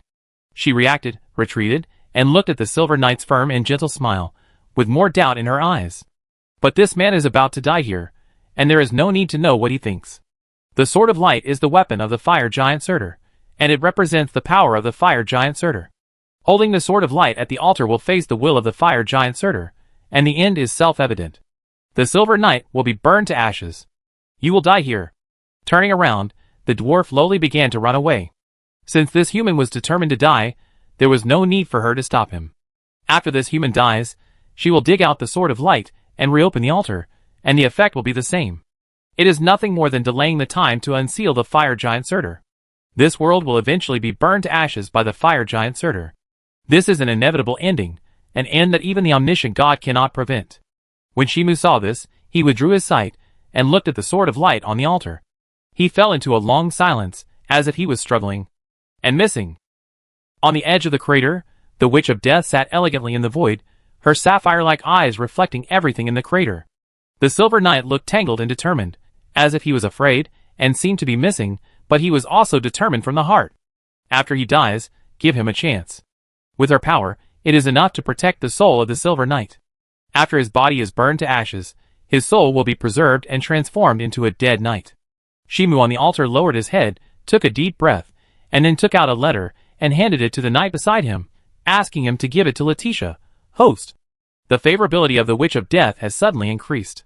The system suddenly exclaimed, "Is this a bug?" His voice was full of anxiety. Why does standing in front of the altar increase favorability? But I didn't find any problems. Shimu, He ignored the system, but just counted silently in his heart. His face revealed the determination to sacrifice himself for the greater good. But he didn't show too much determination, and revealed a trace of nostalgia, and mixed with fear, as if he had too much attachment to this world. But for the sake of justice, he still made the decision to sacrifice himself. The reason for doing so was to increase the favorability of the Witch of Death, and to trick her into giving him a higher level of death power whenever necessary. The higher the favorability, the more death power features can be unlocked. 10 minutes later, his hand grasped the hilt of the Sword of Light, and the spell of the blood contract appeared on Shimu's wrist, and his body temperature soared to an incredible level in an instant. The magma under his feet began to stir, as if a volcanic eruption might occur at any time. No, it was about to erupt. According to legend, the magma underground is the blood of the fire giant Surtur, who was sealed in the center of the earth, and the overflowing power dissolved the earth and turned into flowing red blood. The flames will erupt only because the fire giant Surtur is trying to break free from the seal of the omniscient God, wanting to regain freedom and continue to burn the world into ashes. However, Shimu is not interested in these background settings. What he has to do now is to face the fire giant Surtur directly. Lava erupted, submerging the altar and Shimu, who had drawn the Sword of Light. As his vision went dark, the scenery changed. Shimu stood on a huge chain and looked forward. What he saw was a giant with his eyes closed. His majestic body surpassed the mountains, as if it was formed by lava and flames, emitting a breath of destruction all the time. Now he was like a tiny ant, being looked down upon and observed by humans. There was no possibility of any comparison between the two sizes. The flame giant slowly opened his eyes, with red pupils that contained the madness of burning everything, staring at the tiny human in front of him. Just looking at each other is enough to kill most lives. The crazy will to burn the world is something that most lives cannot understand or accept. This is also the reason why he was chosen to be the agent of Ragnarok, because he is the purest existence who wants to burn everything. And he also has this ability. I don't feel anything after watching it too much. Shimu sighed boredly. When he first saw the cutscene of the flame giant, he felt quite shocked, but after playing the Ash route several times, he didn't feel anything about the flame giant Surtur. Who would have too many feelings for a boss that he had killed several times? From his point of view, the flame giant Surtur was the prerequisite for him to complete the Ash route. However, his words seemed to stimulate the flame giant Surtur, and the madness in his red eyes became more and more intense. Shimu looked at him calmly, grinning maliciously. I am better at burning the world than you. I don't know if the game officials have some strange misunderstandings about the players. The setting of this cutscene is that the player's malice towards the world is more pure, surpassing the fire giant Surtur, so he can be immune to the madness of the fire giant Surtur. And because of the fire giant Surtur's gaze, the future Ragnarok will observe his existence, making the player the character who triggers Ragnarok. You see, he is attracted by me. He stretched out his hand, and a ball of flame emerged, which was a symbol of being favored by Ragnarok. The fire giant Surtur's eyes turned cold. Don't worry, I will come to kill you soon. Shimu grinned, and in response to his provocation, the fire giant Surtur responded with a raging flame that submerged everything in the world, and the terrifying high temperature was enough to evaporate people instantly. In response, Shimu's smile became even more vicious, and the high temperature burned his skin, but it did not burn him into ashes. Crazy. No, the more malicious you are towards this world, the more you will be favored by Ragnarok, and the official setting of the game is that the player has the most maliciousness towards this world. Therefore, the flames containing the power of Ragnarok are no problem for him. Wait for me to eat you. In the flames, Shimu smiled and said to the fire giant Surtur, and then his figure disappeared from the spot. This is just a spiritual collision, not a real encounter, but when his level is upgraded in the later stage, and he starts the final process of the Ash route, he will actually meet the fire giant Surtur. At that time, the two sides will start fighting to decide who will be the initiator of Ragnarok. Either the fire giant Surtur eats him, or he eats the fire giant Surtur. There is no room for compromise between the two sides. Reality. Volcano Temple. Magma gushed out, the sky was covered with smoke and dust, and the flowing hot magma flooded the surroundings. The entire Iris Kingdom was in danger. If the volcano really erupted completely, the Iris Kingdom would be destroyed, and no one would survive except a few people. But soon the situation took a turn for the better. Light suddenly erupted, blocking the erupting magma, and the entire volcano was wiped out by the light. The crisis was resolved. After a while, the Death Witch put her knees together, and sat sideways on the stone on the river bank. Her sapphire-like eyes reflected the surviving knight on the river bank. She had already assumed that this man would die, but he miraculously survived, and not only used the power of the Sword of Light to seal the volcanic eruption. She also used the last bit of her strength to protect herself with the Sword of Light, and fell from the air into the nearby river, avoiding the most direct fall injury. However, even with such a serious injury, if I were you, I would stay still now. She suddenly spoke to the knight on the river bank, coldly as if she had no emotions. Instead of wasting the remaining physical strength, it is better to use healing prayers to relieve your injuries. Shimu slowly opened his eyes, turned his head with difficulty, and looked at the Death Witch with long blue wavy hair and mysterious and cold temperament on the river bank. He closed his eyes, and began to use healing prayers to relieve his injuries. Now you have been infected by Surtur's fire and turned into firewood, and your life will be very short. The Death Witch slowly spoke and explained the current situation to the seriously injured knight. If you still have any memories, it is best to find a way to get rid of your human identity. What exactly is Surtur's fire? Shimu asked weakly, as if he was not familiar with Surtur. In response, the Witch of Death unexpectedly patiently explained, it is the power of the fire giant Surtur, and it is the embodiment of Ragnarok. Speaking of this, she seemed to have anticipated Shimu's question. Ragnarok is a kind of inevitability, existing in the endless and distant future, representing the death of the world, the death of the gods, and the end of everything. Ragnarok is not an individual, nor a group, but a kind of inevitability of fate. Just like if there is a beginning, there will inevitably be an end. Being entangled in Surtur's fire, you will gradually feel the will of dust contained in Surtur's fire, and gradually become a madman who wants to destroy the world, and this process is irreversible. Shimu stopped healing himself, and barely supported his body. The river flowed down his body. The Witch of Death turned her head slightly when she saw this. The man was still naked. She had no interest in his naked body. And Shimu didn't seem to notice it. She handed the Sword of Light in her hand to the Witch of Death, and said, "Please give the Sword of Light to a friend of mine."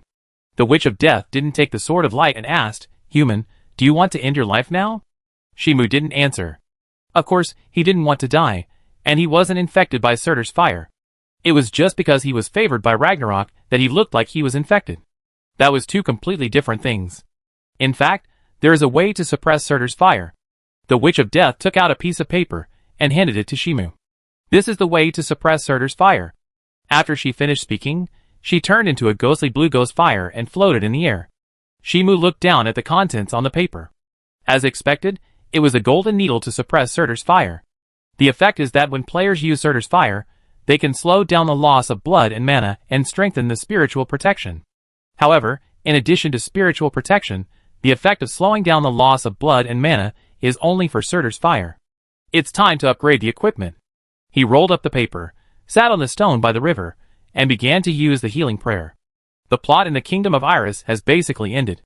According to the normal plot line, it would take about 4 or 5 months to wait. The dwarves who tried to unlock the Sword of Light found in despair that there was no way to unlock it by burning Surtur's fire. Later, through Ashley's narration, we learned that the seal can be bypassed through the blood contract. As long as we find a person who is upright and favored by the gods, we can use the Sword of Light to break the seal of the fire giant Surtur.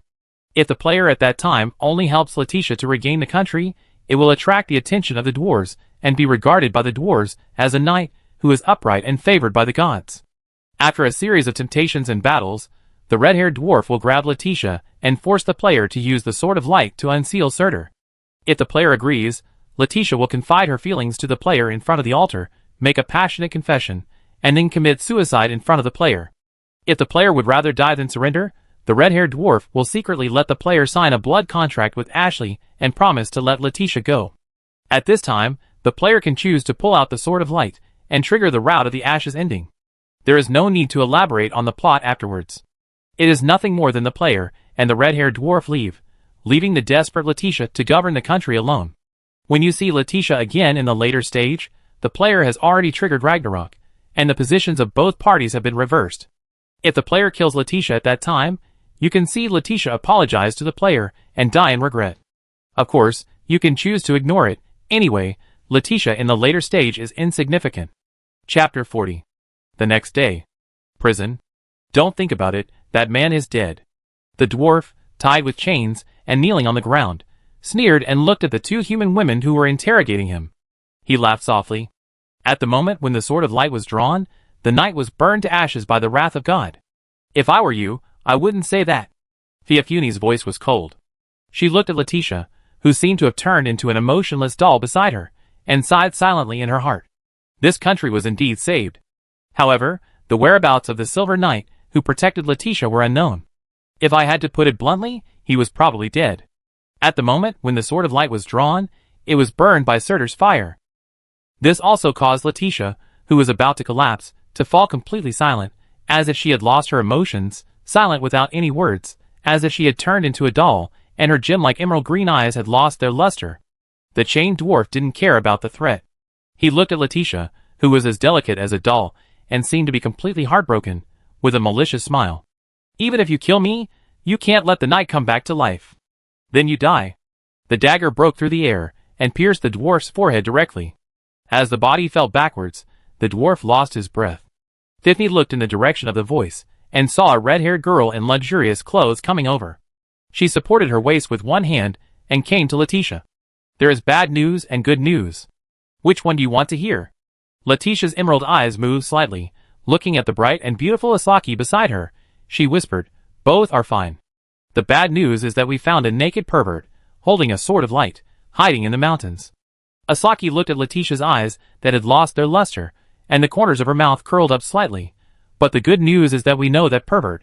He seems to be called Aktar, hiding in the broken house where you lived before." After she finished speaking, she felt a gust of wind passing by, and Leticia in front of her disappeared. "Sorry, Princess Asaki." Tiffany was also a little excited, looking at Leticia, who had disappeared at the corner of the dungeon, and chasing after her with her skirt lifted. "I'm going to see if Leticia does anything stupid." The impatient tone clearly showed joy that Aktar was still alive. And Asaki saw this, and gently lifted the red hair beside her ear.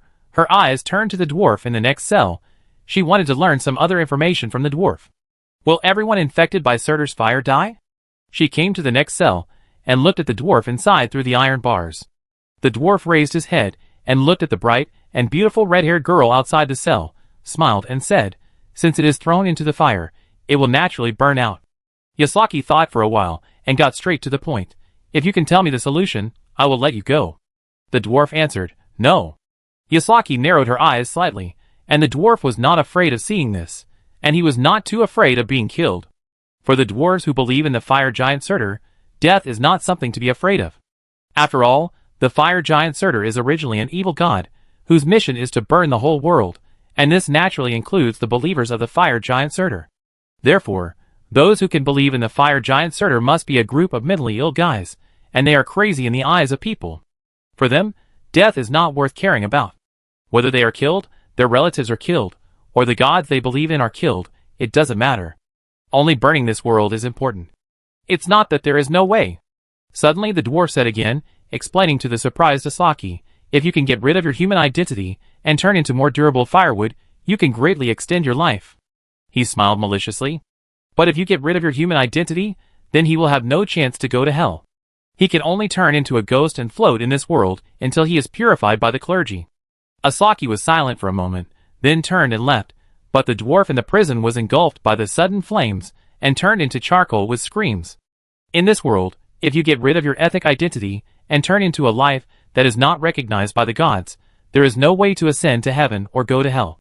This is very scary for people. Basically, it means there is no afterlife, and it also means losing the favor of the gods. But if he maintains his human identity, Akhtar can't survive in this world for too long in his current condition. Outside the city. A broken house. Shimu sat on a wooden stake outside the door, wiping the red dragon blood armor with a rag, looking very serious. After experiencing high-intensity battles, the red dragon blood armor also had some wear and tear, which needed to be repaired and strengthened. After leaving the Iris Kingdom, he had to find a dwarf master to strengthen and upgrade it. Otherwise, it would be difficult to support the later battles. At this moment, hurried footsteps were heard, and Shimu subconsciously looked up, only to see that Leticia had come to him, and immediately hugged him tightly in her arms, burying her face in her soft bosom, and even her breathing became unsmooth. However, Leticia did not seem to notice her chest killing, but hugged Shimu even harder, choking and saying some words that were difficult to hear, tears sliding down her cheeks. After she received Akhtar's letter, and confirmed the disappearance of the volcano temple, she felt that the whole world had lost its color. It was not until she heard that Akhtar was still alive that the world regained its color, and the dead heart became active again. Now she can cry out loud. Not far away, Fiftini also ran over, and she slowed down her pace when she saw Leticia hugging Akhtar tightly. Then she stepped back a few steps, and hid behind a nearby tree. After a while, Leticia calmed down, wiped away the tears from her eyes, and whispered to Akhtar, "Sorry, Mr. Akhtar. It's okay." Shimu didn't mind being killed by breasts. As long as Leticia was happy, it didn't matter if she was killed by breasts a few more times. "By the way, Mr. Akhtar." Leticia stroked her skirt and sat on the wooden stake next to Shimu, her voice gradually becoming smaller. "What do you think of the power of the Sword of Light?" Shimu answered immediately, "Very strong. For early players, the Sword of Light is indeed very strong, but as long as the player is patient, the level of other weapons can also be maxed out. As long as the weapon level can be raised to the maximum, the performance will not be much worse than the Sword of Light. If the design of the weapon that kills the gods can be tricked from the Witch of Death, the difficulty of killing the gods will be greatly reduced. If the Sword of Light is used to deal with Siegfried, it will definitely be effective." Leticia turned her head away, her voice even weaker. "I can lend you the Sword of Light to use. Is it okay?" Shimu asked back, and Leticia was silent after hearing this, pursed her lips, and said, "We have all signed the blood contract. Even if you want to stay and become the king of the Iris Kingdom, there is no problem." She turned her head, and raised her hand to gently rest on her chest. "Sir Akhtar, I want to complete the blood contract with you in the Iris Kingdom, in front of the Goddess of Life. As long as you want, you can have everything in the Iris Kingdom, including me, and the Sword of Light." Shimu was silent for a moment, and then, under the gaze of Leticia, he pulled out the Sword of Light that was inserted beside him. He said, "It's too greedy to have everything. Just lend me the Sword of Light for a while." Leticia pursed her lips and said unwillingly, Sir Actar, don't you like me? When I kill Siegfried, I will return the Sword of Light to you. Shimu smiled and said to Leticia, let's discuss today's matter then. Okay. Leticia was silent for a while and smiled. Although her proposal was rejected, she was not too depressed. Liking Actar is her own business. She doesn't have to force Actar to like her, and she will try to make Actar like her. Shimu smiled, inserted the Sword of Light into the ground beside him, continued to wipe the red dragon blood armor with a rag, and chatted with Leticia casually. However, not long after the conversation, a beautiful female knight came anxiously and informed Leticia that a dwarf came to rob the prison. As a last resort, Leticia left in a hurry. Until nightfall. After finishing her work, Leticia squeezed out time to come to the broken house outside the city, but she could no longer see Actar's figure. Only a farewell letter was left on the table. At the same time, on the way to the Sky City, the pterosaur spread its wings and flew high. Shimu and Yasaki sat on the back of the pterosaur. The sea breeze in front of them made people feel comfortable, and the Iris Kingdom behind them became smaller and smaller. Don't you tell her you're dying? Asuraki looked at the Silver Knight beside her, who was obviously dying. But she remained calm. Whether I live or die is my own business, Shimu answered casually. He just wanted to get to the Magic Kingdom as soon as possible, and didn't care much about other things. And Asuraki looked at the stubborn man and smiled. If she knew you turned into firewood, she would probably collapse completely. Shimu replied calmly, as long as she doesn't die in front of her. If she does, I will accompany her to spend the last moments of her life. Asuraki seemed to be persuading, but the Silver Knight beside her was unmoved. I really don't know how to evaluate this man, and I don't know whether to evaluate him as too gentle or too free and easy. It's a pity that such a brilliant talent was wasted. If he could grow up normally, he would surely leave his name in history. He should be admired by future generations. I may not die. Shimu lay on the back of the pterosaur, turned his head to look at Yasaki, whose red hair fluttered in the wind, and said in a joking tone, maybe I can fully master the fire assertor and kill the fire giant Surtur in the future. Even the evil god is still a god. He has no concept of death. Yasaki rolled her eyes, and seemed to remember something. By the way, you escaped from Lionheart City, right? Shimu replied, yes. The disaster that broke out in Lionheart City originated from the fall of the gods. Yasaki supported the back of the pterosaur with both hands, and said in an indifferent tone, something very troublesome will definitely happen next. Shimu cast an inquiring look, and Yasaki thought for a moment and explained to Shimu. Since the goddess of plague is dead, it means that the disease has disappeared, and the gods will definitely bring down other disasters. And the existence that can successfully assassinate the gods must be a very difficult person, and may also cause a major disaster. Guessed right. Shimu thought so, and the gods will definitely find a way to bring down other disasters to adjust the life balance of this world, and the witches will definitely make trouble. In any case, this world will only get worse and worse. Unless you have a certain degree of strength, it is a luxury for ordinary people to want to die. Forget it, there is no point in guessing these. Shaking her head, Yasaki took out a letter. This is Butch's recommendation letter. Shimu took the recommendation letter, and took a look. It was indeed a recommendation letter recommending him to Hecate. Are you going directly to the Magic Kingdom, or going back to the Sky City? Yasaki asked with a smile. I can go with you either way. Do you want to go to the Magic Kingdom too? Shimu put away the recommendation letter, and looked at the city on the coast. That place is in civil strife? If you can go, why can't I? Yasaki frowned and said with some dissatisfaction, and my strength is stronger than yours. She stretched out a white finger, and a flame emerged. You don't have awakened abilities yet? No. Shimu answered immediately. The so-called abilities in this game are the unique abilities added after the character reaches level 60. This is a game mechanism specially designed by the game officials for playability, and to increase the difficulty of the game.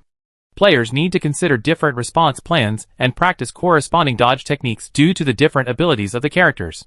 Asuraki's ability is very simple. She has money. Cough, it's fire, and she can trigger a highly lethal fire without a spell. It's a very ordinary ability. But compared to other inconspicuous NPC entries, such as being able to read ants' minds, being able to see only 1 second in the past, etc., it's still very useful. You're almost there now, right? Asraki suddenly asked, with a high estimate of Actar's strength. However, Shimu focused his attention on the horizon, and the attribute panel clearly showed his strength level. Race, human. Level, 43. Skills: 10 shadow magics, healing prayer, death protection, life nest, ash fire. Talent: none. Achievements: impossible miracle, princess's lover, 1,000 killers, money rolling, touching the hero's blade, giant hunter, dragon slayer, dwarf slayer, ungrown enemy of God. Chapter 41.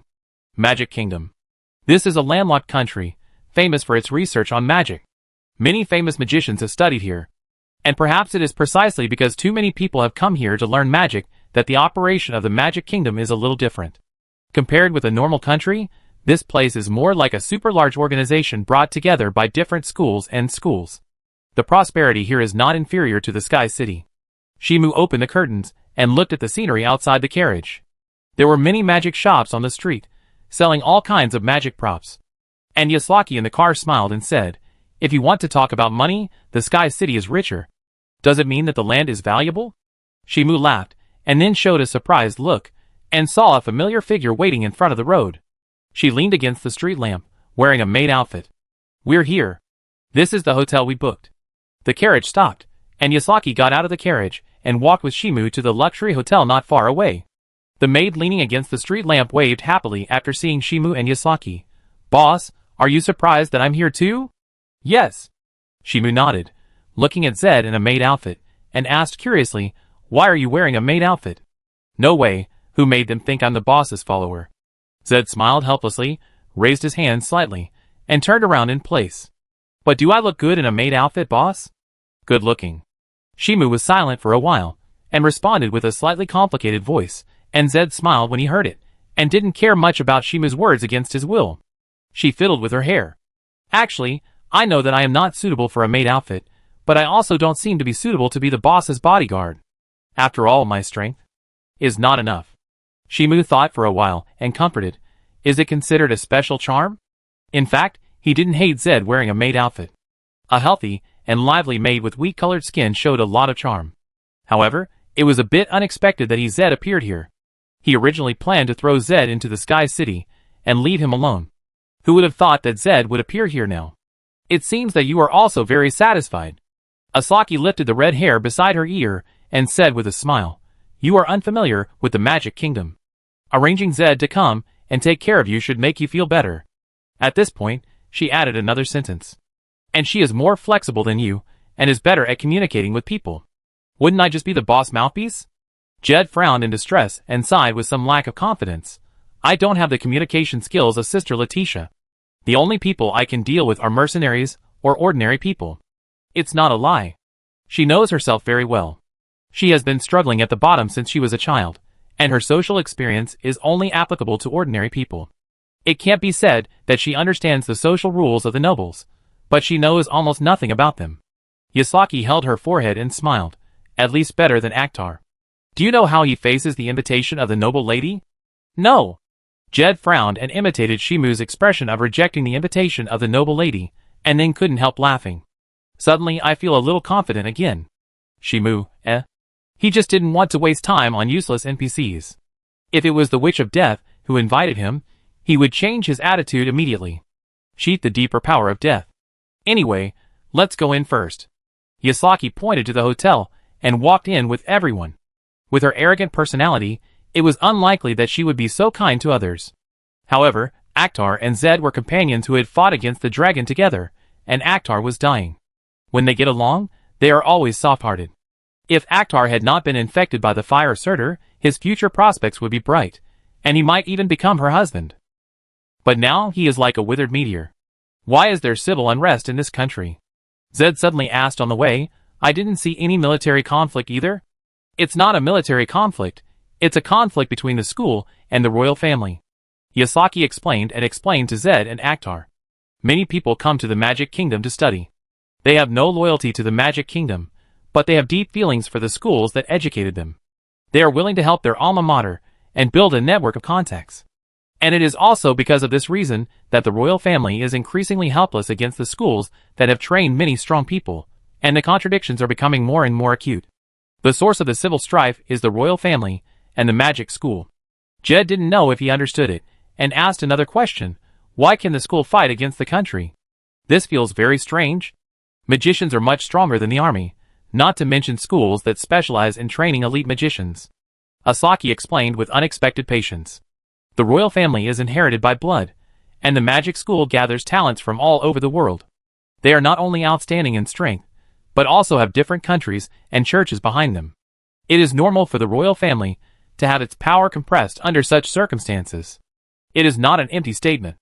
The schools in the Magic Kingdom not only cultivate talented elite students, but also involve all aspects. In addition to cultivating talents, they also have their own operating system. Even if the royal family wants to strengthen its right to interfere, the magic school can move away, change countries, and rebuild the school. And if all the schools in the Magic Kingdom move away, then whether the Magic Kingdom can still be called the Magic Kingdom today needs to be questioned. Since the school is so strong, Zed thought for a moment and asked, why does the school obey the royal family instead of managing the country itself? That's what they are doing now.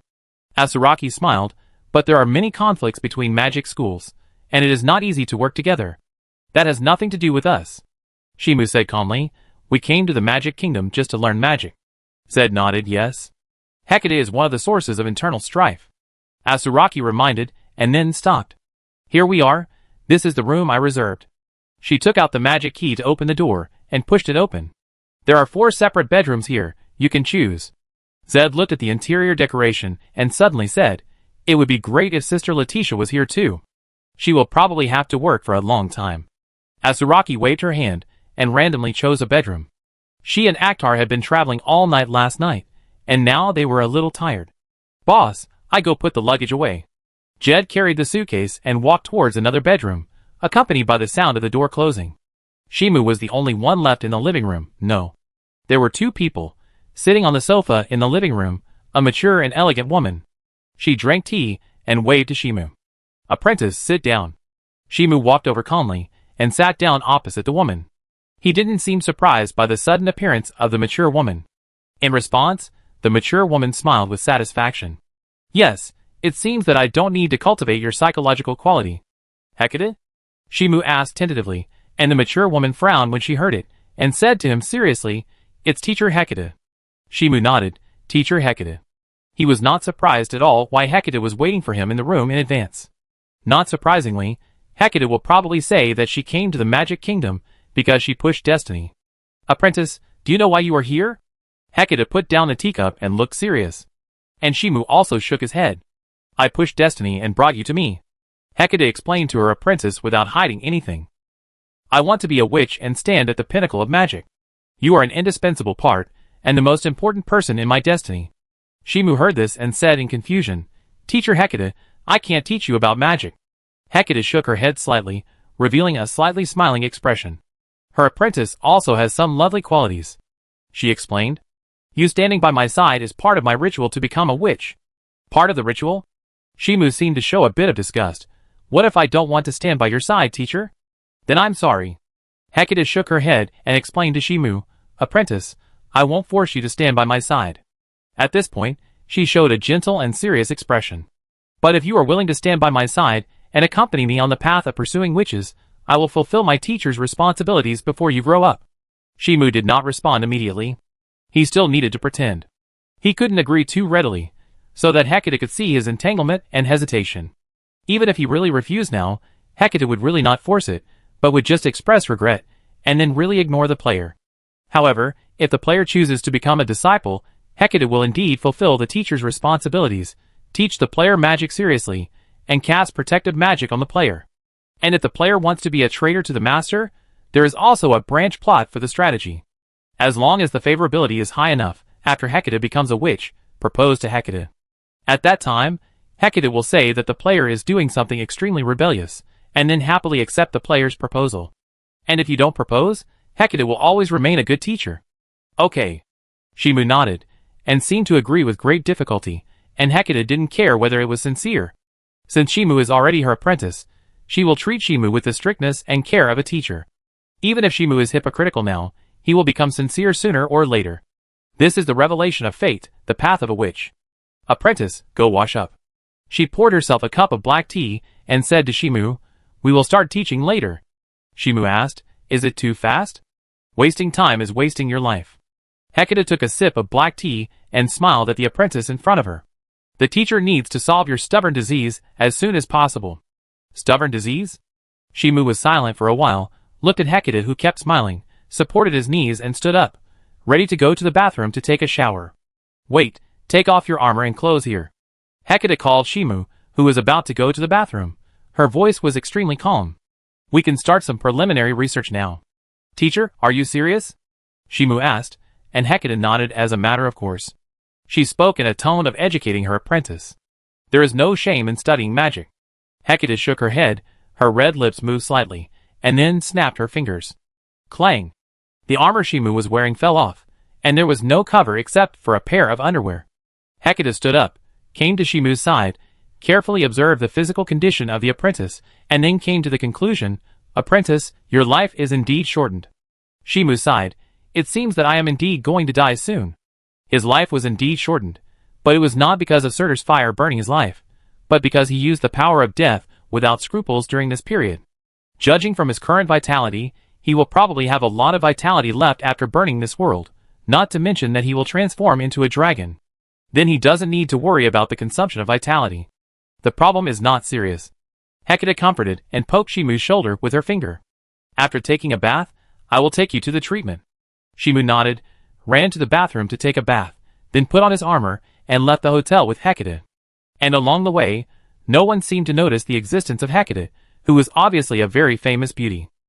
However, everyone turned a blind eye to the existence of Hecate, as if Hecate did not exist. From the perspective of others, it was Shimu who was talking to himself in the air, but fortunately this was the Magic Kingdom, and people were very receptive to the power of the uncommon sense. It was just that Shimu was talking to the mentor in the distance. After a while, outside the small duel arena, I have set up a magic circle to plunder life in the duel arena in advance.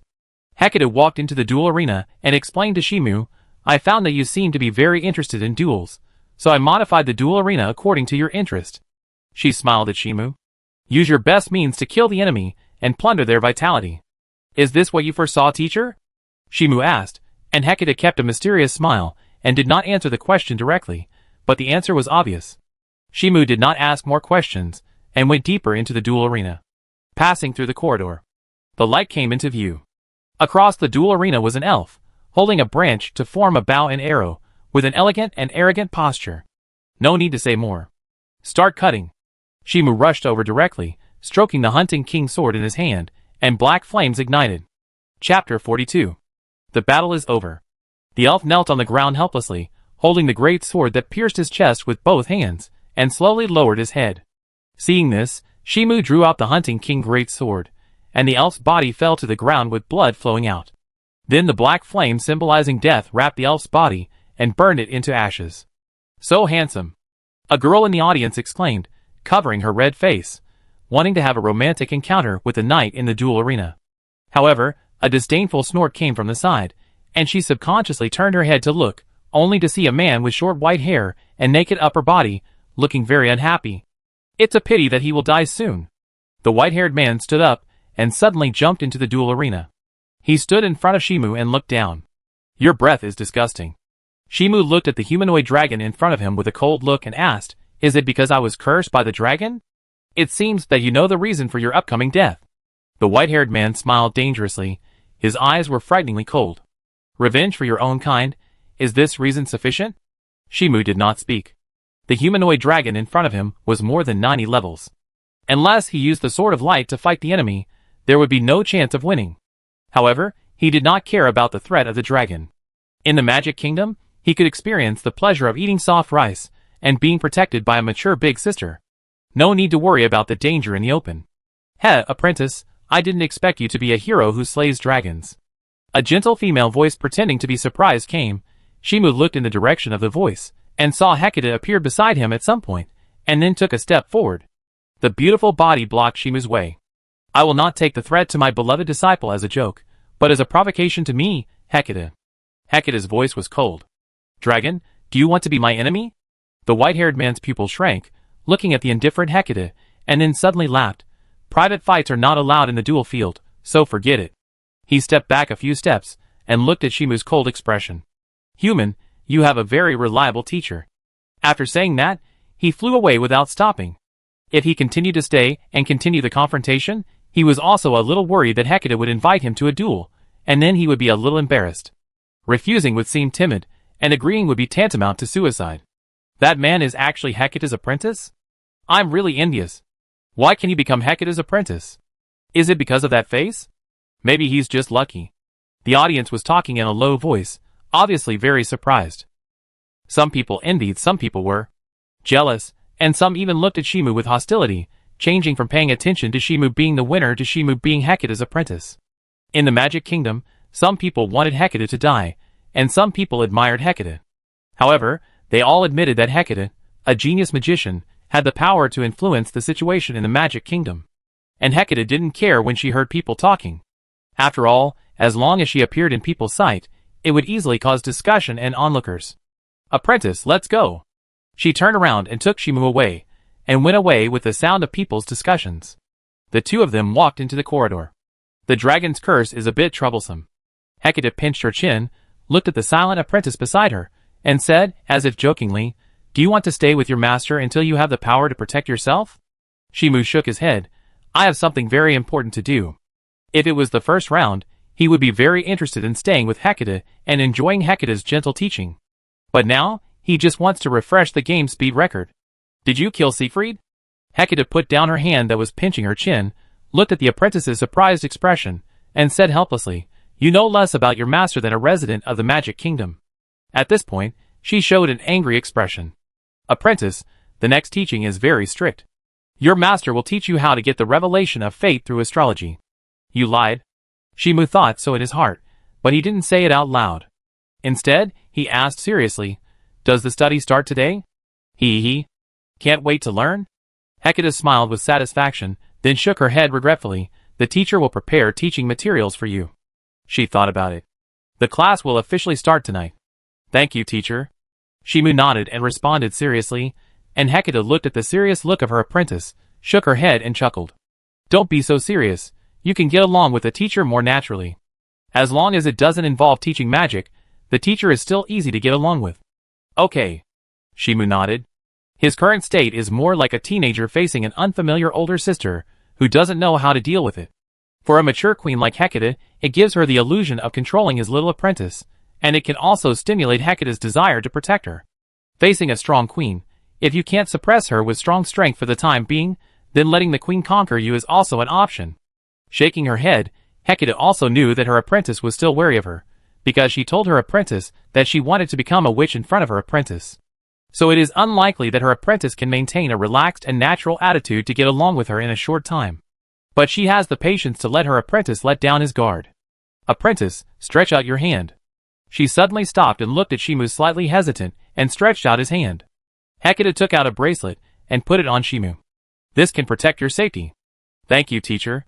Shimu hesitated slightly, and said thank you softly, and Hecate shook her head, and looked at the end of the corridor.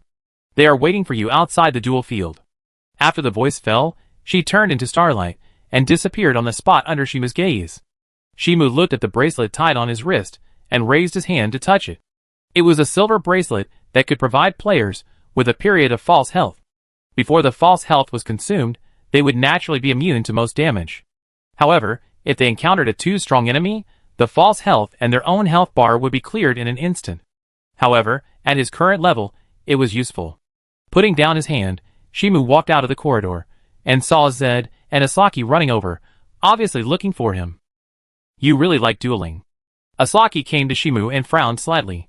"With your current physical condition, you should fight less." "Yes." Zed nodded, his voice concerned. "Too intense a battle will lead to the fire asserter, which will accelerate the burning of your life, boss." He already knew Shimu's current situation. After being infected by the fire asserter and becoming firewood, as long as he experienced high-intensity battles, he would automatically burn to increase his strength and accelerate the burning of his vitality. Shimu shook his head slightly, and showed the bracelet he was wearing. "It's okay, the teacher has replenished my vitality." "Teacher, you mean Hecate?" Asaki immediately reacted and asked Shimu, "When did you meet?" "In the hotel living room, in front of you." Shimu answered immediately, which made Asaki look disappointed. What a mysterious lady. He had no doubts about what Shimu said. After all, Hecate was a mysterious and elusive existence in people's eyes. Shimu seemed to sense her disappointment and comforted her, The teacher will come to me for a lesson in the evening. Really?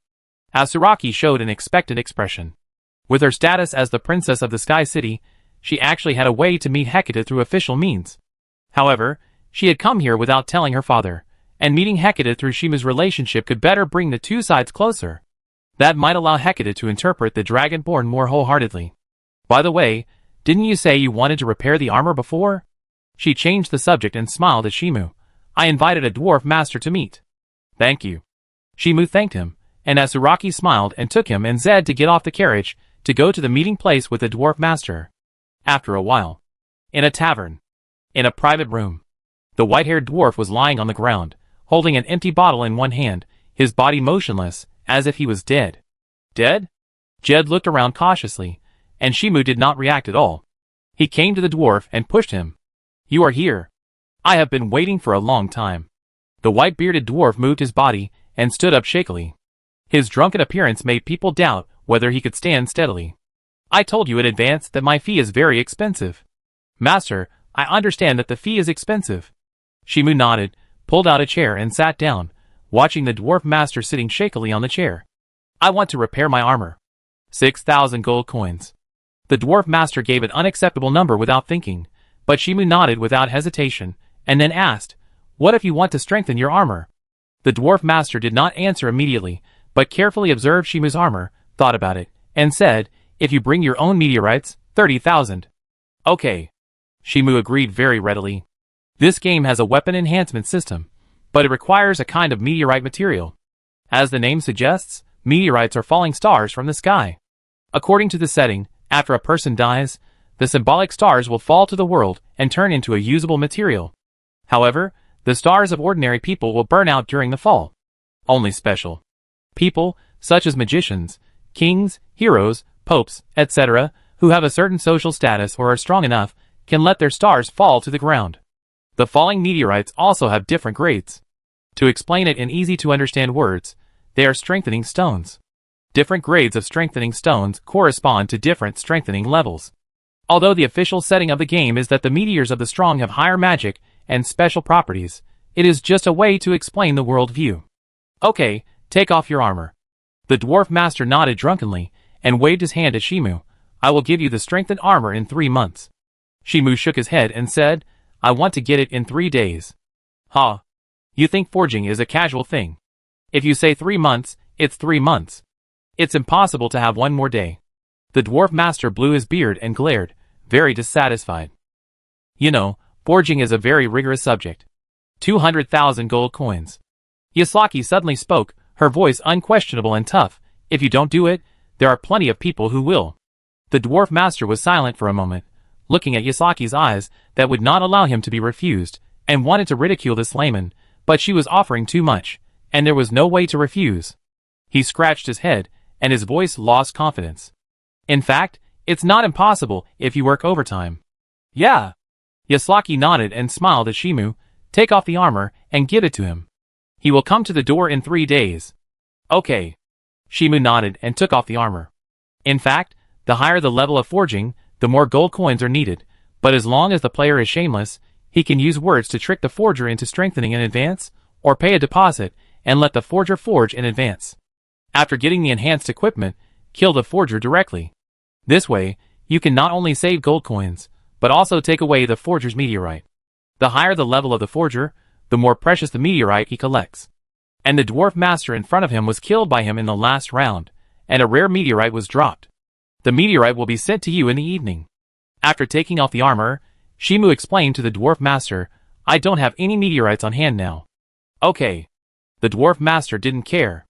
Anyway, he just took money to do the work, and didn't care when to start making weapons. The matter was done. Asaki and Zed returned to the hotel, while Shimu found an excuse to wander alone in the Magic Kingdom. No. If someone locked Shimu's movement trajectory, they would find that he had a clear route of action.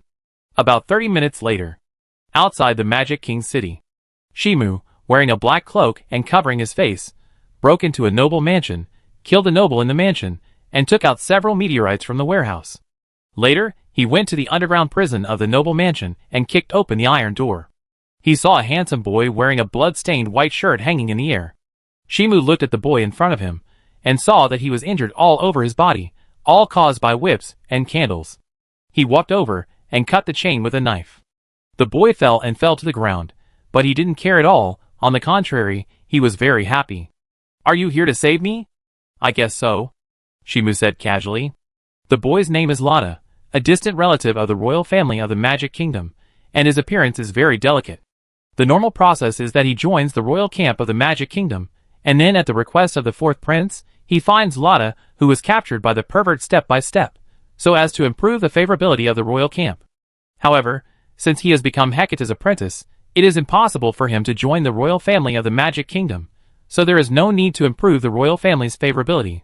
However, considering that there are good materials to be revealed here, he is still a little interested in coming here and saving this unfortunate boy. Although this unfortunate boy has been drunk into a puff. Chapter 43. Thank you.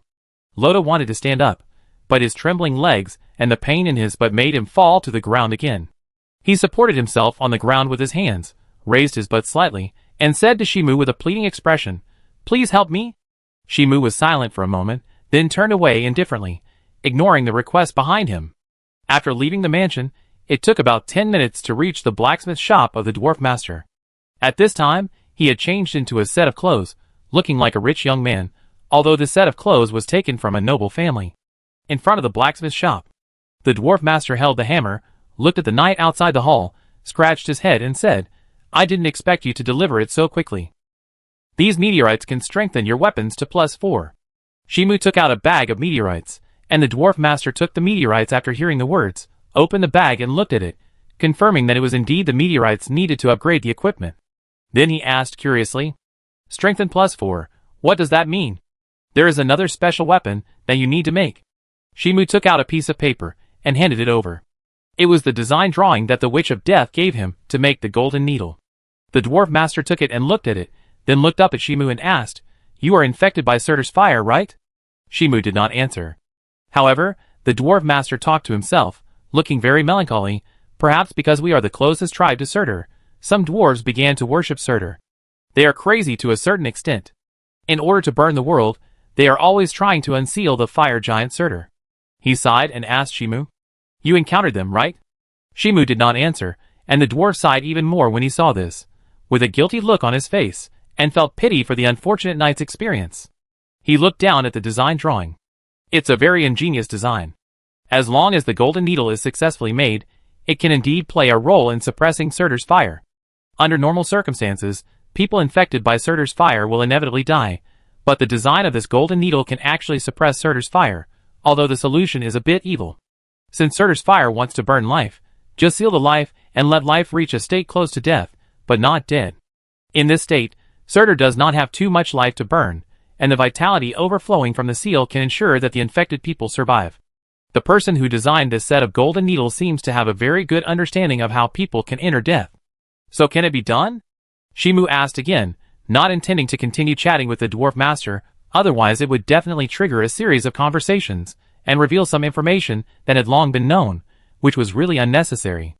The dwarf master was silent after hearing this, and gently stroked the design with his fingers, smiling confidently, "No problem, I am a forging master. I need the golden needle urgently," Shimu added, and the dwarf master laughed loudly after hearing this, looking very confident. "Understood, I will give priority to making the golden needle, and I will give you the cost price. This time, I really won't ask for an exorbitant price. It's because you always ask for too much, so you are always hacked to death." Shimu thought so, but didn't say it out loud. He nodded to the dwarf master, and then turned and left without hesitation. Now that the matter of making the golden needle has been settled, he should think about killing the children of the Magic Queen next. Return to the hotel. Push the door and enter. "Boss, you have become more handsome." A surprised and pleasant voice came. Shimu looked in the direction of the voice, only to see Jed standing up from the sofa and greet him. Jed put his hands behind his back, and looked up and down at Shimu's appearance in a suit with lively eyes, and seemed very surprised. "Boss, you used to wear that armor every day, and it seems that you have never dressed up seriously." Shimu retorted, "Isn't the red dragon blood armor super handsome?" In fact, he wore the red dragon blood armor not only because it has the characteristics of increasing defense against dragons, but also because the red dragon blood armor is very handsome. Otherwise, he could go find a more powerful armor, and then find a full strike shield, and then strengthen both the shield and the armor.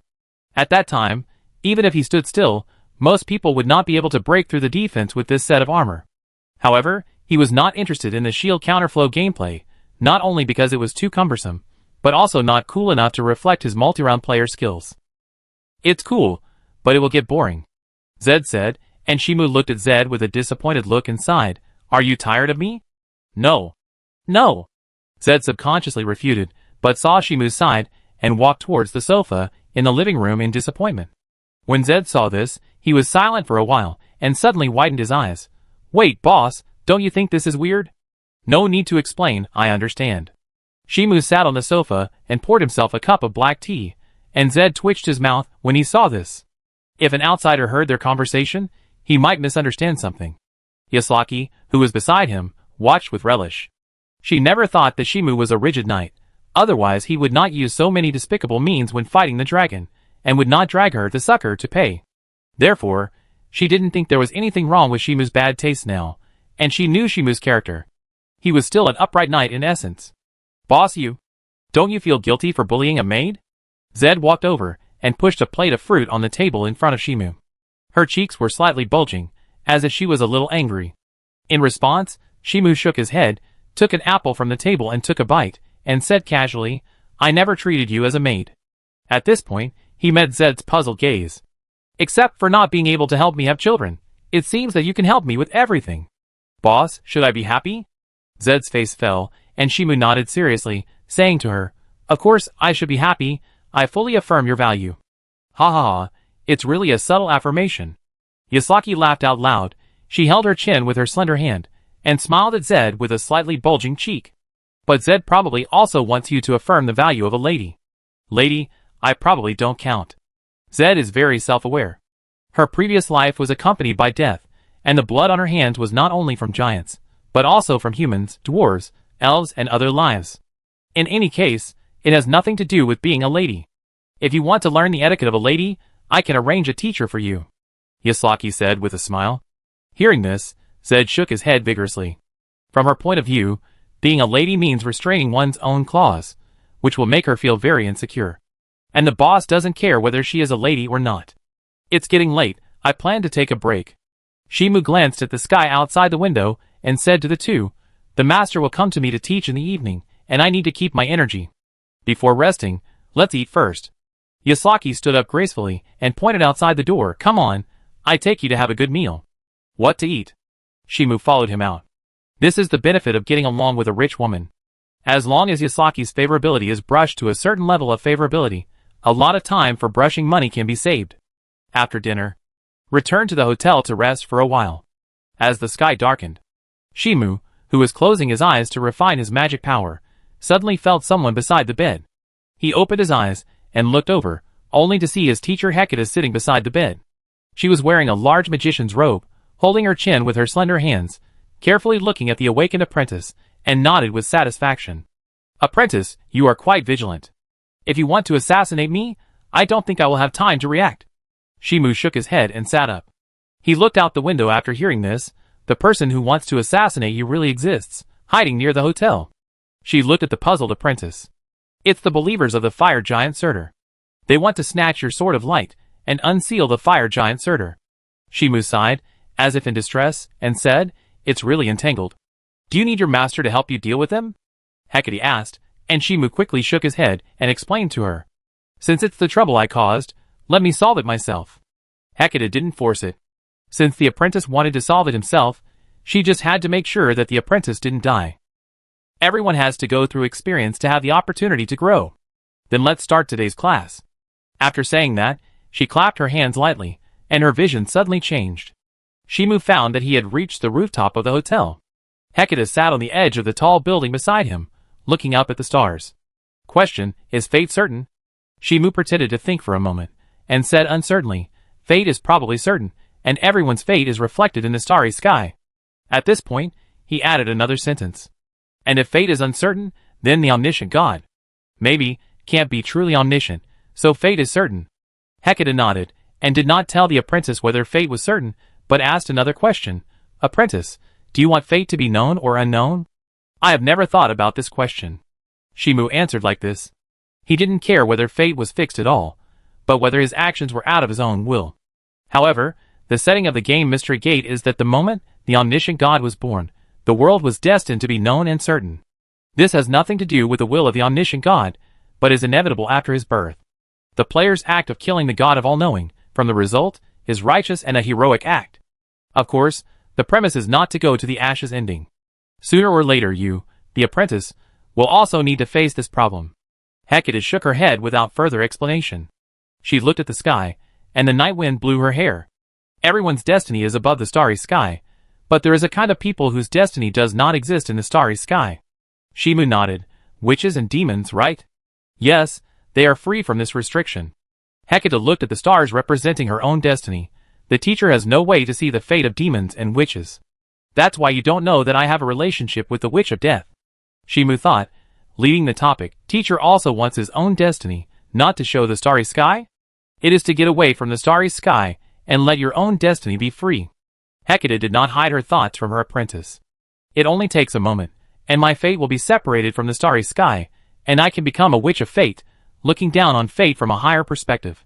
But the only way to separate one's fate from the starry sky is by the dead. Shimu was silent for a moment and asked, Teacher, you should have a way, right? There is a way, that is to find someone with a similar fate to mine, let her stars cover my fate, and I can be promoted to a witch. Hecate told the truth, and Shimu showed a thoughtful expression when he heard it. Teacher, are you talking about the Magic Queen? At this point, he shook his head again. No, if it was the Magic Queen, she would not let her fate be manipulated by others. The teacher is also in distress. Hecate frowned.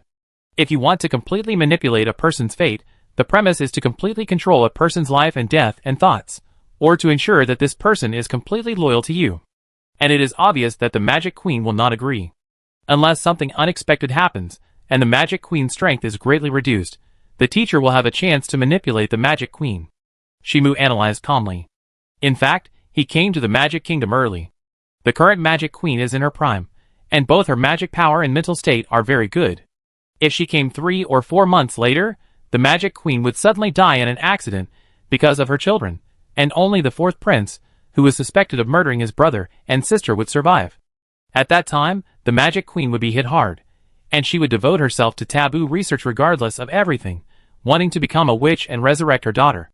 And because of the setting problem, the Magic Queen can never become a witch, which will cause the Magic Queen to be traumatized by the failure of the ritual and her mental state to fall into semi-madness.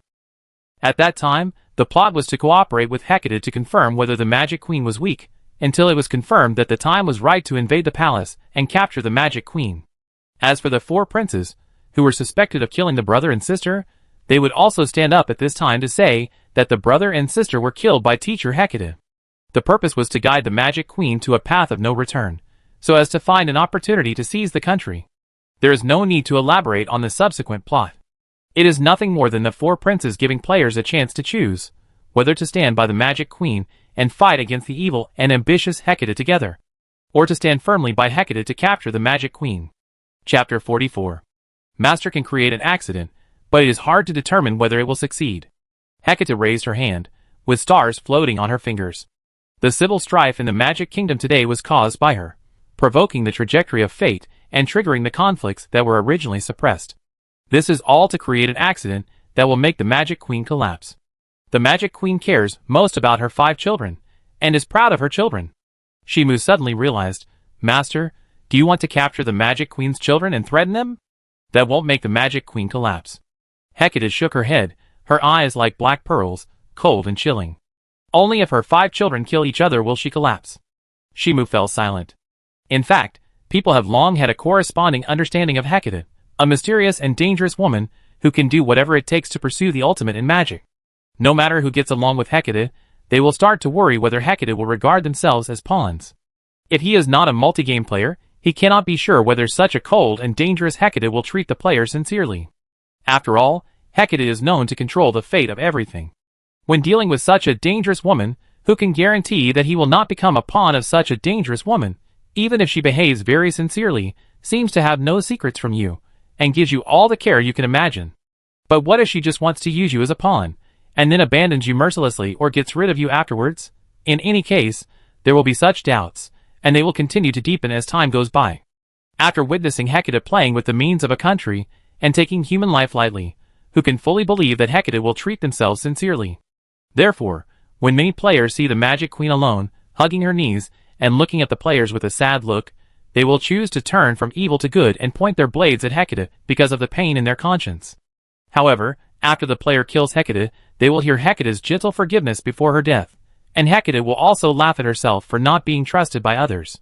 Of course, in this case, as long as you play a few more rounds, you will not be shaken by the plot arranged by the game officials. You can kill Hecate, the teacher, coldly first, and then kill the Magic Queen to obtain the experience points and rare equipment of both sides. Apprentice, do you think your teacher is too cruel? Hecate looked at the silent Shimu and asked gently. Shimu sighed upon hearing this and asked faintly, Teacher, will you abandon me after you become a witch? My disciple, I will give you all my tenderness.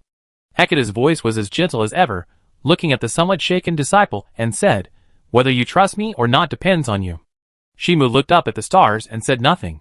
And Hecate beside him did not urge him.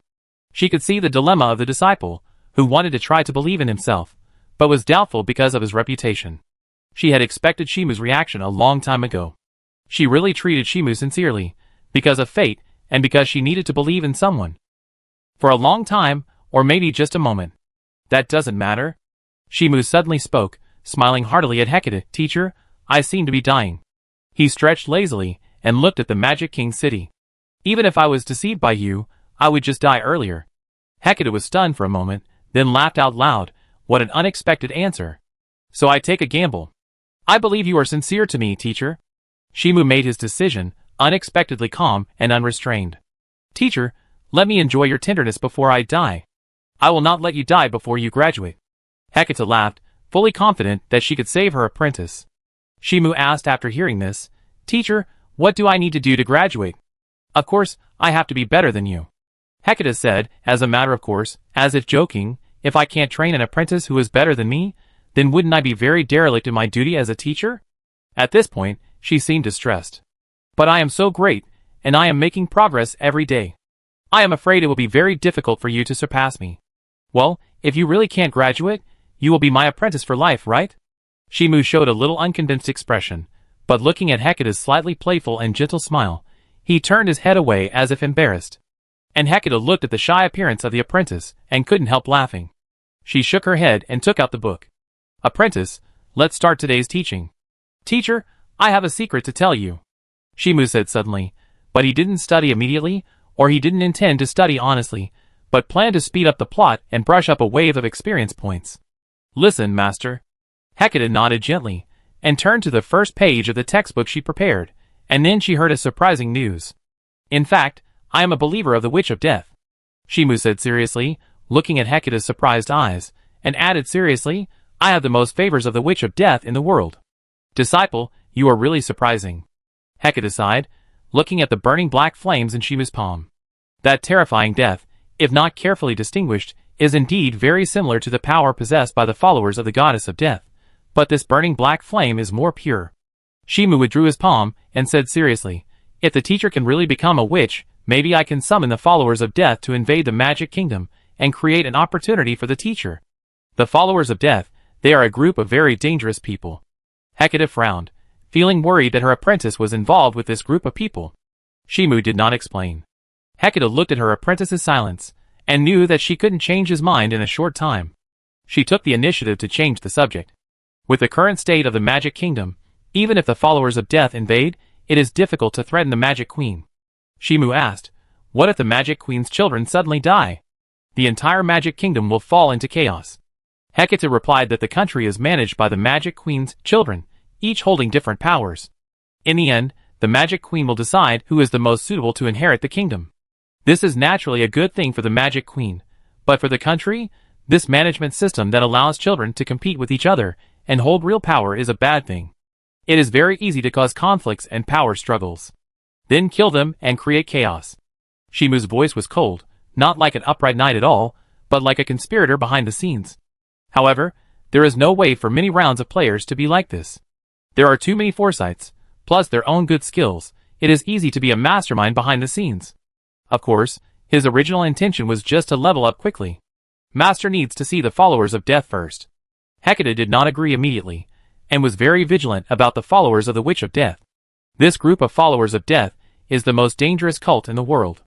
They have been committed to unsealing the Witch of Death, and they like to create death to please the Witch of Death. From her point of view, they are a group of psychopaths. In essence, they are no different from the followers of the fire giant Surtur, except that one worships life and death, and the other wants to burn the world to ashes. They are all a group of psychopaths, not much different. I bring them to see the teacher tomorrow. Shimu responded readily. He had a lot of experience in how to fool those followers of death. Tomorrow he will find a few sacrifices and ask the Witch of Death to give authorization, and then he can start to gain experience. Although there are many questions, let's start learning first. Hecate shook her head slightly. There were obviously more important things, but she paid unexpected attention to teaching. For her, the acquisition of knowledge is as important as 3 meals a day. Since it is time to eat, she, as a teacher, should let the apprentice acquire knowledge. For other things, ask the apprentice after he has finished learning. After all, the plan is not urgent now, and there is a lot of time to arrange. It's nothing more than a little slower. Shimu did not resist, and studied obediently. He understood Hecate's subtle obsession very well. He had obsessive-compulsive disorder in acquiring knowledge and teaching. After a while, the study was completed. Shimu finally had the opportunity to talk about other things, but Hecate did not have too many questions. She mainly asked him how he became a believer of the Witch of Death. He slightly modified the process, and said that his understanding of death was different from that of ordinary people. He felt that the Witch of Death was the real death, so he began to believe in the Witch of Death. After the first sacrifice in Lionheart City, he received a response from the Witch of Death, and gained the power of death. Hecate listened carefully, and combined with recent major events, she immediately guessed the truth. The one who assassinated the plague goddess was the Witch of Death. She nodded slightly, frowned slightly, and said, "But who has the ability to free the Witch of Death from the seal?" Shimu shook his head. "I don't know." Hecate gave up the investigation. Now the most important thing for her was to become a witch. Only by becoming a witch could she have the opportunity to explore the truth. "Apprentice, you go to sleep first." She smiled at Shimu, and her figure disappeared from the spot, and Shimu returned to the bedroom of the hotel in the blink of an eye. He glanced out the window, then pulled open the quilt, and went to sleep. There are still many things to do tomorrow. The next day. Early morning. The sun shone through the window, and fell on the head of the bed. Shimu yawned and got up. After pushing the door to the living room, he saw 2 pairs of resentful eyes, from Asaki and Jed. From their faces, it seems that they did not sleep well. "What's wrong? You look unhappy?" he asked, and then he saw Asuraji and Jed showing even more resentful and unhappy expressions. Jed spoke first. "Boss, didn't you say Hecate would come to you to give you a lesson in the evening? We waited until midnight, but didn't see Hecate coming." Asuraji added that she and Jed waited for a long time last night, but didn't see the legendary genius magician show up. In response, Shimu showed an expression of enlightenment. "Last night, the teacher appeared directly in my room, and then took me to the balcony of the hotel to give a lesson in the blink of an eye." "Alas, is that so?" Jed showed a disappointed expression, regretting that he didn't see the legendary genius magician. Asuraji was even more disappointed. She also wanted to talk to Hecate to know if she had the ability to correctly interpret the Dragonborn. "Maybe the teacher deliberately avoided you." Shimu thought about it, and then added another sentence. "Don't worry, I asked the teacher tonight." In fact, he knew very well why Asaki wanted to see the teacher so much, but this would only make Asaki more desperate. With Hecate's current ability, there is no way to correctly interpret the magic left by a top witch. The creation witch, this is the existence that left the Dragonborn magic, and has a legendary experience of raising gods as pets. If the omniscient god hadn't sent the creation witch to hell, I'm afraid this creation witch could have trained more gods as pets. By the way, it's worth mentioning that there is also a huge gap between gods, excluding the omniscient god, and the goddess of life, and the goddess of death, which are clearly very strong gods. There are also goddesses who control, for example, desserts, or male gods who control rainwater. In short, gods can be beings that control very narrow concepts. It is not the case that every god controls a very broad range of powers, otherwise the player will have to face a group of mechanism monsters, and the difficulty of clearing the game will obviously increase. And more importantly, it is very tiring to design a group of outrageous mechanism monsters, and the game officials will not be crazy, not only to exhaust themselves, but also to exhaust the players. So not all gods are outrageously strong. By the way, I have to go out for a while. Shimu seemed to remember something and said helplessly. The teacher asked me to study a topic independently, and I am not allowed to rely on the financial resources of the rich woman and the support of subordinates. Zed asked curiously, Boss, what are you going to do? Keep it secret for the time being. Waving his hand, Shimu washed up, and then hurriedly left the hotel. And Yasaki shook her head helplessly when she saw this, and then took Zed out shopping, and met with the top executives of the Magic Kingdom. Dark. Dark. The candles that seemed to be about to go out at any time swayed, providing a negligible light source, allowing people to barely see the study room. Hush, keep quiet. Shimu raised a finger, and pointed to the neat noble family in the center of the sacrificial array. Lady Witch of Death likes a quiet environment. Woo woo woo woo. The noble family in the center of the array struggled more fiercely, and was obviously more afraid. If they were just killed, it would be fine. But being sacrificed to the Witch of Death would take away their souls, which means there is no way to reincarnate. However, no matter how scared this family was, the spell to summon the Witch of Death sounded, and the blue ghost fire burned and climbed onto the sacrifice. As the sacrifice burned, the witch appeared. She remained mysterious as always, with her hands and 5 fingers folded in front of her chest, and her long hair fell like waves. Human, what is the reason for you to find me this time? Chapter 45. Witch, do you want someone of your kind? Shimu asked seriously, looking at the surprised look on the face of the Witch of Death. He explained the reason. My teacher Hecate wants to be promoted to a witch, but she needs to meet certain conditions. The Witch of Death was silent for a moment, and slowly said, You are really surprising. It seems that you can be involved in any incident. From the first time she was involved in the assassination of the gods, and then in order to prevent the fire giant Surtur from being unsealed, she was infected with Surtur's fire. And now she is involved with a person who wants to become a witch. Maybe the teacher is surprising. Shimu said without changing his face, I can see the teacher because the teacher pushed my fate. Everything he does now is out of his own will, but blaming the experience on the teacher can reasonably explain his legendary deeds. After all, the setting in this game is that astrologers artificially create many heroes and epics, and his teacher Hecate is a being who controls the trajectory of fate. It is reasonable for him to create legendary deeds for him. The Witch of Death nodded slightly, not knowing whether she believed it or not. Seeing this, Shimu did not waste words, and stated his intention to summon the witch. I hope that the followers of death under your command can help the teacher become a witch. The Witch of Death did not agree immediately, but talked about another thing. Didn't you use my name to trick them into helping you slay the dragon? I'm sorry, I was wrong. Shimu apologized immediately without hesitation, and the Witch of Death sighed and raised her hand to rub her temple. She originally wanted to hold Shimu accountable, and told him not to use his reputation to cause trouble in the future. But since he has already apologized, I don't bother to pursue it. I allow you to use their power, but the premise is that you guarantee that Hecate will become a witch, otherwise you are not allowed to use the power of the death cult in my name in the future. Of course. Shimu promised solemnly. He knew the Death Witch too well. She was unexpectedly very cold and gentle. This is because the Death Witch has a different view on life and death. Death, which ordinary people are extremely afraid of, is just a transformation of life form for the Death Witch. And the act of collecting souls is just to explore the truth of the world. The Death Witch nodded gently, and then her body burned with a blue flame and disappeared on the spot, leaving a sentence. Human, you'd better not rely too much on the power of death. Shimu looked down at the noble family, who was burned to ashes in the center of the magic circle, and then climbed out the window to leave. He took the Death Witch's kind warning to heart in the first round, and felt that using the attribute of death might cause some negative state. However, it was not until the second round that he discovered that even if he abused the power of death, it would not have any effect.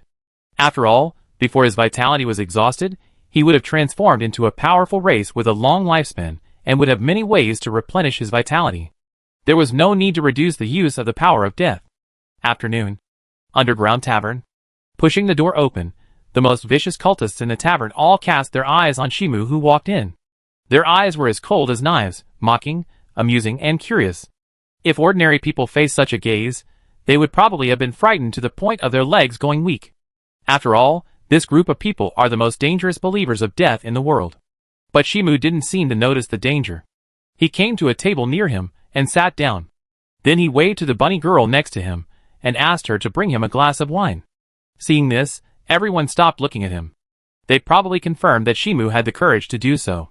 At least, he was not someone who really relied on his face to attract the favor of the witch. See you again, Akhtar. It seemed that the sound of wood chips rubbing against each other came. Shimu looked in the direction of the sound, and saw an old lady holding a cane, trembling and walking over and sitting down beside him. What do you want us to do for you this time? She asked with a smile, staring at Shimu with turbid eyes. In response, Shimu showed a look of doubt. Mistress Witch, didn't I tell you? I did tell you. The old lady smiled, then sighed, but you still have to tell me the details. Shimu nodded and asked, are all the people here? Old lady, let me introduce everyone to you. The old lady stood up and began to introduce the characters. She first pointed to the bartender with a mustache and a suit. Killer Jack, a killer who has issued 15 assassination notices in the Dragon Empire, and each assassination was successful and escaped unscathed. Shimu nodded to the bartender, and the two exchanged glances and then moved away, as if they had no interest in each other. If it weren't for the order of the Witch of Death, Jack the Ripper might never pay attention to Shimu. It's not contempt, it's just that he's not interested. This is the Bloody Countess. You must know her story. She used to bathe in the blood of young girls every day to stay young forever. The old lady pointed to the corner of the tavern, and saw a beautiful young woman in a red dress, elegantly raise the red wine glass, smiled at Shimu, then drank it all. Seeing this, Shimu just took the wine glass handed by the rabbit-eared maid, responded calmly, and then continued to wait for the old lady to explain. This kind of transitional plot is sometimes really troublesome. For players who are interested in the plot, the old lady's explanation is easier for players to feel involved. But it was a bit boring for him. This is Alistair, who was once known as the most talented magician. The old lady pointed to another table, and saw a man dressed like a clergyman with short black hair, concentrating on stacking tarot cards at the table. When the old lady mentioned him, she glanced at Shimu. The two sides just exchanged glances, and then tacitly withdrew their eyes. Indifference? This is the message Shimu and Alistair got after exchanging glances. They ignored each other from the bottom of their hearts, and had no interest in talking. This is Martha. She killed a dragon with her bare hands. The old lady didn't seem to notice the cold atmosphere, and pointed to the girl with a gentle smile and boxing gloves next to her. She is one of the few people in our death cult who is easy to talk to. Hi. Martha smiled and greeted Shimu. The sunny smile and the gentle wave of greeting were very friendly. She is considered one of the few people in the death cult who is easy to communicate with. But Shimu just nodded coldly in response, and was not very interested in Martha. After all, this Miss Martha was a spy lurking in the cult. It's my turn at last. The old lady poked the ground with her cane to attract the attention of everyone present. Seethe, the witch's first maid. She introduced herself briefly without going into too much detail. But this self-introduction is already very valuable. Grandma Seethe, does that mean you have lived for more than 10,000 years? Martha covered her mouth in surprise, as if she was surprised that the old lady had lived for 10,000 years. The members of the death cult have been iterated countless times. Except for the belief in the Witch of Death, everything else has basically been lost in history. I didn't expect that there are still people who have survived from 10,000 years ago. Just lived longer. Old Lady Seethe smiled kindly, without explaining in depth why she could live for 10,000 years. She turned her head and looked at the calm Shimu. Sir Akhtar, please tell me about the plan. Shimu felt the gazes of the crowd, drank a sip of wine calmly, and then said seriously, the teacher should make the plan. I am just here to take you to see the teacher. The atmosphere fell silent. And then, ha ha ha, Sir Akhtar, you are so funny. Marta laughed and wiped away the tears from her eyes. You summoned all of us, the most vicious people, but you don't even have a plan? I don't mind waiting. The Bloody Countess smiled lightly with her lips covered. Her scarlet eyes contained all kinds of charm, making people want to tear off her red dress and press it on the table to defile it. Alistair, who was standing next to him, raised his hand, overturned his stacked tarot cards, and looked at the tarot cards scattered on the table. Fate shows that everything goes well. His voice was calm, but it made the atmosphere in the tavern relaxed. And this is the value of the most talented magician in the past. Since Alistair said so, you can rest assured. Old Lady Seethe smiled and looked at Shimu and said, Sir Akhtar, let's go meet your teacher. Shimu nodded and said, see you on the rooftop of the hotel in the evening. Okay. Alistair nodded, then stood up and left the tavern, and then the murderer Jack and the Bloody Countess also said goodbye. Since the plan is not being implemented now, they will naturally do their own things. Everyone has left. I still want to get together with everyone. Martha sighed, pulled out a chair and sat next to Shimu. She supported her cheeks with both hands and said with a smile, "We will be colleagues in the future. Do you want to get to know each other?" Shimu glanced coldly at the familiar Marta. This spy lady is a good person, but she will not show mercy to players who join the cult of the dead. Unless the player makes Marta evil. I'm tired. I want to rest. He stood up and left the underground tavern. Marta didn't seem to give up. She followed Shimu for a while and found that he came to a slum, but disappeared in a blink of an eye. After she searched for a while, in a remote alley, Marta saw the murder scene. Akhtar's eyes were cold. He covered the dwarf's mouth with one hand and twisted it hard. With the sound of the neck breaking, the struggling dwarf lost his breath. Are you still following? Shimu looked at Marta at the entrance of the alley, squatted down and touched the dwarf's body. As the black flames burned, the corpse turned into ashes. Are you offering sacrifices to the Witch of Death? Martha asked, and then she saw Akhtar cast a subtle look at her. No. Shimu stood up and moved his wrist. They are the followers of the fire giant Surtur, who came to assassinate me. He looked at Martha's puzzled eyes. I have a little feud with the followers of the fire giant Surtur. I have stopped their plan to unseal the fire giant Surtur before. Have you stopped the plan to unseal the fire giant Surtur? Martha covered her mouth in surprise. Sir Akhtar, you are still a hero. That's why I told you not to follow me. Shimu said indifferently, and then suddenly dodged and avoided the killer, who attacked from behind. He elbowed the killer in the neck, and the crisp sound of bone breaking could be heard, and the killer also lost his breath. This is my own business, you don't need to intervene. He squatted down and touched the body of the monster, and the black flame quickly burned the body of the monster into ashes. Then he continued to wander in the slums, and under the watchful eyes of Martha, he calmly and decisively killed the killers who attacked him. That professionalism and decisiveness were more killer than the killers who attacked him. After doing all this, Shimu left the slums and came to the Church of the Goddess of Life. Under the guidance of the nun, he confessed to the Goddess of Life devoutly. When Martha saw this scene, she fell into a state of confusion.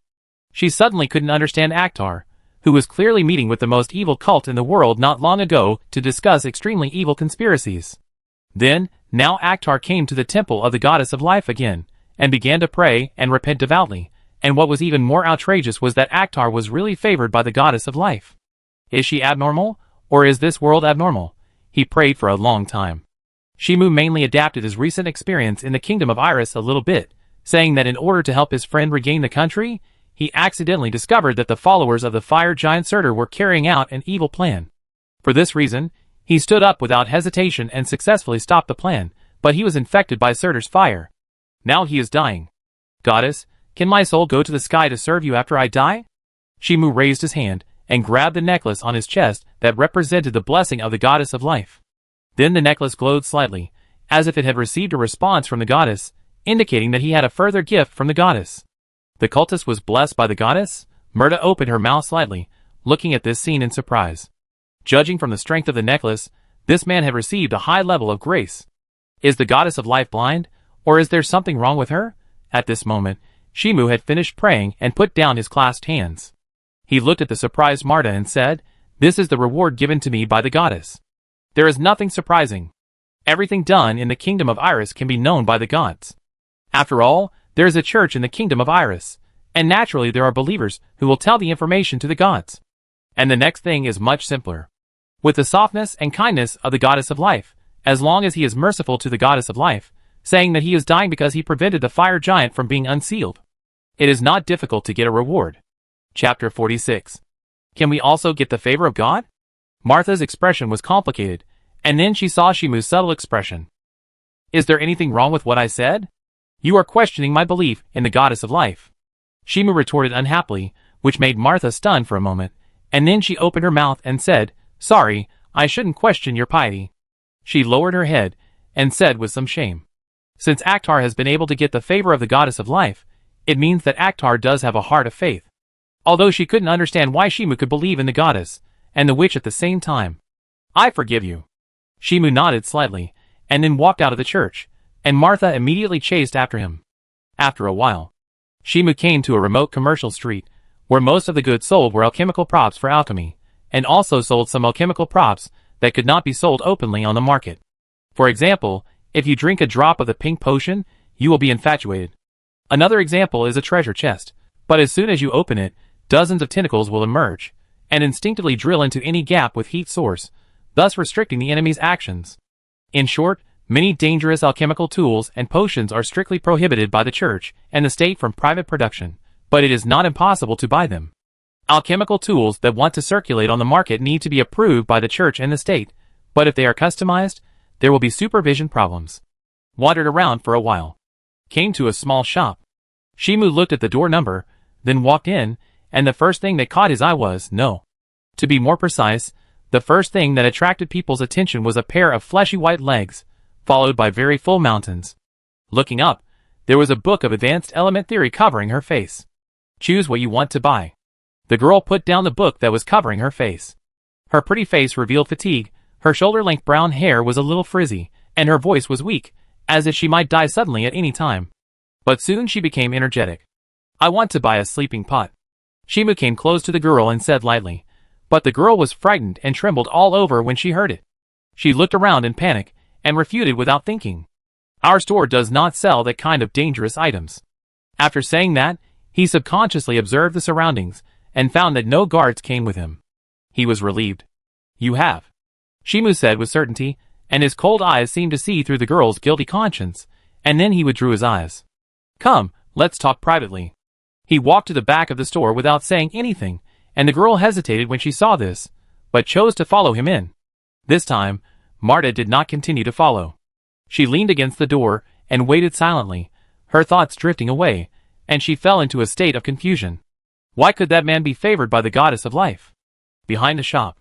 Should listen to me quietly. Shimu smiled and raised a finger to quiet the girl with short brown hair.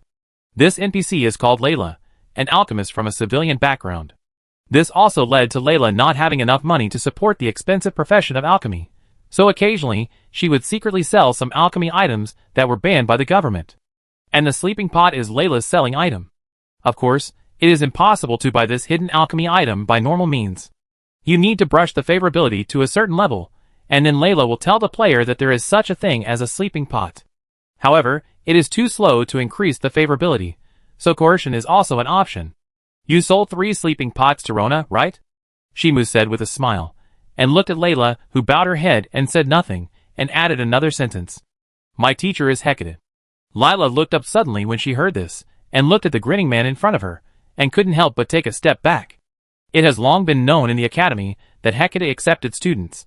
Even a small transparent person like her knew about it. After a moment of silence, she bit her lower lip. What do you want?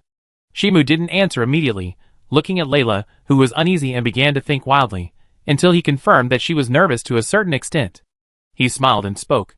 Just sell me the sleeping pot, and I guarantee you will graduate successfully and become a teacher. Lila asked nervously, really? Do you have a choice? Shimu asked back, looking at Layla's stiff expression, raised his hand and patted her shoulder. I come to get 10 sleeping pots in 2 days.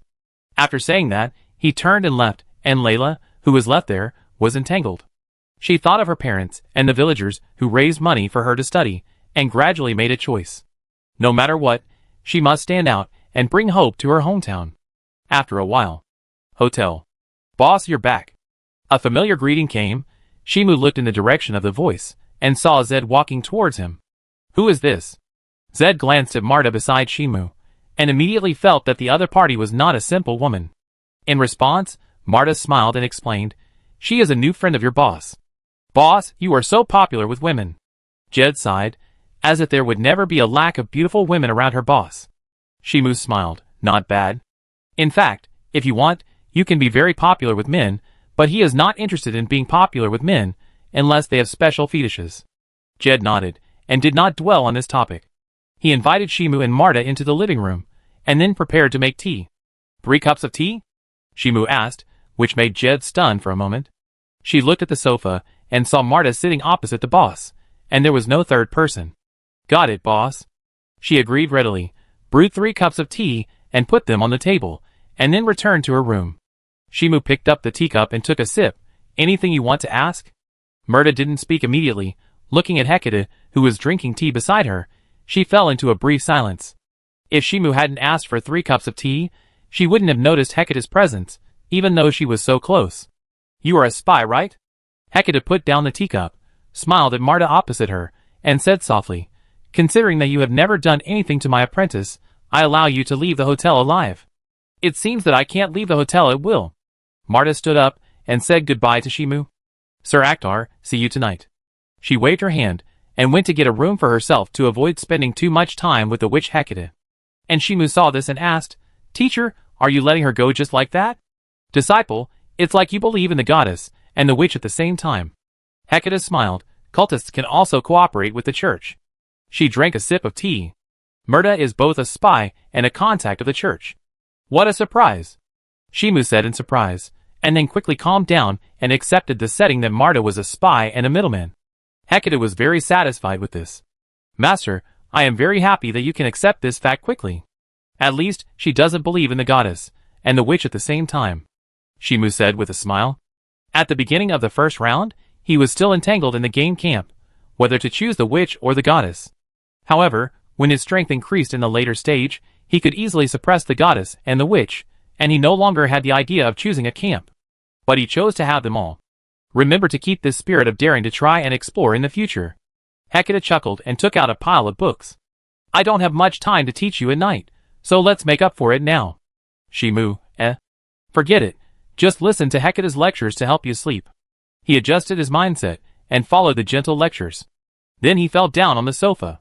Hecate gently put down the book in her hand, looked down at the apprentice, who was resting on her knees, and raised her hand to touch the apprentice's head. In fact, she had long discovered that the apprentice had hidden many secrets, but she didn't intend to ask.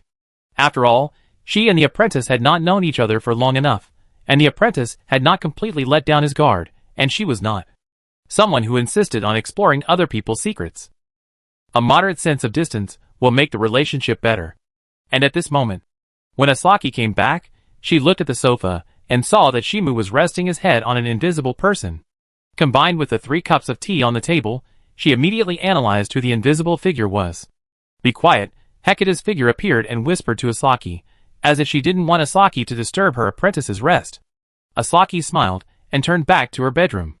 It was really not easy to find a chance to chat with Hecate. There was no chance to chat even though it was right in front of her. At night, Shimu opened his eyes and then turned around. Hecate, who was above his vision, held a book in one hand and read it intently. "The agreed time is almost here." Hecate closed the book, and with a flicker of light, the book disappeared. She lowered her head and looked into the eyes of her apprentice. "There's not much time to stay in bed, apprentice." "Got it." Shimu stood up, picked up the cold black tea on the table and drank it all. The moment he put down the teacup, the scenery changed. The night breeze blew, making people feel refreshed. Hee. Everyone is here." Old Lady Seeth laughed unpleasantly, looking at the figures of Shimu and Hecate. "Then let's start discussing cooperation. In 3 days, the invasion will be completed." Hecate was concise, and had obviously made a decision long ago. "You just need to get rid of everyone who is close to the library." Old Lady Seeth nodded. "Okay. It doesn't matter." The murderer Jack waved his hand, not interested in the specific plan at all. Anyway, for him, as long as he could kill people, it was enough. "Then I don't care." The bloody countess smiled charmingly, not caring much about her plan. However, Martha asked a question. Her voice was obviously very serious. "Is it enough to just stop them from getting close?" "Yes." Hecate nodded. She only needed a very short time to completely grasp the chance of the Magic Queen's life and death. Even a few seconds would not matter. As long as she could create such an environment, she could complete the ritual of turning into a witch. At this moment, Alistair, who had been flipping through the tarot cards, suddenly drew a tarot card. The trip went smoothly. "Did you finish the conversation so quickly?" Martha said in surprise. She was originally discussing the specific invasion plan. In response, Hecate gave an explanation. "I will take you into the palace in 3 days, and you just need to block the 4 doors that invade the Great Library." 2 days later. Night. Outside the blacksmith shop. "How is my craft?" The dwarf master smiled, very confident in his own skills. He not only perfectly upgraded the red dragon blood armor, but also created the golden needle. Shimu touched the red dragon blood armor on the table, and then turned his eyes to the golden needle. This one alone was enough to temporarily suppress the fire asserter. He took the golden needle and observed it, and nodded. "No problem." The dwarf master smiled. "This is called value for money." Shimu didn't say much, and began to wear the red dragon blood armor, moved his body, and then took out Asaki's bank card. He paid the money, and turned around and left.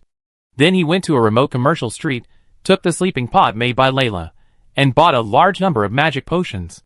After thorough preparations, Shimu ran to the slums again, like a ghost, and killed the assassins who came to assassinate him, harvesting the experience points accumulated in the past 2 days. And this time, the assassins were obviously of much higher quality, all affected by the fire of Surtur, and turned into firewood. The idea is correct. Shimu drew back the knife, and looked at the body of the fallen dwarf. His cold eyes were emotionless. This group of dwarves wanted to use this suicidal method to constantly stimulate the fire of Surtur in his body, causing him to fall into madness, and turn into a madman who wanted to burn the world. But unfortunately, he was not infected, and would not fall into madness.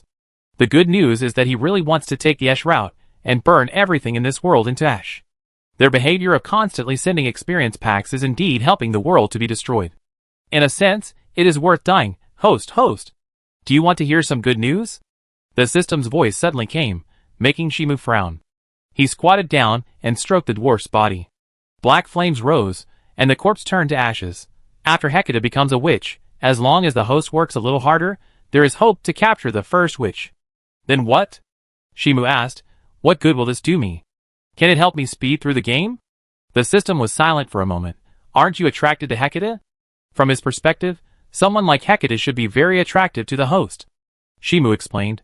I've experienced it, and I'm not very interested now. Chapter 47.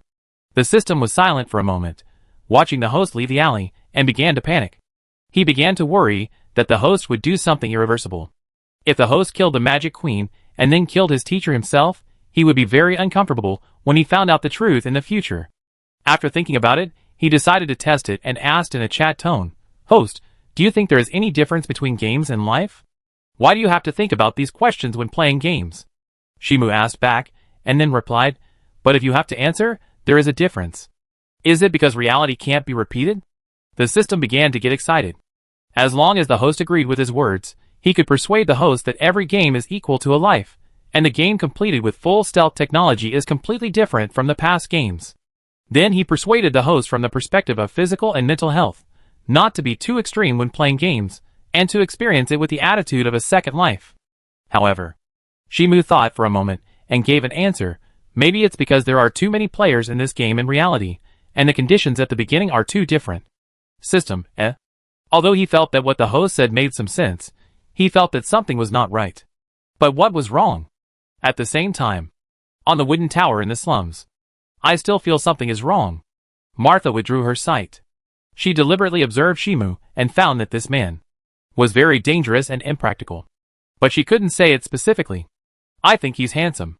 A charming smile came, and Martha turned her head to look at the source of the voice, only to see the bloody countess sitting elegantly on the guardrail of the high tower. She raised her hand, and gently gathered the hair beside her ear.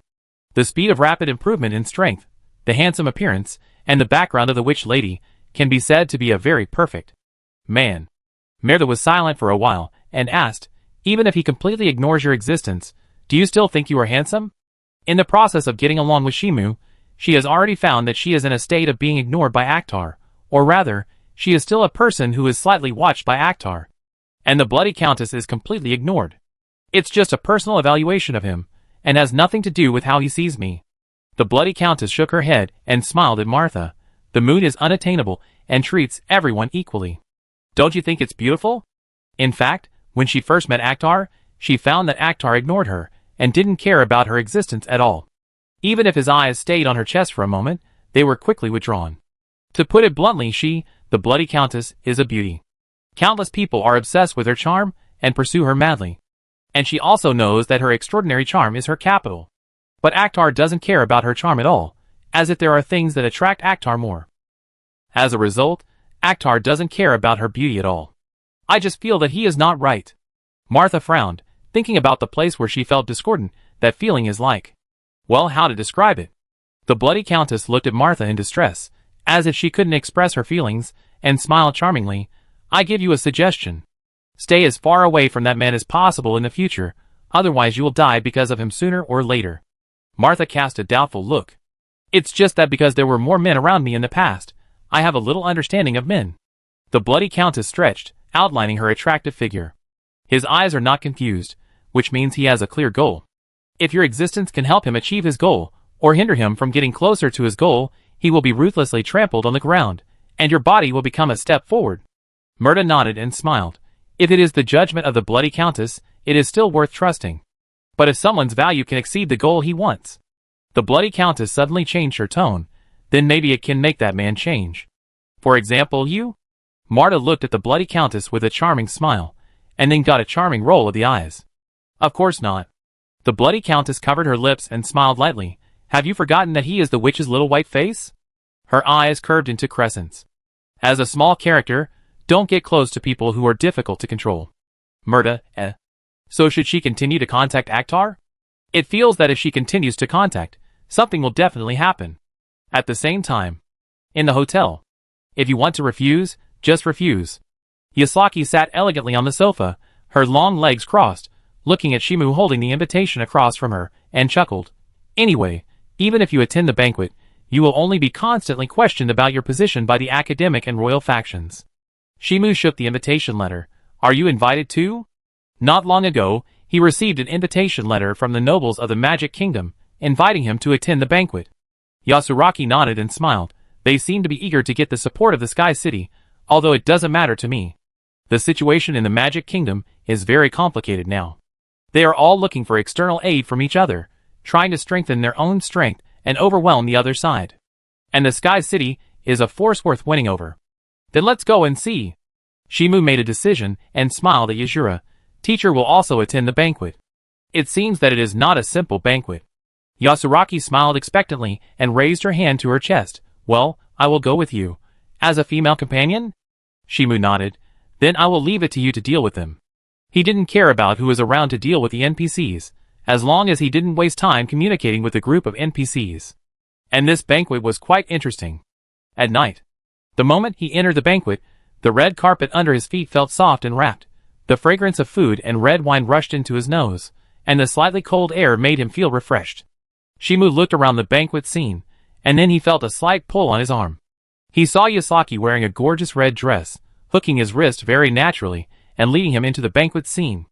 It seemed that because of Yasaki's extraordinary momentum and oppression, few people dared to approach her at the banquet.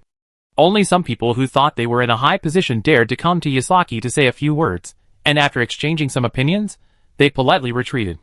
However, after Yasaki leaned close to Shimu's ear and said that she was going to the toilet and left temporarily, someone took the initiative to approach. Along with a glass of red wine placed in front of Shimu, a man with short blonde hair and handsome appearance sat next to Shimu very naturally. His emerald green eyes were gentle and smiling. Akhtar, right? Shimu looked at the man sitting next to him and asked, Your Highness the Fourth Prince, why do you have time to come to me, a little transparent? The Fourth Prince was stunned for a moment, and then laughed heartily. You are Hecate's apprentice, who can ignore your existence? Shimu nodded slightly, not knowing whether he believed it or not, but he didn't hate the Fourth Prince talking to him. This guy has a good reputation among players. Although he is often called the gay prince by players, he is really not gay. In other words, the Brotherhood is a little strong, and sometimes his words can be misunderstood, but he is indeed not gay. At least, he had never heard of that male player trying to capture the Fourth Prince. I really envy you. The Fourth Prince picked up the red wine glass on the table and handed it to Shimu beside him, then gently clinked the glass with him. It must be great to be loved by a teacher like Hecate. Shimu thought for a moment and replied, It is indeed very great. The teacher is a very gentle and good woman. Ah, is that so? The Fourth Prince's expression became subtle, and he did not agree with what Shimu said. After all, according to the information he investigated, Hecate was an extremely dangerous woman who would do anything to pursue the ultimate in magic. Not to mention being a good woman, even gentleness is hard to touch. You seem to have a different opinion of the teacher? Shimu took a sip of red wine, his eyes showing some doubts. The Fourth Prince thought about it and smiled. It seems that Miss Hecate dotes on your apprentice. Maybe? Shimu did not talk about this in depth. As for why Hecate dotes on him, it was both fate and his uniqueness. In a nutshell, the game officials wanted to set up a queen character who dotes on the players, and then infer why Hecate dotes on the players. He said he liked it very much and hoped to communicate with the teacher further, so that he could vent his love for the teacher. instead of enduring and restraining all the time. But considering that you are all geniuses, it is understandable, the fourth prince suddenly said with a smile. But Shimu was silent after hearing this, raised his glass and touched it with the fourth prince, and after drinking the red wine, the fourth prince continued, "You are now very similar to Miss Hecate in the past. You are clearly in a lively banquet, but you are isolated from everyone." "Really?" Shimu smiled and gently shook the red wine glass. "Is it the result of the optimization of the game system?" He had never heard the fourth prince say such words before. Seeing this, the fourth prince leaned back in his chair, raised his red wine glass, and observed the banquet hall through the wine. In the eyes of Hecate at that time, everyone was mediocre, and they didn't even have the interest to communicate. He laughed heartily. "Now you are still as arrogant, which is why everyone dare not take the initiative to approach you. Genius is always lonely." A playful laugh came, and the fourth prince looked in the direction of the sound, only to see Yasaki walking back. She pulled out a chair and sat next to Shimu. And they didn't dare to come closer, not because Akhtar was too arrogant, but because they knew that they couldn't achieve effective communication.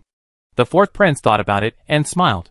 "It seems to be right, if you look at it from a purely utilitarian point of view." He took a sip of red wine. "But I communicated with Mr. Akhtar purely because I was interested in him. After all, I am a mediocre person, no matter what aspect." "That's not obvious at all." Yasaki observed the fourth prince, only to see that he was dressed brightly and beautifully, and was very approachable. He was a qualified prince, and it was difficult to pick out his shortcomings, but it seemed that there were no outstanding advantages. "Compared to Mr. Akhtar, I am just an ordinary person." The fourth prince was very frank. "In order to maintain the posture that a prince should have, I have done my best." He smiled bitterly. "If I had the talent of Lord Akhtar, perhaps I could solve the current predicament of the Magic Kingdom." Yasraki's focus was different, and she frowned and said, "You know Akhtar well? Since he is a student of Hecate, I will naturally know it first." The fourth prince did not hide anything, and looked at Shimu and smiled.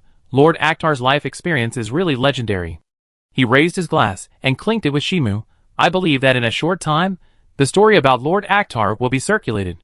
Shimu did not answer, but just took a sip of red wine, and was not interested in the so-called heroic stories. The astrologers in this game are very interested in the legends of heroes or epics. As long as the players achieve the corresponding achievements, they will be spread among the astrologers. When the players go to other maps, they will find that the NPCs already know them, and know their deeds very well. They brag about them to the point that the players feel like floating. Titles such as the hero who killed the evil dragon, the savior of the kingdom, the great adventurer, etc. come to the players, fully satisfying the vanity of the players. Occasionally, they will meet NPCs who know the players, who will kneel down and admit defeat at the speed of light before the fight begins, offering treasures and begging for their lives. The more legendary deeds the players have, the more famous they will be in this world, and they will be treated specially in any country they go to. For example, if he becomes a dragon-slaying hero and goes to the Dragon Empire alone, he will definitely be hated by everyone. But he will be treated with courtesy in the human world. And at this moment, "Ah, what happened?" a noble lady exclaimed, looking at the city guards pouring in and blocking every exit of the banquet. Then an old man in a magic robe came to the fourth prince and knelt down. "Your Highness, the queen has urgently summoned you." The fourth prince frowned and said, "What happened?" "Your brothers and sisters were assassinated." The old man's voice contained vigilance. Looking at the confused fourth prince, he said, "Please return to the palace with us." The city guards around were on alert, and they all focused their eyes on the fourth prince, as if they were afraid that the fourth prince would escape. Although it was not stated, everyone could see that the fourth prince was related to the assassination. Maybe it was the fourth prince who planned to assassinate his brothers and sisters. Silence. "Ah, sorry, Mr. Akhtar." The fourth prince drank the red wine and smiled at Shimu. "I wanted to talk to you." Then he left with the city guards. However, when he was about to enter the banquet hall, he happened to meet Hecate, and the two passed by. The fourth prince paused slightly, as if he said something. Chapter 48. The atmosphere of the banquet dropped to freezing point at this moment, and everyone's eyes were on Hecate at the entrance. Everyone present knew that the fourth prince was a steady and kind person, and it was unlikely that he would kill his brothers and sisters, not to mention that the internal struggle between the academic faction and the royal faction was so fierce, it was even more impossible to kill his brothers and sisters at this time. And Hecate, as the leader of the academic faction, had the motive to kill the royal family members, in order to weaken the influence of the royal family. "Teacher, you are here at a strange time." Shimu stood up to greet, and came to Hecate's side. And Hecate saw that her apprentice stood by her side, for the first time, and faced everyone's questioning eyes with her, and a smile appeared on her pretty face. "Apprentice, don't care about the eyes of those who are not threatening. Even if their eyes are piercing, they have no effect on you." The gentle and careless words revealed a kind of arrogance. Even if everyone present was a person of good status, it was not worth caring about for Hecate. Arrogant. No, she has the right to say that. After all, she is Hecate, a true magic genius who controls the trajectory of all fates. As long as she wants, she can manipulate the lives of everyone present at will, just like a puppet. No one refuted, and the silence was so quiet that you could hear a pin drop. And just at this moment, "Why do you feel that Miss Hecate is very good to that man?" In the corner, a noble girl whispered in her bestie's ear. Although the voice was not loud, it attracted everyone's attention. The noble girl's face stiffened. Feeling the gazes of everyone, she squeezed out an awkward but polite smile. Seeing this, her best friend beside her hurriedly pulled her away. Everyone's eyes were drawn away, and then they all fell on Shimu. They also saw that Hecate was very good to her apprentice. Is this Miss Hecate's favorite apprentice?" An old man with gray hair, and wearing a magic robe embroidered with gold came out. He leaned on a magic wand, and stood in front of Hecate and Shimu. "I guess he is also a genius who is not inferior to you." Hecate turned her head, and glanced at the apprentice beside her, smiling. "I hope my apprentice is a little stupid." She pretended to be distressed and sighed. Sometimes, the apprentice is too smart, which makes the teacher feel no sense of accomplishment. Sober sigh. The old magician twitched his lips, but did not say what he was thinking. He observed Shimu and said, "It seems that he is indeed a genius, but he cannot become an excellent magician just by relying on talent. He must also keep up with the ideological education." After that, he chose to turn around and leave. And Hecate seemed not to hear the old magician's ridicule. She turned to Shimu and said, "Apprentice, do you want me to help you with your lessons tonight?" "Forget it, teacher." Shimu showed a reluctant look. He had no interest in Hecate's late-night teaching. After all, the main goal of attending the banquet this time was to let everyone see that he was favored by Hecate, so that they would believe that if he was assassinated, he would definitely hit Hecate and make this arrogant genius magician. Sad. After all, Hecate used conspiracy to kill the prince and princess tonight, and the royal family must fight back, and assassinating him is the best choice. If you change your mind, you can always come to me for lessons. Hecate did not force it. She was confident that she could ensure the safety of her apprentice in the Magic Kingdom, even if she did not stay with her. And she was also curious about how her apprentice would survive the assassination tonight by himself. She stayed at the banquet for a while. Shimu left the banquet hall alone, and his figure gradually disappeared in the darkness of the night. Hecate, who was standing at the door of the banquet, saw this scene and watched the trajectory of the stars. Then she looked at Yasaki beside her and said, "Whether it can be interpreted correctly, I have no way to confirm it now." She said so. "Come and ask me again in 2 days." After that, she turned into starlight and disappeared on the spot. Yasaki was stunned when she heard the words, and immediately realized that something was going to happen in the Magic Kingdom. Although she has not yet sorted out her thoughts, she can be sure that the civil strife in the Magic Kingdom has reached a critical period. Maybe it will determine whether the Magic Kingdom exists. Busy streets? Shimu walked into a watch shop, looking at the dazzling array of watches in the glass cabinet, as if thinking about which watch to buy. As if sensing his intention to buy, a shop assistant came over, smiling sweetly and gently asking, "Sir, what kind of watch do you want?" Stabbed with a knife. Shimu looked at the shop assistant's eyes widening in fear, pulled back the hand that had stabbed her neck, and then took a step back, letting the gushing blood spill into the glass cabinet. The blood slid down the glass cabinet, and the shop assistant's beautiful eyes widened, fell to the ground and twitched, and lost her breath. Horror. Scream. Run away. The customers and staff in the watch shop fled in panic, while Shimu squatted down and took out a blue dagger from the sleeve of the female clerk. It was obviously poisoned in advance. After putting away the dagger, Shimu touched the face of the female killer with his hand. As the black flame spread, the body quickly turned into ashes. He walked out of the door and locked his eyes on the clock tower in the distance.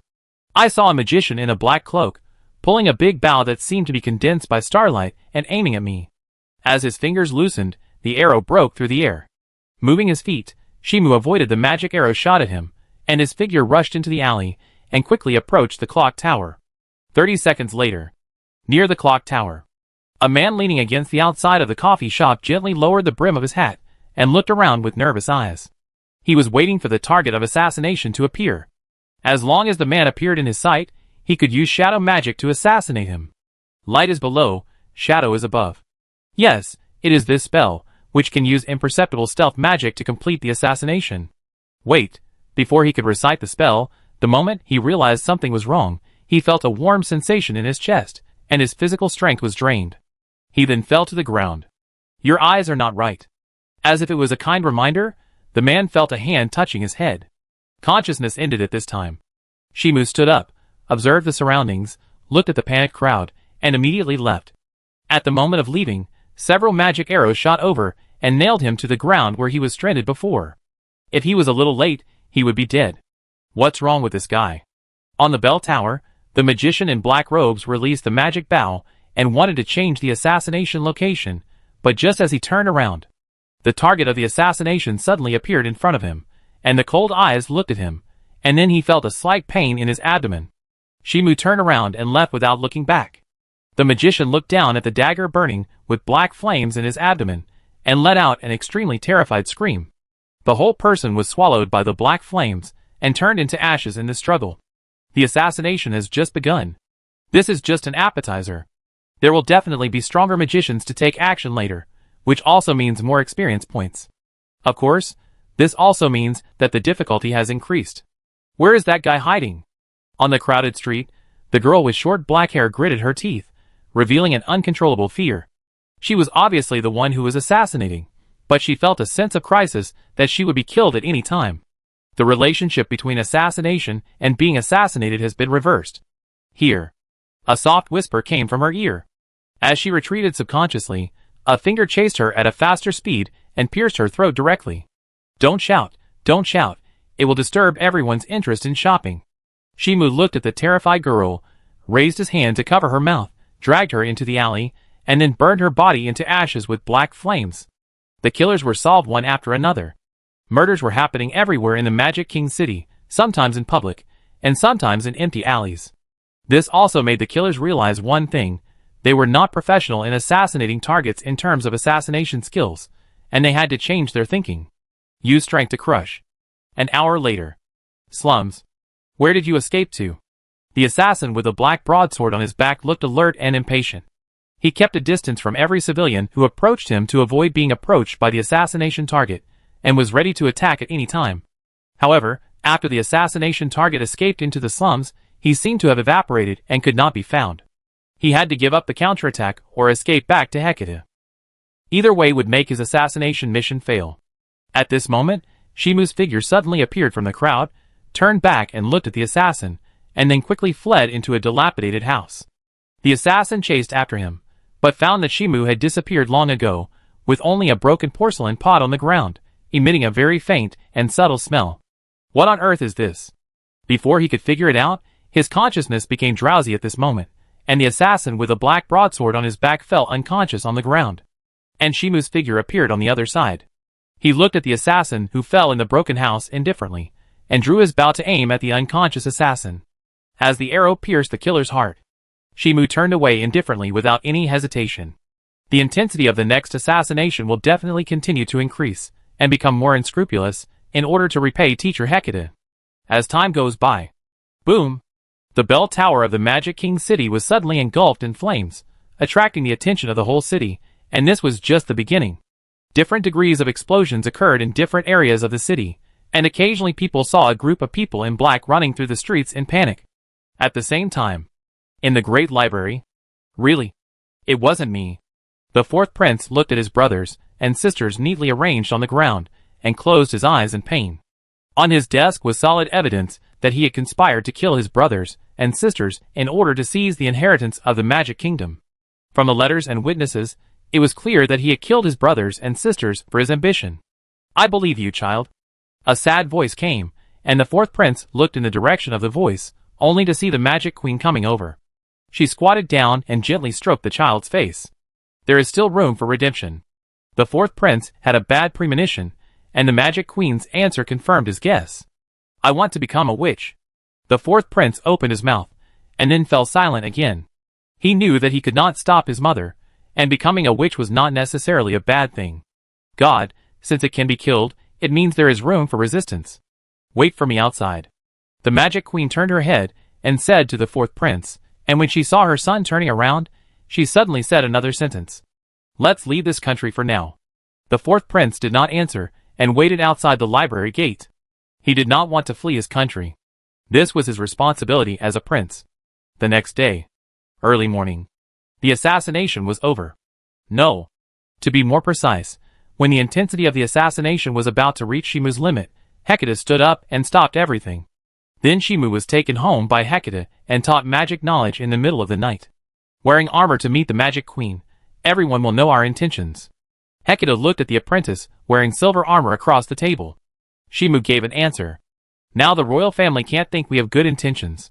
Everything that happened last night basically made the contradiction clear. Everyone knew that Hecate wanted to usurp the throne. As long as Hecate went to the palace to meet the Magic Queen, Hecate's intentions could be confirmed. There was no point in hiding it. Hecate nodded slightly, admitting that her apprentice's idea was correct. Now she just had to prepare to enter the palace, which was equivalent to saying that she was going to take action against the Magic Queen. Everyone was waiting for her, and the Magic Queen to decide the winner. And at this moment, the Magic Queen is a tough opponent. As if the sound of wood chips rubbing against each other came, Shimu stopped eating and looked in the direction of the sound. I saw Granny Sai walking over with a cane and the cultists. Moon magic is a very troublesome power. Martha sighed, I really don't want to face this kind of enemy. The enemies of the Magic Queen are not us. Killer Jack said coldly. Although he seemed to be refuting, he was also admitting in disguise that he was no match for the Magic Queen. And the Magic Queen is favored by the Moon Goddess. The Bloody Countess sighed as if worried, I hope she won't be watched by the gods. Shimu looked at the people approaching and said with a smile, now the gods don't care about the internal struggles of humans. Their energy is used to find the murderer who assassinated the gods. Now the gods in the high sky are very cautious about everything in the lower world.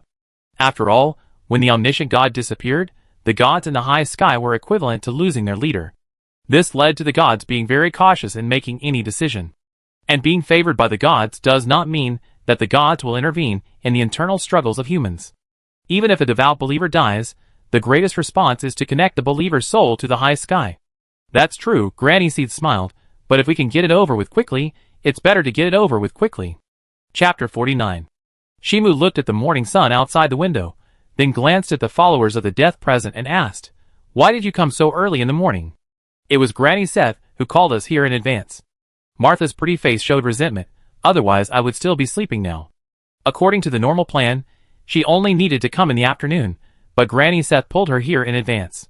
Otherwise, she would have time to visit the Magic King City when she woke up naturally. I just suddenly remembered something. Granny Seth laughed unpleasantly, looked at Hecate and said, since you want to assassinate the Magic Queen, I hope to sacrifice the Magic Queen's soul to the Witch of Death afterwards. Hecate replied, okay. She didn't care about the life and death of the Magic Queen, nor did she want to play with the Magic Queen's soul, so it didn't matter even if she sacrificed it. Is it too early to discuss sacrificing the Magic Queen now? Marta held her cheeks with both hands. In terms of magic attainments, the Magic Queen is no worse than Lady Hecate. The Bloody Countess heard this and made a joke. Maybe the Magic Queen is already a witch. That's impossible. Shimu thought so in his heart, but he didn't say it out loud. If it was purely about magic talent, the Magic Queen was no worse than Hecate. But the Magic Queen could never become a witch. This is a problem in the setting. Any soul in this world, as long as it has experienced one reincarnation, will have a limit to its growth. No matter how amazing its talent is, it can only stay in the human realm. Only the initial soul, that is, the soul that has not experienced reincarnation, can cross the limit of human beings and become a witch or a demon in people's mouth. The soul of the Magic Queen had already experienced reincarnation, and even if she was extremely talented, she could not cross the limit. This possibility is not ruled out. Hecate did not know what her apprentice was thinking, and said calmly, maybe the Magic Queen has become the Moon Witch now. Marta sighed, that's really terrible. If she really faced the witch, she would have no way to confirm whether she could survive. After all, the witch had long been out of the human realm. The Magic Queen, who was favored by the gods, should not pursue the power of the witch. The Bloody Countess said, this is a betrayal of her faith. Speaking of this, she suddenly looked at Shimu, and began to be a little uncertain about her guess, because some of them believed in both the goddess of life and the Witch of Death. Why are you all looking at me? Shimu frowned. Faith comes from my philosophy, which has nothing to do with my position.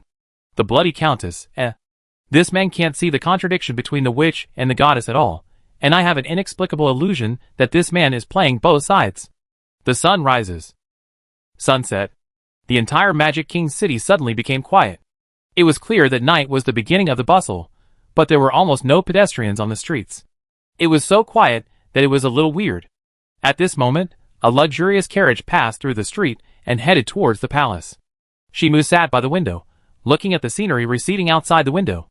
With the technical strength of the Magic King city, various convenient means of transportation could have been created long ago, but it might be that the game officials wanted to increase the player's sense of immersion, or they might be too lazy to think about it. In the official setting of the game, the use of any alchemical props needs to be approved by the church, and can only be used and sold after obtaining permission. Except for high-speed movement with individual strength, any efficient means of transportation cannot be approved. Even if magicians have many creative ideas and talents, as long as they cannot obtain the permission of the church, they cannot use them openly. The carriage is not an alchemical prop, and does not require the approval of the church, so it is widely and commonly used all over the world. Of course, if you can find a dragon to pull the carriage, you don't need to get the approval of the church, just put on the reins and use it. Not long after, the carriage drove into the palace smoothly, and then went to the great library to meet the Magic Queen under the guidance of the maid. Before entering, "You can just wait for me here." Hecate stopped and spoke to the believers of death behind her. "Next is my battle with the Magic Queen. Have you already made no secret?" The tired voice came, and the fourth prince walked out of the great library. "It's no longer necessary to hide now." Hecate responded coldly, and then entered the library. The fourth prince did not stop her, and let Hecate pass by. He cast his eyes on Shimu and said, "Sir Akhtar, we meet again." Shimu did not respond, took off the hunting king's sword behind him, stroked the sword with his palm, and a black flame ignited. The fourth prince sighed when he saw this. "Your teacher is not a gentle person. She will do anything to pursue the ultimate in magic. She can be gentle to you today, but she may kill you tomorrow." He extended his hand, his voice sincere. "Sir Akhtar, I don't want to be your enemy. If you are willing to retreat, No, the Magic Kingdom can regard you as a friend and forgive the mistakes you have made. Now that the Magic Kingdom has experienced this civil war, it will definitely be unprecedentedly weak. He really doesn't want to offend Akhtar, who has the Sky City behind him. This is not conducive to the stability of the Magic Kingdom, but also because Shimu is a person close to a hero. For his friends, or maybe his lover, he dares to face a country alone. Although it is just a remote small country, it may not be as good as a school in the Magic Kingdom. But it is still a country. If you give up, we will retreat." Grandma Seth suddenly spoke. She didn't seem to have a strong desire to help Hecate. The main purpose of coming here was also because of the order of the Witch of Death. And if Shimu was unwilling to help Hecate, then they naturally didn't need to stay and could retreat now. "It would be best if we don't have to fight."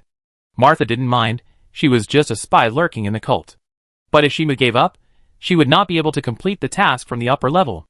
"Execute the plan and block the 4 doors of the library." Shimu answered, and the hunting king's sword in his hand slashed out, and the black flames turned into a crescent moon in the air.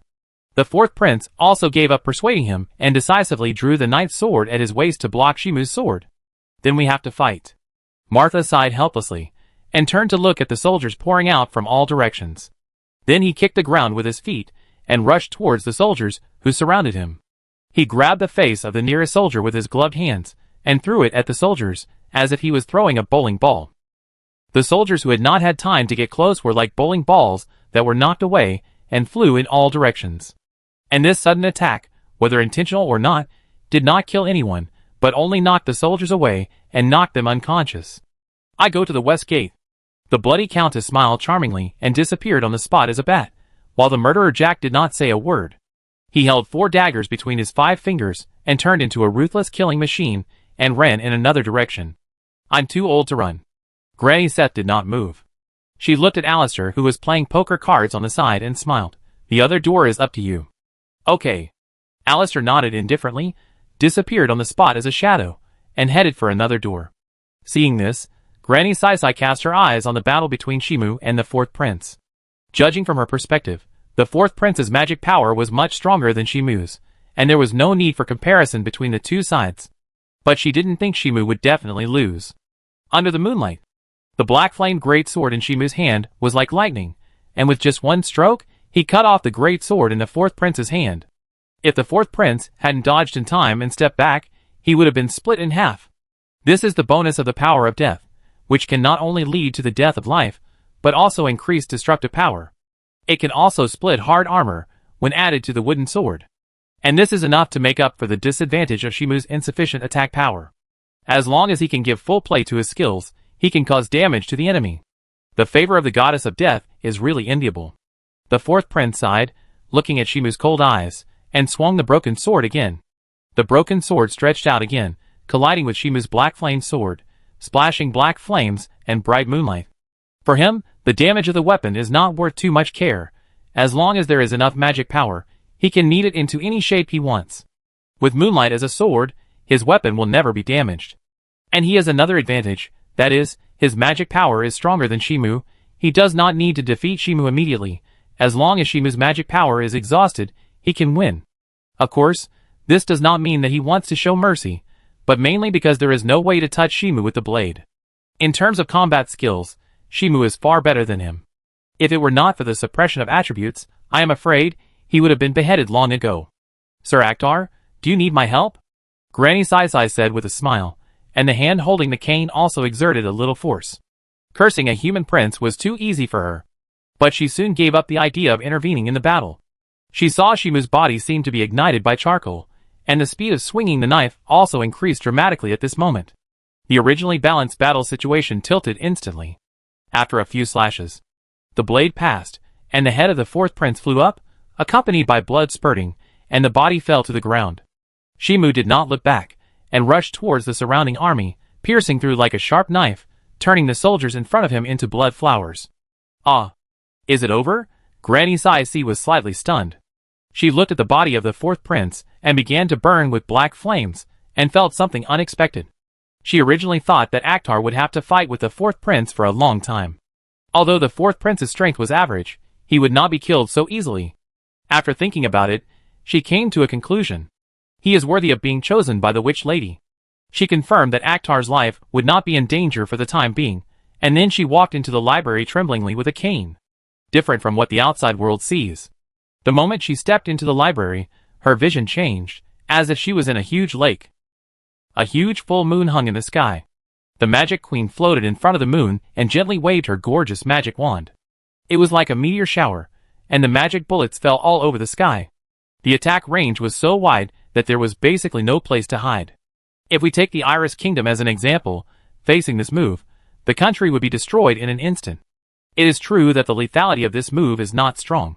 However, the coverage area is too wide, and each magic bullet is enough to kill weak soldiers. Such an overwhelming wide-area attack. It is not difficult to destroy a country. It is worth mentioning that a country does not have to be extremely vast. Even if it is self-sufficient on a small island and forms a certain order and rule, that can also be called a country. Those who want to become witches, your ambition ends here. The magic queen's voice was cold, and she gently waved her magic wand. Under her feet, a huge magic circle appeared, and the shadow of a giant dragon crawled out, making a huge roar. But in an instant, the magic torrent shot through his head. You really failed. Hecate put down the magic wand and looked at the magic queen's weak appearance. What is the reason that prevented you from becoming a witch? The magic queen did not answer. Her eyes were colder than the moon. She just gently waved her magic wand again. Layers of magic circles appeared in the sky, and the phantoms of summoned creatures of different creatures crawled out and fell to the ground. The phantoms of dwarves, elves, dragons, giants, monsters, humans, etc. rushed towards Hecate like a wave. Stars, show your trajectory. The spell echoed, and the magic wand in Hecate's hand shone, and the sky appeared with star trajectories, which turned into countless meteor trajectories, and carpet bombed the ground. The collision of magic power was dazzling, and people could not see the specific situation of the battlefield, but it was certain that they were fighting fiercely. The dazzling magic was constantly performed in their hands, breaking each other and bombarding each other. Both sides kept a certain distance and had no intention of close combat, but it was precisely because of this that the entire battlefield became extremely dangerous. If you approach casually, you may be torn into blood foam in an instant. There was a silence. Granny Seth left with a cane. She was good at curses, not magic, so it was better not to get involved.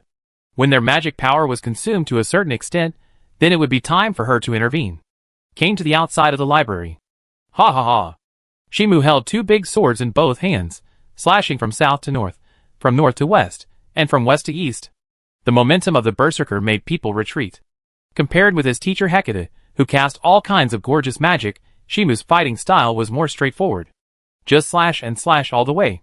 It's not that there is no magic at all, but the ones used are the Nest of Life and the Ash Fire, which enhance their own attribute strength. Granny Seth couldn't help but say, is he really Hecate's apprentice? Chapter 50. In the blazing flames, a large number of soldiers wailed, struggling painfully in the sea of fire, and then turned into ashes. Martha witnessed this scene, and pursed her lips gently. She felt unbearable for such a tragic scene. She sighed, and said to the silver-clad knight, who walked out of the sea of fire, "It's okay, they don't dare to attack anymore. You are too gentle to be a believer of death." Shimu chuckled, then killed the wailing soldier beside him with a sword, and then walked into the sea of fire. Martha looked at the wailing soldiers, who turned into ashes behind Shimu, and said with a complicated expression, "Are you still yourself now?" She recognized the power used by Shimu, which was the fire asserter, a fire that exists to burn the world. And those who use this power will become madmen without exception, and have the deepest malice towards this world. Even if they were originally normal people, they will gradually change. Shimu did not answer immediately. His body temperature began to drop. The pendant on his chest glowed slightly. He used the healing prayer to restore his body. As the mist rose from his body, his eyes gradually became gentler. Fortunately, I am still me. He raised his hand and clenched his fist, smiling at Marta. Marta did not relax her vigilance in this regard. She clearly remembered Akhtar's state not long ago, waving a flaming sword, laughing wildly and burning the besieging soldiers as firewood. It was Akhtar's crazy side that caused the soldiers to flee and not dare to continue the attack. Death is not scary, it's nothing more than going to hell and welcoming the afterlife. But being burned to death so miserably, facing the devil like Akhtar, made the soldiers begin to fear and collapse. Hee. Don't worry, he is in a normal mental state at the moment. Granny Seth suddenly spoke, and the atmosphere eased.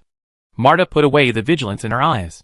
Although she was in the cult of the dead, she was also mentally prepared for the madness of the followers of the dead. However, she still had an almost hostile attitude towards the followers of the fire giant Surtur. At least the followers of the dead could understand it. But the followers of the fire giant Surtur were really crazy. Before I went crazy, I was already dead. Shimu said, as if jokingly, brushing past Marta, coming to the door of the great library, and then stabbing the hunting king great sword into the floor. He sat cross-legged on the ground, took out a bunch of magic potion bottles, and began to drink them crazily.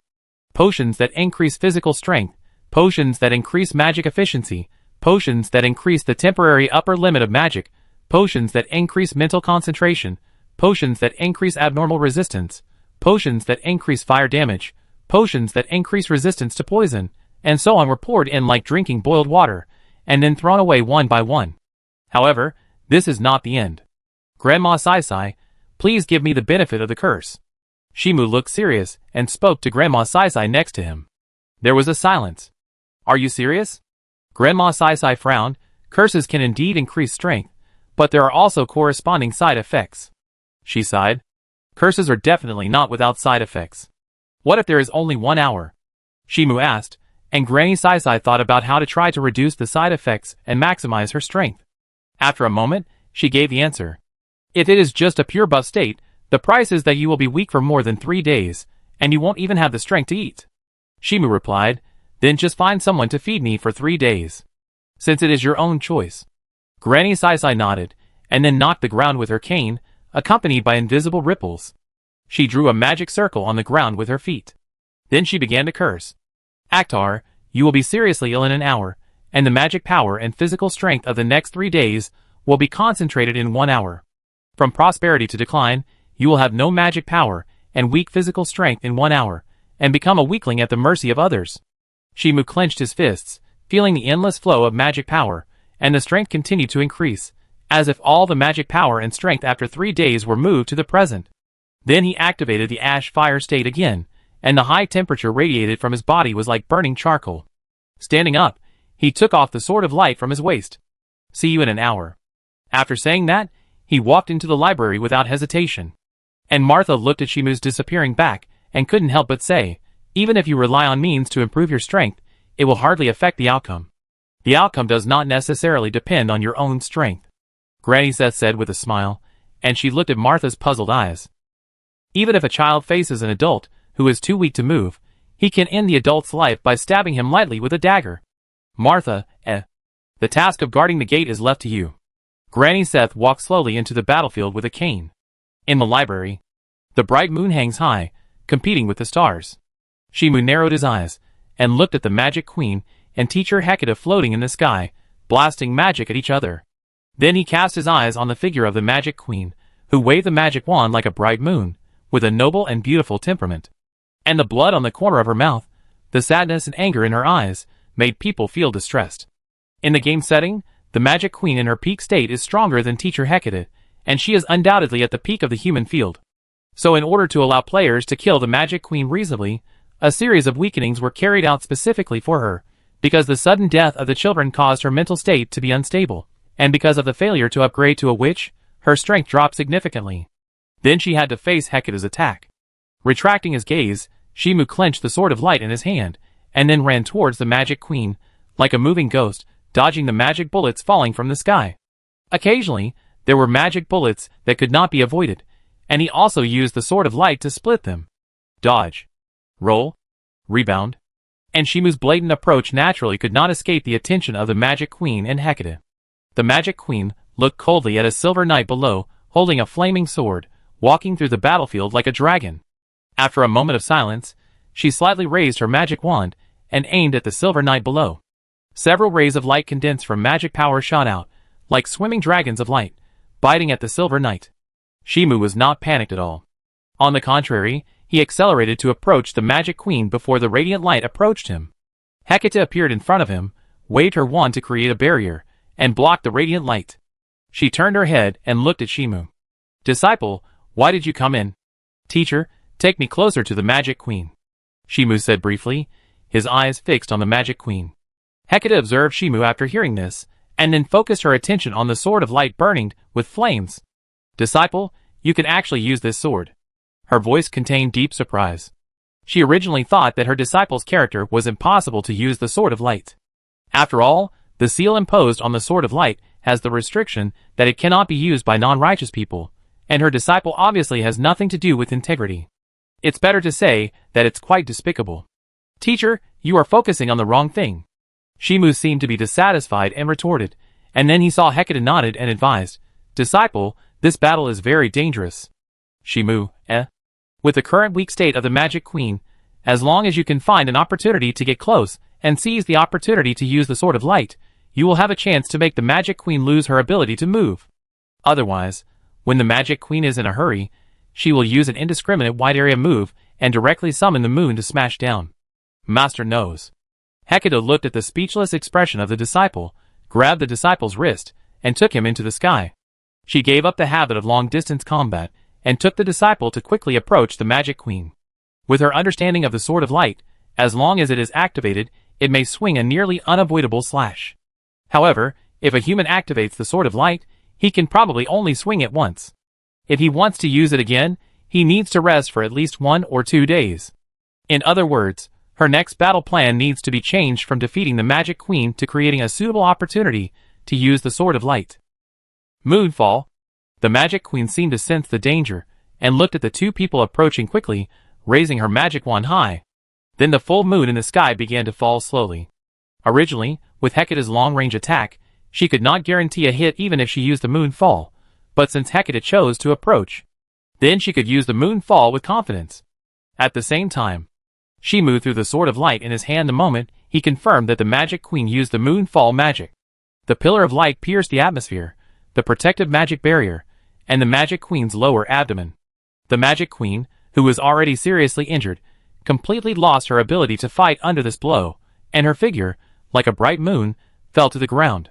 The moonfall was interrupted. The moon disappeared, and the stars dimmed. The Sword of Light pierced the wooden floor, and the Magic Queen fell to the ground weakly, and the surrounding environment changed back to the library. Ah! My children, please forgive me, an incompetent mother.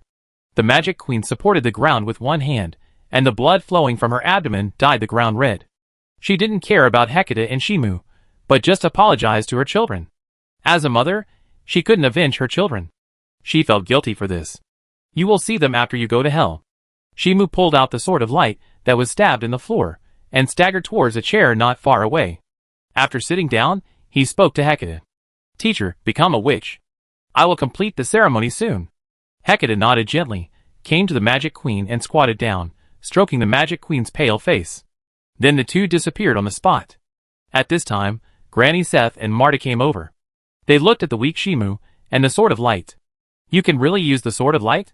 Marta's voice could not hide the surprise, obviously knowing the constraints of the sword of light. If bloodline and God's favor can be solved, then it is basically impossible for non-righteous people to use it, which basically eliminates the possibility of Akhtar using it. But the reality is that Akhtar used the sword of light. This is not surprising. Shimu retorted casually, using the healing prayer to restore his body. Now the effect of the potion he drank is still there, and he can continue to use magic. So it is necessary to heal the body during this period, otherwise when the curse time comes, it will be difficult for him to use magic. Of course, it doesn't matter if he doesn't treat himself, Teacher Hecate will treat him later. Healing the wound now is purely a habit. No matter how you look at it, you have nothing to do with integrity, right? Martha said, coming behind Shimu. She stretched out her fingers and pressed on Shimu's temple, using magic to relieve Shimu's fatigue. Shimu closed his eyes and asked back, what is integrity? Probably a person with very good morals. Martha answered, and Shimu was silent for a while after hearing this, and his voice became complicated. Isn't that kind of thing meaningful only to humans themselves?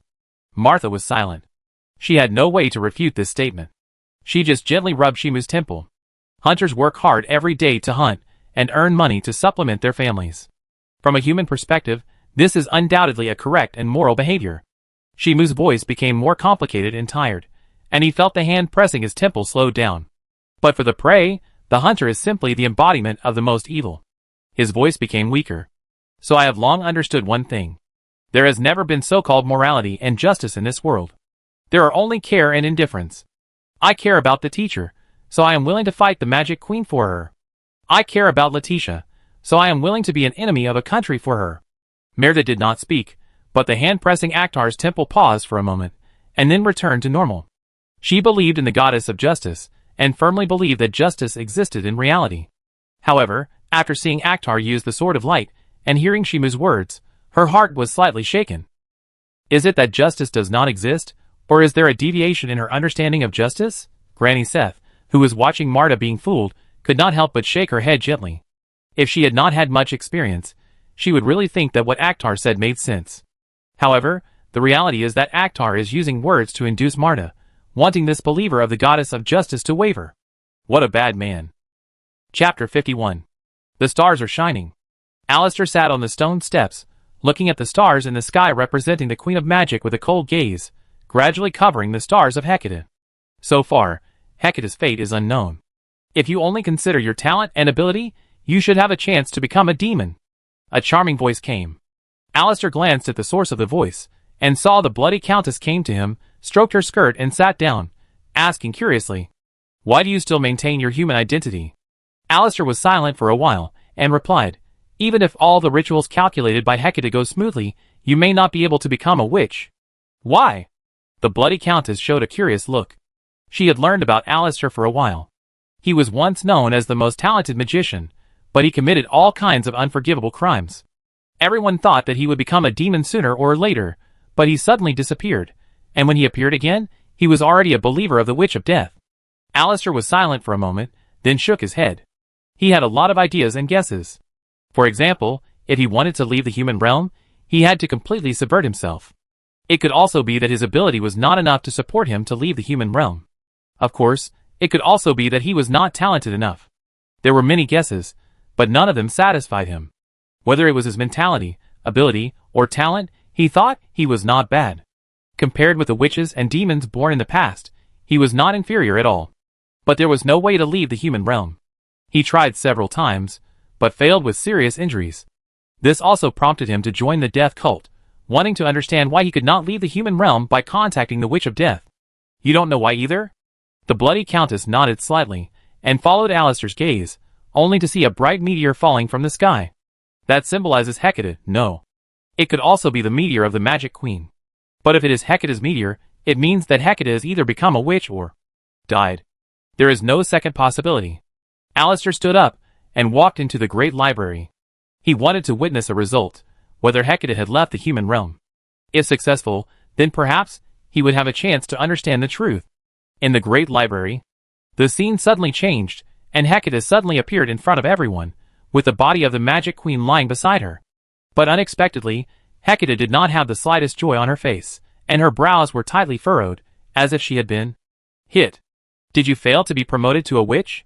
Granny Seth said with regret, as if it was completely expected, and she did not take Hecate's failure very seriously. There are many people with extraordinary talents in this world, but not all of them have the ability to leave the human realm. There are also special factors that determine the key. I thought I would have a chance to see the birth of a witch. Martha also sighed in disappointment, but was also glad that Hecate did not become a witch. After all, witches are often extremely dangerous. It doesn't matter if you fail, teacher. Shimu stood up and came to Hecate to comfort her, and then Hecate flicked her forehead with her finger. Then, she answered in the puzzled eyes of her apprentice. The teacher has not failed. Then why are you still unhappy, teacher? Shimu asked in confusion, and Granny Seth and Martha beside him also cast puzzled glances upon hearing this. Although becoming a witch means that the church and the gods are hostile to her, it also represents a power that transcends the realm of humans.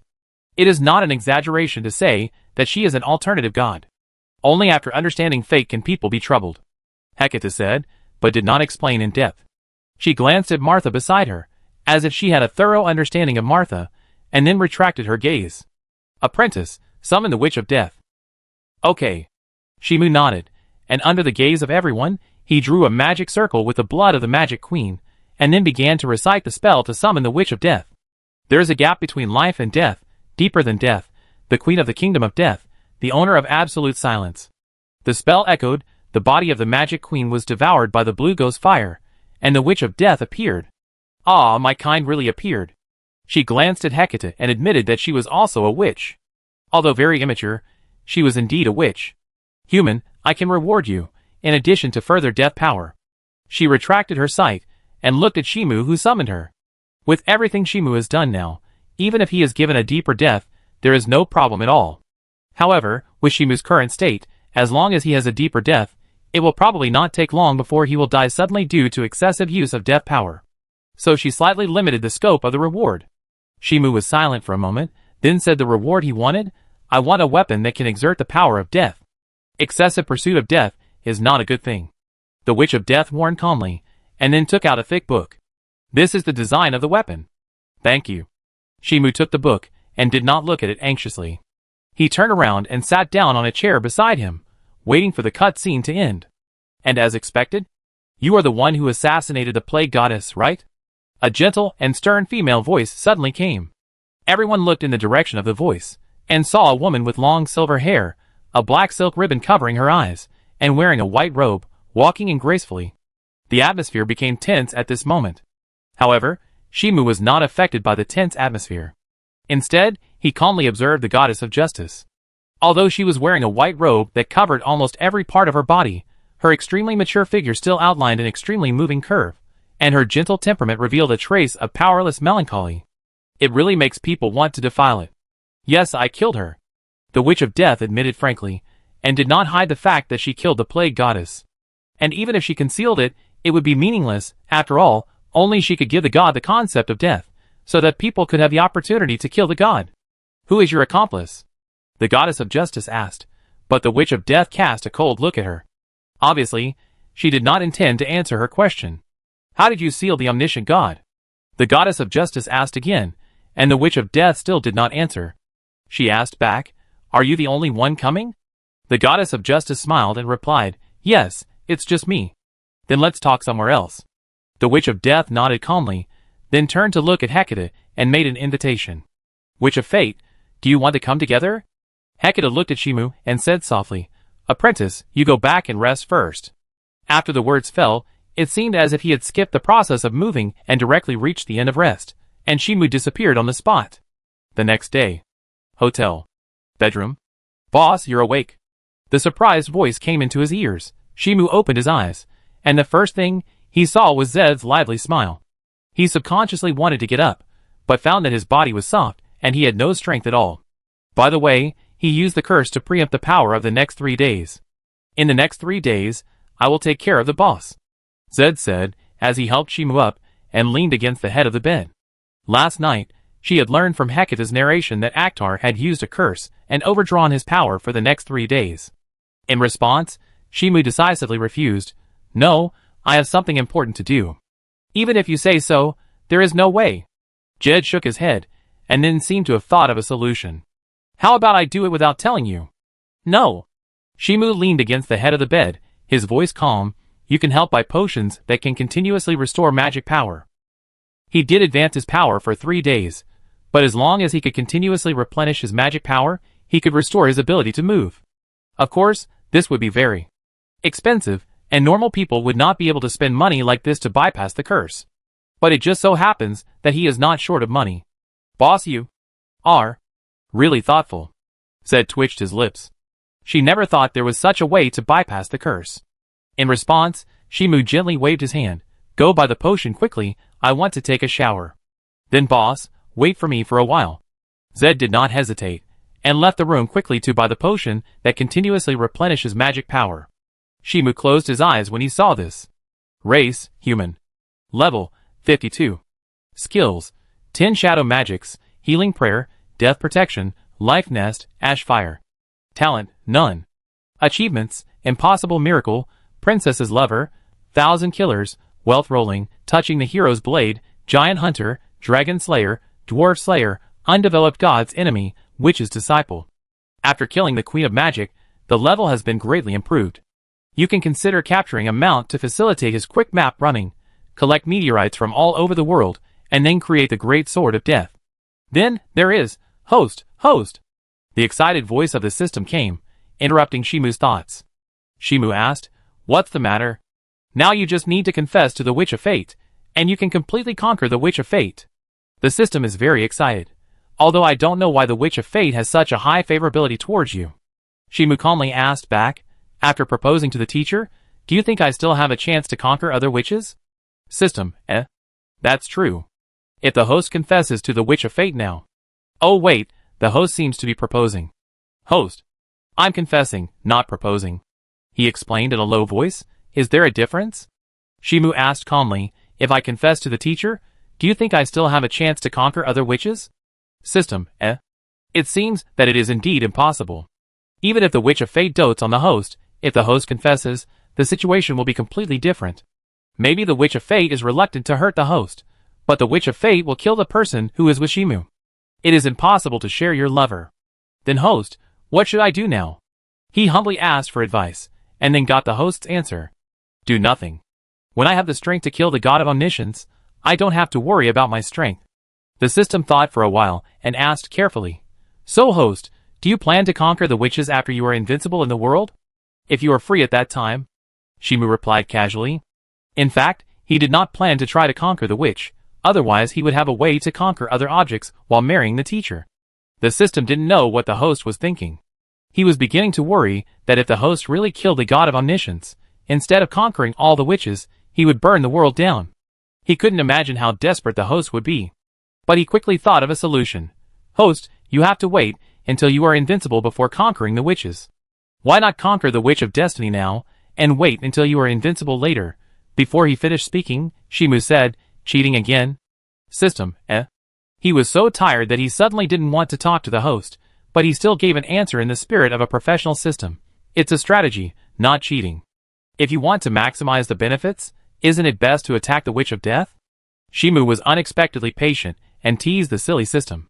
Anyway, he was also in a weak state, so he killed some time. The Witch of Death is very difficult to attack. The system was unable to explain. If we talk about the difficulty of attacking, the difficulty of the Witch of Death is at least in the top 3. By the way, it is worth mentioning the most difficult Witch of Time. You think it's difficult, not me. Shimu retorted nonchalantly, stabbing the system's heart. System, you are too weak. The system fell into a long silence, and said sullenly, Host, I'm going to adjust the template. Well, you've worked hard. Shimu's voice suddenly became gentle. Now the game can be played, and you don't have to keep forcing optimization and adjustment. The system suddenly felt much better. His host was indeed not a bad person. Although he killed many people, he was quite gentle. "Host, I won't get tired," he explained, and then began to work hard to adjust the panel instead of using the current temporary attribute panel.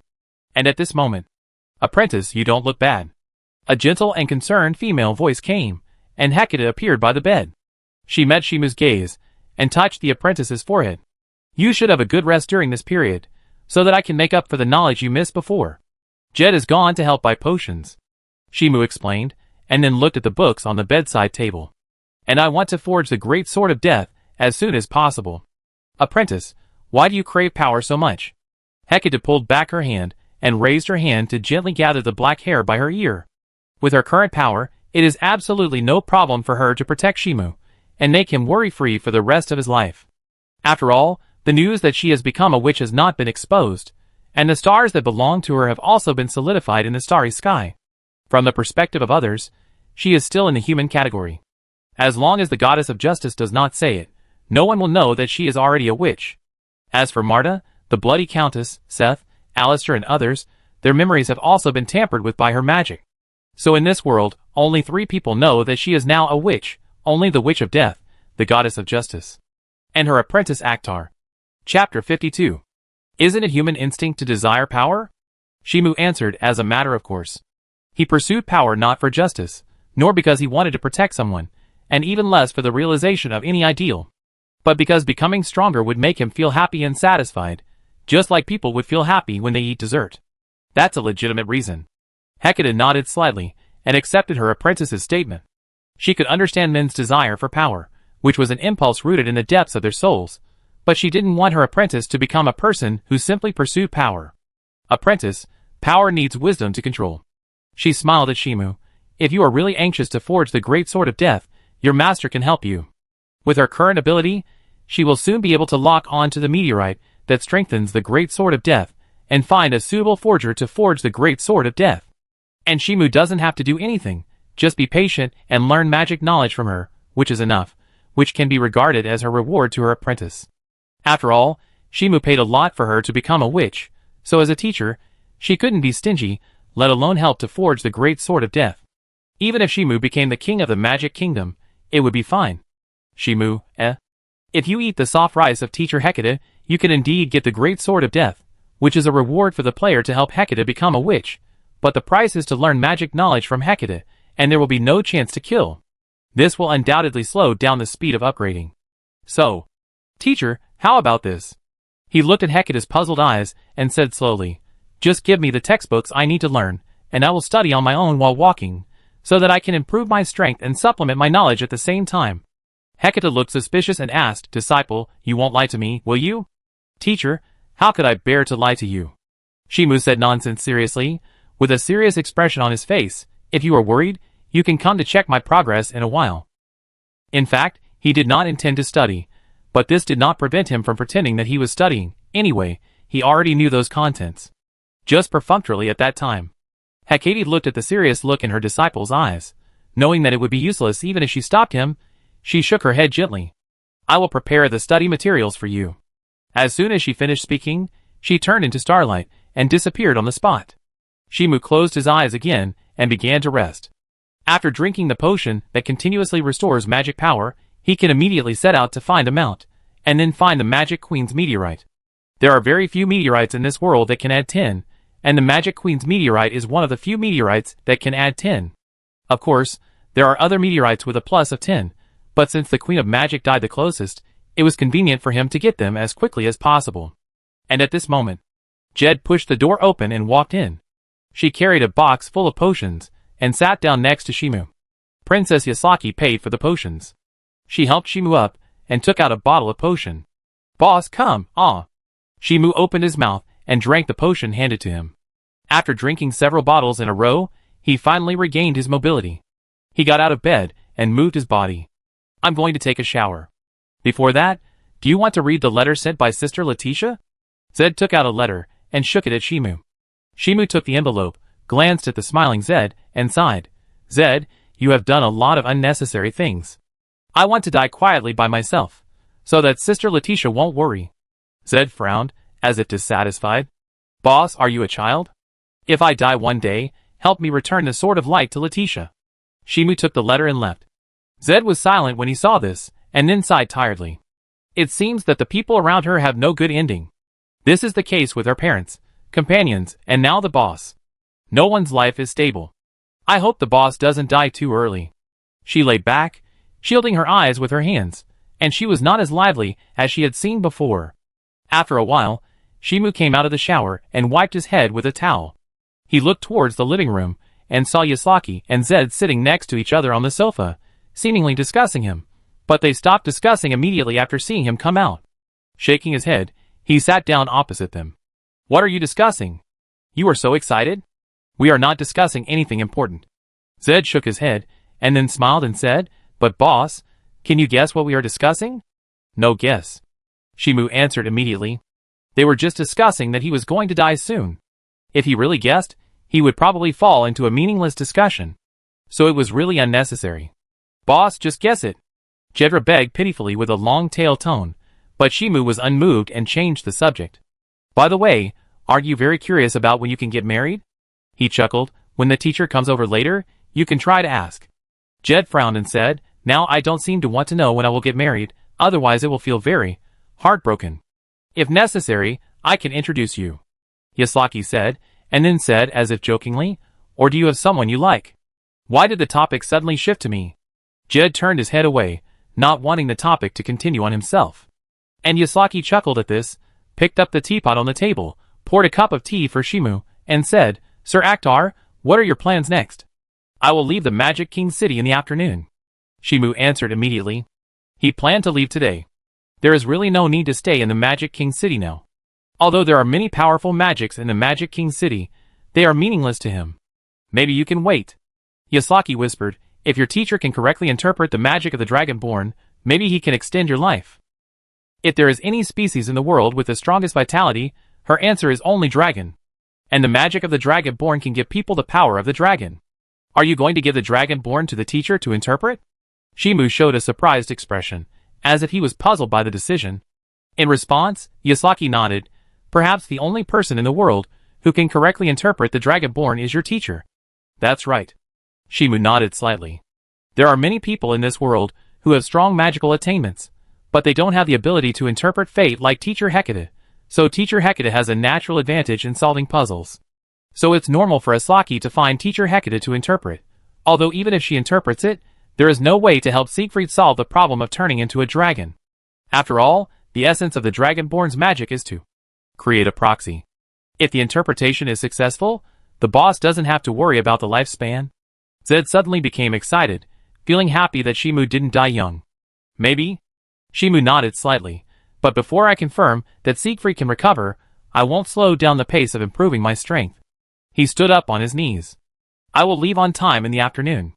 Afternoon. A carriage faced the sunset, raised the dust on the ground, and left the Magic King City without any stop. If he stays, he can enjoy all the glory and wealth in the Magic King City. Asaki stood on the city wall, looking at the carriage disappearing at the end.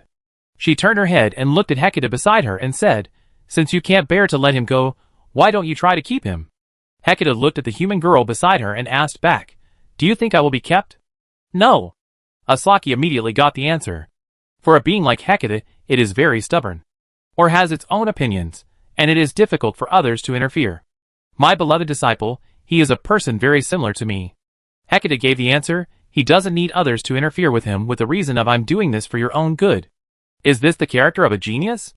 Yasaki smiled and understood why Hecate did not stop Shimu from leaving.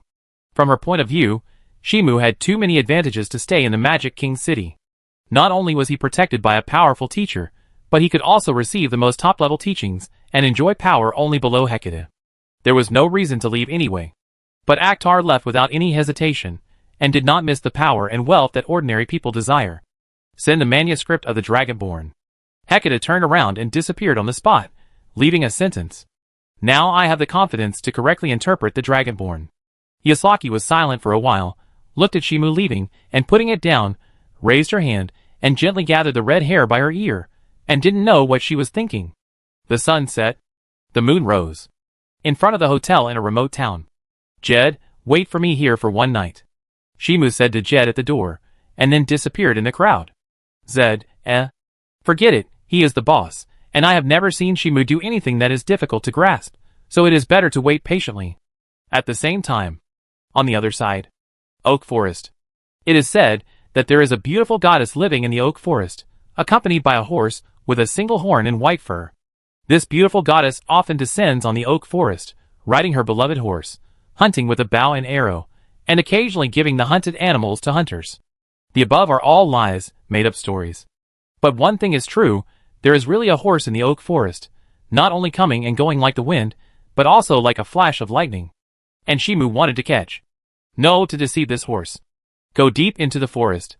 The moonlight fell from the gaps between the leaves, reflecting on Shimu's silver armor. He stepped on the thick fallen leaves and came to a lake.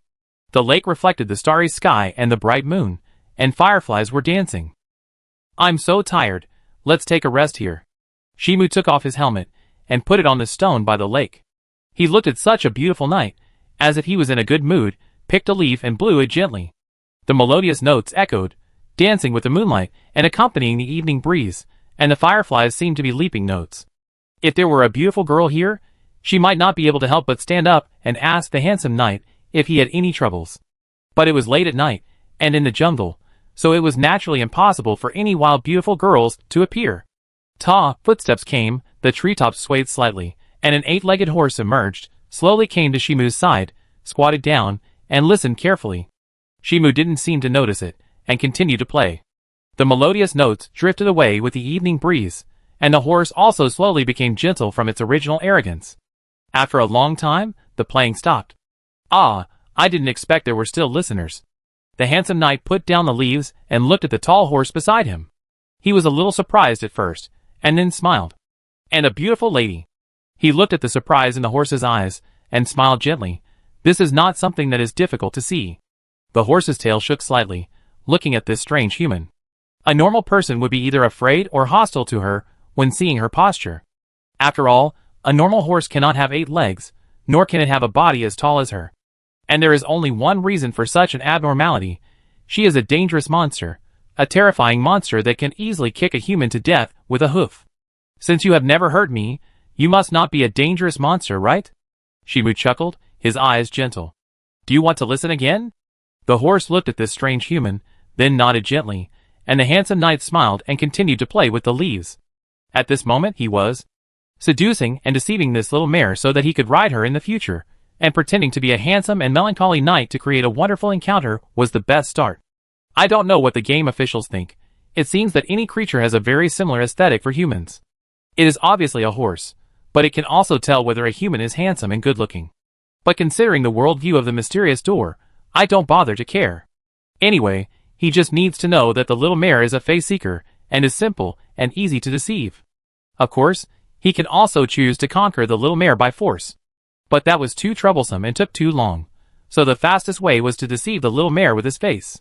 When his force value soared in the later stage, he would use his force value to completely conquer the little mare. Now he planned to play something elegant, pretending to be melancholy to deceive people. No, to deceive horses.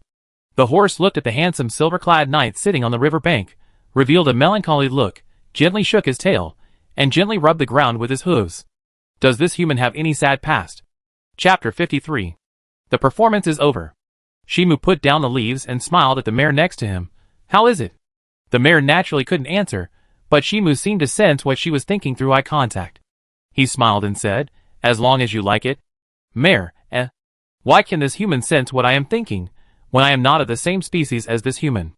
Then, the handsome knight smiled gently and explained, your expression is rich and lively, like a girl who can't hide her thoughts.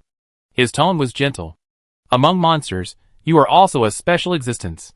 The mare began to doubt whether she was really very easy to understand, or whether this human had the ability to read minds. And he said she was like a girl, was he serious? He. Do you rarely interact with people? The handsome knight smiled, looked at the full moon reflected in the lake, flicked the leaves in his hand, and just shattered the moon in the lake.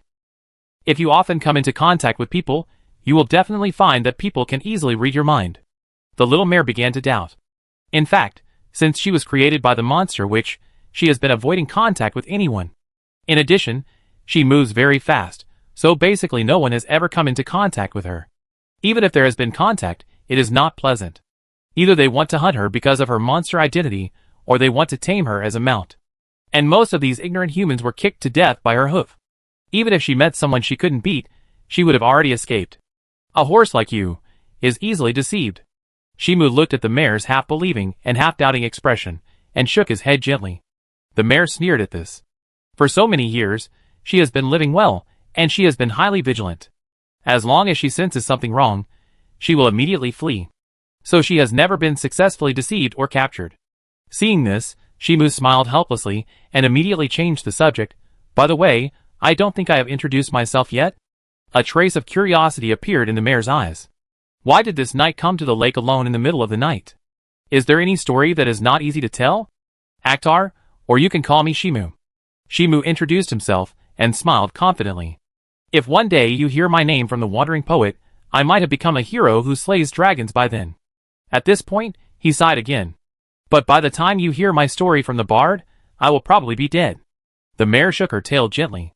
In fact, she often used her super speed to eavesdrop on the bard's stories. As long as she kept a good distance and her extremely sensitive ears, she had overheard many stories.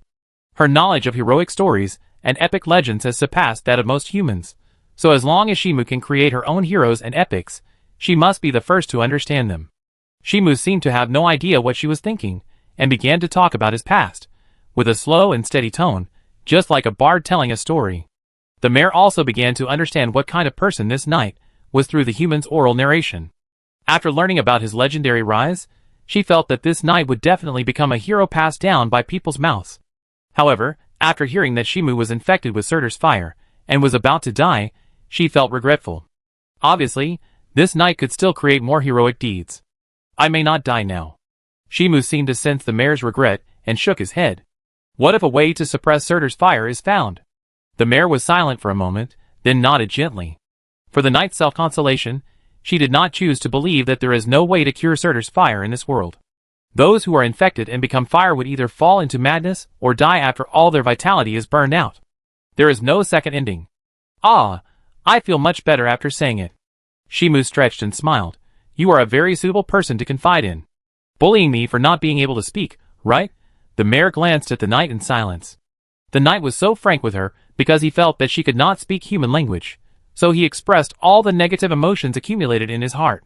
Sorry, I took you as a person to confide in without permission. Shimu laughed heartily, without any guilt. He waved his hand. You seem to like listening to stories. Let me tell you something interesting. This human can really read minds. The mare thought so, but she still listened quietly to the heroic stories told by the knight, which were all familiar stories she had heard a long time ago. But as long as she looked at the face of this handsome knight, and his gentle voice, she felt that she could listen to him all the time. Under the moonlight, the knight in silver armor sat on a stone by the lake, telling a horse some cliched stories. After a long time, the knight's voice gradually became quieter, and he fell asleep on the stone by the lake. His peaceful sleeping face made people reluctant to disturb him. The mare looked at the knight, who was sleeping peacefully against the stone, and felt a little speechless. Didn't this human know that she was a monster, a very cruel and dangerous existence? A long time ago, there were no monsters in this world, only the races favored by the gods. Until a witch with amazing talent was born, her name was Typhon, the creator of thousands of monsters. Countless powerful monsters were born in Typhon's hands, making the world full of monsters, which seriously threatened the races favored by the gods. Then came the inevitable ending. Typhon, the creator of countless monsters, was punished by the gods. Thunder fell from the sky and Typhon fell. However, the countless monsters created by Typhon were lucky enough to become part of the world's ecology.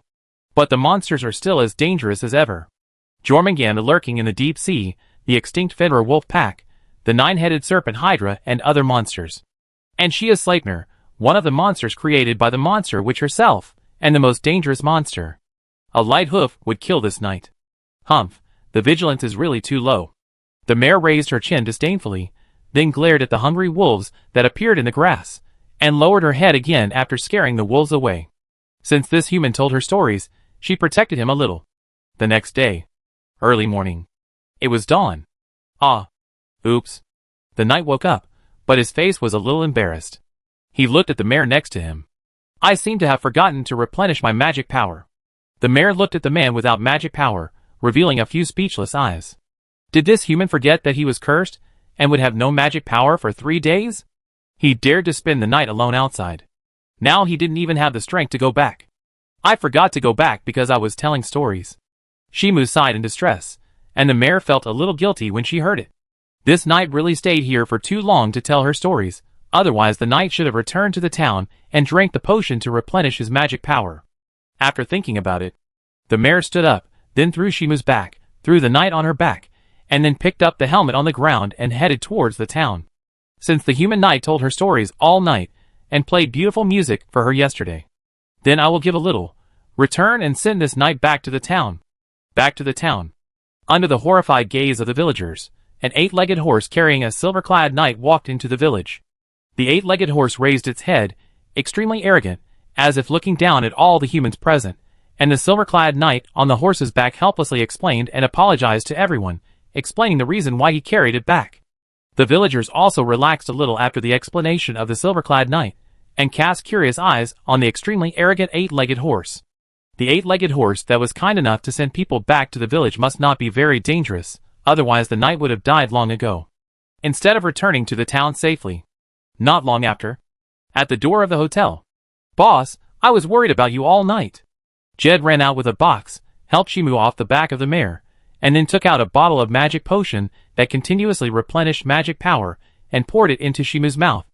The mare was relieved when she saw this, and she kicked her 8 legs hard, stepped on the air, and went away into the sky, and disappeared in a blink of an eye. Shimu stood up. "Fortunately, I was sent back." "Boss, don't leave me next time," Jed complained, and then took Shimu back to the hotel. Then, after taking a shower and eating in the shortest time, the two drove the carriage out of the town and rushed to the place where the Magic Queen star fell. On the way, they met many people who were also on the road, including mercenaries, magicians, and a small army. Obviously, they all intend to rob the Magic Queen's meteorite. "Boss, are there too many people?" Twitching his lips, Zed drove the carriage, turned his head, and looked at Shimu beside him, and asked, "Can we really rob the Magic Queen's meteorite?" "This depends on whether we have the strength." Shimu glanced at the clouds in the sky, and saw a small mare with 8 legs flash by and hid in the clouds. He smiled and said, "And it's more lively with more people, isn't it? Doesn't this mean we have to fight the army again?" Zed complained, "Boss, you fight the giant army in the Crucible City, the dwarf army in the Iris Kingdom, and the magician in the Magic King City." She covered her forehead. "Now it's just a big melee. We run after we get the Magic Queen's meteorite." Shimu waved his hand and explained to Zed, "Now I'm too weak to mess around like before, so don't worry that I join the melee. I hope things will develop as the boss wants." Zed sighed tiredly. She thought she had joined the Sky City, and would have a stable job from then on, but who would have thought that her life would be more exciting now? I don't know if it was her bad luck or her boss had a special physique that was passively involved in big events. Noon. Following the large army, we came to the edge of a circular mountain range. In the center of the mountain range, a huge meteorite crater came into view, bottomless, with several pieces of rubble floating in the air, as if there was some inexplicable force supporting the rubble from falling. "Boss, what should we do next?" Zed turned his head and asked Shimu beside him. "The mercenaries and the army that have arrived now are not brave enough to go down rashly, fearing that there might be danger. Currently, only some people are sent down to investigate. Once it is confirmed that there is no danger under the meteorite crater, the main force will take action and start competing for the Magic Queen's meteorite." Shimu did not answer immediately, looking at the meteorite crater and falling into thought. In the mysterious gate, the meteorites that can attend are not easy to obtain. Some are hidden in the dragon's lair, and you must kill the dragon to get them, or simply put them in front of the boss's door, guarded by a bunch of believers. And the Magic Queen's fallen meteorite fell into an underground country, where the mainstream belief is witches. He has strong malice towards the life on the ground. "Let's go down." Shimu made a decision, held Zed's hand, and then jumped down and ran down the crater. When he reached the bottom of the crater, he pulled Zed and jumped on the suspended stone, and then disappeared in the crater after a few jumps. This scene was naturally seen by everyone stationed on the edge of the crater. They didn't know how to evaluate these two reckless adventurers. "Ha, they are really brave guys." An orc wearing a cloak and having a wolf head laughed heartily. He took off the big sword on his back and jumped suddenly. If you delay, you may not be able to grab it. As he rushed into the crater, a group of mercenaries followed him. The army that originally planned to wait and see finally made up their minds not to delay any longer. Otherwise, the Magic Queen's meteorite would really be taken away. However, facing this delicate situation, the army from the Magic Kingdom had mixed feelings and felt a sense of being at a loss. Isn't that Master Hecate's apprentice? Layla twitched her lips, standing on the edge of the crater, looking at the mercenaries rushing down. Now she is a teacher at the Magic Academy and has become a successful person. And she is also one of the few people who have had contact with Master Hecate's apprentice. What if Master Hecate's apprentice gets into trouble? She turned her head and asked the knight captain beside her, will we be held accountable by Master Hecate? Knight captain, how could he know about such things? He is just a knight captain, and he doesn't even know what Master Hecate's apprentice looks like. But if Master Hecate's apprentice gets into trouble here, maybe they will indeed be in trouble. As for how much trouble it is, it depends on how much Master Hecate cares about her apprentice. Chapter 54. Underground Kingdom. Silent Square. Hundreds of ghosts without physical restraints floated in the square, and thousands of zombies crawled on the ground. They surrounded the light projected from the center of the square, as if they were longing for something. Flesh and blood. No, they no longer had the concept of hunger. Cursed by the gods, they could only live in a state of neither life nor death, and were punished forever. But if they could touch the warmth of life, they could also get a moment of redemption. Of course, the way they get the warmth of life is definitely unacceptable to ordinary people. The mercenaries who jumped down from the crater were captured by the ghosts and zombies who rushed over. They devoured the mercenaries' flesh and blood one mouthful after another, and used the most straightforward means to get the warmth from him. And at this moment, Shimu and Jed jumped down, and before the zombies and ghosts could react, they immediately ran out of the square, and killed several zombies that blocked the way. It is not difficult to deal with the zombies and ghosts in the square, but his main goal now is to obtain the Magic Queen's meteorite. It is really unnecessary to waste time on these monsters. Once he gets the Magic Queen's meteorite, it will be convenient to attract monsters later. The zombies and ghosts in the square have not reacted yet. They look at the two people who have run away. Why are these two people so skilled? There is not even a trace of hesitation. But before they can think deeply, a group of living people fell from the sky above the square, attracting the attention of the zombies and ghosts. Then a bloody fight began. These guys seemed to be immortal. The big sword swung down, and the zombie in front of him was cut in half. The werewolf leader frowned and looked at the zombies on the ground moving their bodies and piecing together the cut bodies. He looked around and found that this was not an isolated case. The zombies that were killed could not really die. Even if their arms and heads were cut off, they could heal.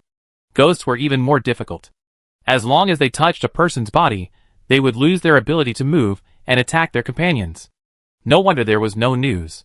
The werewolf leader immediately understood the reason. He was afraid that the advanced team that came down to explore before was controlled by the ghosts, and then eaten by the zombies that rushed over. That's why there was no news. Thinking of this. Retreat, let the guys behind deal with it. Waving his hand, the werewolf leader led his brothers to evacuate quickly. This group of monsters is difficult to kill. Continuing to fight will only add unnecessary losses, so it is better to transfer strategically first. At the same time, on the street, life, temperature, a zombie suddenly opened his arms and flew toward Shimu. Then his head was chopped off by a sword. Shimu looked at the zombie moving on the ground indifferently, raised his hand, and stroked the Hunting King great sword, and swung the great sword wrapped in black flames, forcing the zombie in a state of neither life nor death to enter a state of death. In the past, this underground city believed in the creation witch, who had an unusual obsession with life.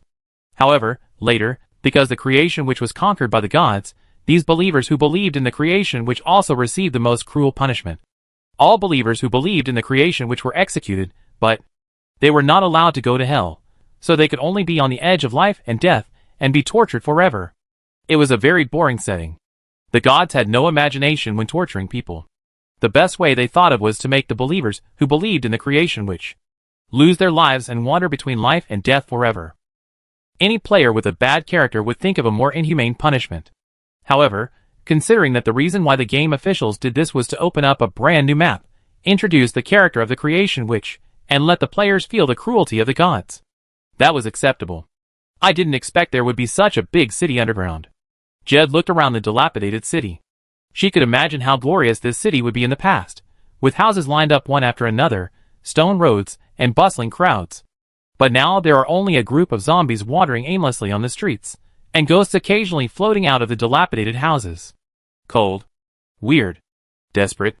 The atmosphere of this underground city is like this, and just being in it makes you feel a little breathless. It's more like a prison than a city, Shimu explained casually, stepping on the wet and cold stone road, step by step towards the most magnificent castle in the distance. Boss, do you know this strange city? Zed heard the implication and quickened his pace to catch up with Shimu. Although she was very brave and could put her life on the gambling table, she still felt uncomfortable with the sticky despair and curse of this city. This kind of city has no hope, only curse and despair. Remember the statue in the square?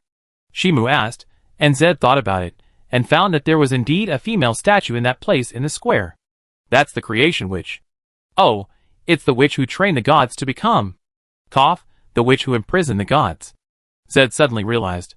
Since it is a city that believes in the creation witch, it is understandable that all the people in this city have such an end. For the gods, the creation witch is a stain. She is the first one to train gods as pets. This is undoubtedly an insult, the greatest insult.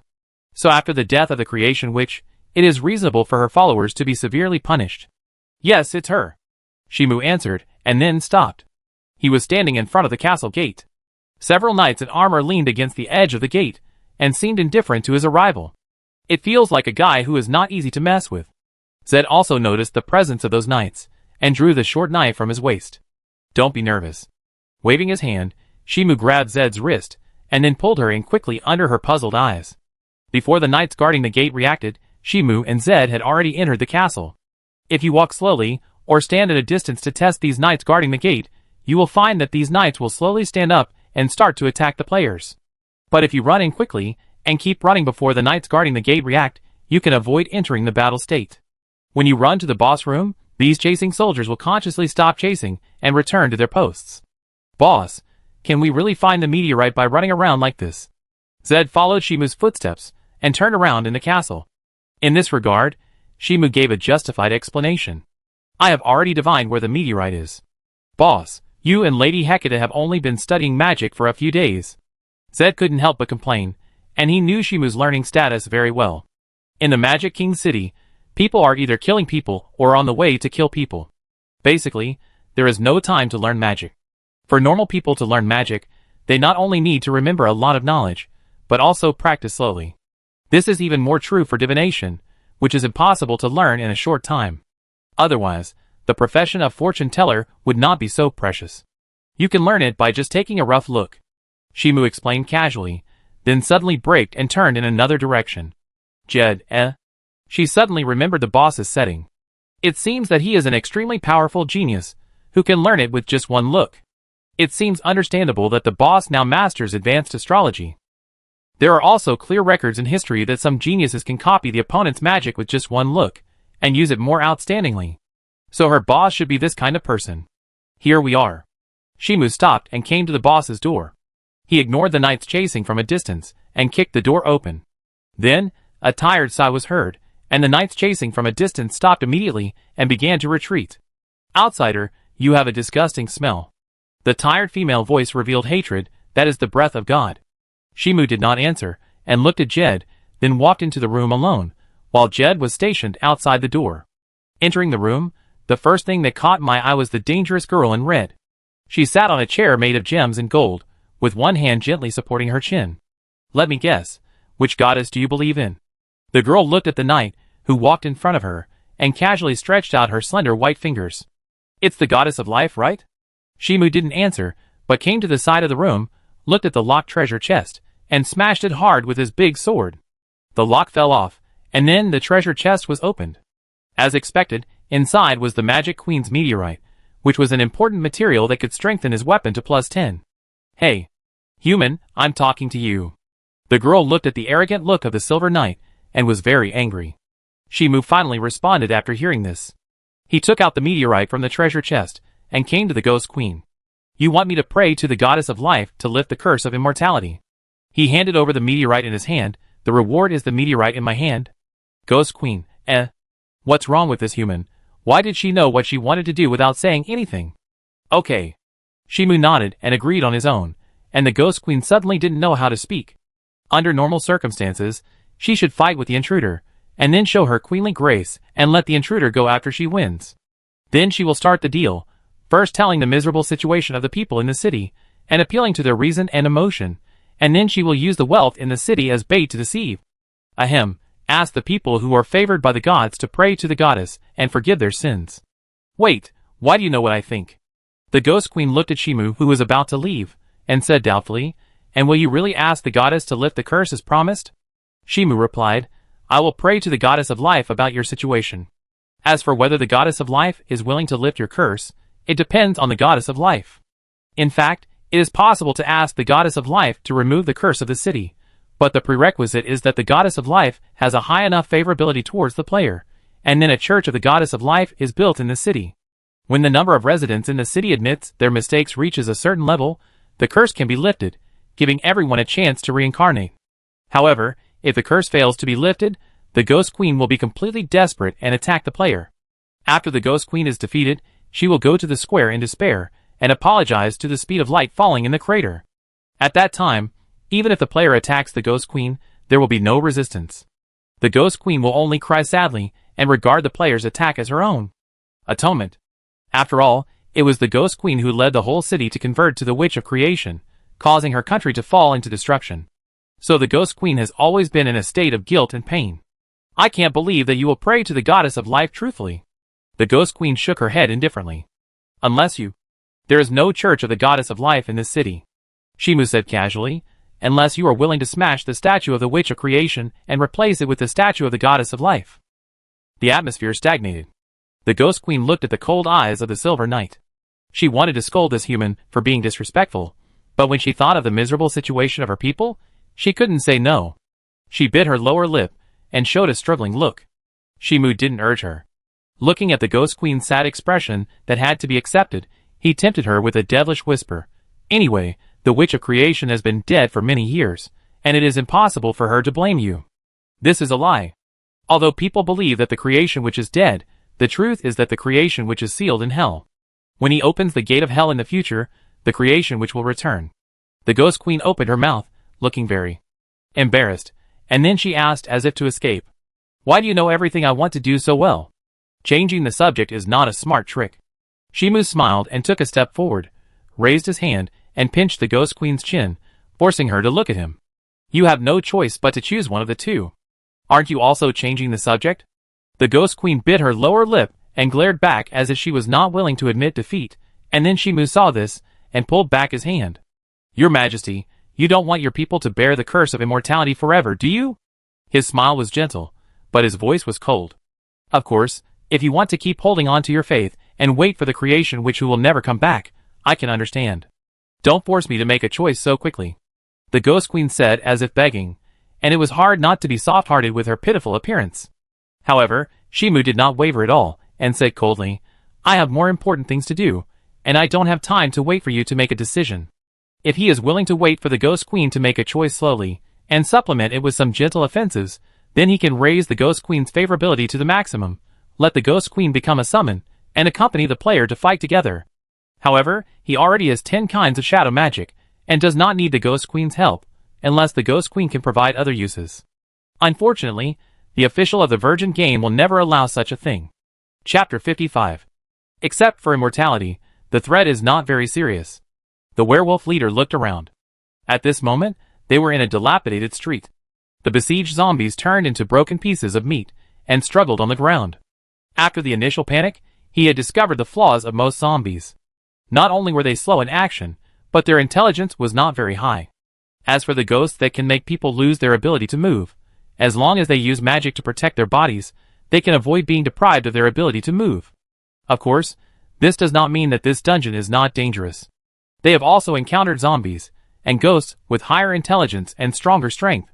Now is not the time to relax their vigilance. Boss, you won't find the meteorite if you run around like this. A minotaur holding a scimitar came to the werewolf leader. He looked around and said, We have to find a way to capture a native to ask for information. Ha ha, that's right. The werewolf leader laughed heartily, looking at the castle in the distance. Carrying the big sword on his shoulder, strength is often linked to status. If you want to find a sober guy, you will probably only find it in that kind of place. That's the trickiest place. The Minotaur sighed, but from the smile on his lips, he didn't mean to object at all. As mercenaries, they have to gamble their lives, and the people who will compete for the Magic Queen's meteorite are also rushing over. At this time, they still hesitate, and the probability of grabbing the meteorite is estimated to be even lower. It is better to attack at the fastest speed now. The dragon is also tricky, but the treasure is the most. The werewolf leader smiled, and led his members to the direction of the castle. At the same time, square. Such a strong cursed smell. Layla held the magic wand, and a ball of fire burned at the top of the magic wand. Under the light, the zombies that were chopped into pieces moved with difficulty, like snails, leaving a long blood stain on the ground, and the moving eyeballs were full of creepy bloodthirstiness. Disgusting. No, it's more terrifying. What level of curse did these guys go through to become such monsters that are neither alive nor dead? Be alert and protect your own safety first. She pursed her lips, and spoke to the knights and students beside her. It doesn't matter even if you can't snatch the Magic Queen's meteorite. It's not a lie. Her top priority now is not to snatch the Magic Queen's meteorite, but to investigate the source of this dungeon. As for snatching the Magic Queen's meteorite, Lord Hecate's apprentice will do it himself, and they just need to pretend that they don't know Lord Hecate's apprentice. Ha ha ha. What a gentle speech. The Magic Queen was your former ruler. A sarcastic laugh came, and a man with a green crew cut and his hands in his pockets came over. Layla looked at the green-haired man and saw that he had iron rings on his ears, nose, and lips, and exaggerated gems on his 5 fingers. Just a glance at each other made people feel disgusted. Then, the strong discomfort made Layla kneel on the ground with her knees weak. She covered her mouth with one hand, and cold sweat broke out on her forehead. In response, the green-haired man showed a satisfied smile. "Ah, it seems that you don't hate me very much," he sighed with a little regret, then waved his hand, and left with a group of people. And just at this time, "Are you okay?" A nun with huge breasts came over. She squatted down and gently stroked Layla's back. "That man is called Hateful Hawk, who has the ability to transform the enemy's disgust and hostility into harm." Hateful Hawk? Layla covered her mouth, feeling the warmth from behind, and gradually no longer felt like vomiting. She looked at the nun next to her. Her eyes stayed on the other's huge breasts for a moment, then moved her eyes up, saw the other's gentle smile, and immediately came to a conclusion. Does the nun believe in the goddess of life? Ah, yes. The nun was a little surprised, and then frankly admitted her identity. She smiled gently. Am I that obvious? I think so. Layla said uncertainly, and glanced at the nun's huge breasts again. In this world, as long as someone walks on the same path as the gods, they will be affected to some extent. Believers who believe in the god of war will have particularly developed muscles, and their personalities will be more generous and casual. If they believe in the god of assassination, they will usually be thinner and more cautious. Believers who believe in the goddess of life will usually be gentle, and have an overly mature figure. Of course, these effects are not fixed. It is not that if you believe in the goddess of life, you will become a gentle big sister with a very good figure.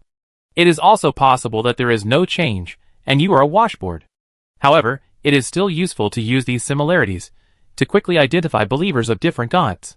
Is that so? The nun nodded slightly, maintaining her healing posture, and spoke in a tone that sounded like she was chatting. I seem to know something about this city. Layla cast a curious look at her, and the other people in the square also cast their eyes, waiting for the nun's answer. This city is called Doma, and it used to be a city that believed in the creation witch. The nun explained patiently, and pointed to the stone statue of the creation witch in the square. She sighed. After the death of the creation witch, the Doma city, which believed in the creation witch as the mainstream belief, ushered in the cruelest punishment.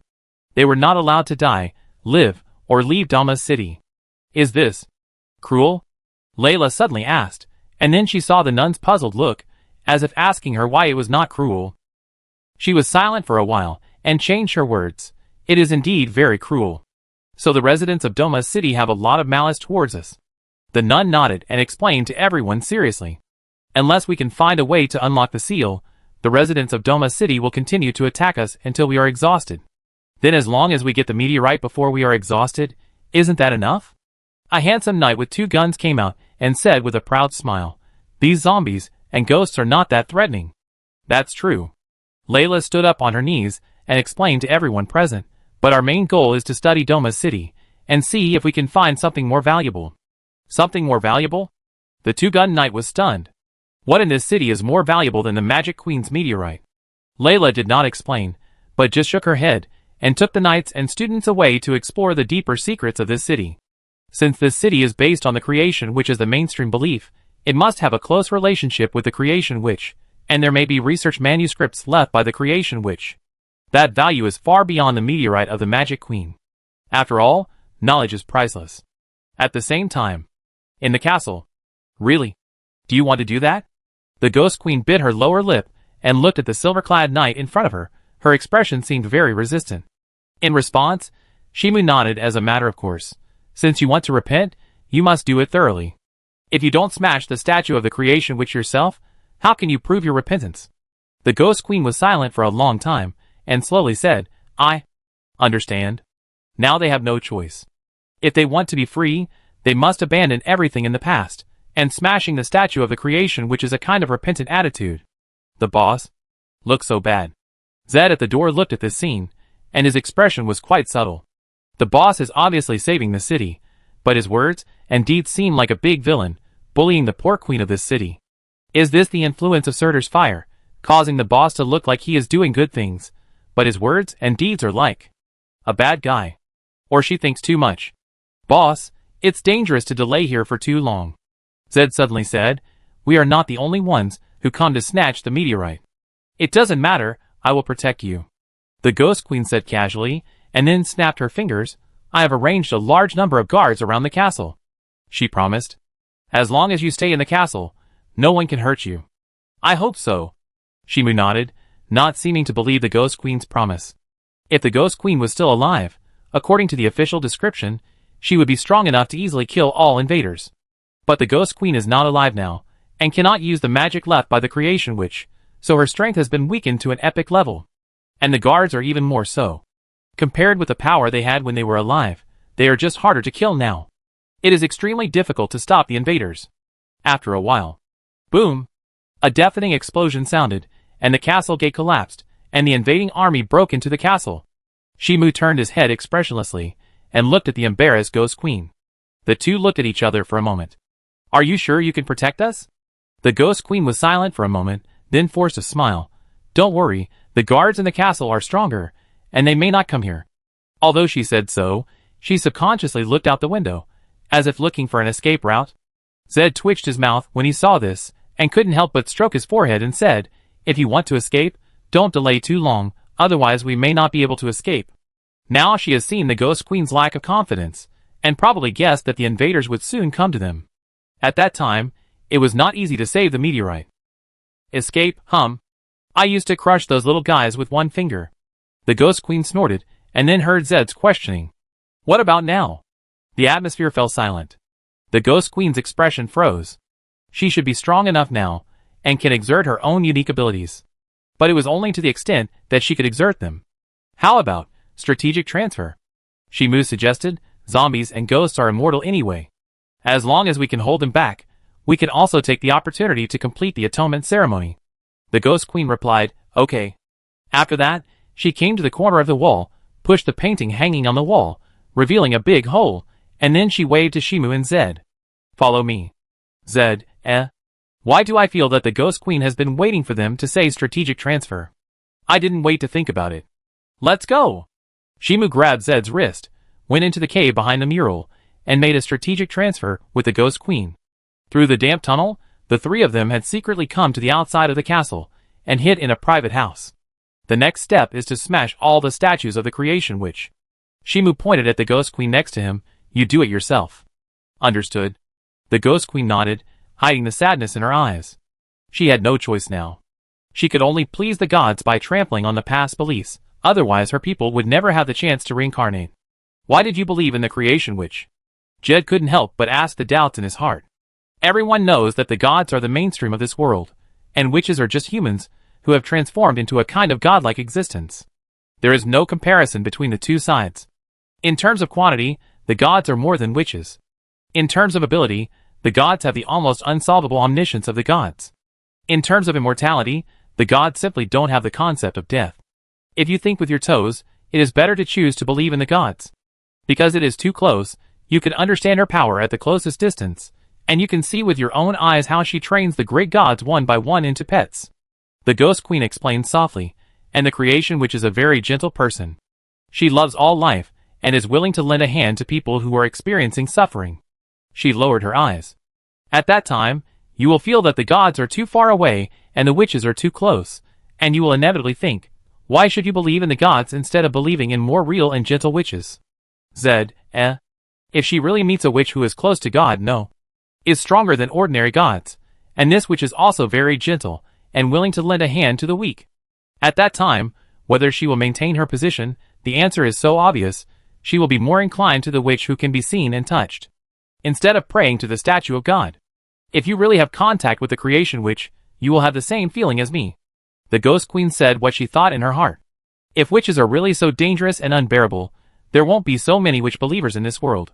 Zed nodded, thinking that what the Ghost Queen said made some sense, but then she felt something was wrong, and she twitched her mouth. Don't you have no remorse at all? Yes. The Ghost Queen turned her head away, and said reluctantly, now I really regret it, and I hope the Goddess of Life will forgive our sins. Chapter 56. The fire flickered. Layla squatted down and gently brushed her fingers across the writing on the wall. She looked very surprised.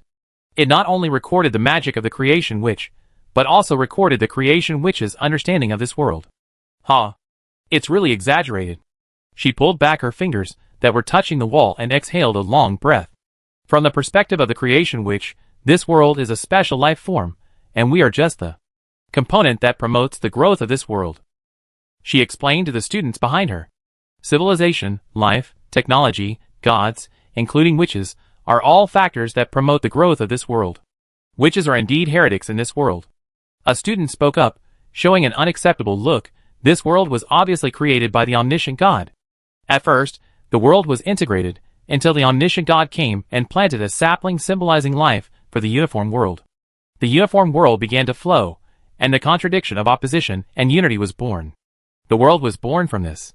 This is the cause of the world that even a 3-year-old child knows, but now the creation which says that the world is a living being, and all of them are just part of the driving force behind the change. Undoubtedly, this has impacted their worldview. Although the other students did not refute it, most of them also tacitly agreed that the records on the wall were fabricated. We are just here to investigate. Layla shook her head and turned to look at the students behind her, wanting them to copy the records on the wall. Then she saw a girl in red suddenly rushed out, holding a big sword, and chopped at the creation witch statue not far away. As the blade passed, the creation witch statue was beheaded. After the girl in red confirmed that she had chopped off the head of the statue, she turned around and left without hesitation, without even looking at them. Bang! The head of the stone statue fell to the ground, and rolled several times on the ground. The atmosphere froze. Layla widened her eyes in horror, looking at the head of the stone statue facing her, and felt that her heart stopped beating at this moment, as if it was held tightly by an invisible big hand. The students and guards beside her were stunned for a moment, and then they collectively showed a horrified expression, and then fled the church in a panic. Even if the creation witch was a heretic, it was also a very powerful heretic. They dared to enter the church to investigate intelligence, but they did not think of smashing the statue of the creation witch. After all, it was a statue, the most terrifying witch in the past. Although they did not believe in the creation witch, they were also afraid of the creation witch, worried that their offensive behavior would anger the creation witch and thus be infected with an inexplicable curse. This kind of thing is not without precedent. There was once a bold king who thought the witch's statue was very beautiful. He wrote his name on the statue's thigh and drew several positive characters. Later, this matter became widely known. According to common sense, the witch had died long ago, and it was impossible for her to take any revenge on the mortal who offended her. But the reality is that the king's entire family was entangled by an inexplicable curse, and forcibly engraved into their blood. Any family member with similar blood will age, and die irreversibly as long as they live to the age of 16. Therefore, they really dared not offend the statue. At the same time, in the alley, break it. The aggrieved voice came out, and the Ghost Queen floated over slowly, with the big sword in both hands. I can't go back anymore. Don't be so reluctant. Zed put one hand on his waist, looked at the Ghost Queen's dejected expression, and comforted her. Anyway, when you reincarnate, you won't remember anything in this life. Ghost Queen, Anyway, your situation is bad enough, don't think too much. Shimu glanced at the people who escaped from the church, and his eyes happened to meet with Layla's, and then they staggered away. Let's go, we go to the next church. Yes. The Ghost Queen sighed tiredly, holding the big sword and floating towards the next church. She knew the location of every church in the city, so she knew very well how to destroy all the statues. And Shimu looked at the dejected Ghost Queen, looked around, and saw an 8-legged horse flashing in the distance. As long as the group of people who invaded the castle could not find the meteorite in the castle, they would definitely shift their attention to other places. They would soon realize that the statue of the Witch of Creation was destroyed, and would definitely investigate it. Then he could legitimately harvest the experience points that were delivered to his doorstep, and trick the little mare into showing her head. He showed up in times of crisis to help the knights in desperate situations, and the two sides fought side by side. At that time, it was not that he wanted to ride the little mare, but that the little mare was willing to be ridden by him, and there was no relationship between taming and being tamed. Naturally, the little mare would not resist too much. Later, as long as he coaxed the little mare more, he could ride the little mare to kill and travel around the world.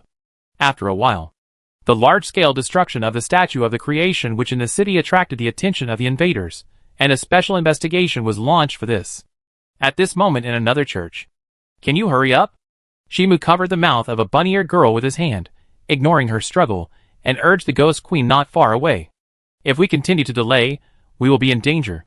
Sorry, there were too many churches in the city before. The Ghost Queen felt guilty, and apologized with her head down. In the past, in order to show her faith in the creation witch, she set up churches everywhere in the city to facilitate all the people to pray to the creation witch. This also made it difficult for her to destroy all the statues in a short time. After all, the statues were all over the city, which meant that they had to run all over the city. If this goes on, we will have to conflict with them, Jed said distressedly. Shimu shook his head helplessly. This is probably a test from God. Ghost Queen, can't you gather your people to destroy the statues together? Zed proposed the idea, but the Ghost Queen shook her head, and was very resistant to gathering all her people to destroy the statues together. Shimu explained, if the Ghost Queen calls on everyone to destroy the statues together, someone will definitely stand up to stop them. Isn't that a disguised way of telling the gods that there are still people who are unwilling to repent? Zed nodded and said, Boss, what you said makes sense. We could only smash all the statues while concealing our whereabouts. Shaking his head, Shimu said the next action plan. Then he lowered his head, and looked at the bunny-eared girl struggling in his arms.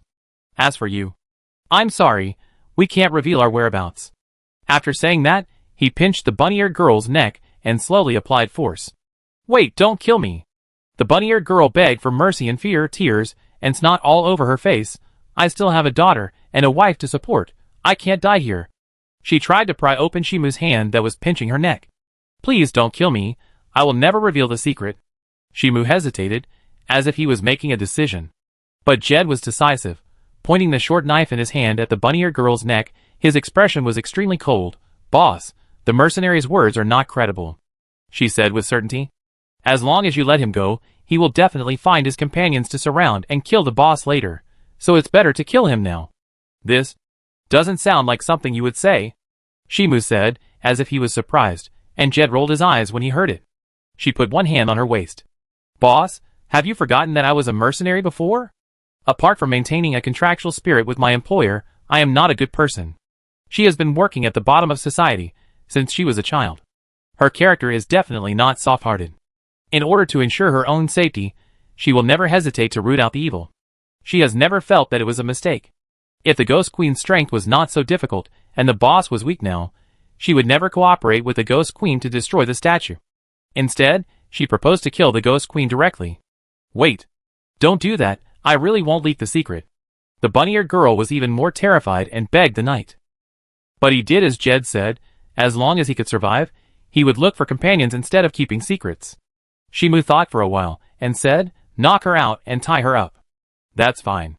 Jed nodded, and did not force Shimu to strangle the bunny-eared girl to death.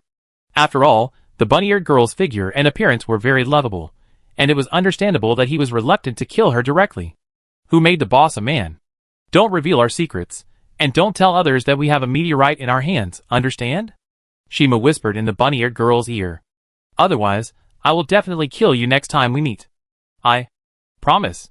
The bunny-eared girl promised immediately, and then she felt a pain in her neck, the world in her eyes began to dim, and then she fell to the ground. Leave it to me next, I'm good at tying people. Jed walked over, picked up the bunny-eared girl, and took her to the corner of the church. After leaving Shimu's sight, she put the bunny-eared girl on the ground, took out the dagger with a cold look, and looked at the bunny-eared girl's white neck. After hesitating for a while, she took back the dagger in her hand, tied up the bunny-eared girl, and threw her into the basement of a dilapidated house. After a while, a group of orc mercenaries came to the dilapidated house, rescued the bunny-eared girl, who was locked in the basement, and fed her a bottle of magic potion. The bunny-eared girl woke up faintly. She looked at the familiar people around her, and couldn't help but breathe a sigh of relief. Then she set her sights on the werewolf leader. I know where the meteorite is. Where? The werewolf leader squatted down and patted the bunny-eared girl on the shoulder. You're okay, it's really great. The bunny girl was silent for a moment, then shook her head. Boss, the group that took the meteorite is smashing statues everywhere in the city, and it seems that they are performing some kind of ritual. She said so. As long as we find a church with intact statues to ambush, we will definitely find them. Understood. The werewolf leader nodded, then stood up and said to the orcs, Go ahead, find a church with undestroyed statues. After that, he led the orcs away and searched for an intact church nearby. Half an hour later. Paw! The head of the statue fell to the ground, and the ghost queen put down the sword in her hand, and then looked around. Many orcs and humans have surrounded the church. Even if it is a witch's statue, ordinary people dare not destroy it. The werewolf leader came out and looked at the three people under the statue. He took off the sword behind him. Hand over the meteorite, and we let you leave safely. I knew it would be like this. Zed complained, then drew out his dagger and took a fighting stance. Shimu glanced at the bunny-eared girl and said, You really leaked the secret. The bunny-eared girl lowered her head. Of course, she couldn't keep her promise.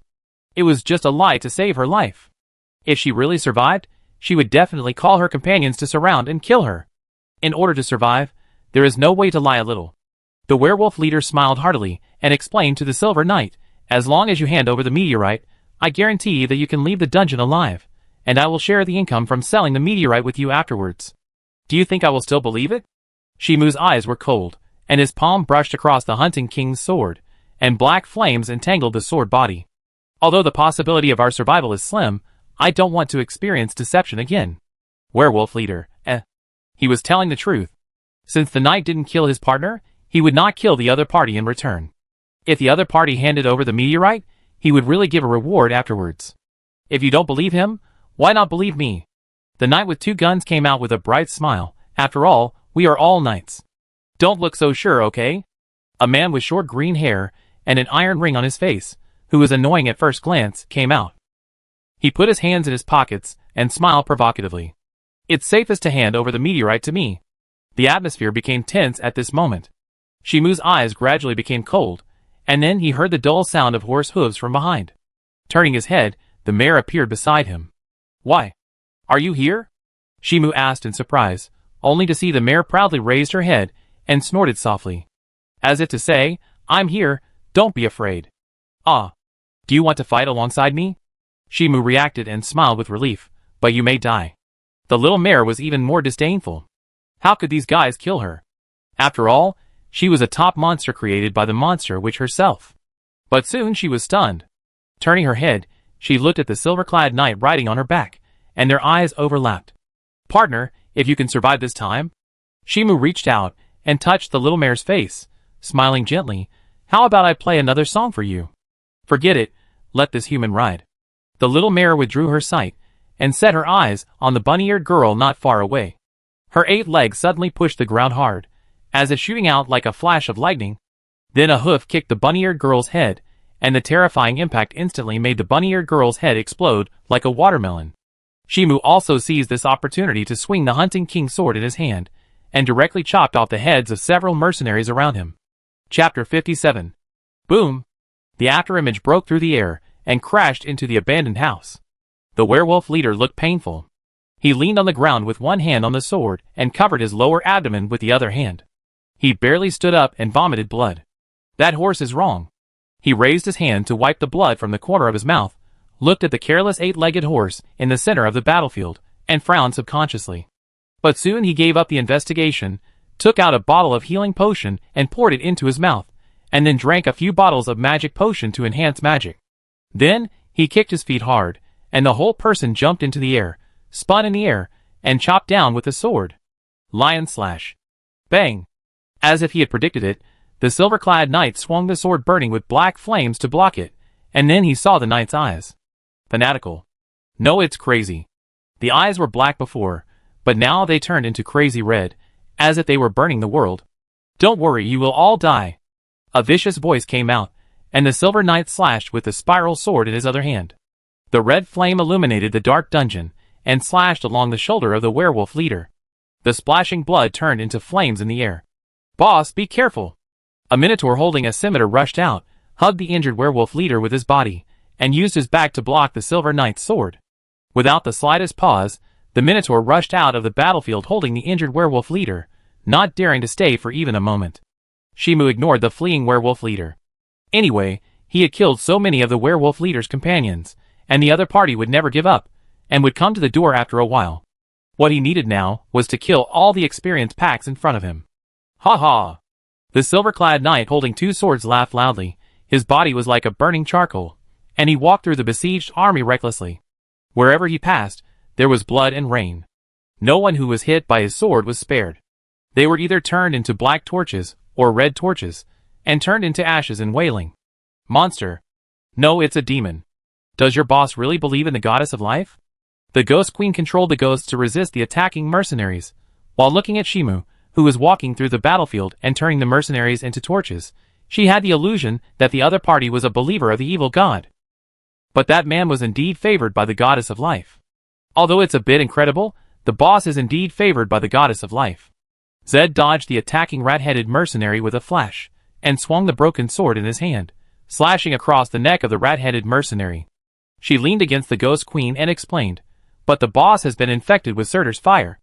As long as he borrows Surtur's fire, his temperament will change drastically, and he will never show mercy when killing people." What a pity.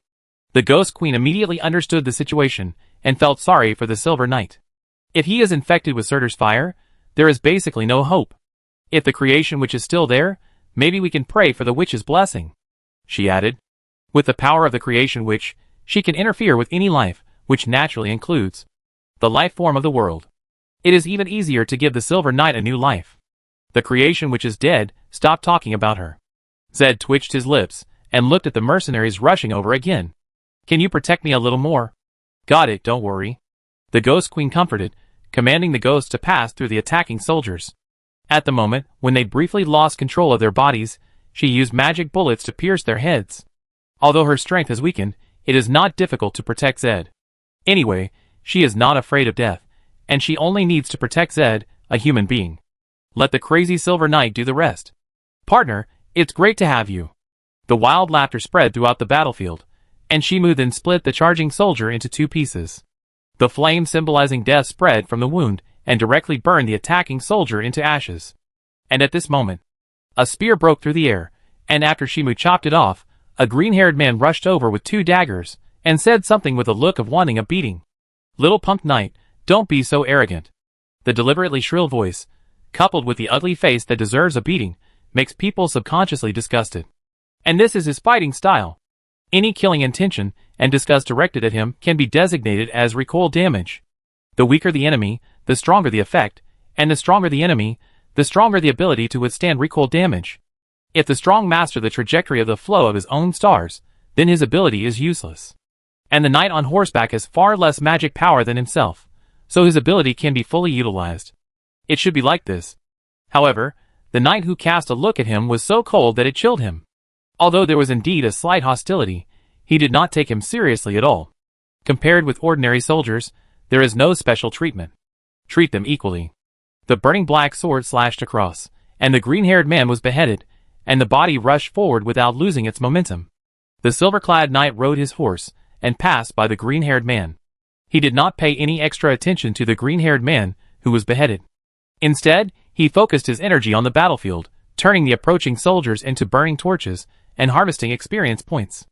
As for the green-haired man, he actually knew that the official mechanism of the game was a monster, and the ability it had was that the greater the malice towards the green-haired man, the more proportional the recoil damage would be. He was indeed disgusted by this mechanism before, but after playing a few more rounds, Even if the green-haired man ran to him and cursed, it would not make him have too many mood swings. Instead, he thought that he could not waste experience points and killed him with a knife. Ha ha ha. In the firelight, the silver-clad knight rode on an 8-legged horse and passed through the besieging army. The dark underground city seemed to be illuminated at this moment. Abandoned houses were set on fire by red flames. The besieging soldiers struggled and wailed in the fire, waving their hands and fleeing to the sea of fire. And the silver-clad knight was like a nightmare, following him everywhere, not missing any opportunity to kill the enemy. In order to kill efficiently, he also summoned groups of demon wolves, which walked through the fire and bit all living things. It was obviously the army that surrounded and killed the knight, but in the eyes of others, the knight walking through the sea of fire was the one who had the advantage. Wherever the blade passed, the corpse turned into ashes. Monster! I don't know who shouted, and the besieging army dispersed, no longer wanting to surround and kill the existence that seemed like the night of the apocalypse. In response, the Silver Knight did not stop, but chased and killed with wild laughter, riding an 8-legged horse through the underground city, chasing and killing the fleeing soldiers. Wherever he passed, flames were raging, burning houses and corpses. For a long time. The 8-legged horse stepped on the flames and returned to the dilapidated temple, while the Silver Knight on its back lowered his head and held 2 large swords to extinguish the flames. Boss, are you okay now? Zed hid behind the Ghost Queen, looked up and observed Shimu, and asked if there is still. Before he finished speaking, the Silver Knight on the horse suddenly fell down and had close contact with the ground. Seeing this, Zed immediately confirmed that Shimu had regained his sanity and was no longer crazy enough to burn the world. She hurried over, straightened Shimu, took out a bottle of magic potion that continuously replenished magic power, and poured it into Shimu's mouth. Trouble, Zed? Shimu leaned on Zed's shoulder. His voice seemed a little weak. He was indeed a little overconsumed in magic power, but it was not to the extent of falling off the horse. But the performance still had to be performed. It was fun to release the nature before, and now it was time to focus on advancing the plot. Boss, don't use Surtur's fire next time. Zed reached out and touched Shimu's forehead. The scalding temperature was more exaggerated than a fever. If you can't regain your sanity next time, many people will be sad about it. Including you? Shimu asked back as if jokingly. Zed, if I become a madman who burns the world one day, will you cry for me? Zed was silent for a while, then smiled and said, if there is that day, I will definitely try my best to kill the boss. At this point, her expression was extremely serious. I will never let a madman use the boss's body. This is the only thing I can do. Ha, forget it. Shimu stood up on his knees, stretched his body, and then said to Zed, if that time really comes, I hope you will never show up, and don't let her show up. When he turned into the Lord of Ashes, he was too lazy to kill Zed, Leticia and others. Not only were the experience points scarce, but there were also a lot of cutscenes.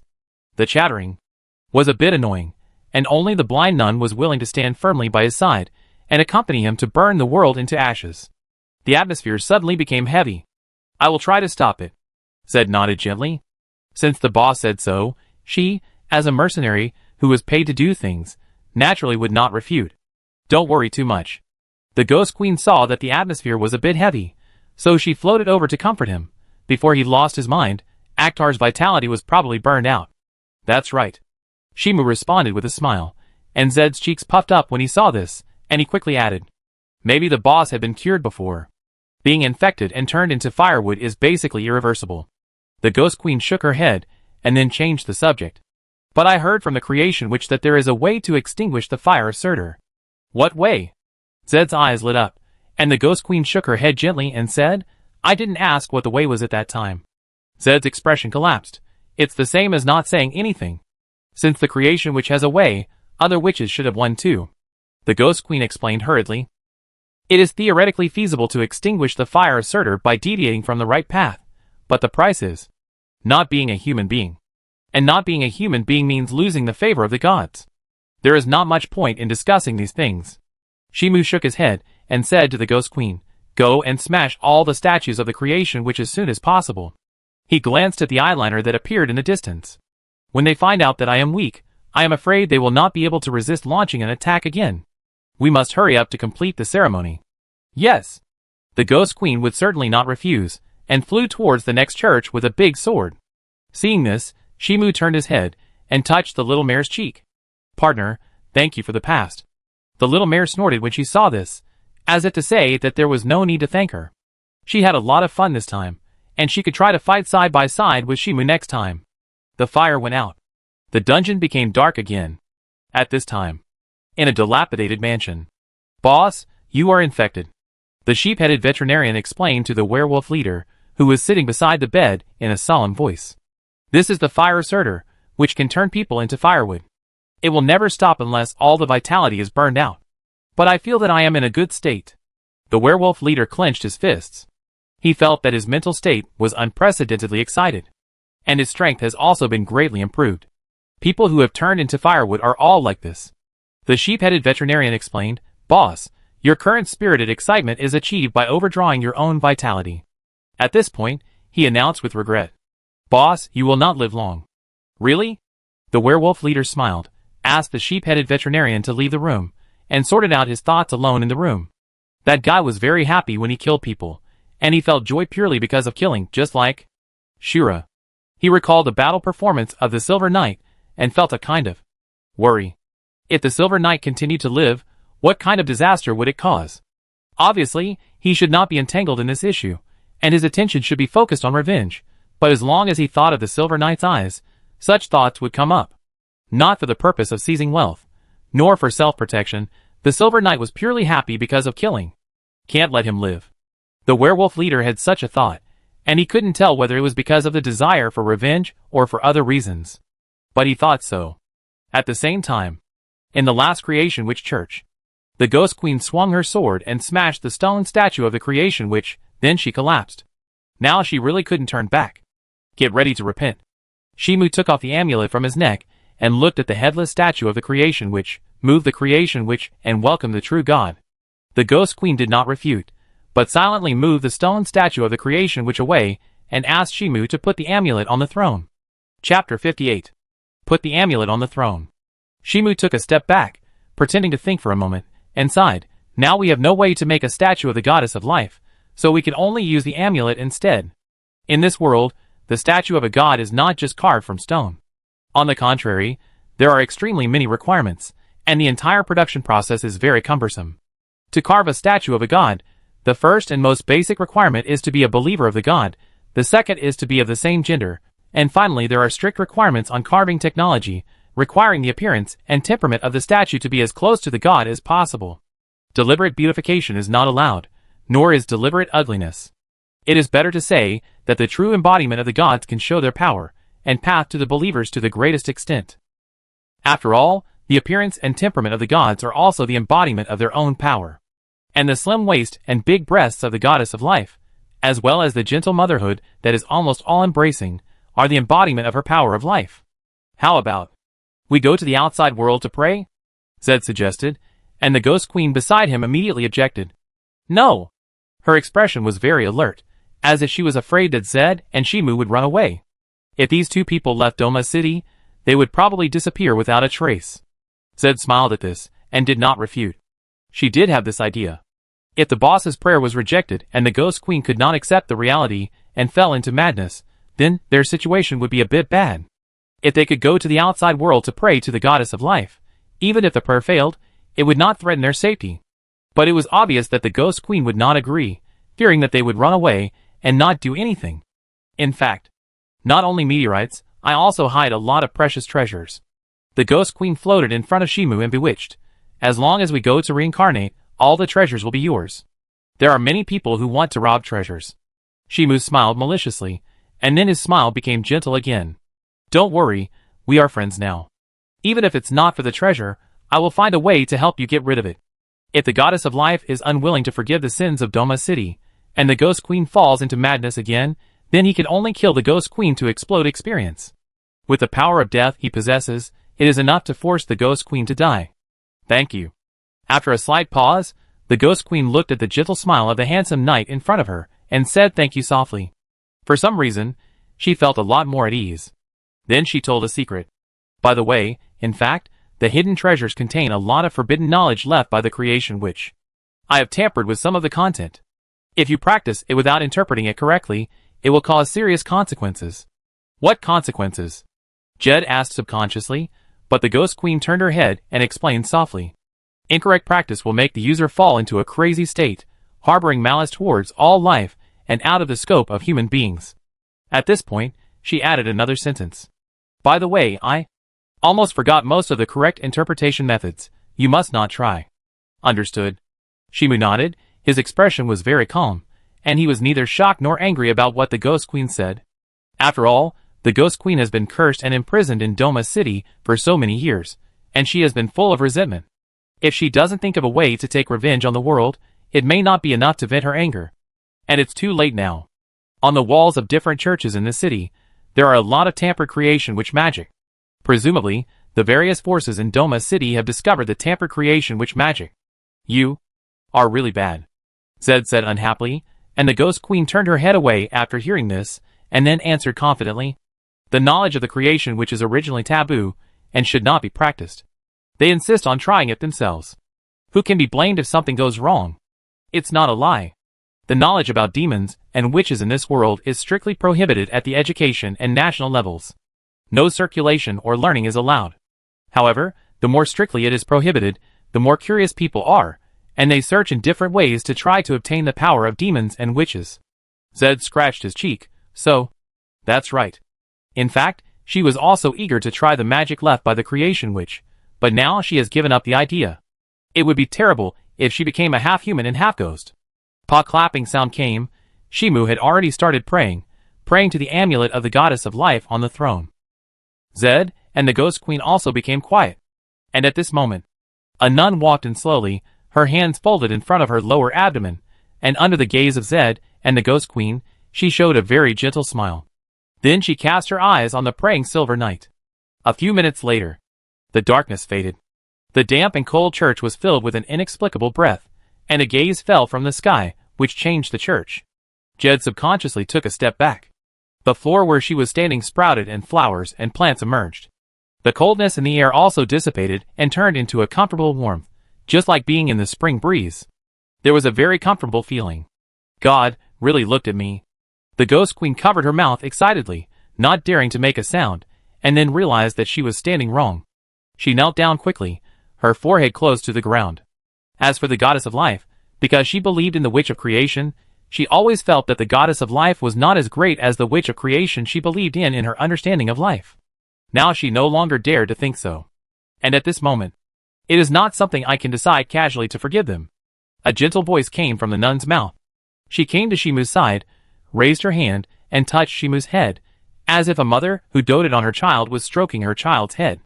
Fluorescent green light flowed between the nun's fingers, repairing Shimu's injured body and replenishing his lost vitality. Shimu looked up at the nun, who was being divined. The nun looked at the handsome knight, who was kneeling on one knee in front of her with a gentle look, and explained, "If you want to forgive their sins, you need to get the permission of the three goddesses of fate and the goddess of justice, otherwise even I don't have the power to forgive their sins." Really? Shimu seemed a little disappointed and lowered his head, and the nun smiled gently and took the amulet off the altar. Then she handed it to Shimu and said, "I have obtained their full permission, and I can decide whether to forgive their sins based on my personal wishes." "Then, goddess, what is your choice?" Shimu asked, but the goddess of life did not give an answer immediately, but asked a question instead. "Why do you choose to help them?" "Because I want to improve your favorability." Shimu thought silently in his heart, but the content he said was completely different. He lowered his head and said, "Maybe it's pity." "Really?" The nun nodded slightly, and no one knew what she was thinking in her heart, but she just looked at the Ghost Queen. She was pondering, as if she was making a choice. The gods did not agree on whether to forgive the sins of Doma City. After all, there were two goddesses in the sky who felt that they were the dogs of the creation witch, and their mental state was still not normal, so the gods were hostile to everything about the creation witch. However, in the absence of the omniscient god, her influence among the gods was much greater than before, so she could strive for the opportunity to forgive the sins of Doma City. The creation witch is not really dead yet. She suddenly said in amazing news, maintaining a gentle and serious tone. "Really don't want to wait any longer." The Ghost Queen was silent. She didn't know whether what the goddess of life said was true or false, but she knew that she couldn't hesitate now. "Please comfort our sins. We have given up our faith in the creation witch lady. Please have mercy on us." The nun was silent and didn't answer. For a long time. "Lady Goddess, life and death are the norm. Shimu said, forcibly maintaining neither life nor death. Such behavior is no different from that of a witch. After hearing this, the nun stared at the silver-clad knight and sighed. I hope you won't meet the creation witch again next time. After she finished speaking, the warm atmosphere in the church seemed to be taken away by an inexplicable force. The cold and cursed breath poured in again. Shimu stood up and came to the altar, lowered his head, and looked at the amulet in his hand. He could feel that the amulet was more favored. Sir Akhtar, you are really a person favored by the goddess. The nun came over, her smile was gentle, but she had lost her all-embracing motherhood. Compared to before, she was just an ordinary nun now. The god withdrew his gaze, and the nun naturally could not maintain the state of the god's descent and returned to being an ordinary believer. Maybe it's because I'm dying soon, Shimu said perfunctorily. Although he started as a useless person, it was not strange for him to get the attention of the gods with his current speed of strength. As believers, they will also attract different degrees of attention from the gods because of the different values they show. The more brilliant the genius is, the more legendary the existence is, the more they can attract the attention of the gods. Believers who live in the countryside and have no outstanding qualities will probably never attract the attention of the gods. Please don't say that. Being noticed by the goddess is a symbol of your own brilliance. The nun shook her head slightly, not believing Shimu's humble words. The gods in the sky are easily attracted by people with brilliant brilliance, just like the former magic queen attracted the goddess of the moon.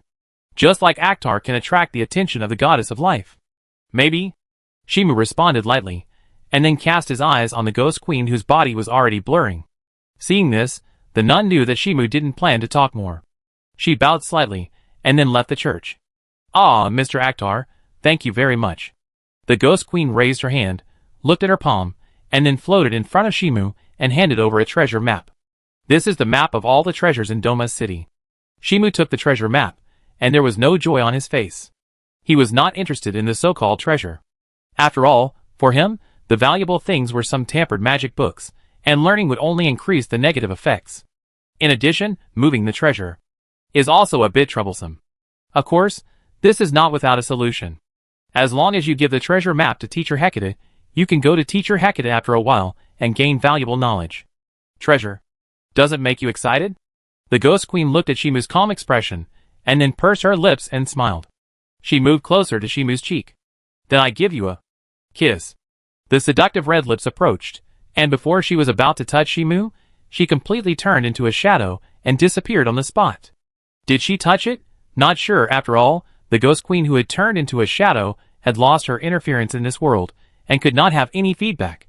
Shimu touched his cheek, then looked down at the treasure map, and after putting the treasure map away, he said to Zed, "Let's go." Yeah. Zed nodded and caught up with Shimu's back. The two figures left the church and merged into the darkness in the distance step by step. Half an hour later. In another church. Sir Akhtar, why are you here? Layla looked nervous, looking at the silver-clad knight who strode in. She was a little afraid of the man who had killed so many people before, and Akhtar was Hecate's apprentice, so he was definitely her superior. Now she was able to be promoted to a teacher directly because of Akhtar. So she was inevitably nervous and afraid. If Akhtar didn't like her, he could demote her with just a word, or go crazy and chop her to death, which was all possible. Don't look like I'm going to eat you. Shimu smiled, came to Layla, and took out a treasure map. Give this to my teacher, and tell the teacher something by the way. He leaned close to Layla's ear. I heard the goddess of life say that the creation which is not dead. Layla, She suddenly felt a little cold. If the creation which was not dead, then their blatant excavation of the ruins would be considered to have angered the creation which. This must be a curse of life worse than death. Wait, Lord Akhtar said that he heard the goddess of life say that the witch of creation was not dead. Does it mean that the goddess of life came not long ago? No wonder the curse of this city was lifted suddenly. Remember, you must hand it over to the teacher. Shimu took a step back, looked at the more nervous Layla with a smile, and said, the teacher knows your fate very well, you can't escape. After that, he turned around and left without hesitation. How important is the thing you handed over to me? Layla pursed her lips a little aggrieved, but still responded calmly and ordered all the students and guard knights present. Stop exploring and return to the Magic King City. Chapter 59. Boss, where are we going next? The doubtful girl's voice came out from the darkness, accompanied by a ray of warm light spreading out, reflecting on the wet and cold ground. Shimu walked out slowly, with a glowing sphere on his head, followed by Zed and the mayor. He turned his head to look at Zed and said, "To the kingdom of the dwarves." "Can I ask why?" Zed's face froze, feeling a little bad, and began to worry whether the boss was going to unseal the fire giant Surtur, or to contact the group of Dusk Believers. Either way, it was the worst choice. "Don't worry, I just want to find a dwarf master." Shimu seemed to sense what Zed was thinking, and explained, "Not to contact the fire giant Surtur, I'm not crazy yet. If you want to forge a +10 weapon, you can't just find a blacksmith, you must be the top forger to be qualified. In this game, there are only 5 top forging masters, who can forge weapons with a power of 10. 2 of them are from the dwarves, 1 from the giant kingdom, 1 from the sealed fire giant Surtur, and 1 from the fairy kingdom. In short, it is not an easy task to forge weapons with a power of 10. Materials are difficult to collect, and it is even more difficult to get top forging masters to help forge weapons. However, he has a way to get top forging masters to cooperate. And at this moment, just because you haven't gone crazy yet, doesn't mean you won't go crazy in the future." A steady male voice suddenly came, causing Shimu to stop. He turned around and saw a werewolf in a cloak, holding a big sword and slowly approaching. "You shouldn't have come to see me." "Yes, I should go and make arrangements for my future," the werewolf admitted readily, carrying the great sword on his shoulder, his smile gradually becoming serious. "But I feel that if I give up the pursuit now, I will have no chance to kill you in the future. As long as you are well prepared, there will be no one you can't kill." Shimu shook his head, and his palm stroked the Hunting King's great sword. The black flames symbolizing death were attached, revealing a terrifying breath.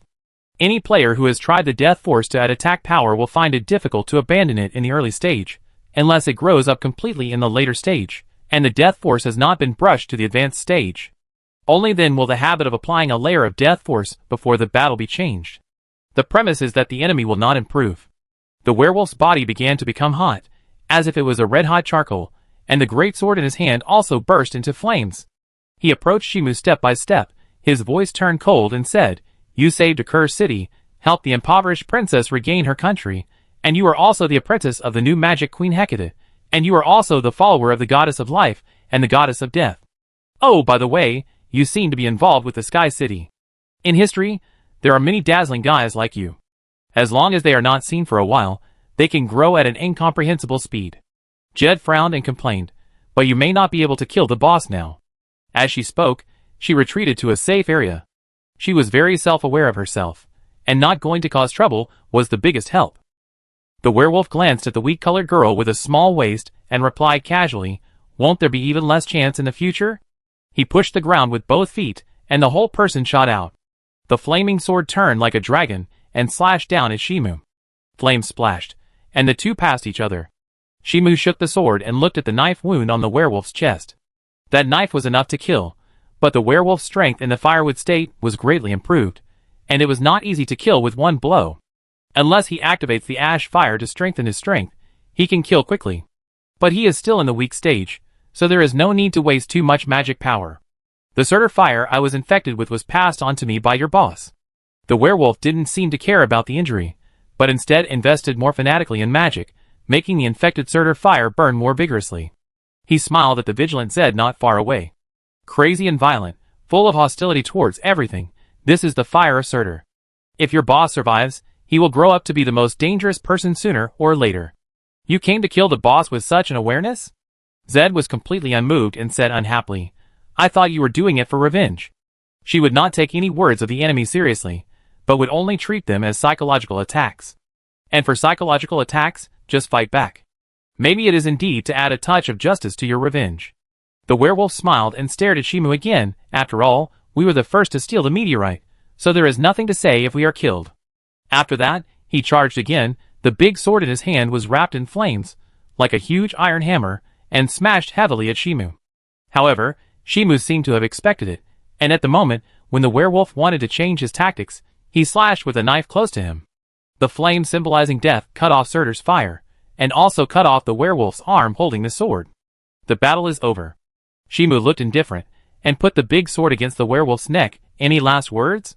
The werewolf laughed heartily. "Knight, do you want to die with me?" Is this werewolf sick? Zed thought so, but looking at the werewolf's serious expression, he felt that he was talking about something serious. "If you don't die now, sooner or later you will kill the one you love," the werewolf asserted, The people who love you will die under your knife one after another. Shimu had no expression on his face, and swung his knife to cut off the werewolf's head, symbolizing that the flame of death burned the werewolf's body. But his equipment was preserved. I didn't expect that your flame could infect people, boss. Zed walked over and looked at the equipment left by the werewolf. Then she heard a surprised word. Zed, let's separate here. Shimu's tone was serious, which made Zed stun for a moment, and then cast a puzzled look. She thought she was not a drag, and could provide Akhtar with a lot of help, so why did Akhtar want to separate from her? Of course, as a mercenary, she would not refuse the employer, but as a friend, she was very worried that Shimu would be in danger alone. Shimu turned around and walked towards the dark tunnel in the distance, with his back to Zed, and said, I don't want to kill you, it's better to separate now. If Zed had been around, he would have to act a little bit, which would be a waste of energy. Now with the werewolf's words, he could find a reason to let Zed leave. After all, he plans to contact the Dusk followers, and further open the Esh route. It is not convenient to bring Zed with him. And now Zed is too weak. If he continues to stay by his side, he will not be able to help resist the enemy well. Instead, Zed may be in danger. Zed looked at Shimu, who was accompanied by only a horse, and subconsciously wanted to chase him, but stopped in an instant. The strong calmness and decisiveness cultivated as a mercenary suppressed the impulse in his heart. You can't stop a man who has made up his mind. Boss, if one day you become Shura, I will definitely risk my life to stop Sister Leticia. She put both hands on her lips and shouted at Shimu's back.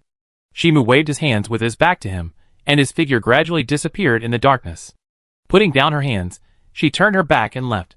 But a moment later, she suddenly ran over again, picked up the equipment left by the werewolf, and then left. After all, the equipment left by the werewolf is good stuff at first glance. The tunnel without light. Shimu walked alone, accompanied only by a horse, along the damp and cold tunnel. For a long time. The mare snorted, looked at the knight walking quietly beside her, and after he looked over, she motioned him to get on the horse. This was not because she saw that he was lonely and wanted to take him for a gallop and get rid of all his troubles, but because it was too difficult to walk like this. So she specially allowed the knight to ride her again. It's okay, I'm fine now. Shimu waved his hand, pretending that he didn't understand what the mare meant. Then, he was grabbed by the back of the neck and thrown on the horse's back. The horse's hooves hit the ground, and the mare began to run wildly, as if she was a flash of lightning passing through a lightless tunnel. The small ball of light on Shimu's head drew a long track in the darkness, as if the mare's speed was faster than light. Of course, this was just an illusion. But what is certain is that the mare's speed when she ran seriously was really as fast as lightning. It would have taken nearly a day to get there. It took only 10 minutes to reach the end. The light flooded into my eyes, and the whole world suddenly became clear. What I saw was a river flowing with magma, and houses built on the edge of magma. The dwarves were walking through such a town. This is the underground world, which is very different from the civilization on the surface, and the folk customs are relatively fierce. I got off the horse. Shimu walked forward a few steps. He was standing on a hillside at the moment, and below him was the dwarf town. Here, well, there was nothing special. The main reason for coming here was that the road was short, and I could run directly from Doma City to the Dwarf Kingdom, which was more convenient for running maps. There is no more special reason. Nice to meet you, Lord Akhtar. A respectful and gentle female voice came, and Shimu subconsciously looked in the direction of the voice. I saw a blindfolded nun, with her hands folded in front of her lower abdomen, walking slowly and gracefully, and she stopped. I am a nun serving fire. She gently put her hands on her chest, and her blindfolded eyes seemed to penetrate the silk, and cast her eyes on Shimu's face. Then she nodded affirmatively. You are the Lord of Ashes chosen by fate. Shimu did not answer, and observed the blindfolded nun, even though the nun's clothes covered all the exposed parts. However, the figure curve of a mature woman can still be seen, and even in such a hot environment, this nun serving fire did not sweat. This is natural, after all, this is a strong man of more than 90 levels, and now he can't break the defense even if he cuts with a knife. Under normal circumstances, players who experience the game for the first time are easily attracted by various beautiful women and handsome men at the beginning of the game, and thus take the corresponding storyline.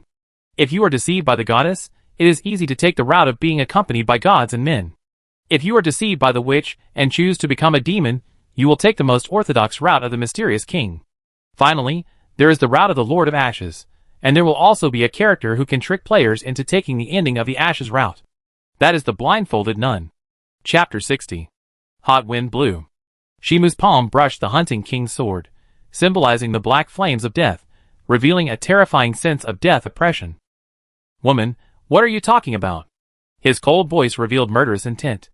Master Hecate, the one who controls the trajectory of all fate, you are also qualified to talk about fate in front of me. The nun who served the fire shook her head gently, wanting to start explaining the reason, but found that the future Lord of Ashes had already launched an attack without mercy.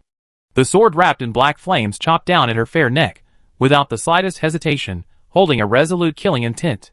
However, clang! Before the sword touched the white neck, it was blocked by a transparent red protective cover, and did not cut off the nun's head. Seeing this, Shimu's eyes were cold, and he used his wrist to change the direction of the sword, and quickly chopped again, but still could not cut through the protective cover. He jumped back a step and put his hand on the sword of light. And at this moment, Lord Ashes, please don't do that. The nun who served the fire said softly, you are not in good health now. Using the sword of light will make your body too weak. After the words fell, the light began to surge, turning into a pillar of light that stabbed the chest of the blindfolded nun. With the collision, the whole world was submerged in light. After a moment, the light faded. The terrain has changed dramatically. The hillside has disappeared from the original place, and a deep hole with no top appeared above the cave.